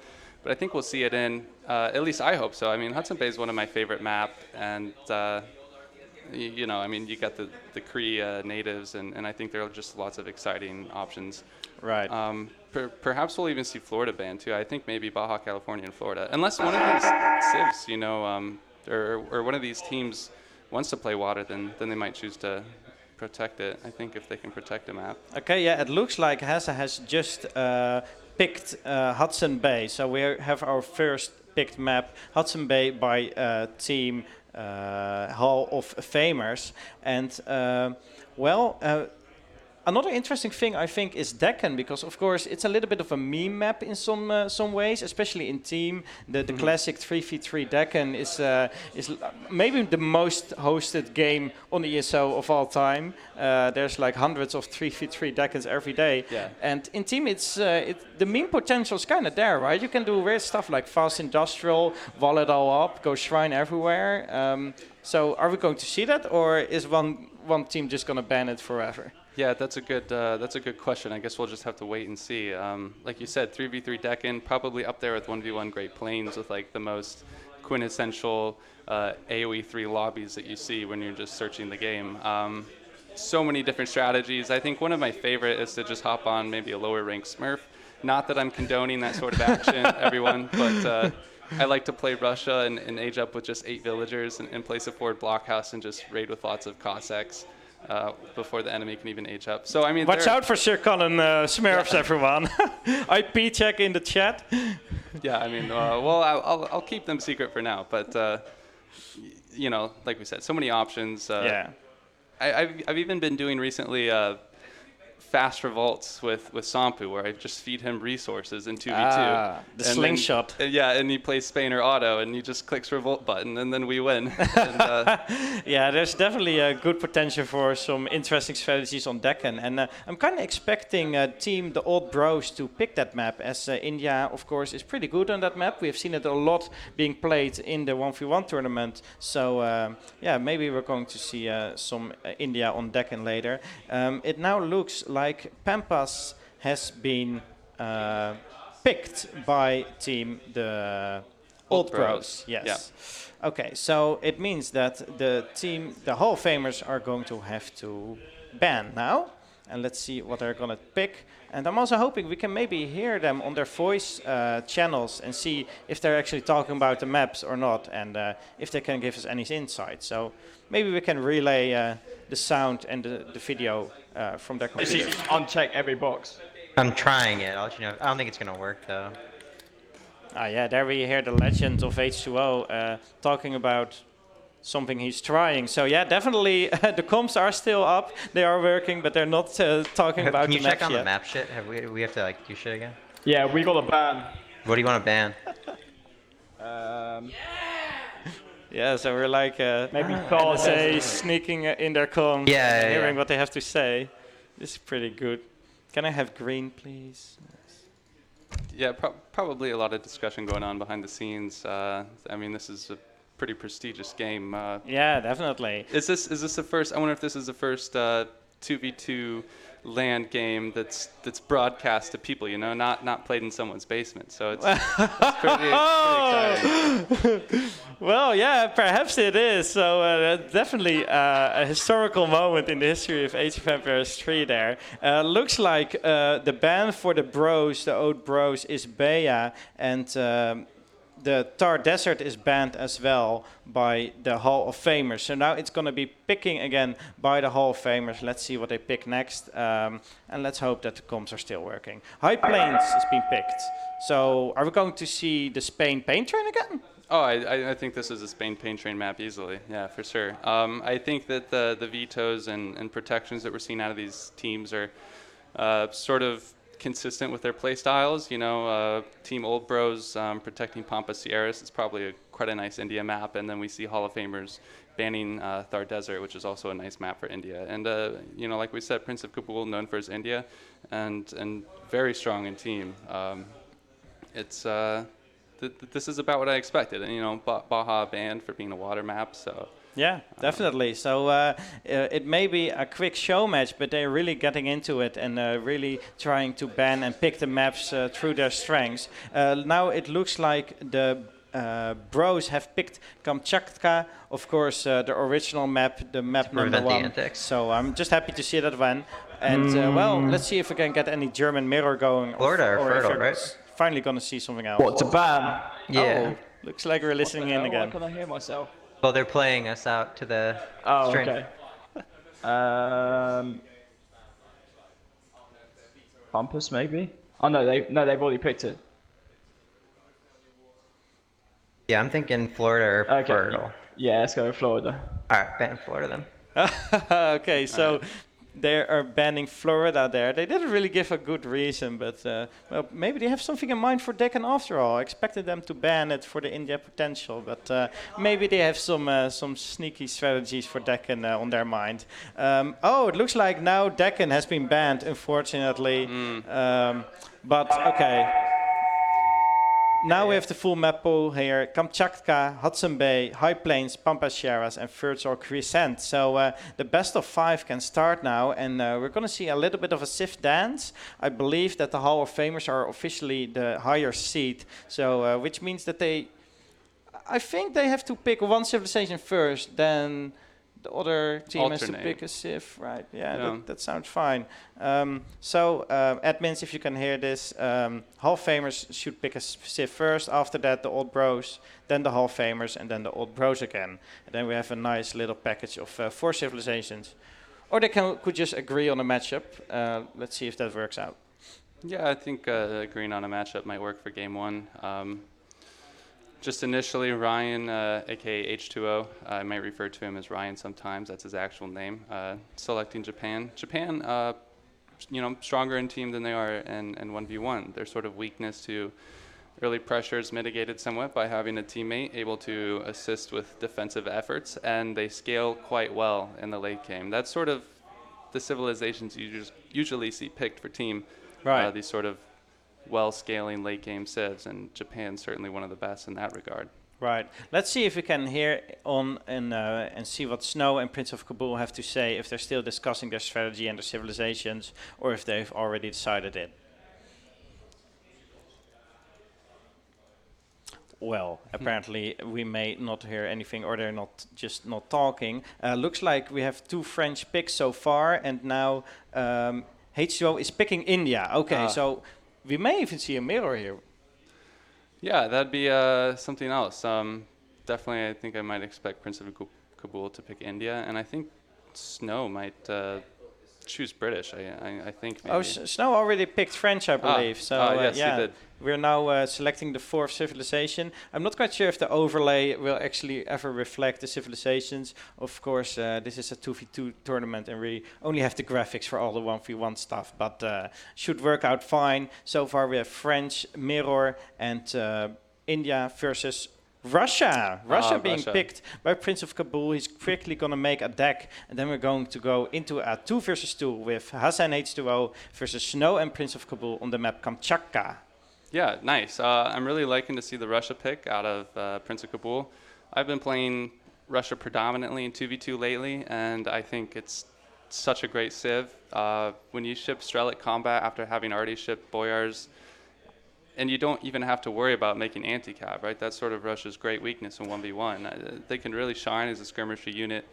And of course, they have that potential to apply the early pressure in H2 with the forward blockhouse. And quite a nice contained civ.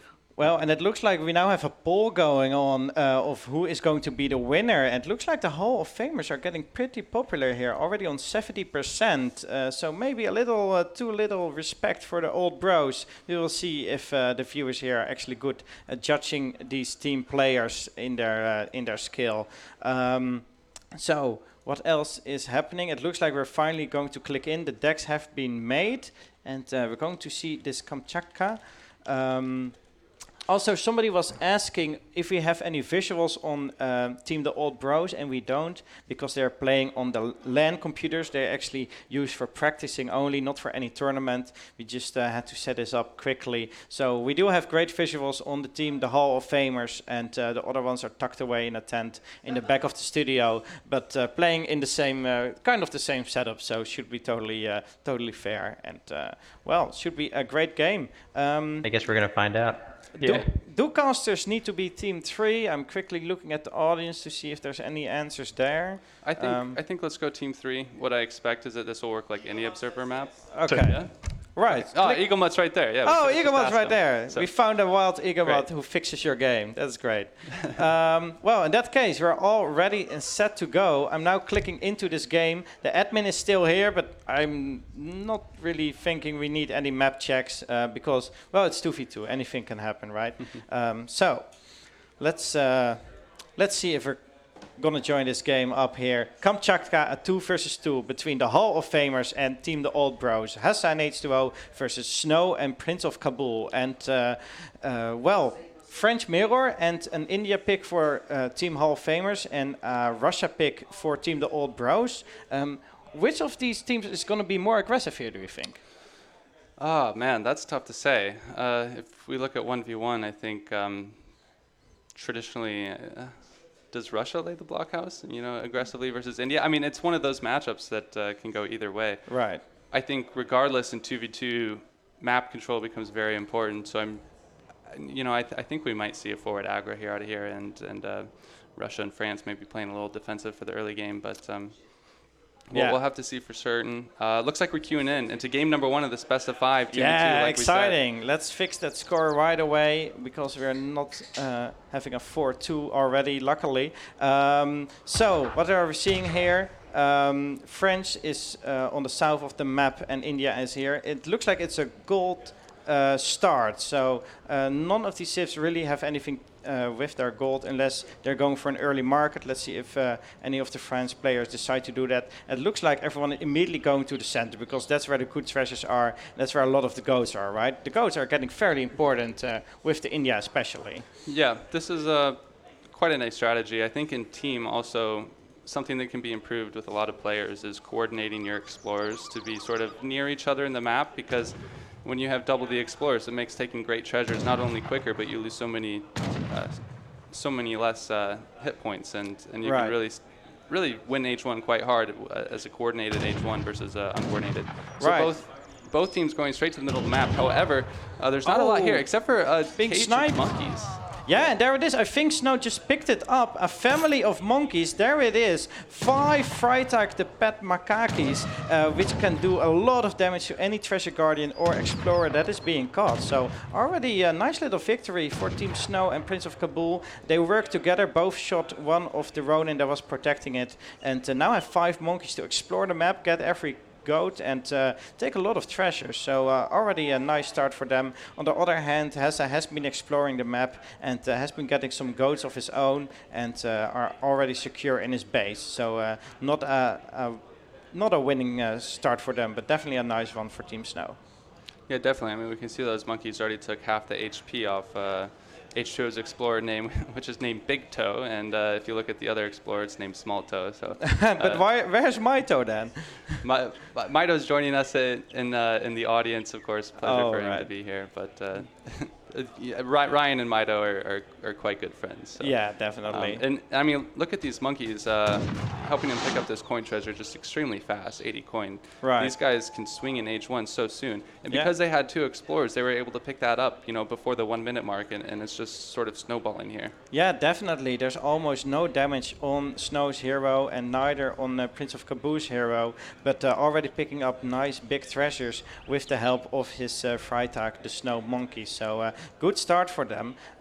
So we talked earlier about Russia versus India, who's going to be more aggressive, where are they going to place their blockhouses and agra forts, and I think traditionally getting the center of the Kamchatka map is very important, right? So we may even see an agra fort in the center here, but the question is, if Russia just makes a blockhouse in their base, are they going to be safe enough for long enough? Are they going to have enough hunts and resources? And well, eventually we have to see who can age up without being damaged the most, because in the end I think this game will play out in the 3rd age. So yeah, it's going to be an interesting fight for sure. Yeah. Definitely. Just a quick remark. I was looking at the treasures around the map. We don't actually have a large wood treasure that spawned at all. We have no 85 or 90 wood. We just have sort of the smaller 40 wood treasures in either team's base. Right. So that's sort of an interesting discrepancy in H1 that we might see on other Kamchatka spawns. What treasure did pique my interest is 300 wood here. I mean, normally this would be almost unviable to get in 1v1 until it didn't really matter. But in team, like we said, crack shot ability, double the explorers. This is something that can be picked up by 6 or 7 minutes and play a large part in the game. Yeah, definitely. Some starting hussars from one of the French players and getting your explorer there. And you may be able to pick up 300 wood, which is like an entire H1 shipment or half a H2 shipment. Can make a huge difference in getting your market upgrades or a stagecoach or a TP. So definitely a very important treasure later on if the players even think of taking it, because in H2 you also have a lot on your mind. So it looks like Prince of Kabul placing a Russian blockhouse here in the center of the map, immediately scouted by H2O, and meanwhile Snow is going for the trade post, so it looks like he's taking it a bit more economically. Do we see any forward villages from Prince of Kabul or from the other team, from H2O or Hazza? I don't think so. We've seen agra fort in base, so it looks like Russia is actually going to be the aggressor here. Yeah, it looks like that team Hall of Famers will have to play defensive in the early game. No trading post out yet for H2O. It looks like he's picking up this 40 XP. Normally that's something you see France add in right away in H2 transition. But we do see this forward blockhouse, and however, there aren't. These are kind of late for the France player, these forward villagers. Oh, right. Yes, so he's going to make a forward stable or barracks, but indeed is going to be a little bit late. And it looks like Hazza placing his scout right next to the blockhouse there. So he's definitely going to see whatever unit pops out. He's not yet scouted the stable, though. It's a little bit behind. So actually doing a great job of hiding a stable for now. But then again, it's kind of to be expected there's going to be a stable. So he may already have enough information, Hazza, that is. Yeah, and he's already lost his scout, which is really sort of unfortunate. I mean, that scout provides so much scouting potential. However, the 5 Cossacks here are coming in for the Russian player, and they're going to go right to Hazza's base and see what they can accomplish. Stable was put down soon for Hazza, so I expect him to get some Hussars out to deal with this pressure, but 5 months to follow it up, and we're just sort of seeing typical things from Russia, France here. Yeah, definitely. Just one of the classic Russian rushes, I would say. Starting with 5 Cossacks, training 5 Musketeers, seeing how much damage you can do. And they already scout the entire base of their enemy with the monkeys, so they know where the hunts are, and they should know where the villages are. So let's see what damage they can do. Yeah. It looks like we're now here on the side. Maybe let's send unit shipments and try to flank. I got a shipment coming. Hold on, I need to turn my game sound down more. Looks like we're hearing in on H2O and Hazza there, trying to send some unit shipments, I believe. Let's see if they actually need it, or if this rush is not going to do enough damage. 700 wood is next for Prince of Kabul, so no 4 Cossacks or 13 Strelets, not fully committing to an all-in rush, but trying to do some damage with the resources he's got. Yeah, and nice job by Team LordRaphael. We see Eric applying pressure with his Hussars in the base of Ryan and actually picking up a villager there. Meanwhile, Russia's pressuring the France player here in the south of the map. Like we said, with team games, I mean, we have a lot of things going on all over the map, and it's just begun. So I think what Hazza and H2O want is for Russia to overcommit here under the TC, maybe trap him with a double effort. But we have 10 Hussars here coming in, and I expect to see Minutemen soon popping out of that. And Seapoy is coming to flank. Coming from the north, so it looks like Prince of Kabul is in a lot of trouble with his Musketeers here. His Cossacks are being caught by the Hussars, and the Seapoy and the hero slowing down the Musketeers. Looks like this push is being dealt with. Meanwhile, in H2O's base, there's some Hussars going in. Maybe he's even able to get another villager. Consulate villager definitely has to move away there, so slowing down the consulate. But I'm not quite sure if this is worth it, because Snow did not take any villager with him there in H2O's base. He did auto him, but did he do enough damage? I'm not quite sure, and we have to see what the follow-up is for Team the Old Bros. It looks like 700 coin coming out for Snow, and we have to see if he's going to use that for an H-up or just to spam out more Hussars. That's really the big decision we are going to see here in the first next minute. Yeah, that's a good question. I mean, that was just a great trade for Team Hall of Fame that we just saw. And Hazza coming up here to just flank with more Hussars. I mean, he's really showing off his mechanical ability here. And an additional 4 Hussars joining for Snow, but he just decides to turn around. He's going to lose that fight. And so a couple of fantastic trades. And, you know, it's going to be interesting to see if they follow up with an H-up or decide to push this forward base in H2. Certainly, they've got quite the military advantage, as we can see by the graph in the top left.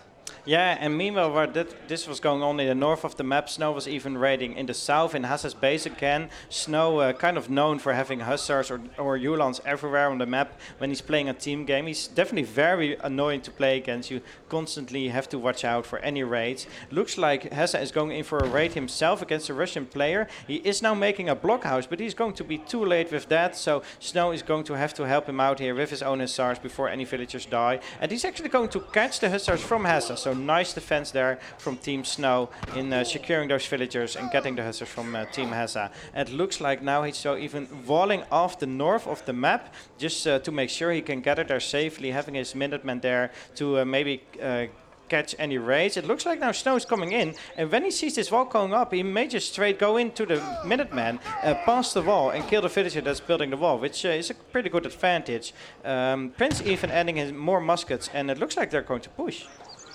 Yeah, this is interesting. It looks like both Snow and Hazza, the 2 French players, are aging at the moment.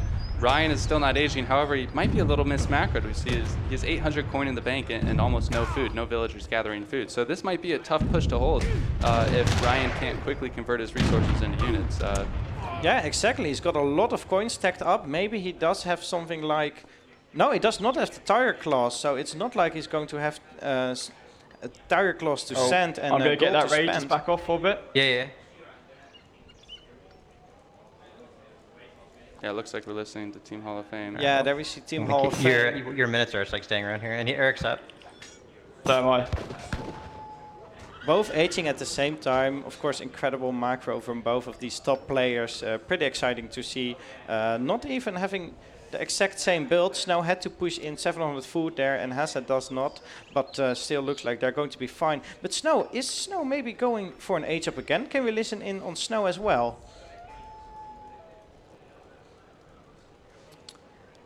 Yeah, I'm interested. You know, perhaps Team Old Bros is electing not to go for voice communication, maybe favoring the older school text chat. But okay, it looks no like comms. no comms for the 10 team, so we have to just figure it out ourselves. If you look at Snow's resources stacking, he just has a lot in his bank. So I was thinking he may want to go for an industrial age there, but he's now sending 1,000 wood, and with that he's probably going to make one or two more stables, another town center, there it is, and I expect another stable as well, so they can spam out those goons, so using those resources eventually. Yeah, this is something we see in Team quite a lot too, is the addition of the town center becomes a much more easier thing to put into your build, and sort of gaining a lot of map control. I mean, this town center sort of covers at least three hunts and a couple mines. And certainly going to help them scale as team games do typically go longer into the late age. But 2 Falconets coming out for Hazza while Snow shipped 1k wood. So potentially a bit of a window here for the Team Hall of Fame to push this forward base. So. Yeah, but then again, Russia is now H3, of course, has 2 Falconets of his own in the deck, and blockhouses here where they can potentially pop out. So maybe Hall of Famers don't have a lot of a window before Falconets pop out and they have to fight the Falk War. There are not a lot of goons yet for Snow, so the cavalry is still going to be a problem. But there's a nice infantry mess from Prince of KABUL that eventually will get upgraded as well, I hope. Yeah. Prince of KABUL also sending a team card, a team cavalry scouts for more HP and line of sight. Of course, showing the potential of team cards, which is really interesting. Looks like Snow just sacrificing all his hussars to get up close to the Falconets, but let's see who's going to win this Falconet war. Yeah, 2 Falconets pop for the Russian player right at the blockhouse. That's exactly where you want them. Falconets from Hazza getting good volleys on these Strelets, and it looks like Prince of KABUL is going to take his Falconets back. He's trying to protect them from the red cavalry from Hazza. One Falcon does go down, another looks like it's going to go down too. Meanwhile, both of Hazza's Falcons are alive and just sieging this forward base. This is quite a nice pickup for Team Hall of Fame. Yeah, and like Team Snow really needed a lot more anti-cavalry there in that fight to deal with Hazza's hussars, but all the goons were stuck in the North River crossing. They couldn't really pass because there are a lot of sepoys and Gurkha there, so the goons from Snow were just kind of useless. And yeah, this was a really tough fight for Prince of KABUL. Let's see if they still have a window here to ever push out, or if this is going to snowball into a victory for Team the Hall of Famers. Looks like India now also aging up with the with a wonder, and let's see if that means that Prince of KABUL still has a chance to come back, or if this is already doomed for them. Another 2 Falconets coming out for Snow there, but just getting sniped by Hazza's goons. Yeah, there's just no military here for Snow to protect those 2 Falconets, and these are just phenomenal trades for Hazza and H2O. I mean, they're cleaning up everything. We can see military populations 82 to 24 right now. Another blockhouse being built by the Russian player, but it's still 20 Strelets pop. Strelets, it's a good pop here. So I'm hoping Snow will send his goons in as well. They're walking around the river again, where Prince of KABUL is just fighting all alone. So the 20 Strelets are definitely a good pop on those goons and Sepoy, but being so outmassed, it may not be enough.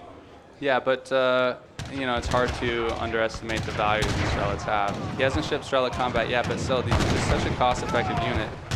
Sometimes it seems like you're just pushing Russia's blockhouses for ages, and all he does is just keep spitting Strelets out, but somehow at the end of it all, the Strelets are still up. And yeah, definitely. Oh, but a Mahout Lancer coming in, and it's just going to putting Yeah, into any that of that idea. Mahout is just going to do a lot of damage to the Strelets with 1200 HP and range resist. It's basically unkillable by any Strelet means, but luckily there are still a few goons out for Snow. And as you pointed out, Snow is on 3 TCs right now. Hazza is going to add another one, but there the GG is called for Team Snow. And it looks like the Hall of Famers have got their first victory, ladies and gentlemen. Yeah, taking game number 1 in this best of 5. I'm glad we didn't It looks like Yeah, nice job, nice job. Looks like they are complimenting each other on their Wow, they have performance many in TCs. this I game. had the third one coming down as well. Yeah, there's a TC in the corner of the face.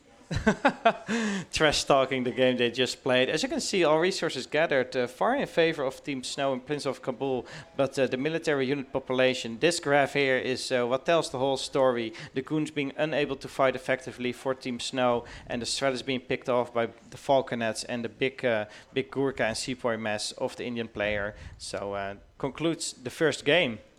Yeah, that was Ryan and H2O and Hazza just didn't take a bad trade all game, and as long as you can do that, it doesn't really matter the resources. They were just able to push their hand, push their advantage, and ultimately just overwhelm the other team.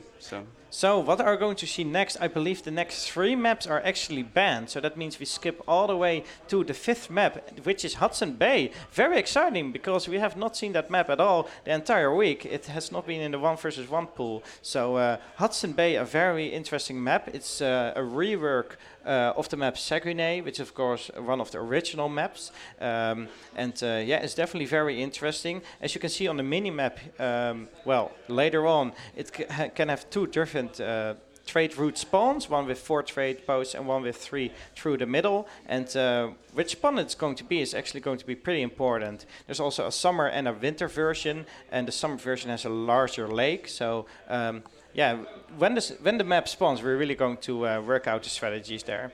Looks like Hazza now has to pick a civilization first, and they cannot pick French or India again, right? Yeah, I believe so. If you win with the Civ, you can't use it again. Hudson Bay, an exciting map. Characteristically, has a lot of great treasures. The Creek TP, as I mentioned, and I wonder if we'll see any docks from either team. There's certainly a lot of fish and whales, both, especially in the team map. It's increased from 1v1, so definitely viable. Yeah, indeed, the map gets larger if you add more players. So in a 2v2, getting on the water is actually quite viable. And you can also do interesting strategies where one player takes the land and the other takes the water. And together you can have a brilliant eco. Looks like Germany is out for Team Hazza. Let's see what Hazza and H2O have in mind.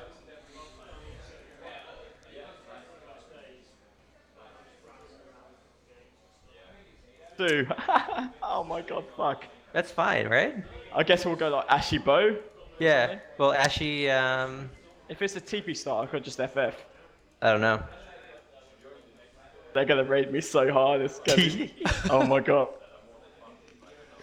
It looks like they had quite a reaction to the Sioux pick from Prince of Kabul, which is going to be interesting. Is Sioux going to do a lot of damage early on, or maybe even boom themselves with TPs? They basically have 2 options there, and I think Bow Riders is definitely a very good choice, not only to raid but also to defend the German raids that are coming in. So Sioux an interesting pick on this map. Sioux is an interesting civ and team. They don't traditionally scale super well in the late game. Like we mentioned, they don't have a great economy. Their units are quite strong, but generally that's not what you want in team because your economies are so bolstered that you can just replenish units quite easily. However, as you mentioned, Bow Riders, I mean, this is a goon unit available in H2, which has no negative multipliers versus villagers, and they have such a high base attack. And the Sioux army is so mobile.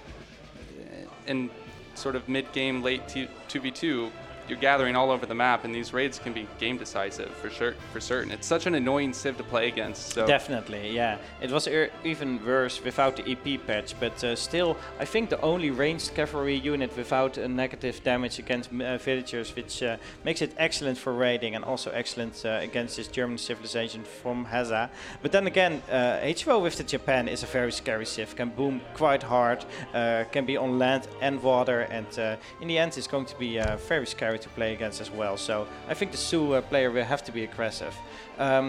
you're going to have to be Team 3 as well, I believe. That's correct. Thanks for reminding me. Yes, now we're going to click into the second match of this best of 5 between Hazza and H2O and Snow and Prince of KABUL, being played on Hudson Bay.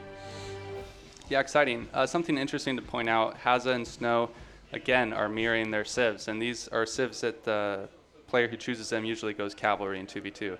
And Hazza and Snow are probably the two best raiding players currently active, I'd say. I mean, Raphael is up there, but these two are both team players that raid a lot. So seeing them mirror the cavalry wars that's a huge factor that goes into the game, because those fights can be so swingy, and if you don't have a raiding presence on the map and the other team does, you're in dire straits for sure.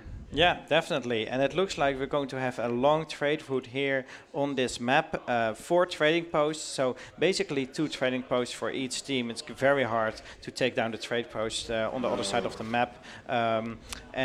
We have a winter spawn, which means that the water is, I think, a little bit smaller, and there's no islands in the water, but that shouldn't matter in the long run. If a player chooses to go for water, it's still very viable. It is a coin start, which is not ideal for Japanese. They usually cannot really do anything with their coin.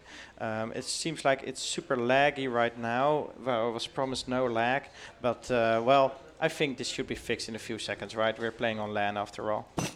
Yeah, we have more people in the game than usual. It's the start of the match. Sometimes it just takes a little time for everything to catch up. So exactly, and looks like we're now going in. A lot of treasures on this map, a lot of big ones as well, I imagine. So let's see what they're all going for.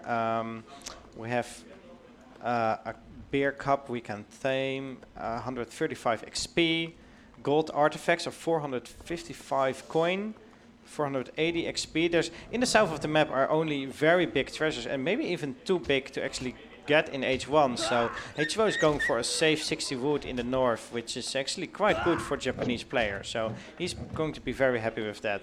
Then again, Snow picking up 125 wood here, which is not bad either. And with some help from his teammate, he can take it quite quickly and maybe sneak in a trade post there.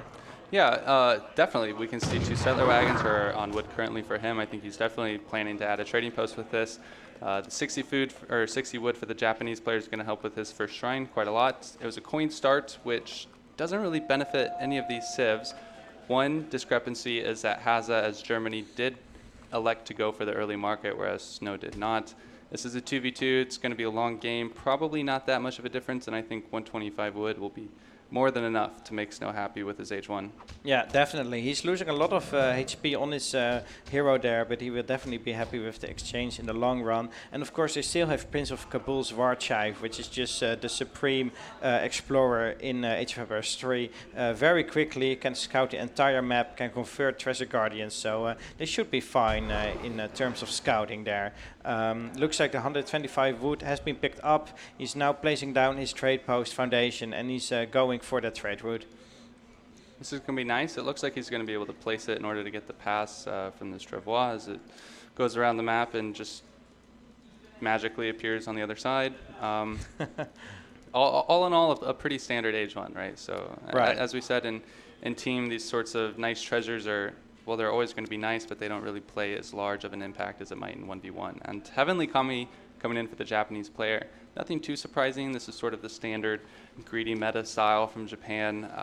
Sometimes you might see 3 boats, especially on Hudson Bay, where that's a possibility. But he's just electing to go for sort of the long-term, late-game, well-scaling strategy. Right, and being greedy in general is, I think, more rewarding in a team game because they just take a lot longer, and there's a greater distance between you and your enemy, so rushing is also a little bit harder. So going greedy is definitely a safe choice here for the Japanese player. Now that we're still in H1, we have a little bit of downtime, so maybe we can take a quick look at the decks of the various players. It looks like Hazza has a very standard deck.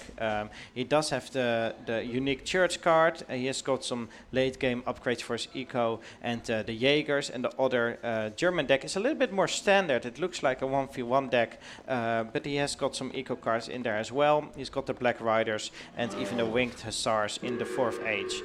The Japanese player, no water deck at all, not a single water card, does have some late game eco upgrades as well, so they're all preparing more for a longer game. And the Sioux civilization has got the Bison, has got some H4 cards, but I don't think ideally Sioux wants to fight it out in H4. They probably want to end the game before that because, well, Japan just scales very well. Yeah, interesting enough, we don't see a single economic upgrade in the Sioux player's deck except for food silos, which is just 15% increased gather rate from mills, well, farms for the Sioux player. So, I mean, I think we're going to see a sort of aggressive play style out of Team Snow and Prince for certain, and we'll just have to see if Japan can hang on, because I mean that's sort of what the game hinges on, is whether Japan is allowed to reach late game uninhibited and just sort of outscale both of these civs. I expect to see maybe some forward base aggression or just a stable in base. I guess we'll have to find out. Yeah, it looks like we now have a lot of explorer fighting going on for now. Prince of KABUL's fast hero chasing down the Japanese explorers who will have to build shrines. Snow's hero is being chased by Hazza, who just built a trade post, but looks like he's going to be safe in his base pretty soon. 400 wood H-up for Prince of KABUL. With that, he's probably going to add one stable, maybe even a second. There's a build you can do with where you build 2 stables, then just send gold and get out a lot of bow riders early on. But of course, you sacrifice your eco. HO just adding a lot of shrines. I mean, what else can we expect? He's not aged up yet, and after that he will probably add a barracks, maybe even waits with the barracks until he's got 600 wood in. Yeah, and Hazza laying down a barracks in base is Germany. This is not something that I would really expect. What it to me signifies that these guys' game plan is just defensive from the start. He's not going to try to match the Ulan raids, because if the Sioux player mixes in bow riders or axe riders, Hazza's Ulans just get outmassed super hard and just lose. So I think he wants to go for more infantry-based composition, try to counter the Ulan and Sioux cavalry that's inevitably going to be coming out to their side. It looks like the first Ulans are out for Team Hazza here. They have a polar bear on their side, but Prince of KABUL is definitely going to lose the freed villager there and losing a lot of HP on his hero as well. But some Ulan and X-Riders come out for Team the Old Bros here, and the pikemen from Hazza to match it, so they have to run away again. Very back and forth here, and Hazza and Snow's German explorers falling to the ground there, right next to each other. That's such a great decision from Hazza. 5 pike just immediately shuts down the 4 axe rider shipment that Prince of KABUL sent first, electing to sort of forego the more economic favored 5-il, which I think you'd find standard in most games. So he's just sort of playing this very smart. And 2 CDB treasure though. Yeah, that's going to help his economy quite a bit. Prince of KABUL sending the 4 X-Rider shipment early on and noticing that because of the pikes he is not able to do a lot of damage with them. So instead he's going for this treasure. 2 CDBs is not bad at all, and maybe he's going to take even more treasures in the south of the map where there are a lot of very strong ones. This already is a good decision from them just to pick it up. Takes only half a minute and a nice little eco boost, which Sioux of course really needs. Now sending 5 villagers next, so it looks like the Sioux player is going to go on a little bit of an economic route. No TPs yet though, so not going straight for the boom. Is Snow and Prince of KABUL, are they going to do a lot of damage here with the Ulan mass, or eventually are Minutemen and Pikemen going to be enough to hold it? This is going to be tough to hold for sure, because Ryan doesn't have any units right now. 4 Ashley coming to assist. A lot of pikemen here, and there aren't that many bow riders, and bow riders are quite weak to TC fire. We see Hazza's focusing these down with this town center, I believe. Or no, focus the Explorer, and the Explorer goes down. And actually, they managed to hold that just fine. I mean, this is looking pretty good for them. Japan's had quite a greedy start. Yeah, definitely. Of course, the TC fire quite good against the bow riders because they have their melee resist instead of ranged. It looks like now another raid coming in for Snow, and at least going to get 1 villager that is building a wall. So a nice little pickup for Team Snow there with their Ulans. But of course, HCO still booming up, having a nice little sim city here, going to make some walls as well. So in the end, it's going to be questionable if enough damage is already done to the H2O team, or if they're going to be in a very good position here. Maybe we can listen in on their plans and see if they want to age soon or if they're going to push out. Looks like we now... Oh, nice. Better just to wait. Then he doesn't get notified. Yeah. They're coming for my shrines. Alright. Once you get up, you're going war wagons, right? Yeah. It looks like they've noticed that Team Prince of KABUL is going for the south, going for a treasure perhaps. So all the units from them are going south as well. It looks like now both Snow and Prince of Kabul are aging at the same time. I think both with the fast age. So that is a very good choice from them, I think. Of course, the other team is booming hard and maybe expecting more pressure. But going for an age up means that they can get a good tech advantage and maybe even an economic upgrade as well. So I think this is the right call. There are a lot of timings that Sioux and Germany can go for in H3, definitely. And I think we're going to see that. Some Ashigaros are going to happen upon a settler wagon building a barracks in the middle of the map. The barracks will go up, but that's finished. 2 villas dead for Snow. And, you know, that's a nice active army with Ryan. He could have just let those be in his base, but by being proactive, he managed to find that. Kill 2 villas and scout a forward barracks, which indicates that some aggression is going to be coming. Also, he's going to be able to defend some of this pressure on his shrines. Yeah, and it looks like now Hazza finally aging up himself. Of course, the German player in H3 is where you want to be, so definitely a good call from them. HO eventually is going to age up as well, is stacking a lot of resources, but just needs a little bit more time to gather everything that he needs. And I think after that he's going to quickly age up with 8 villagers on a wonder just to match the tech of the other team. Yeah, I wonder what sort of competition Hazza and H2O go for in H3. I think Hazza quite likes building war wagons and team because Germany's units are not always the strongest, right? We know Uhlans got the HP nerf. Their skirmishers are nothing too special. They don't have any upgrade cards to send in H3, whereas war wagons can benefit from cap combat from the 2 H2 cap cards.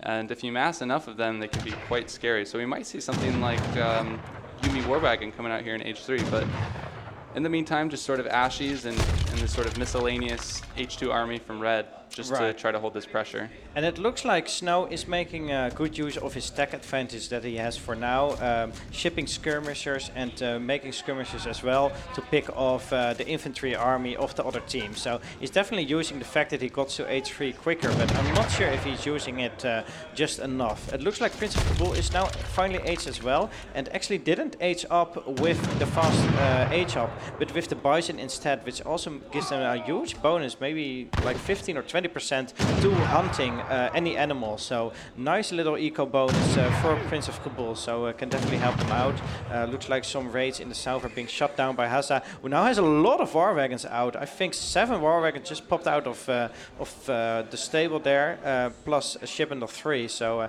that is definitely very scary. Military unit population is still very far in favor of Snow and Prince of Kabul. H2O is now aging up, so this could be a good window for the old pros. This pressure is going to be tough to hold. They need somehow. They're not even heading the skirm war, right? These skirmishers are sort of not challenged whatsoever. And it looks like the right click is coming in. I mean, look at all this hand count from both the Sioux and exactly. There we go. Ashigaro's underwhelming in hand combat. We have plenty of skirmishers in the back backing this up, and this looks like it's going to be quite a decisive fight for Snow and Prince. Yeah, definitely. There are war wagons there to deal with both the X-Riders and Uhlans, but a lot of skirmishers from Snow who can easily pick it off. 1000 wood coming out for Hazza, so he's got a lot of resources now, but no military units to do anything with it. He might be able to pick up the 1000 wood, so definitely not the right call to ship that, I would say. Something like 9 Uhlan pop would have been pretty insane, but unfortunately, not for him. HO is going out with a few Ashigari to raid, but then again, I think a few Uhlans could have done that job as well, maybe even better, since well, the Ashigari are very slow and are actually going to get picked off by the Rifle Riders. A big raid for Prince of Kabul here on the villagers of Hazza that were mining coin, and this is looking like a very bad position for Team Hall of Famers. Like you said, 1k wood, probably not the best card to send in that situation. There's all this pressure just sort of being shoved in their face, and Japan aging, it's going to be tough. I mean, sometimes you can rely on Japan to sort of carry late game in 2v2s, but even in 3v3s, they're kind of a broken sieve in that regard. But I just don't see it happening this game. There's just way too many units out for Prince. And if you take a look at the economic population recalculated, you can see HCO is definitely ahead in terms of eco. The yellow bar here definitely carrying that team. But then again, the red one is just getting smaller, and it looks like it's GG 1-1. Prince and Snow have won their first game here. Evening up the series in this best of 5. Quite an impressive performance from them, especially from the Sioux player. I mean, Prince didn't even build a single TP in his base, which I find quite surprising. And the pressure was just too much for them to handle. They really went too greedy, in my opinion. Yeah, and if you can see the resources gathered, it was actually quite even up until the point when they reached H3 and Team Hall of Famers really started to outgrow the odd bros, probably mostly because of the shrines. And if you look at military unit population, you can just see how far they were ahead. H2O aging to H3 was just getting a huge difference in military pop, and definitely won the game there for Team Odd Bros. Yeah, you wonder if Ryan had stayed H2, if they would have held that pressure and been all right late in the game. But really nice decision to push when they did by Prince and Snow. And as we said, tying it up 1-1. So I'm trying to think what the next map is. It seems to be High Plains. So do we still have the Spain paint train painting somewhere here? Because I hope that Hazza is just going to go and pick up the Spanish here. Of course, this is High Plains. We have 5 trade posts, a good juicy line. We may have chances for ATP as well, so I'm definitely hoping to see some Spain action. Let's see that paint train coming out. Looks like Snow and Prince of KABUL have to pick a civilization first though, so they have a chance to counter whatever is being planned. And ports immediately being selected by Snow. Of course, they also have access to the advanced trading post card, which makes trading posts cheaper and more attack. Well, first of all, they gain an attack that they didn't previously had, and also more hit points, so quite a nice card in general, especially on this map. And Hazza's pick, I guess we'll see if the Spain let's see if we can listen in on them. This is H2O and Hazza. Looks like we're seeing them here. They're typing, but not really discussing their civilization. Hazza just typed in the chat Abyss guns, so looks like they're just going for the auto pain lane instead. So Prince is now going to pick a civilization. So far, it's Ports versus Ottoman. Prince now cannot pick Sioux anymore, and of course no Germany, so it's getting tougher and tougher to pick the right civilization. And if we go all the way to a best of 5, they will have played 10 different civilizations each, which is well, quite a big map pool. Yeah, good thing we didn't do anything larger than a best of 5. There will be no civs left. Yeah. Hazza's going me Abyss. Abyss are pretty good, so that's a good pick. Also, you know, Ottoman on high TP maps are quite nice. And H2O is selecting port too. So again, we see this mirror civilization between Snow and one of the players on Hazza and H2O's team. Yeah, it looks like Prince of KABUL going for Russia. So we have a port mirror and Russia versus Ottoman here. Of course, Russia and Ottoman quite aggressive civilizations, but the Portuguese, of course, very defensive, get a second town center, can secure a lot of map, and usually want to go for a fast fortress and spam goons, especially in team games. So it's quite an interesting mechanic to see both aggressive and defensive civilizations here, and I'm really interested to see how this pans out. I think Age 1 is going to be very important in this map. We have the possibility to get Treasure Guardians to help contest the TP line in Age 2. As we said, both Ottoman and Portuguese have access to the ATP card. Even Russia can send it, but it wouldn't really make sense for 2 players on one team to send ATP. It's just such an economic boost, 5 TP stagecoach. Right. It's insane. And of course, Ottoman already a good pick here because they get a guaranteed trade post in the first age, so already going to have one of the 5 in H1 there, and yeah, shaping up to be a good trade route contention here in this game. Looks like I'm now joined by all the players. They all have made their decks, and I think we're ready to click into the third match here of this best of 5 between Hazza and H2O versus Prince of KABUL and Snow. I'm quite excited to watch Hazza play Ottomans. I haven't really watched him play them in 2v2 too much, although I know that it's a civ he likes to play. And he's played it in this 1 versus 1 tournament as well that we just saw this week, right? I believe on Deccan we definitely saw some Ottoman coming out from Hazza. So definitely a civ he's comfortable with, and one that he wants to play here. We're now clicking into the game. Esoc High Plains it is, and let's see what they're gonna make of this map. Let's see if we can get a nice little trade route or just an all-out rush from a Portuguese player. Lots of possibilities and very excited.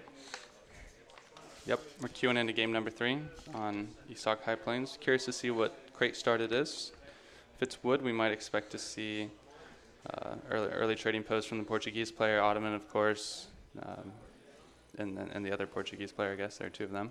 Right, yeah, let's immediately switch to one of the players and see their crate start. Going to be a important thing. Looks like a gold crate for the Russian player here. So, yeah, everyone just gets 1 wood crate except for the Ottoman player who gets 3, which means a free trade post and 1 house. So yeah, only one trade post start and no other markets for any of the civilizations. We've had a coin start every single game so far. Yeah, definitely. 3 for 3. Not too excited. Maybe it is rigged. But, well, let's see what they can make of it. Of course, what's going to be an important thing to look at as well is Russia. How many villagers is he going to age up with? Russia basically has 2 choices, either 14 villagers or 17. And 14 is the more aggressive one, or at least the faster one. 17 is the more economic one for longer term. And it's going to be important to see what he's going to choose, because it really matters a lot in these fast-paced games. Yeah, 17 Ville is fun. Maybe not so viable on this map and matchup. I think you have to contest this trading route somehow that Ottoman is going to try to put up. I'm going to stay targeted on shipments sent, because these players' first or second card is really going to be crucial.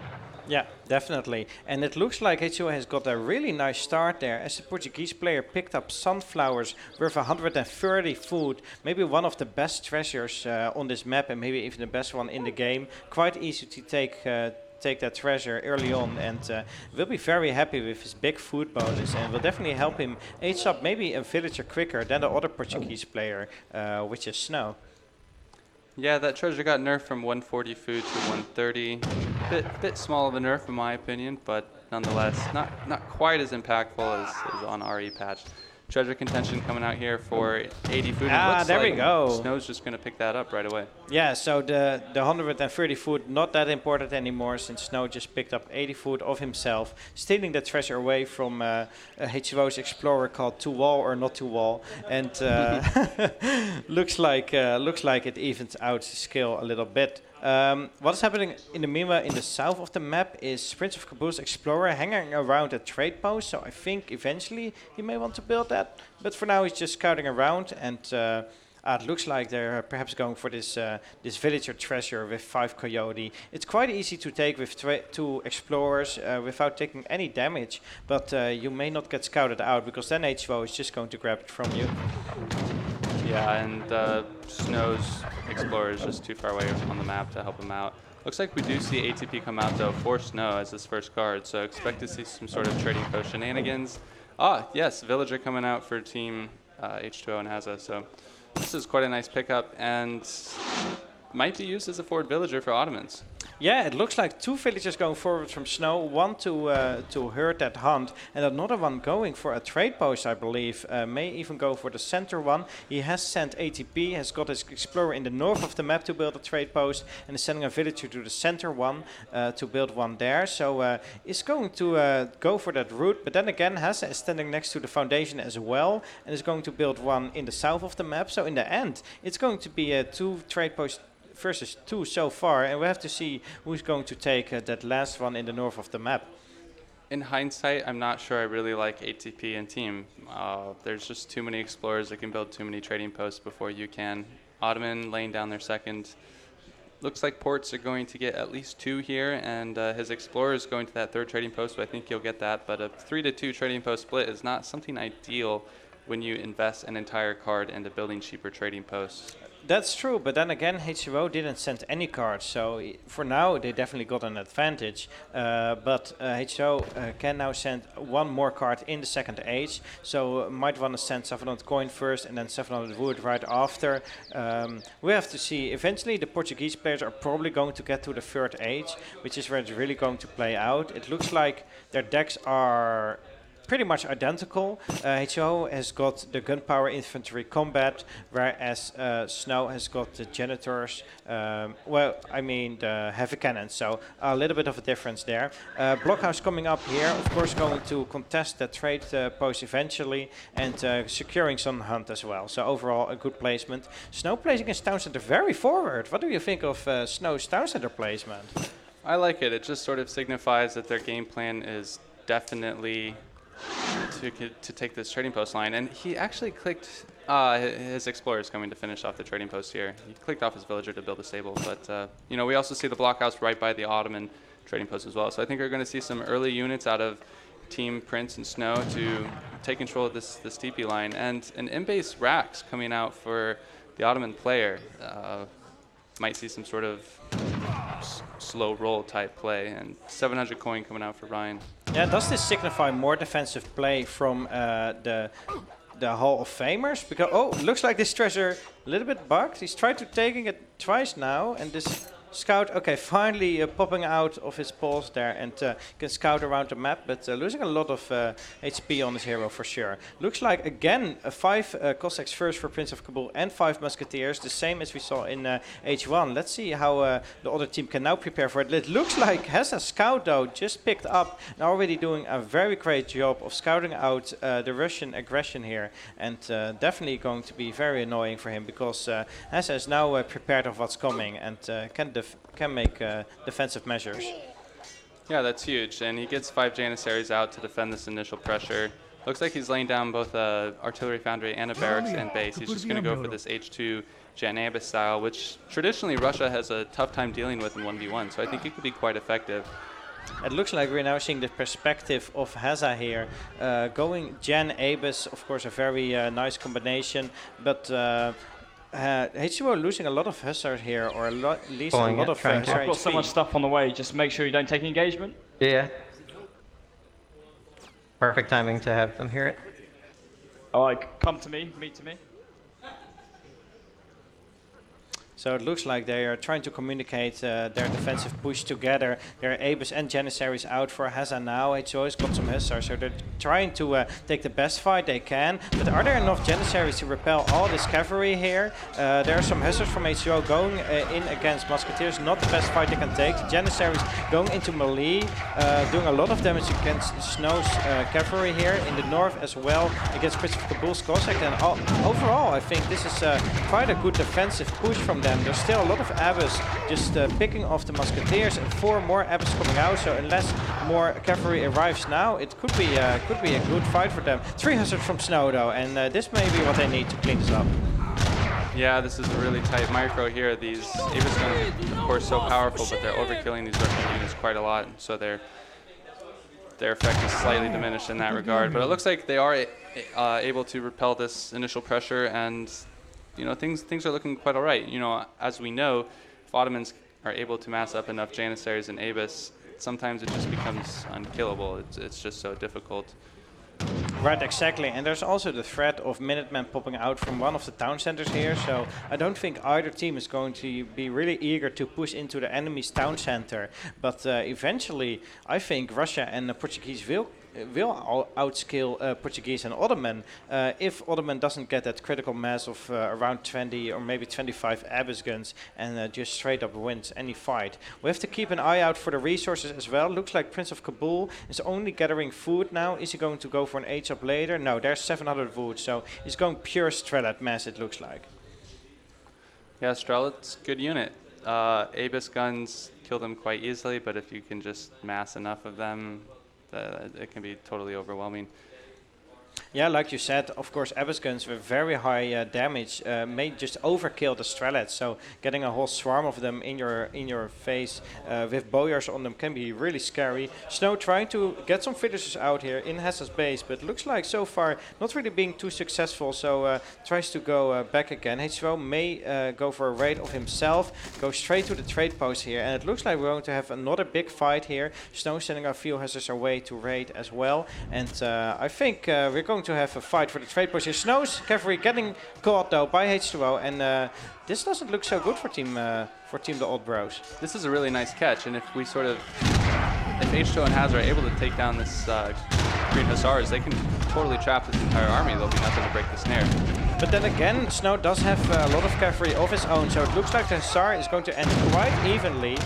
Even 3 Hussars left for Snow, who can tank a lot of damage from the Abyss guns and Janissaries, where the Strelets in the meantime can do a lot of damage. Snow still sending out Hussars to raid, which can be very annoying to deal with. It can be very distracting. 8 crossbowmen out for H2O though, and I think they're still ready to push out. Perhaps. It looks like Ryan is getting ready to age up here. He's stacking a lot of resources, not really spending them on units. And same with Snow, perhaps. We might see 700 coin, although he just shipped food, so maybe not. Yeah, and you already sent 700 coin and 600 coins, so I don't think a coin shipment is going to come out for Snow anymore. Prince of KABUL just sent coin, and he may go for an age up himself. Stacking a lot of food already, so we have to keep an eye out for that. H2O now almost going to click the age up button, but Hazza and Snow are definitely not going to age up for another few minutes. This is a lot of cavalry from Snow and Prince, and I'm not sure there's enough anti-cav left to deal with this. 5 Cossacks coming in, joining for Russia as well, and it looks like it's time to right-click. Janissaries going in hand combat mode, but these Strelets are here to DPS them down. Not a lot of units out here, and it looks like the H2O and Hazza might just get cleaned up. Yeah, of course, spending a lot of resources on their H-up. And more Hussars coming in, so this is a great time for them to push. And Hazza and H2O pushing while H2O is aging, maybe not the best decision, as we can see, it's just the critical mass they're behind. Yeah, and definitely. All of these Abyss are going to fall down. These are such expensive units. This is huge. If you're going for an H-up, most of the time you want to be a little bit more on the defensive side, because you're sacrificing your military units for this stack advantage, which is the H-up. And of course, Russian units trade very well against this big mass here. A lot of cavalry still left, and there's really no way for them to deal with this cavalry at this moment. Only a few Janissaries out and 3 Hussars. H2O currently has 0 units. Of course, he's going to make goons. He's got 2 stables, and he's got a lot of resources in his bank. So once he's aged up, he's going to plop down this next town center, which hopefully won't get sieged down. And then he's probably going to send 5 goons and going to train 10 as well. And then he has got 15 goons, which is all he needs to deal with Snow's cavalry. Let's see if he can defend his base here. He's got Minutemen out as well, so he may be able to deal with this pressure. But then again, will Hazza be able to deal with the pressure on his side? Yeah, this is tough. H2O forced to call minutes and place his town center in an undesirable position. Meanwhile,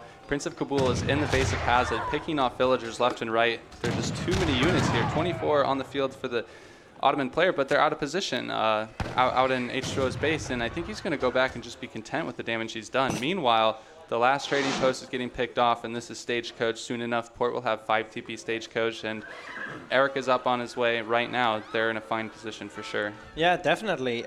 Snow's cavalry going back there for a minute. Looks like he's now going to push out again, but he should know that H2O has got the goons. He's not sending any goons yet, not sent a shipment in the 3rd age so far, so he may actually want to go for, okay, there it is, the 5 dragoons. So now he's got all he needs to deal with all Snow's Hussar, and wouldn't surprise me if all these Hussar are eventually going down.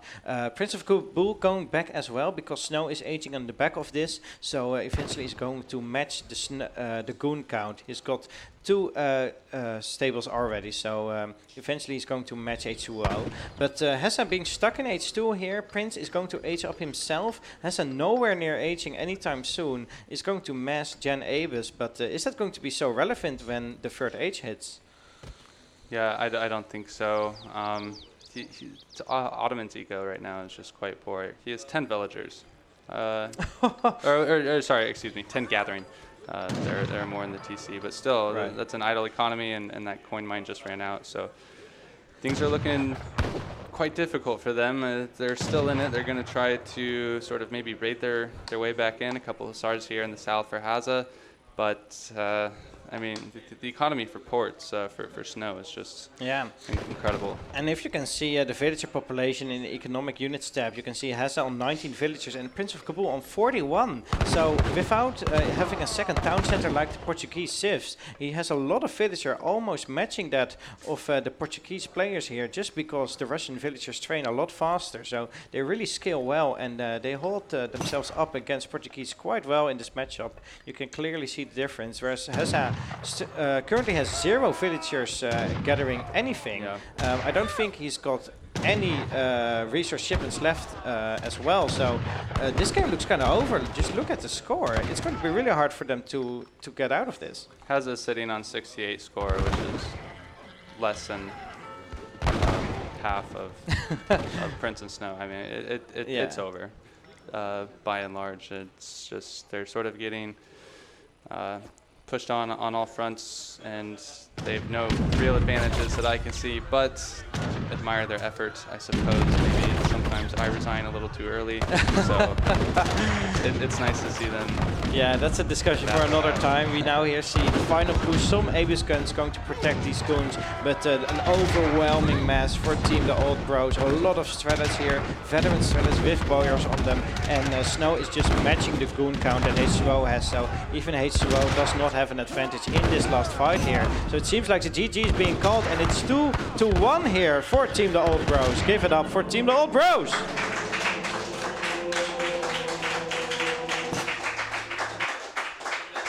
Well played from Prince and Snow, taking a 2-1 lead in this best of 5 series. Maybe we'll see the chat poll proved wrong. Looks like H2O and Hazza were favored about 70% there. So right, it looks like only 30% of us actually believe in the power of the Old Bros here. But well, there's still anything can happen. There it is, 65%. Well, if they had to vote now, they probably would say otherwise. We're going into the 4th game pretty soon here, which is going to be played on Virtual Crescent, I believe, or Pampas Sierras. I'm not quite sure what the next one is. I think Pampas is up next. Yeah, there it is, Pampas Sierras. So an exciting map. Do we still have any India left in the arsenal of the different players? Because that's going to be important. Oh yeah, there we have the civilizations. As you can see, India has not won yet and has not been played yet by the Old Bros. So maybe this is where Prince of KABUL is finally going to do what he's best at. I think so. I think we'll see Prince of KABUL definitely choose India. Pampas Sierras is a great India map. They have the livestock, which the Indian monks can gather, and they produce passive experience points, which is important on a no TP map. Yeah, but what are we going to see for the other team? Maybe another Japan try for H2O. Maybe a Russian, which they've just lost against. It's going to be hard to tell. I don't know. Yeah, it's so hard to tell on team, to be honest. Nearly every civ is completely viable, and sometimes just mixing it up is enough to do it. Go for sort of a cheesy pick. I don't know. Maybe Aztec. Go for a sort of all-in rush, something along those lines. But it looks like we are now seeing H2O and Hazza here. Let's see if we can hear what they're discussing. Yeah, doesn't happen often. Yeah, exactly. Looks like they're just joking about. Maybe not. Okay, so Pampas. Yeah, they have to pick. I think they do, yeah. Let's see if they're going to pick their civilization soon when they see what Snow is going to pick. Snow going to pick first here. I'm surprised we haven't seen British yet, to be honest. They do quite well in team, in my opinion. Yeah, British definitely a very popular civ overall and in team as well. Ooh, but maybe Dutch. Okay, interesting. Well, Dutch, we've seen that a lot of times, I think, on Pampas Sierras, so may not be a bad pick, but I'm just surprised they're not going for a more aggressive route. Yeah, that's true. They've been quite aggressive in these last 2 games that they've won, but Dutch is very strong in team, especially in 2v2.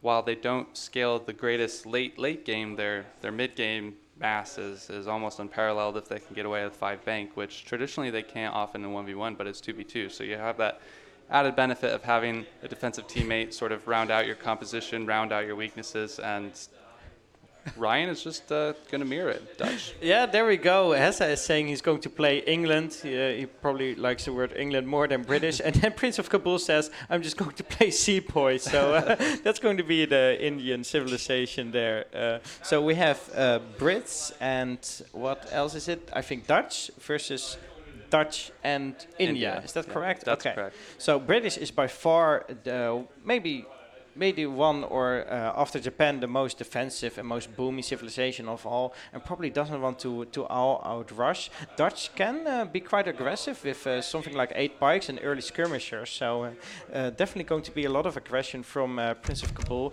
unless they just go for a fast fortress or fast industrial, because well, Urumi are really good. Yeah, we'll have to see. I will be interested to see if the Dutch player plays aggressive with maybe like an FB barracks along with the India aggro fort. I think that could be quite strong. I expect we'll see just sort of traditional skirm defense by Ryan and musketeers out of Hazza, but yeah, it's going to be interesting. And of course, in a team game, you also have access to the team Urumi cards. I believe it's 5 Urumi for your whole team for 500 food, which is, well, it's slightly better than just 7 Urumi for 750 food, right? Yeah, it's certainly not bad. And I think that's even been nerfed from... there was some point in time on RE where that card was totally broken. Yeah, definitely. But it's still quite good here. And... well, I'd like to see that. I was talking with Prince a little bit before the game, what his strategy was, and he just says he will click the Sepoy button. So we might not see Urumi. I don't know, but. All right. Well, I am just hoping we see some Urumi, because they're of course a very good meme unit as well, as are the Sepoys, and maybe some ceasefire action as well. We have to see. So here we are, everyone made his deck. We're now clicking into the lobby and going to play on Pampas Sheras here. It's currently 2-1 for Prince of Kabul and Snow against LordRaphael, against Hazza and H2O. So going to be an exciting 4th match, and match point of course for Prince of Kabul and Snow. Yeah, I appreciate the colors or the players choosing the same color each game. That makes our job quite a bit easy. So that's definitely a lot easier. Yeah, definitely a big thanks to that. Okay, ladies and gentlemen, we're clicking into the 4th game of this 2 versus 2 action here live in the studio in Manchester of Escape TV. The old bros currently on 2 games won against one of the Hall of Famers. Going to see Dutch and India versus Dutch and British. And well, do you not think that the more aggressive civs just have a huge advantage on this map? Map control is definitely important, especially this map is sort of linear in some regards, and the hunts can get sort of sparse. I think so. I think the forward aggro will play a big part, but we can see these town centers spawn quite far away from each other, so perhaps it won't. But you know, I think it'll really come down to how much greed can Ryan get away with. We saw maybe his greed was punished a little too well the last 2 maps, but here we are spawning in the north of the map. We do have Team Snow and Prince playing India and Dutch, and in the south, H2O and Hazza playing British and Dutch. Well, and is this another coin start? It looks like it is. I see the British player also has a coin. So 4 times in a row we have had a coin start, which is, I don't think it's the most interesting one. But then again, there are no trade posts on this map in except for the Inca settlements, which may even play a role as well, right? Because we can just see some native action and maybe some native rushes. It's not something that Dutch usually likes to do, I think, because, well, they also just have early skirmishers. But, yeah, just for the meme potential, we may just see some natives. I've seen Hazza go Inca in 2v2 dozens of times, so it's not that far off. Like I said, though, the rush distance is quite large. Yeah, maybe that's why they picked this map, not just to go for an aggressive push, but also to go for the natives here. We will have to see and find out. 2 stray sheep are being picked up, but then again, in the rest of the map, you have stray llamas just picking up for free, so you don't really have to take a treasure for them. So in the end, it's not a really important treasure. A Sioux getting 120 XP, it's quite big though, and definitely going to help him get his first shipment a lot earlier than he would normally have. Yeah, it's going to nice to have that 3 villagers gathering a little earlier. It's going to definitely help with this bank transition. Scouts from both teams just going to the west side of this map to just pick up all the llamas. It looks like there are about 4 or 5 that haven't been picked up yet, but by and large, it looks like the splits are relatively equal between both teams. Yeah. And I expect both teams to send those llamas to their India teammate to generate that passive experience. Yeah, so far they both have not, Snow has not sent his llamas yet to Prince of KABUL, but eventually he will have to do that to indeed give that XP instead of just getting the food for himself. Meanwhile, what's happening in the Dutch base, he's already got his 3 villagers out, so a lot faster because of that 120 XP treasure. Definitely a nice boost for them. Looks like we're going to have a little bit of a treasure contention here. I think Snow is going to get it. There he is, going to get a native scout, which, as you have seen before, is going to be a big advantage, especially when scouting a forward base. Scout is huge, for sure. I just realized that I might have been mistaken. I think I was sort of assuming that one of Hazza or H2O was playing India by mistake, but it can be more difficult to keep track of 4 civilizations instead of just 2 in one game. Yeah, definitely. There's a lot happening on the screen, and you have to constantly switch back and forth to keep track of everything. Looks like here we see an envoy escorting 4 llamas into H2O's base, and now he's going to click the H-up button, villagers switching to wood, and going to try to macro and get that bank out before he's done with his H-up. Meanwhile, 3 settlers coming out for the other civilizations, and Prince of KABUL has got the wood trickle underway. We do not see a forward villager yet for the Indian player, so this may indicate that they're not going for any aggressive strategy, but maybe going for a Karnimada in base. I think we see one just now, as you said that. Looks like one's heading out to the middle of the map. Hazza's explorers trying to scout that, but it's just going to miss him, just be right behind. It's quite helpful if you can get a snare on this forward villager and try to get the aggro placed somewhere less aggressive. But we'll have to see where he decides to actually put it. Looks like he'll be at 800 food any second now, and I think they might try to block with the envoy. It's a possibility. Yeah, they possibly can even try to scout at Aqua Fort. There it's coming out. We now have LordRaphael here coming on the stage, trying to make a selfie with Sirkala. Meanwhile, I'm just casting this game. India going forward, making an Agra Fort, and a Dutch scout going. No Dutch villager going forward yet, so maybe not going for any aggression there. Looks like on the east of the map we have some scouting going on. Prince of KABUL picking up 225 food, which is huge. It's going to be a great bonus for their early aggression, and definitely a very good treasure to pick up. A lot of explorers fighting here, and I'm not quite sure who's going to come out on top. It looks like H2O's explorer has the least HP right now, so I think team the old pros will be quite happy with what's happening here, this exchange. Snow has got an extra scout coming in as well, and is going to win the explorer fight against Hazza. So all in all, it's going to be a good fight here for Prince of KABUL and Snow. Just takes a while before Prince is actually aged, because he's only aging with 1 villager on the Wonder, so will take a while now. Snow finally giving his llamas to the Prince player, but just when H2O Envoy is standing between the town center, he's already got 1 of the llamas, even 2. If he deletes them now, he may be able, yeah, there it is. There's the deletion of the llama, so denying that XP from Prince's player, and they definitely should have escorted those llamas, because it's a distance of just a few meters, right? But I don't think we're going to see any trade post shenanigans just yet. No explorers are going to the east of the map to build a trade post foundation, so we may just see normal skirmishers or hussars from the Dutch player. Yeah, a lot of things going on right now. Well, just 700 wood coming in first for both the Dutch players, and in-base barracks for H2O, and it looks like a forward villager coming out for Snow to build a stable. So a bit of a discrepancy between the Dutch players in that regard. I am interested to see what the first shipment will be for the India player, if they'll decide to put on some aggression right now or go for more of a timing-oriented attack. Stable coming down in base for Hazza, so 5 hussars are just popping up. I expect he'll send those off to raid, but it might be important to keep them around for defense as well. Like I said, I'm surprised at actually how large this map spawns in 2v2. So yeah, definitely. And Snow only now finishing his stable, so he's going to be behind the cavalry for a long time here. So they don't have to be worried about any early aggression just yet. Hazza even sending some hussars in H2O's base as well to defend. H2O's got a few skirmishers out. Snow getting his third bank up. H2O mirroring that, and so far it looks like it's all going along peacefully. The first raid is now coming in for Hazza. and we have to see if Prince can actually defend it well. His mine is a little bit in front of his town center, so he may lose a villager there. May even lose another llama that is trying to walk around the desert and go back to his home. It looks like actually going for that llama. Wow.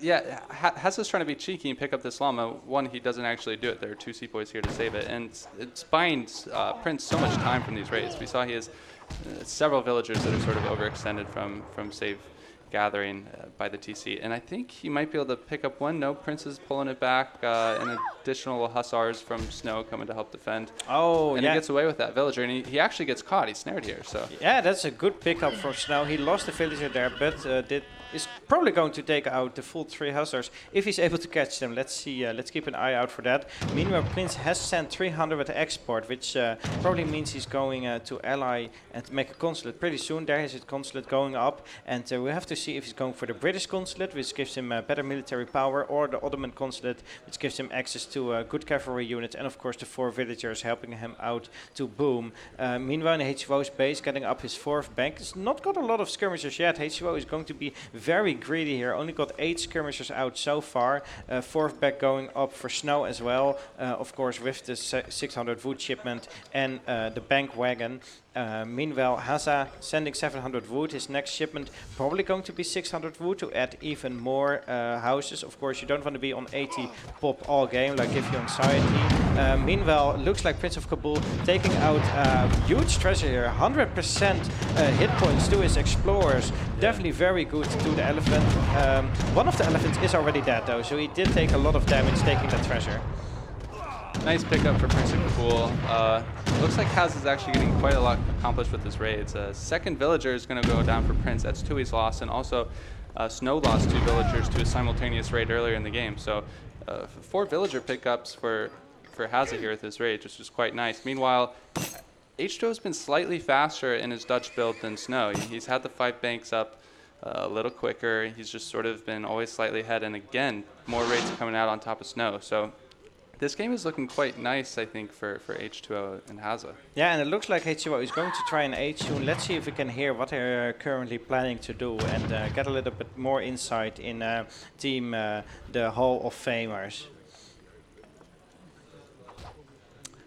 It looks like we may not able to do that. It looks like Minutemen are going out for Snow here, trying to repel a raid, but another villager went down there, and I don't think enough damage is being done onto Hazza's cavalry here. He's still got at least 11 hussars running around, and Snow just not being able to catch it.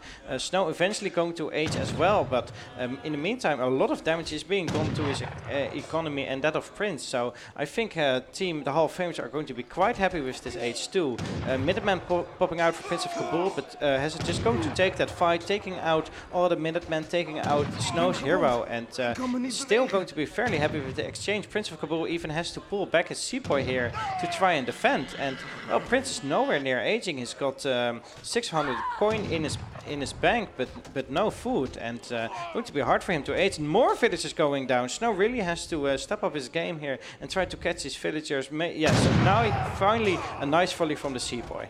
Yeah, finally some hussars getting caught. We see Hazza's up to this point been able to kill more villagers than hussars that he's traded for, so that's quite nice for him. We see he did go for a 5 villager first shipment build order as Brit, which allows you to sort of pump out these hussars 5 at a time, which you may not otherwise get to do if you ship, for instance, the more standard 700 wood first. So I think his decision to go for a more hussar-oriented build is paying dividends here. They're just up in economic population 80 to 79. Well, it's still pretty close, but losing 7 villagers is certainly not ideal. Yeah, definitely. And Prince is still adding more manners. He's still chopping a lot of wood. So eventually, they will probably outskill the other team. The Dutch is, of course, quite even economy. And, well, I don't think India can keep up with British in the long run. But that being said, Prince of Kabul now has got the resources to age. And now we're finally going to see some Sepoy and Urumi action. I think the only reason we're actually playing this 2v2 series is, of course, to see finally some Urumi action.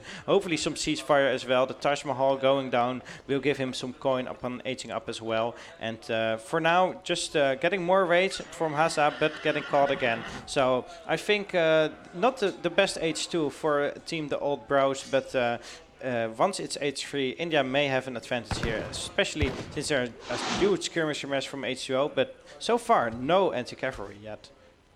No anti-cav, but it looks like Hazza will be trying to provide that in the form of goons, I imagine. I mean, this is just a huge mass from the Dutch player from H2O, and it's only going to get larger. He just shipped 1k wood. He's freed up all that time that his villagers would spend gathering wood for infrastructure and just creates a massive amount of top space and just go 10 batches of skirmishers one after the other, ship, you know, infantry combat, infantry attack, infantry HP, and sort of like how we see in the Dutch mirror in 1v1, where they just get these sort of guard level skirms in H3 and they just have about 100 of them. So yeah, exactly. That's pretty good. Pretty soon Prince is going to hit the next age, and when that happens, I'm hoping we can listen in on the team, the Hall of Famers, and see what they have in mind. If they're immediately going to push out when they see that age up happening, or if they're going to go back and wait for the Yorubi to come to them. So let's see what the Hall of Famers have to say about this age up. Well, I'm hoping we can listen in on them at least. For now, we have to do with our own point of view. As you can see in the military unit population, it's hugely in favor for Team H2O. But of course, the third age shipments now only have to pop out. Reuters coming out for the Dutch player against skirmishers from the other Dutch player, which of course are a nice counter. So yeah.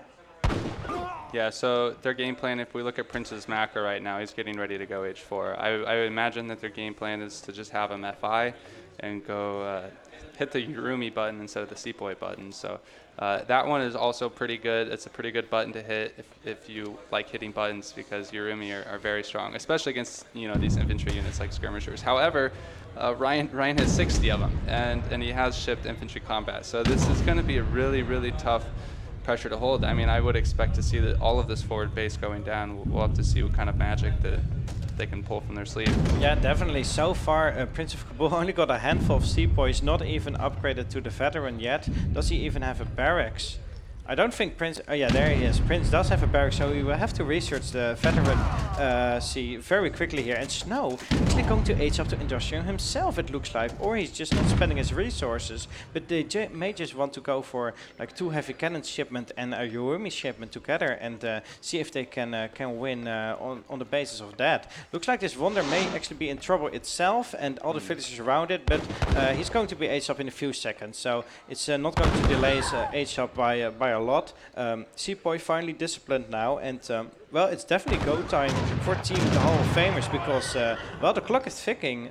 Snow still not having enough resources to age up, so I think he's going to stay H3, just going to spam out a lot of units and try if he can fight it out in that age. Catching some units from Hazza, but looks like the big push from Team H2O is coming now, and we have to see if the Yurumi can really do their job. I'm not even sure that this town center will survive to see the Yurumi pop. Skirmishers don't have a lot of siege, nor do Dragoons, but they're just too many units here on the field, in my opinion. It's going to be tough. Prince shipped 7 Yurumi while he was aging, but he didn't have a shipment upon age up. So it's not like we're going to see Yurumi pop here, although H2O and Hazza don't necessarily know that, so they might be a little hesitant to really put them into TC. It looks like they're going to be content to just sort of chase down the army of Snows and try to slow roll their advantage. Yeah, it looks like Snow is having a lot of trouble getting enough units out. Still stacking a lot of resources, over 2k, and just doesn't have the production facilities to actually pump out units. Only has the 2 barracks here, which are a little bit cut off from the rest of the military population. Looks like a mass migration of Indian villagers to the east side of the map here, where Hazza is already towering up, getting manor houses up as well. So these villagers may not be able to gather that hunt up. Looks like H2O going back with their units, maybe scared for the Yurumi pop on top of his units. Looks like we have the first Yurumi shipment in now for Prince of KABUL, the 7 Yurumi swordsmen with 1 villager. And there is the real threat, right? The Mansapar Yurumi is out now, so 17 Yurumi in total for Prince of KABUL, and this is where it really gets scary.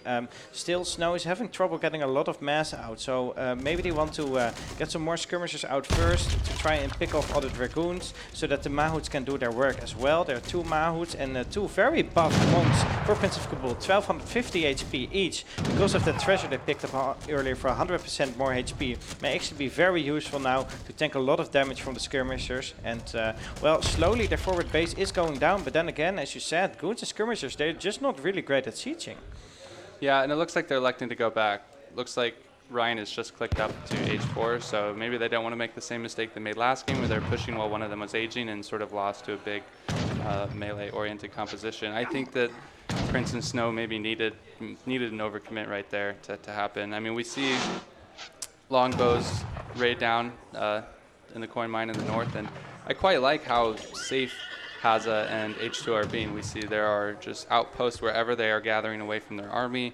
Walls now coming in the west of the map. I think they're just trying to play this game very, very safe. They sense that they have quite a large lead. Yeah, they're definitely being very safe here, not overcommitting. Catching these Mahouts with their Dragoons is a pretty huge deal and definitely can help them in the longer fight. Prince of Kabul is trying to gather resources in the top of this island here, but well, eventually these villagers will probably get caught as well. He's got a castle up to protect them, but they really have to push out for Hans pretty soon, and it looks like it's go time. Prince of Kabul using his Sepoy and the honored Sepoy and the Urumi here to push out. A lot of villagers are there, so definitely going to be a decisive fight. Snow mostly has skirmishers, and he does have the arsenal upgrade and a card on them, but do they even have enough anti-cavalry? There's quite a big mass of veteran hussars with 2 cards of them from Hazza, and I'm not quite sure if they're able to deal with all this cavalry. There's just a few warriors. This is such a scary army that Mitoe and Hazza have. I think they're just waiting for time to coordinate here, and cav damage being shipped now by Hazza, so these goons and these hussars are going to be even more upgrade. There are just so many upgrades on all these units. And there are more units, so... Yeah, guard skirmishers is now being researched by H2O, so Danny has got the arsenal upgrade, 3 cards and the guard upgrade on them, and they're going to be insanely powerful. I'm not even sure if the Urumi shipment can stop this skirmisher mass, because it's going to be insanely good, and I don't think they have any melee cavalry units. There's no hussars left, there's no Mahouts left, only two monks from Prince of Kabul, but that's not going to be enough against, well, what is it, 100 skirmishers? 79 skirmishers now being upgraded to guard. Insane stats. So, okay, there are the 2 great bombards. That's going to be pretty good. If they can get off a volley, they may be able to... Oh. There they go. Okay, so first volley is off, but it looks like it is actually a miss. Looks like if they can get off another volley here. Skirmishers are approaching. There we go. Nice shot. Okay, skirmishers still fighting in. It looks like the Urumi finally coming in here. Okay, the ceasefire. Here we go. The armies jamming into each other. I think the Great Bombers are going to be pull-tricked here. Wait, what? Going to the front as well. Royals are going in. Oh, my units won't move. Wow. This is actually really bad. Oh, God. Okay, I'm just going to fan. I'm fanning. This is the dumbest shit ever. Fucking hell. This is going to be brutal. Yeah, this is going to be an amazing fight. The Great Bombards firing at the units of Urumi, all in melee, but there are a lot of skirmishers left, and we have to see if the Urumis can actually do their magic here. Great Bombards still on full HP, not being taken out at all, and I'm not quite sure if Hazza's hand cavalry is really being the most effective here. The Great Bombards still up, more Sepo coming from the west, from the east. Urumis getting out all the skirmishers. The skirmisher mass already halved, a lot of goons now left to take out the Great Bombards, but they're doing huge damage, 500 damage each with each of their shots. More Urumi coming from the west. Looks like Snow's got reinforcements from the north coming in as well. And all in all, this may actually be what Prince of Kabul needed to hold out. That was a really great trade, but only because of the ceasefire. We see these Urumi are really actually don't really stand much of a chance versus triple guarded skirms. They're still, looks like 1 bombard was picked off by the Dragoons, but there's still 1 alive, so as long as that's alive, I think that they have to press their advantage. Yeah, 14 sepoys now out, but meanwhile Snow is sending shipments like 9 Reuters, which is maybe not the best shipment he wants to send. It looks like he's now ahead, finally, in military population. So Prince of Kabul and Snow may finally have a window here to attack. There's a lot of fighting going on in the east as well. Hazza has got all his villagers in this area. 2 town centers are here for Prince of Kabul. He's sending some sepoy there, so this may actually be an insane raid, and maybe what he needs to get back into into it. A few longbowmen from Hazza are going to scout it out though. Goons from Hazza running around the map, catching the hussars of Snow that are raiding around. Meanwhile, Snow taking out the forward base of Team Hall of Famers. So it looks like they are basically trading bases on a lot of sides here. Goons from Hazza coming out to take out the Sepoy, but they are of course honored. So they are gonna do a lot of damage before they go down. Yeah, clicking the Sepoy button instead of the Urumi button, I think is turning out to be a good decision. These Sepoys are going to do much better versus these Dragoons, and like you said, pressuring Hazza's resources here on the right side of the map. And meanwhile, H2O has spent, or he shipped 2 factories, which is a great economic boost, but you have to wonder if he's going too greedy again. I mean, surely 2 heavy cannons would be greatly appreciated. He doesn't have 2 heavy cannons in deck, that's just Sino. And if you can see where the factories are actually being placed down, it's very forward, maybe even too forward. Of course, if the heavy cannons pop out of the factory, you want them to be immediately used in battle, but the factories are probably already scouted by the skirmishers here, so if they can make a good push, they may be able to catch the heavy cannons coming out of the factory, or maybe able to take down the factory entirely. Still more hussars being trained by Snow to tank a lot of damage from the skirmishers and of course to raid around. The Sepoys going into Hazza's base here, and looks like 4 Falconets out for Hazza here, doing a lot of damage against the Sepoy. They just keep on marching forward. This is rough, they're just in melee now. Yeah, now the Falconets are suddenly dead because the Sepoys are in melee.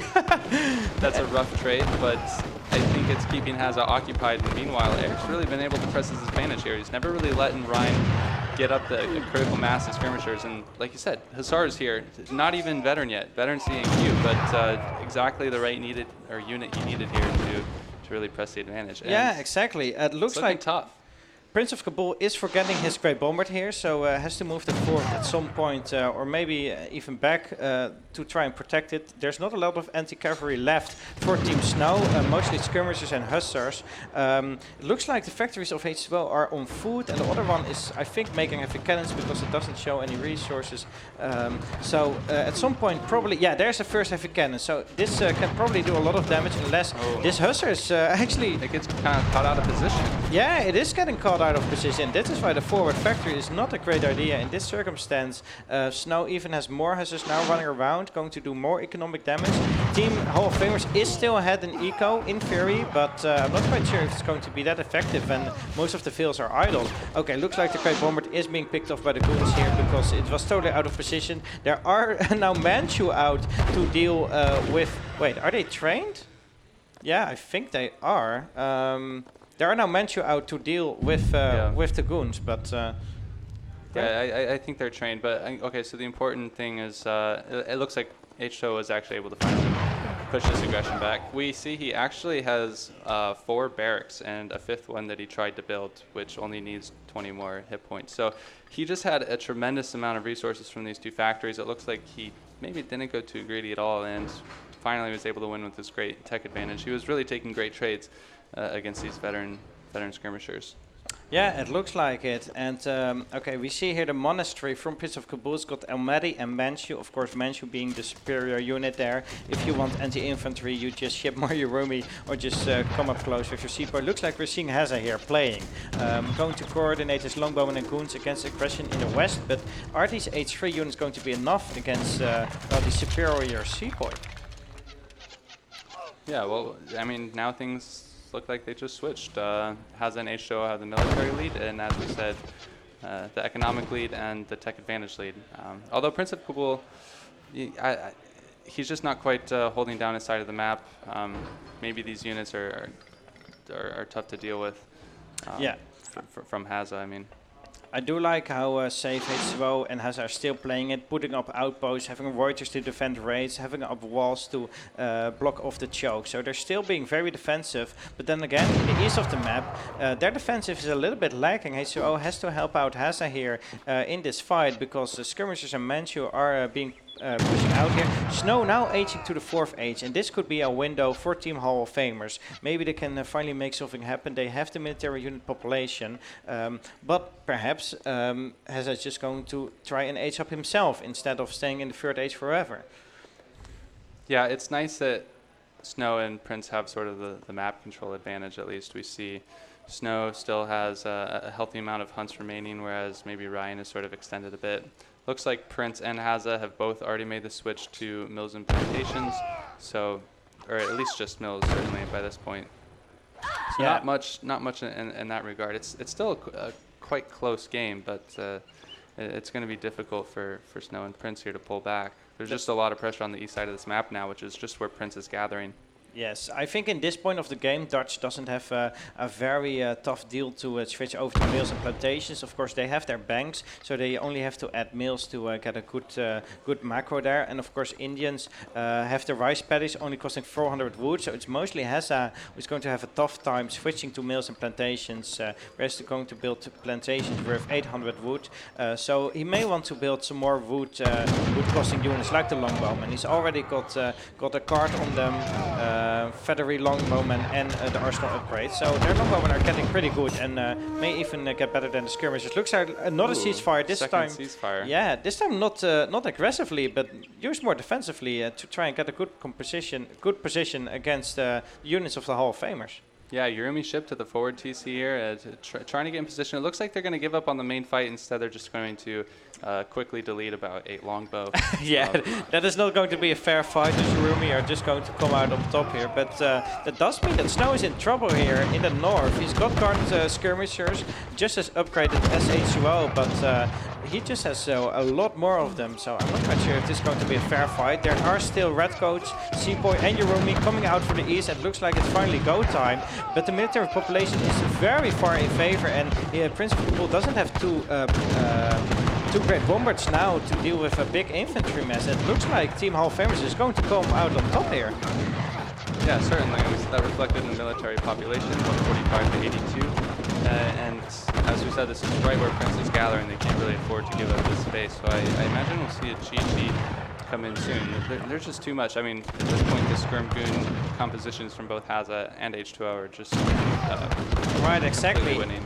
And if the Hall of Famers take this part of the map, the east side, it means like 40 or 50 villagers will have to migrate, and most of them will probably die in the process. So it's going to be very dangerous for them. They're just putting out every trick they have to try and hold this. More skirmishers coming in from them. 2 heavy cannons are now popping out for Snow, but I'm afraid they're all the way back at his town center, so it will take another minute for them to travel all the way east, and by that time Prince will already have lost his forward base. Looks like Hazza is now aging up to the 4th age as well, finally, and I think Team Hall of Fame is in a great position here. Yeah, certainly. It looks like these 2 heavy cannons are sort of a desperation move, hoping they can help sort of tip the skirm balance back in Snow's favor, but there's just so many Dragoons and Reuters left alive that they're going to be really vulnerable, and there's not much here to defend them. A few Reuters, a few Seaboys. So yeah, there's not any anti-cavalry left to deal with all the Reuters and Goons from Hazza and H2O, and they probably can just right-click those heavy cannons right now and not even lose too many units while deleting those heavy cannons. It looks like they're still playing it safe, which is of course always the better thing to do. They are aging anyway, so if they're aged up, they will probably push out again with guard longbowmen now, and yeah, they're going back for now, but eventually I think they will come out on top. It's also reflected in the score and of course in the military population. Definitely. More Yurumi coming out, so they're going to keep trying here. They need something swingy to happen, some sort of cheese or some sort of great trade that they initially took, and yeah, unfortunately that's not going to help that. But losing the 2 heavy cannons to the Dragoons. Right, and Seaboy's a little out of position. I don't think even Yurumi will be able to save them now. There's still a huge skirmisher mass. Let's just look at the statistic. 58 skirmishers, 14 longbowmen against just 18 skirmishers, and 9 Yurumi for them. And well, once these longbowmen are upgraded as well, they will have an insane stats and are on par with the Seaboy Yurumi mass. And I think this may be the end of the 4th game here. Yeah, I think we're getting pretty close. We got Seaboys in melee, which usually signifies a good fight for India, but maybe not here. So yeah, if the Seaboys in Petards. Petards out from Petards on the town center. What a beautiful ending to this beautiful game, ladies and gentlemen, Hall of Famers. Looks like it's tied up 2-2. So this best of 5 is going right down the line. We're going to see a 5th match. Oh, look at their build counts early on. Yeah, you totally nuked them. Yeah, so Hazza and H2O here talking about the villager count. As you can see in the team stats, they were way ahead all game. And especially the individual stats, like the H3 hit, and then he started to make more town centers, more houses, pop more villagers, and Hazza just with the supreme economy all game long, and definitely helped them out in the end there. Ladies and gentlemen, we are now soon going to go into the 5th game of this best of 5, the deciding match of this 2 versus 2 show match here in Escape TV studio. And I think we're going to play it on Thar Desert, perhaps? I think it Fertile Crescent. Yeah. Ah, Fertile Crescent. All right. So, ladies and gentlemen, there are now a lot of civilizations that they may no longer play. 8 civilizations have been played already, but 4 of them they have actually won with. So the civ pool is getting smaller, and it will be interesting to see how they are going to pick their next civs here. Looks like Caster 1 and Snow have to switch spots here. So first pick for Team Sioux and Hazza. What are their options? There's still time for the Spain Pain Train, in my opinion. Fertile Crescent spawns with 4 trading posts, so it's not out of the possibility maybe when it's an ATP, but Hazza Spain just feels so strong in team because he loves to make those Rodaleros, which were recently buffed with their hit points, and send them all over the map. And Rodaleros are quite a difficult unit to deal with raids because you have to actually manually kite them each time. And when you're playing versus Hazza, that's quite difficult to do because your APM is probably less than his. Yeah, Hazza indeed has an insane APM and is known for having a lot of APM all over the map, having a lot of intention, just basically multitasking all game long. So going to have a civilization picking here. Can we maybe see what Hazza and H2O are up to?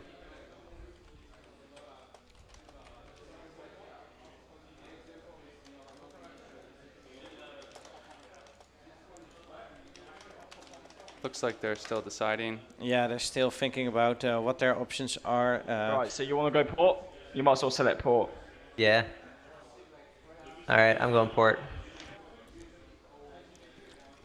A lot of great strategic discussion going on there. Do you want to go for port? Yeah, I want to go for port. All right, we're going to play port. Well, there it is, H2O, port locked. And now it means Snow has to pick a civ.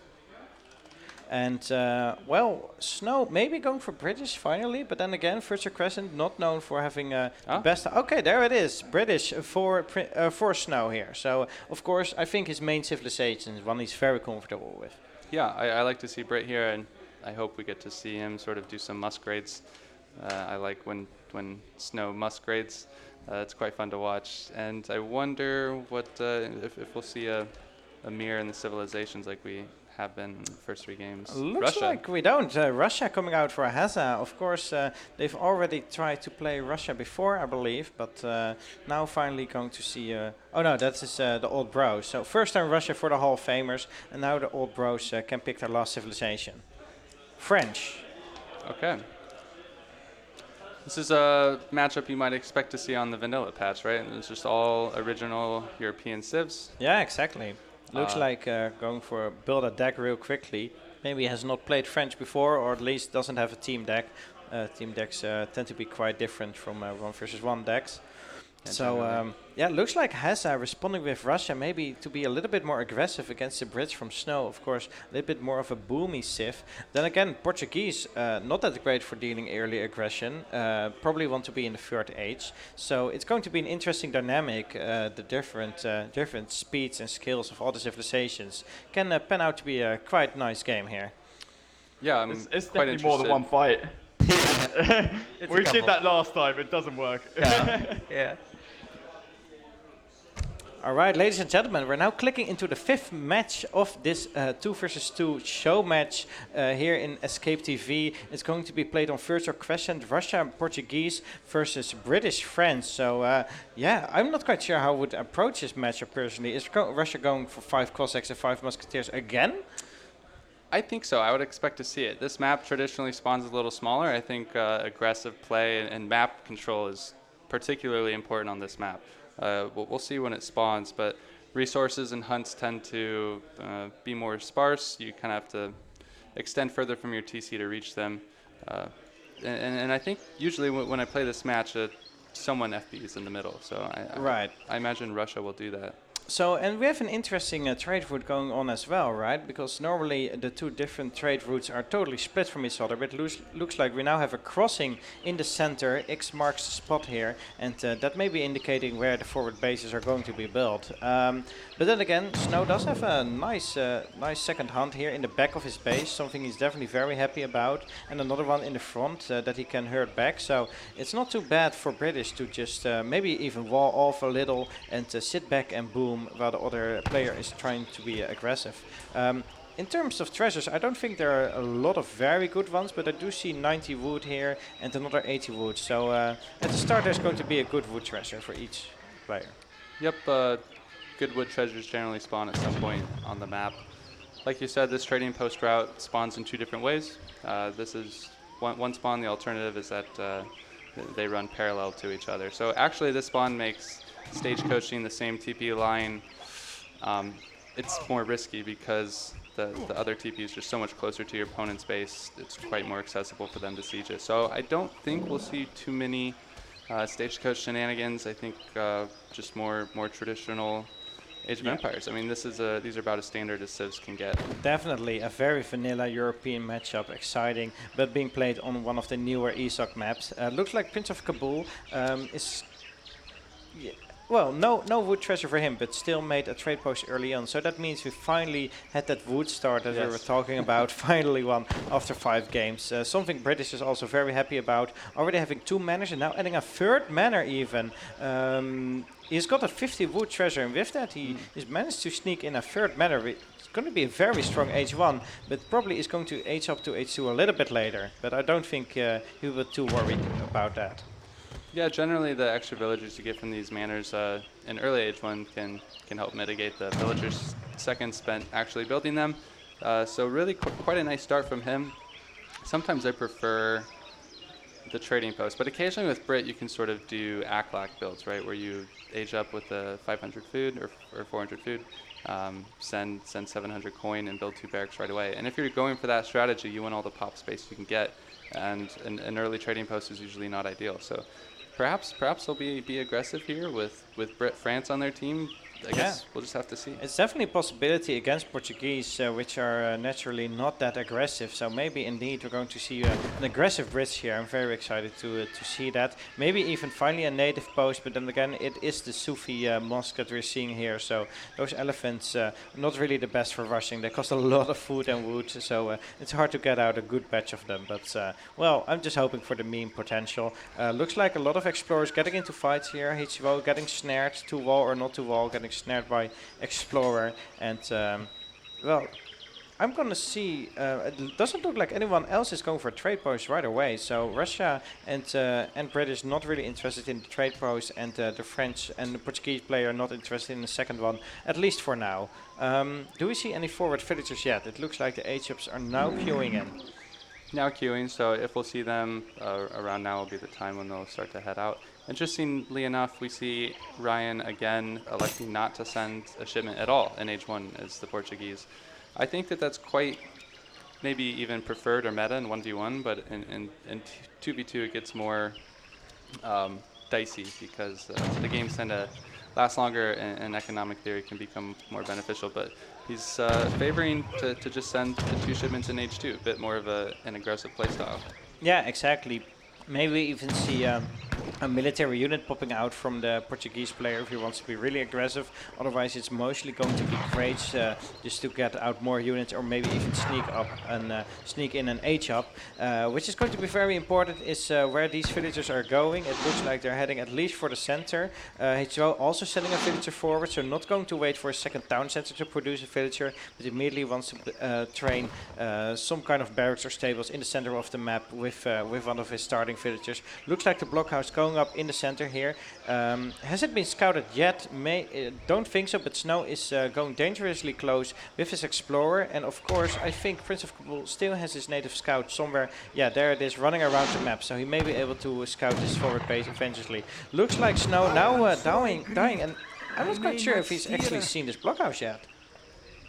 Yeah, I'm not sure yet either. Perhaps you can sort of assume, just with the aggressive nature that they were in Age 1 with that Gurkha treasure, just sort of denying all scouting in the middle of the map. And of course, you know, it's Prince and Hazza and H2O. So Hazza likes to play aggressive with Russia and H2 for sure. And actually, we see the Aklak build come out for Snow playing Brits 2 barracks right away. So this signifies that they expect some aggressive rush, and he just wants to get out as many muskets as he possibly can in the next 5 to 7 minutes. Yeah, that may be what he actually needs. He's got a good hunt in his base, so for now he will be fine in protecting his villagers, and probably going to send 700 coin next. There it is, having all his villagers on food, having a good coin shipment, and he's going to get out a lot of batches of musketeers, probably even more than the Portuguese and Russian player combined. But for now, the 5 Cossacks are out, probably 5 musketeers following soon, so the first aggression always lies with Russia, even when it's a very quick Brit build, a very aggressive one.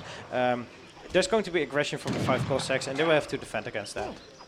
Yeah, but I think we're going to see a lot of musketeers out for Snow. He's done a really nice job with this build. You see he has 70 mana pop, which is going to be plenty to produce, or to allow all of his musketeers to spawn in the next 5 to 7 minutes, like I said. And when he sent 700 coin, he was stacking about 1,000 food. So the mass is going to be so strong from the British player, and if H2O and Hazza aren't careful, Prince and Eric could possibly push that FB. It's just one blockhouse at the moment. Exactly, and of course British are very known for their boom and are very known for the 700 wood first to get out of a lot of manners, but they have been sacrificing their eco a little bit. But if you look at the recalculated economic unit population, they are still ahead. It is still British, and with 70 mana pop, it means they got a few free villagers against Russia and Portuguese that scale insanely well, but take some time to actually start up. France has a very good early H2 economy, Britain has a good H2 economy, and Russia and Portuguese will need time to get out a good eco. So for now it looks like Team the Old Bros are totally fine here, very well defending. I don't think anyone has lost a villager yet, so that will be fine for them. Prince of Kabul doesn't have a great hunt though. It's in front of his town center, so they will have to defend this perimeter, and may even push out here. Yeah, and it's going to be close. I mean, what's going to be very important is that Prince is able to mass as many cav as he can and keep them alive. And he's just shipped 3, so this is go time. The only thing that can shut down these musketeers is just mass strelets. So it's very important that the orange cav is able to get in there and stay alive. The musketeers definitely have to focus down the Russian musketeers and the blue cavalry in order for the orange to get on top of the strelets.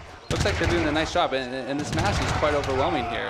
Some Cossacks coming, but a little bit out of position earlier, and it's tough. It's close. Yeah, the 4 Cossacks maybe joining the fight a little bit too late. There's still a lot of musketeers pumping out damage. 700 wood is next. Minutemen are popping out from the forward town center, but more musketeers, another 10 joining the fray. 8 crossbowmen popping out, but out of the wrong town center. That's huge. All the way back. Yeah, that's actually a huge difference. He could have taken out a lot of musketeers there, but unfortunately popping out of the wrong town center. And it looks like this fight is going in favor of Team Snow here. The Russian units still trading well, but in the end they're going to come out on top. Even more musketeers being added. They just have insane reinforcements. Prince still pushing out hussars, not trying to age up or anything, but just trying to be more and more aggressive, and they will probably take out this blockhouse. Yeah, I imagine so. Looks like the last batch of units from Hazza was 5 musketeers. I think I would have preferred to see strelets, but 3 more additional SRs coming in for Prince, so those could have been caught. There's just, you need to deal with this musketeer mass in some way, shape, or form, and I think strelets are the only answer to that. Yeah, blockhouse not even going up. He still's got his old one, but this new one didn't go up because, well, the musketeers were there just a little bit too early. He's now going to make another one a little bit more back, and he just keeps on spamming out these blockhouses. In the meantime, Snow just keeps sending in more musketeers, even has musketeer grenadier damage in now, so getting some more stats. But this fight is going reasonable for Team Hall of Famers as well. He's got town center fire, strelets dealing damage, hussars tanking the damage, and maybe even to do a nice exchange against Prince his hussars though. 5 new hussars joining the fray from Prince of Kabul, and that's actually pretty huge. I don't see any anti-carrier yet from any of the units, and GG is being called, ladies and gentlemen. Wow, so that settles it. So Prince of Kabul and Snow proving the chat wrong and taking game 5, the final game in this best of 5 2v2 show match. So yeah, congratulations to those two, beating the Hall of Famers, right? The best 1v1 player, the best 2v2 player, It looks, arguably. Yeah, it looks ever. like the old bro still got it, and I'm hoping to see a handshake on stream pretty soon there. Of course, this was a very friendly show match, but still competitive and very fun to watch. Yeah, definitely. Of course, all these guys are good friends. We've had a lot of time to bond here at the LAN the past 3 or 4 days, so it's sort of a fun little game to end the festivities here. Yeah, definitely friendly game, a friendly show match to end after a week long of Age of Empires 3 content. Of course, we've seen the big Age of Empires 3 1v1 tournament where Diarouga came out on top. 4 days of pure Age of Empires 3 content here in Escape TV's studio, and well, overall a very fun content, very exciting to watch, and I think this may be the end of the 4-day stream we have had going. Yeah, I think we're getting there. We might throw it over. Okay, looks like we're going to join the players on the sofas, maybe a little interview, and then we're closing off this stream. So ladies and gentlemen, let's go to the sofas.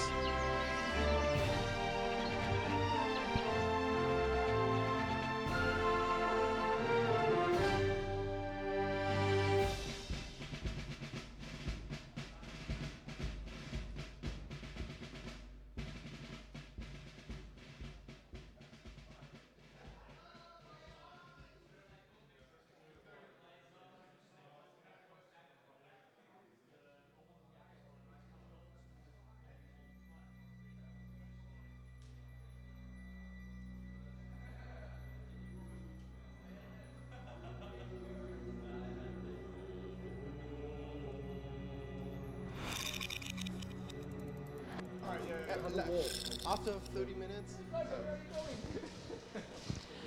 Ladies and gentlemen, thank you very much for tuning in. I think we should exit the stream with a quick thank you for absolutely smashing the sub goal. I'll be entirely honest, I was not... You guys.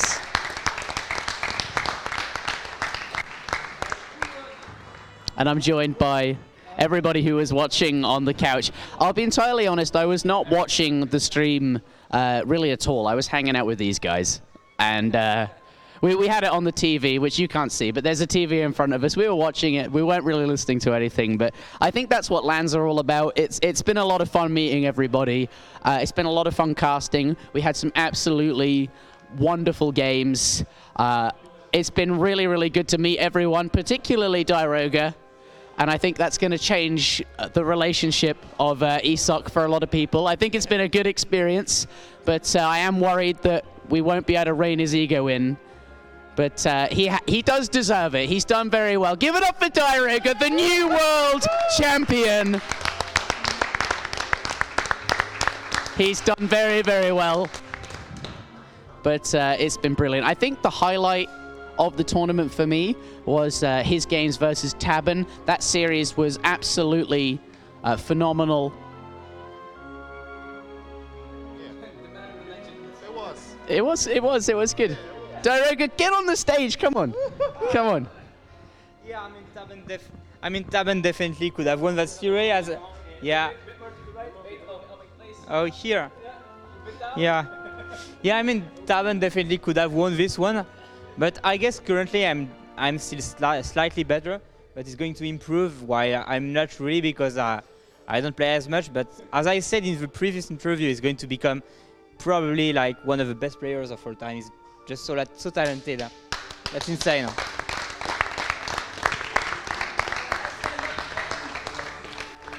So in a way, a victory for Diarouga.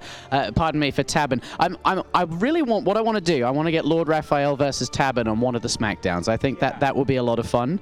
But you heard it from Diarouga. Tabben's on the rise. Maybe the New World Championship 2020. I can't promise anything. I really can't. But what I do sincerely hope happens is that Microsoft, when they bring out the definitive edition that we all know they're working on, that they will host a tournament, because I think that would be absolutely brilliant, and I hope that something like this can happen again, whether it's done with us, done with somewhere else, maybe they do it themselves, I don't know, but I would really, really like that.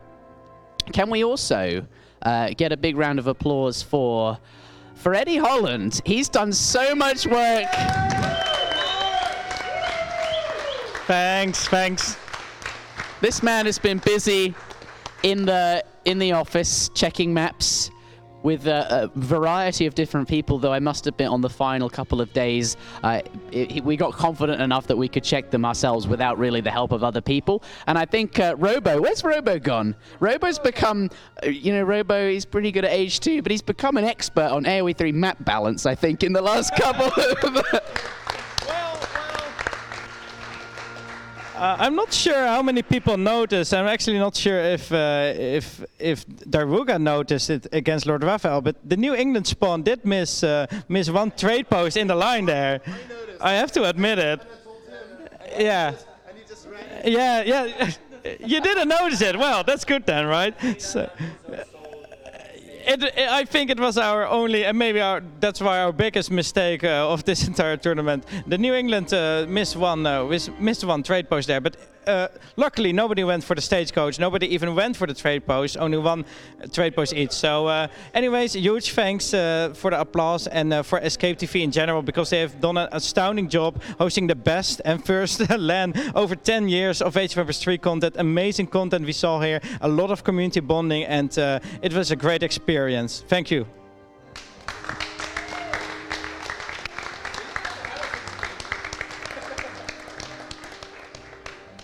Yeah, I think we should get Harrison up here, actually.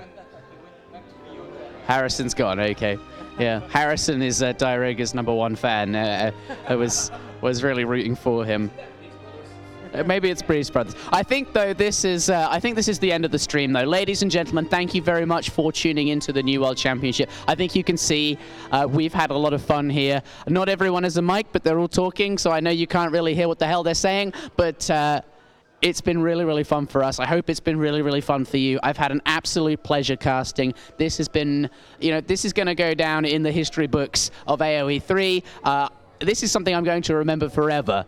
And I think everybody here as well. It's been absolutely brilliant. The first Age of Empires 3 LAN in 10 years, and this community is really, really happy. So on that note, thank you very much for tuning in. Thank you for helping us with the subscriber goal. And we sincerely hope that we can do more Age of Empires 3 LAN tournaments in the future. Good night, and it's been wonderful.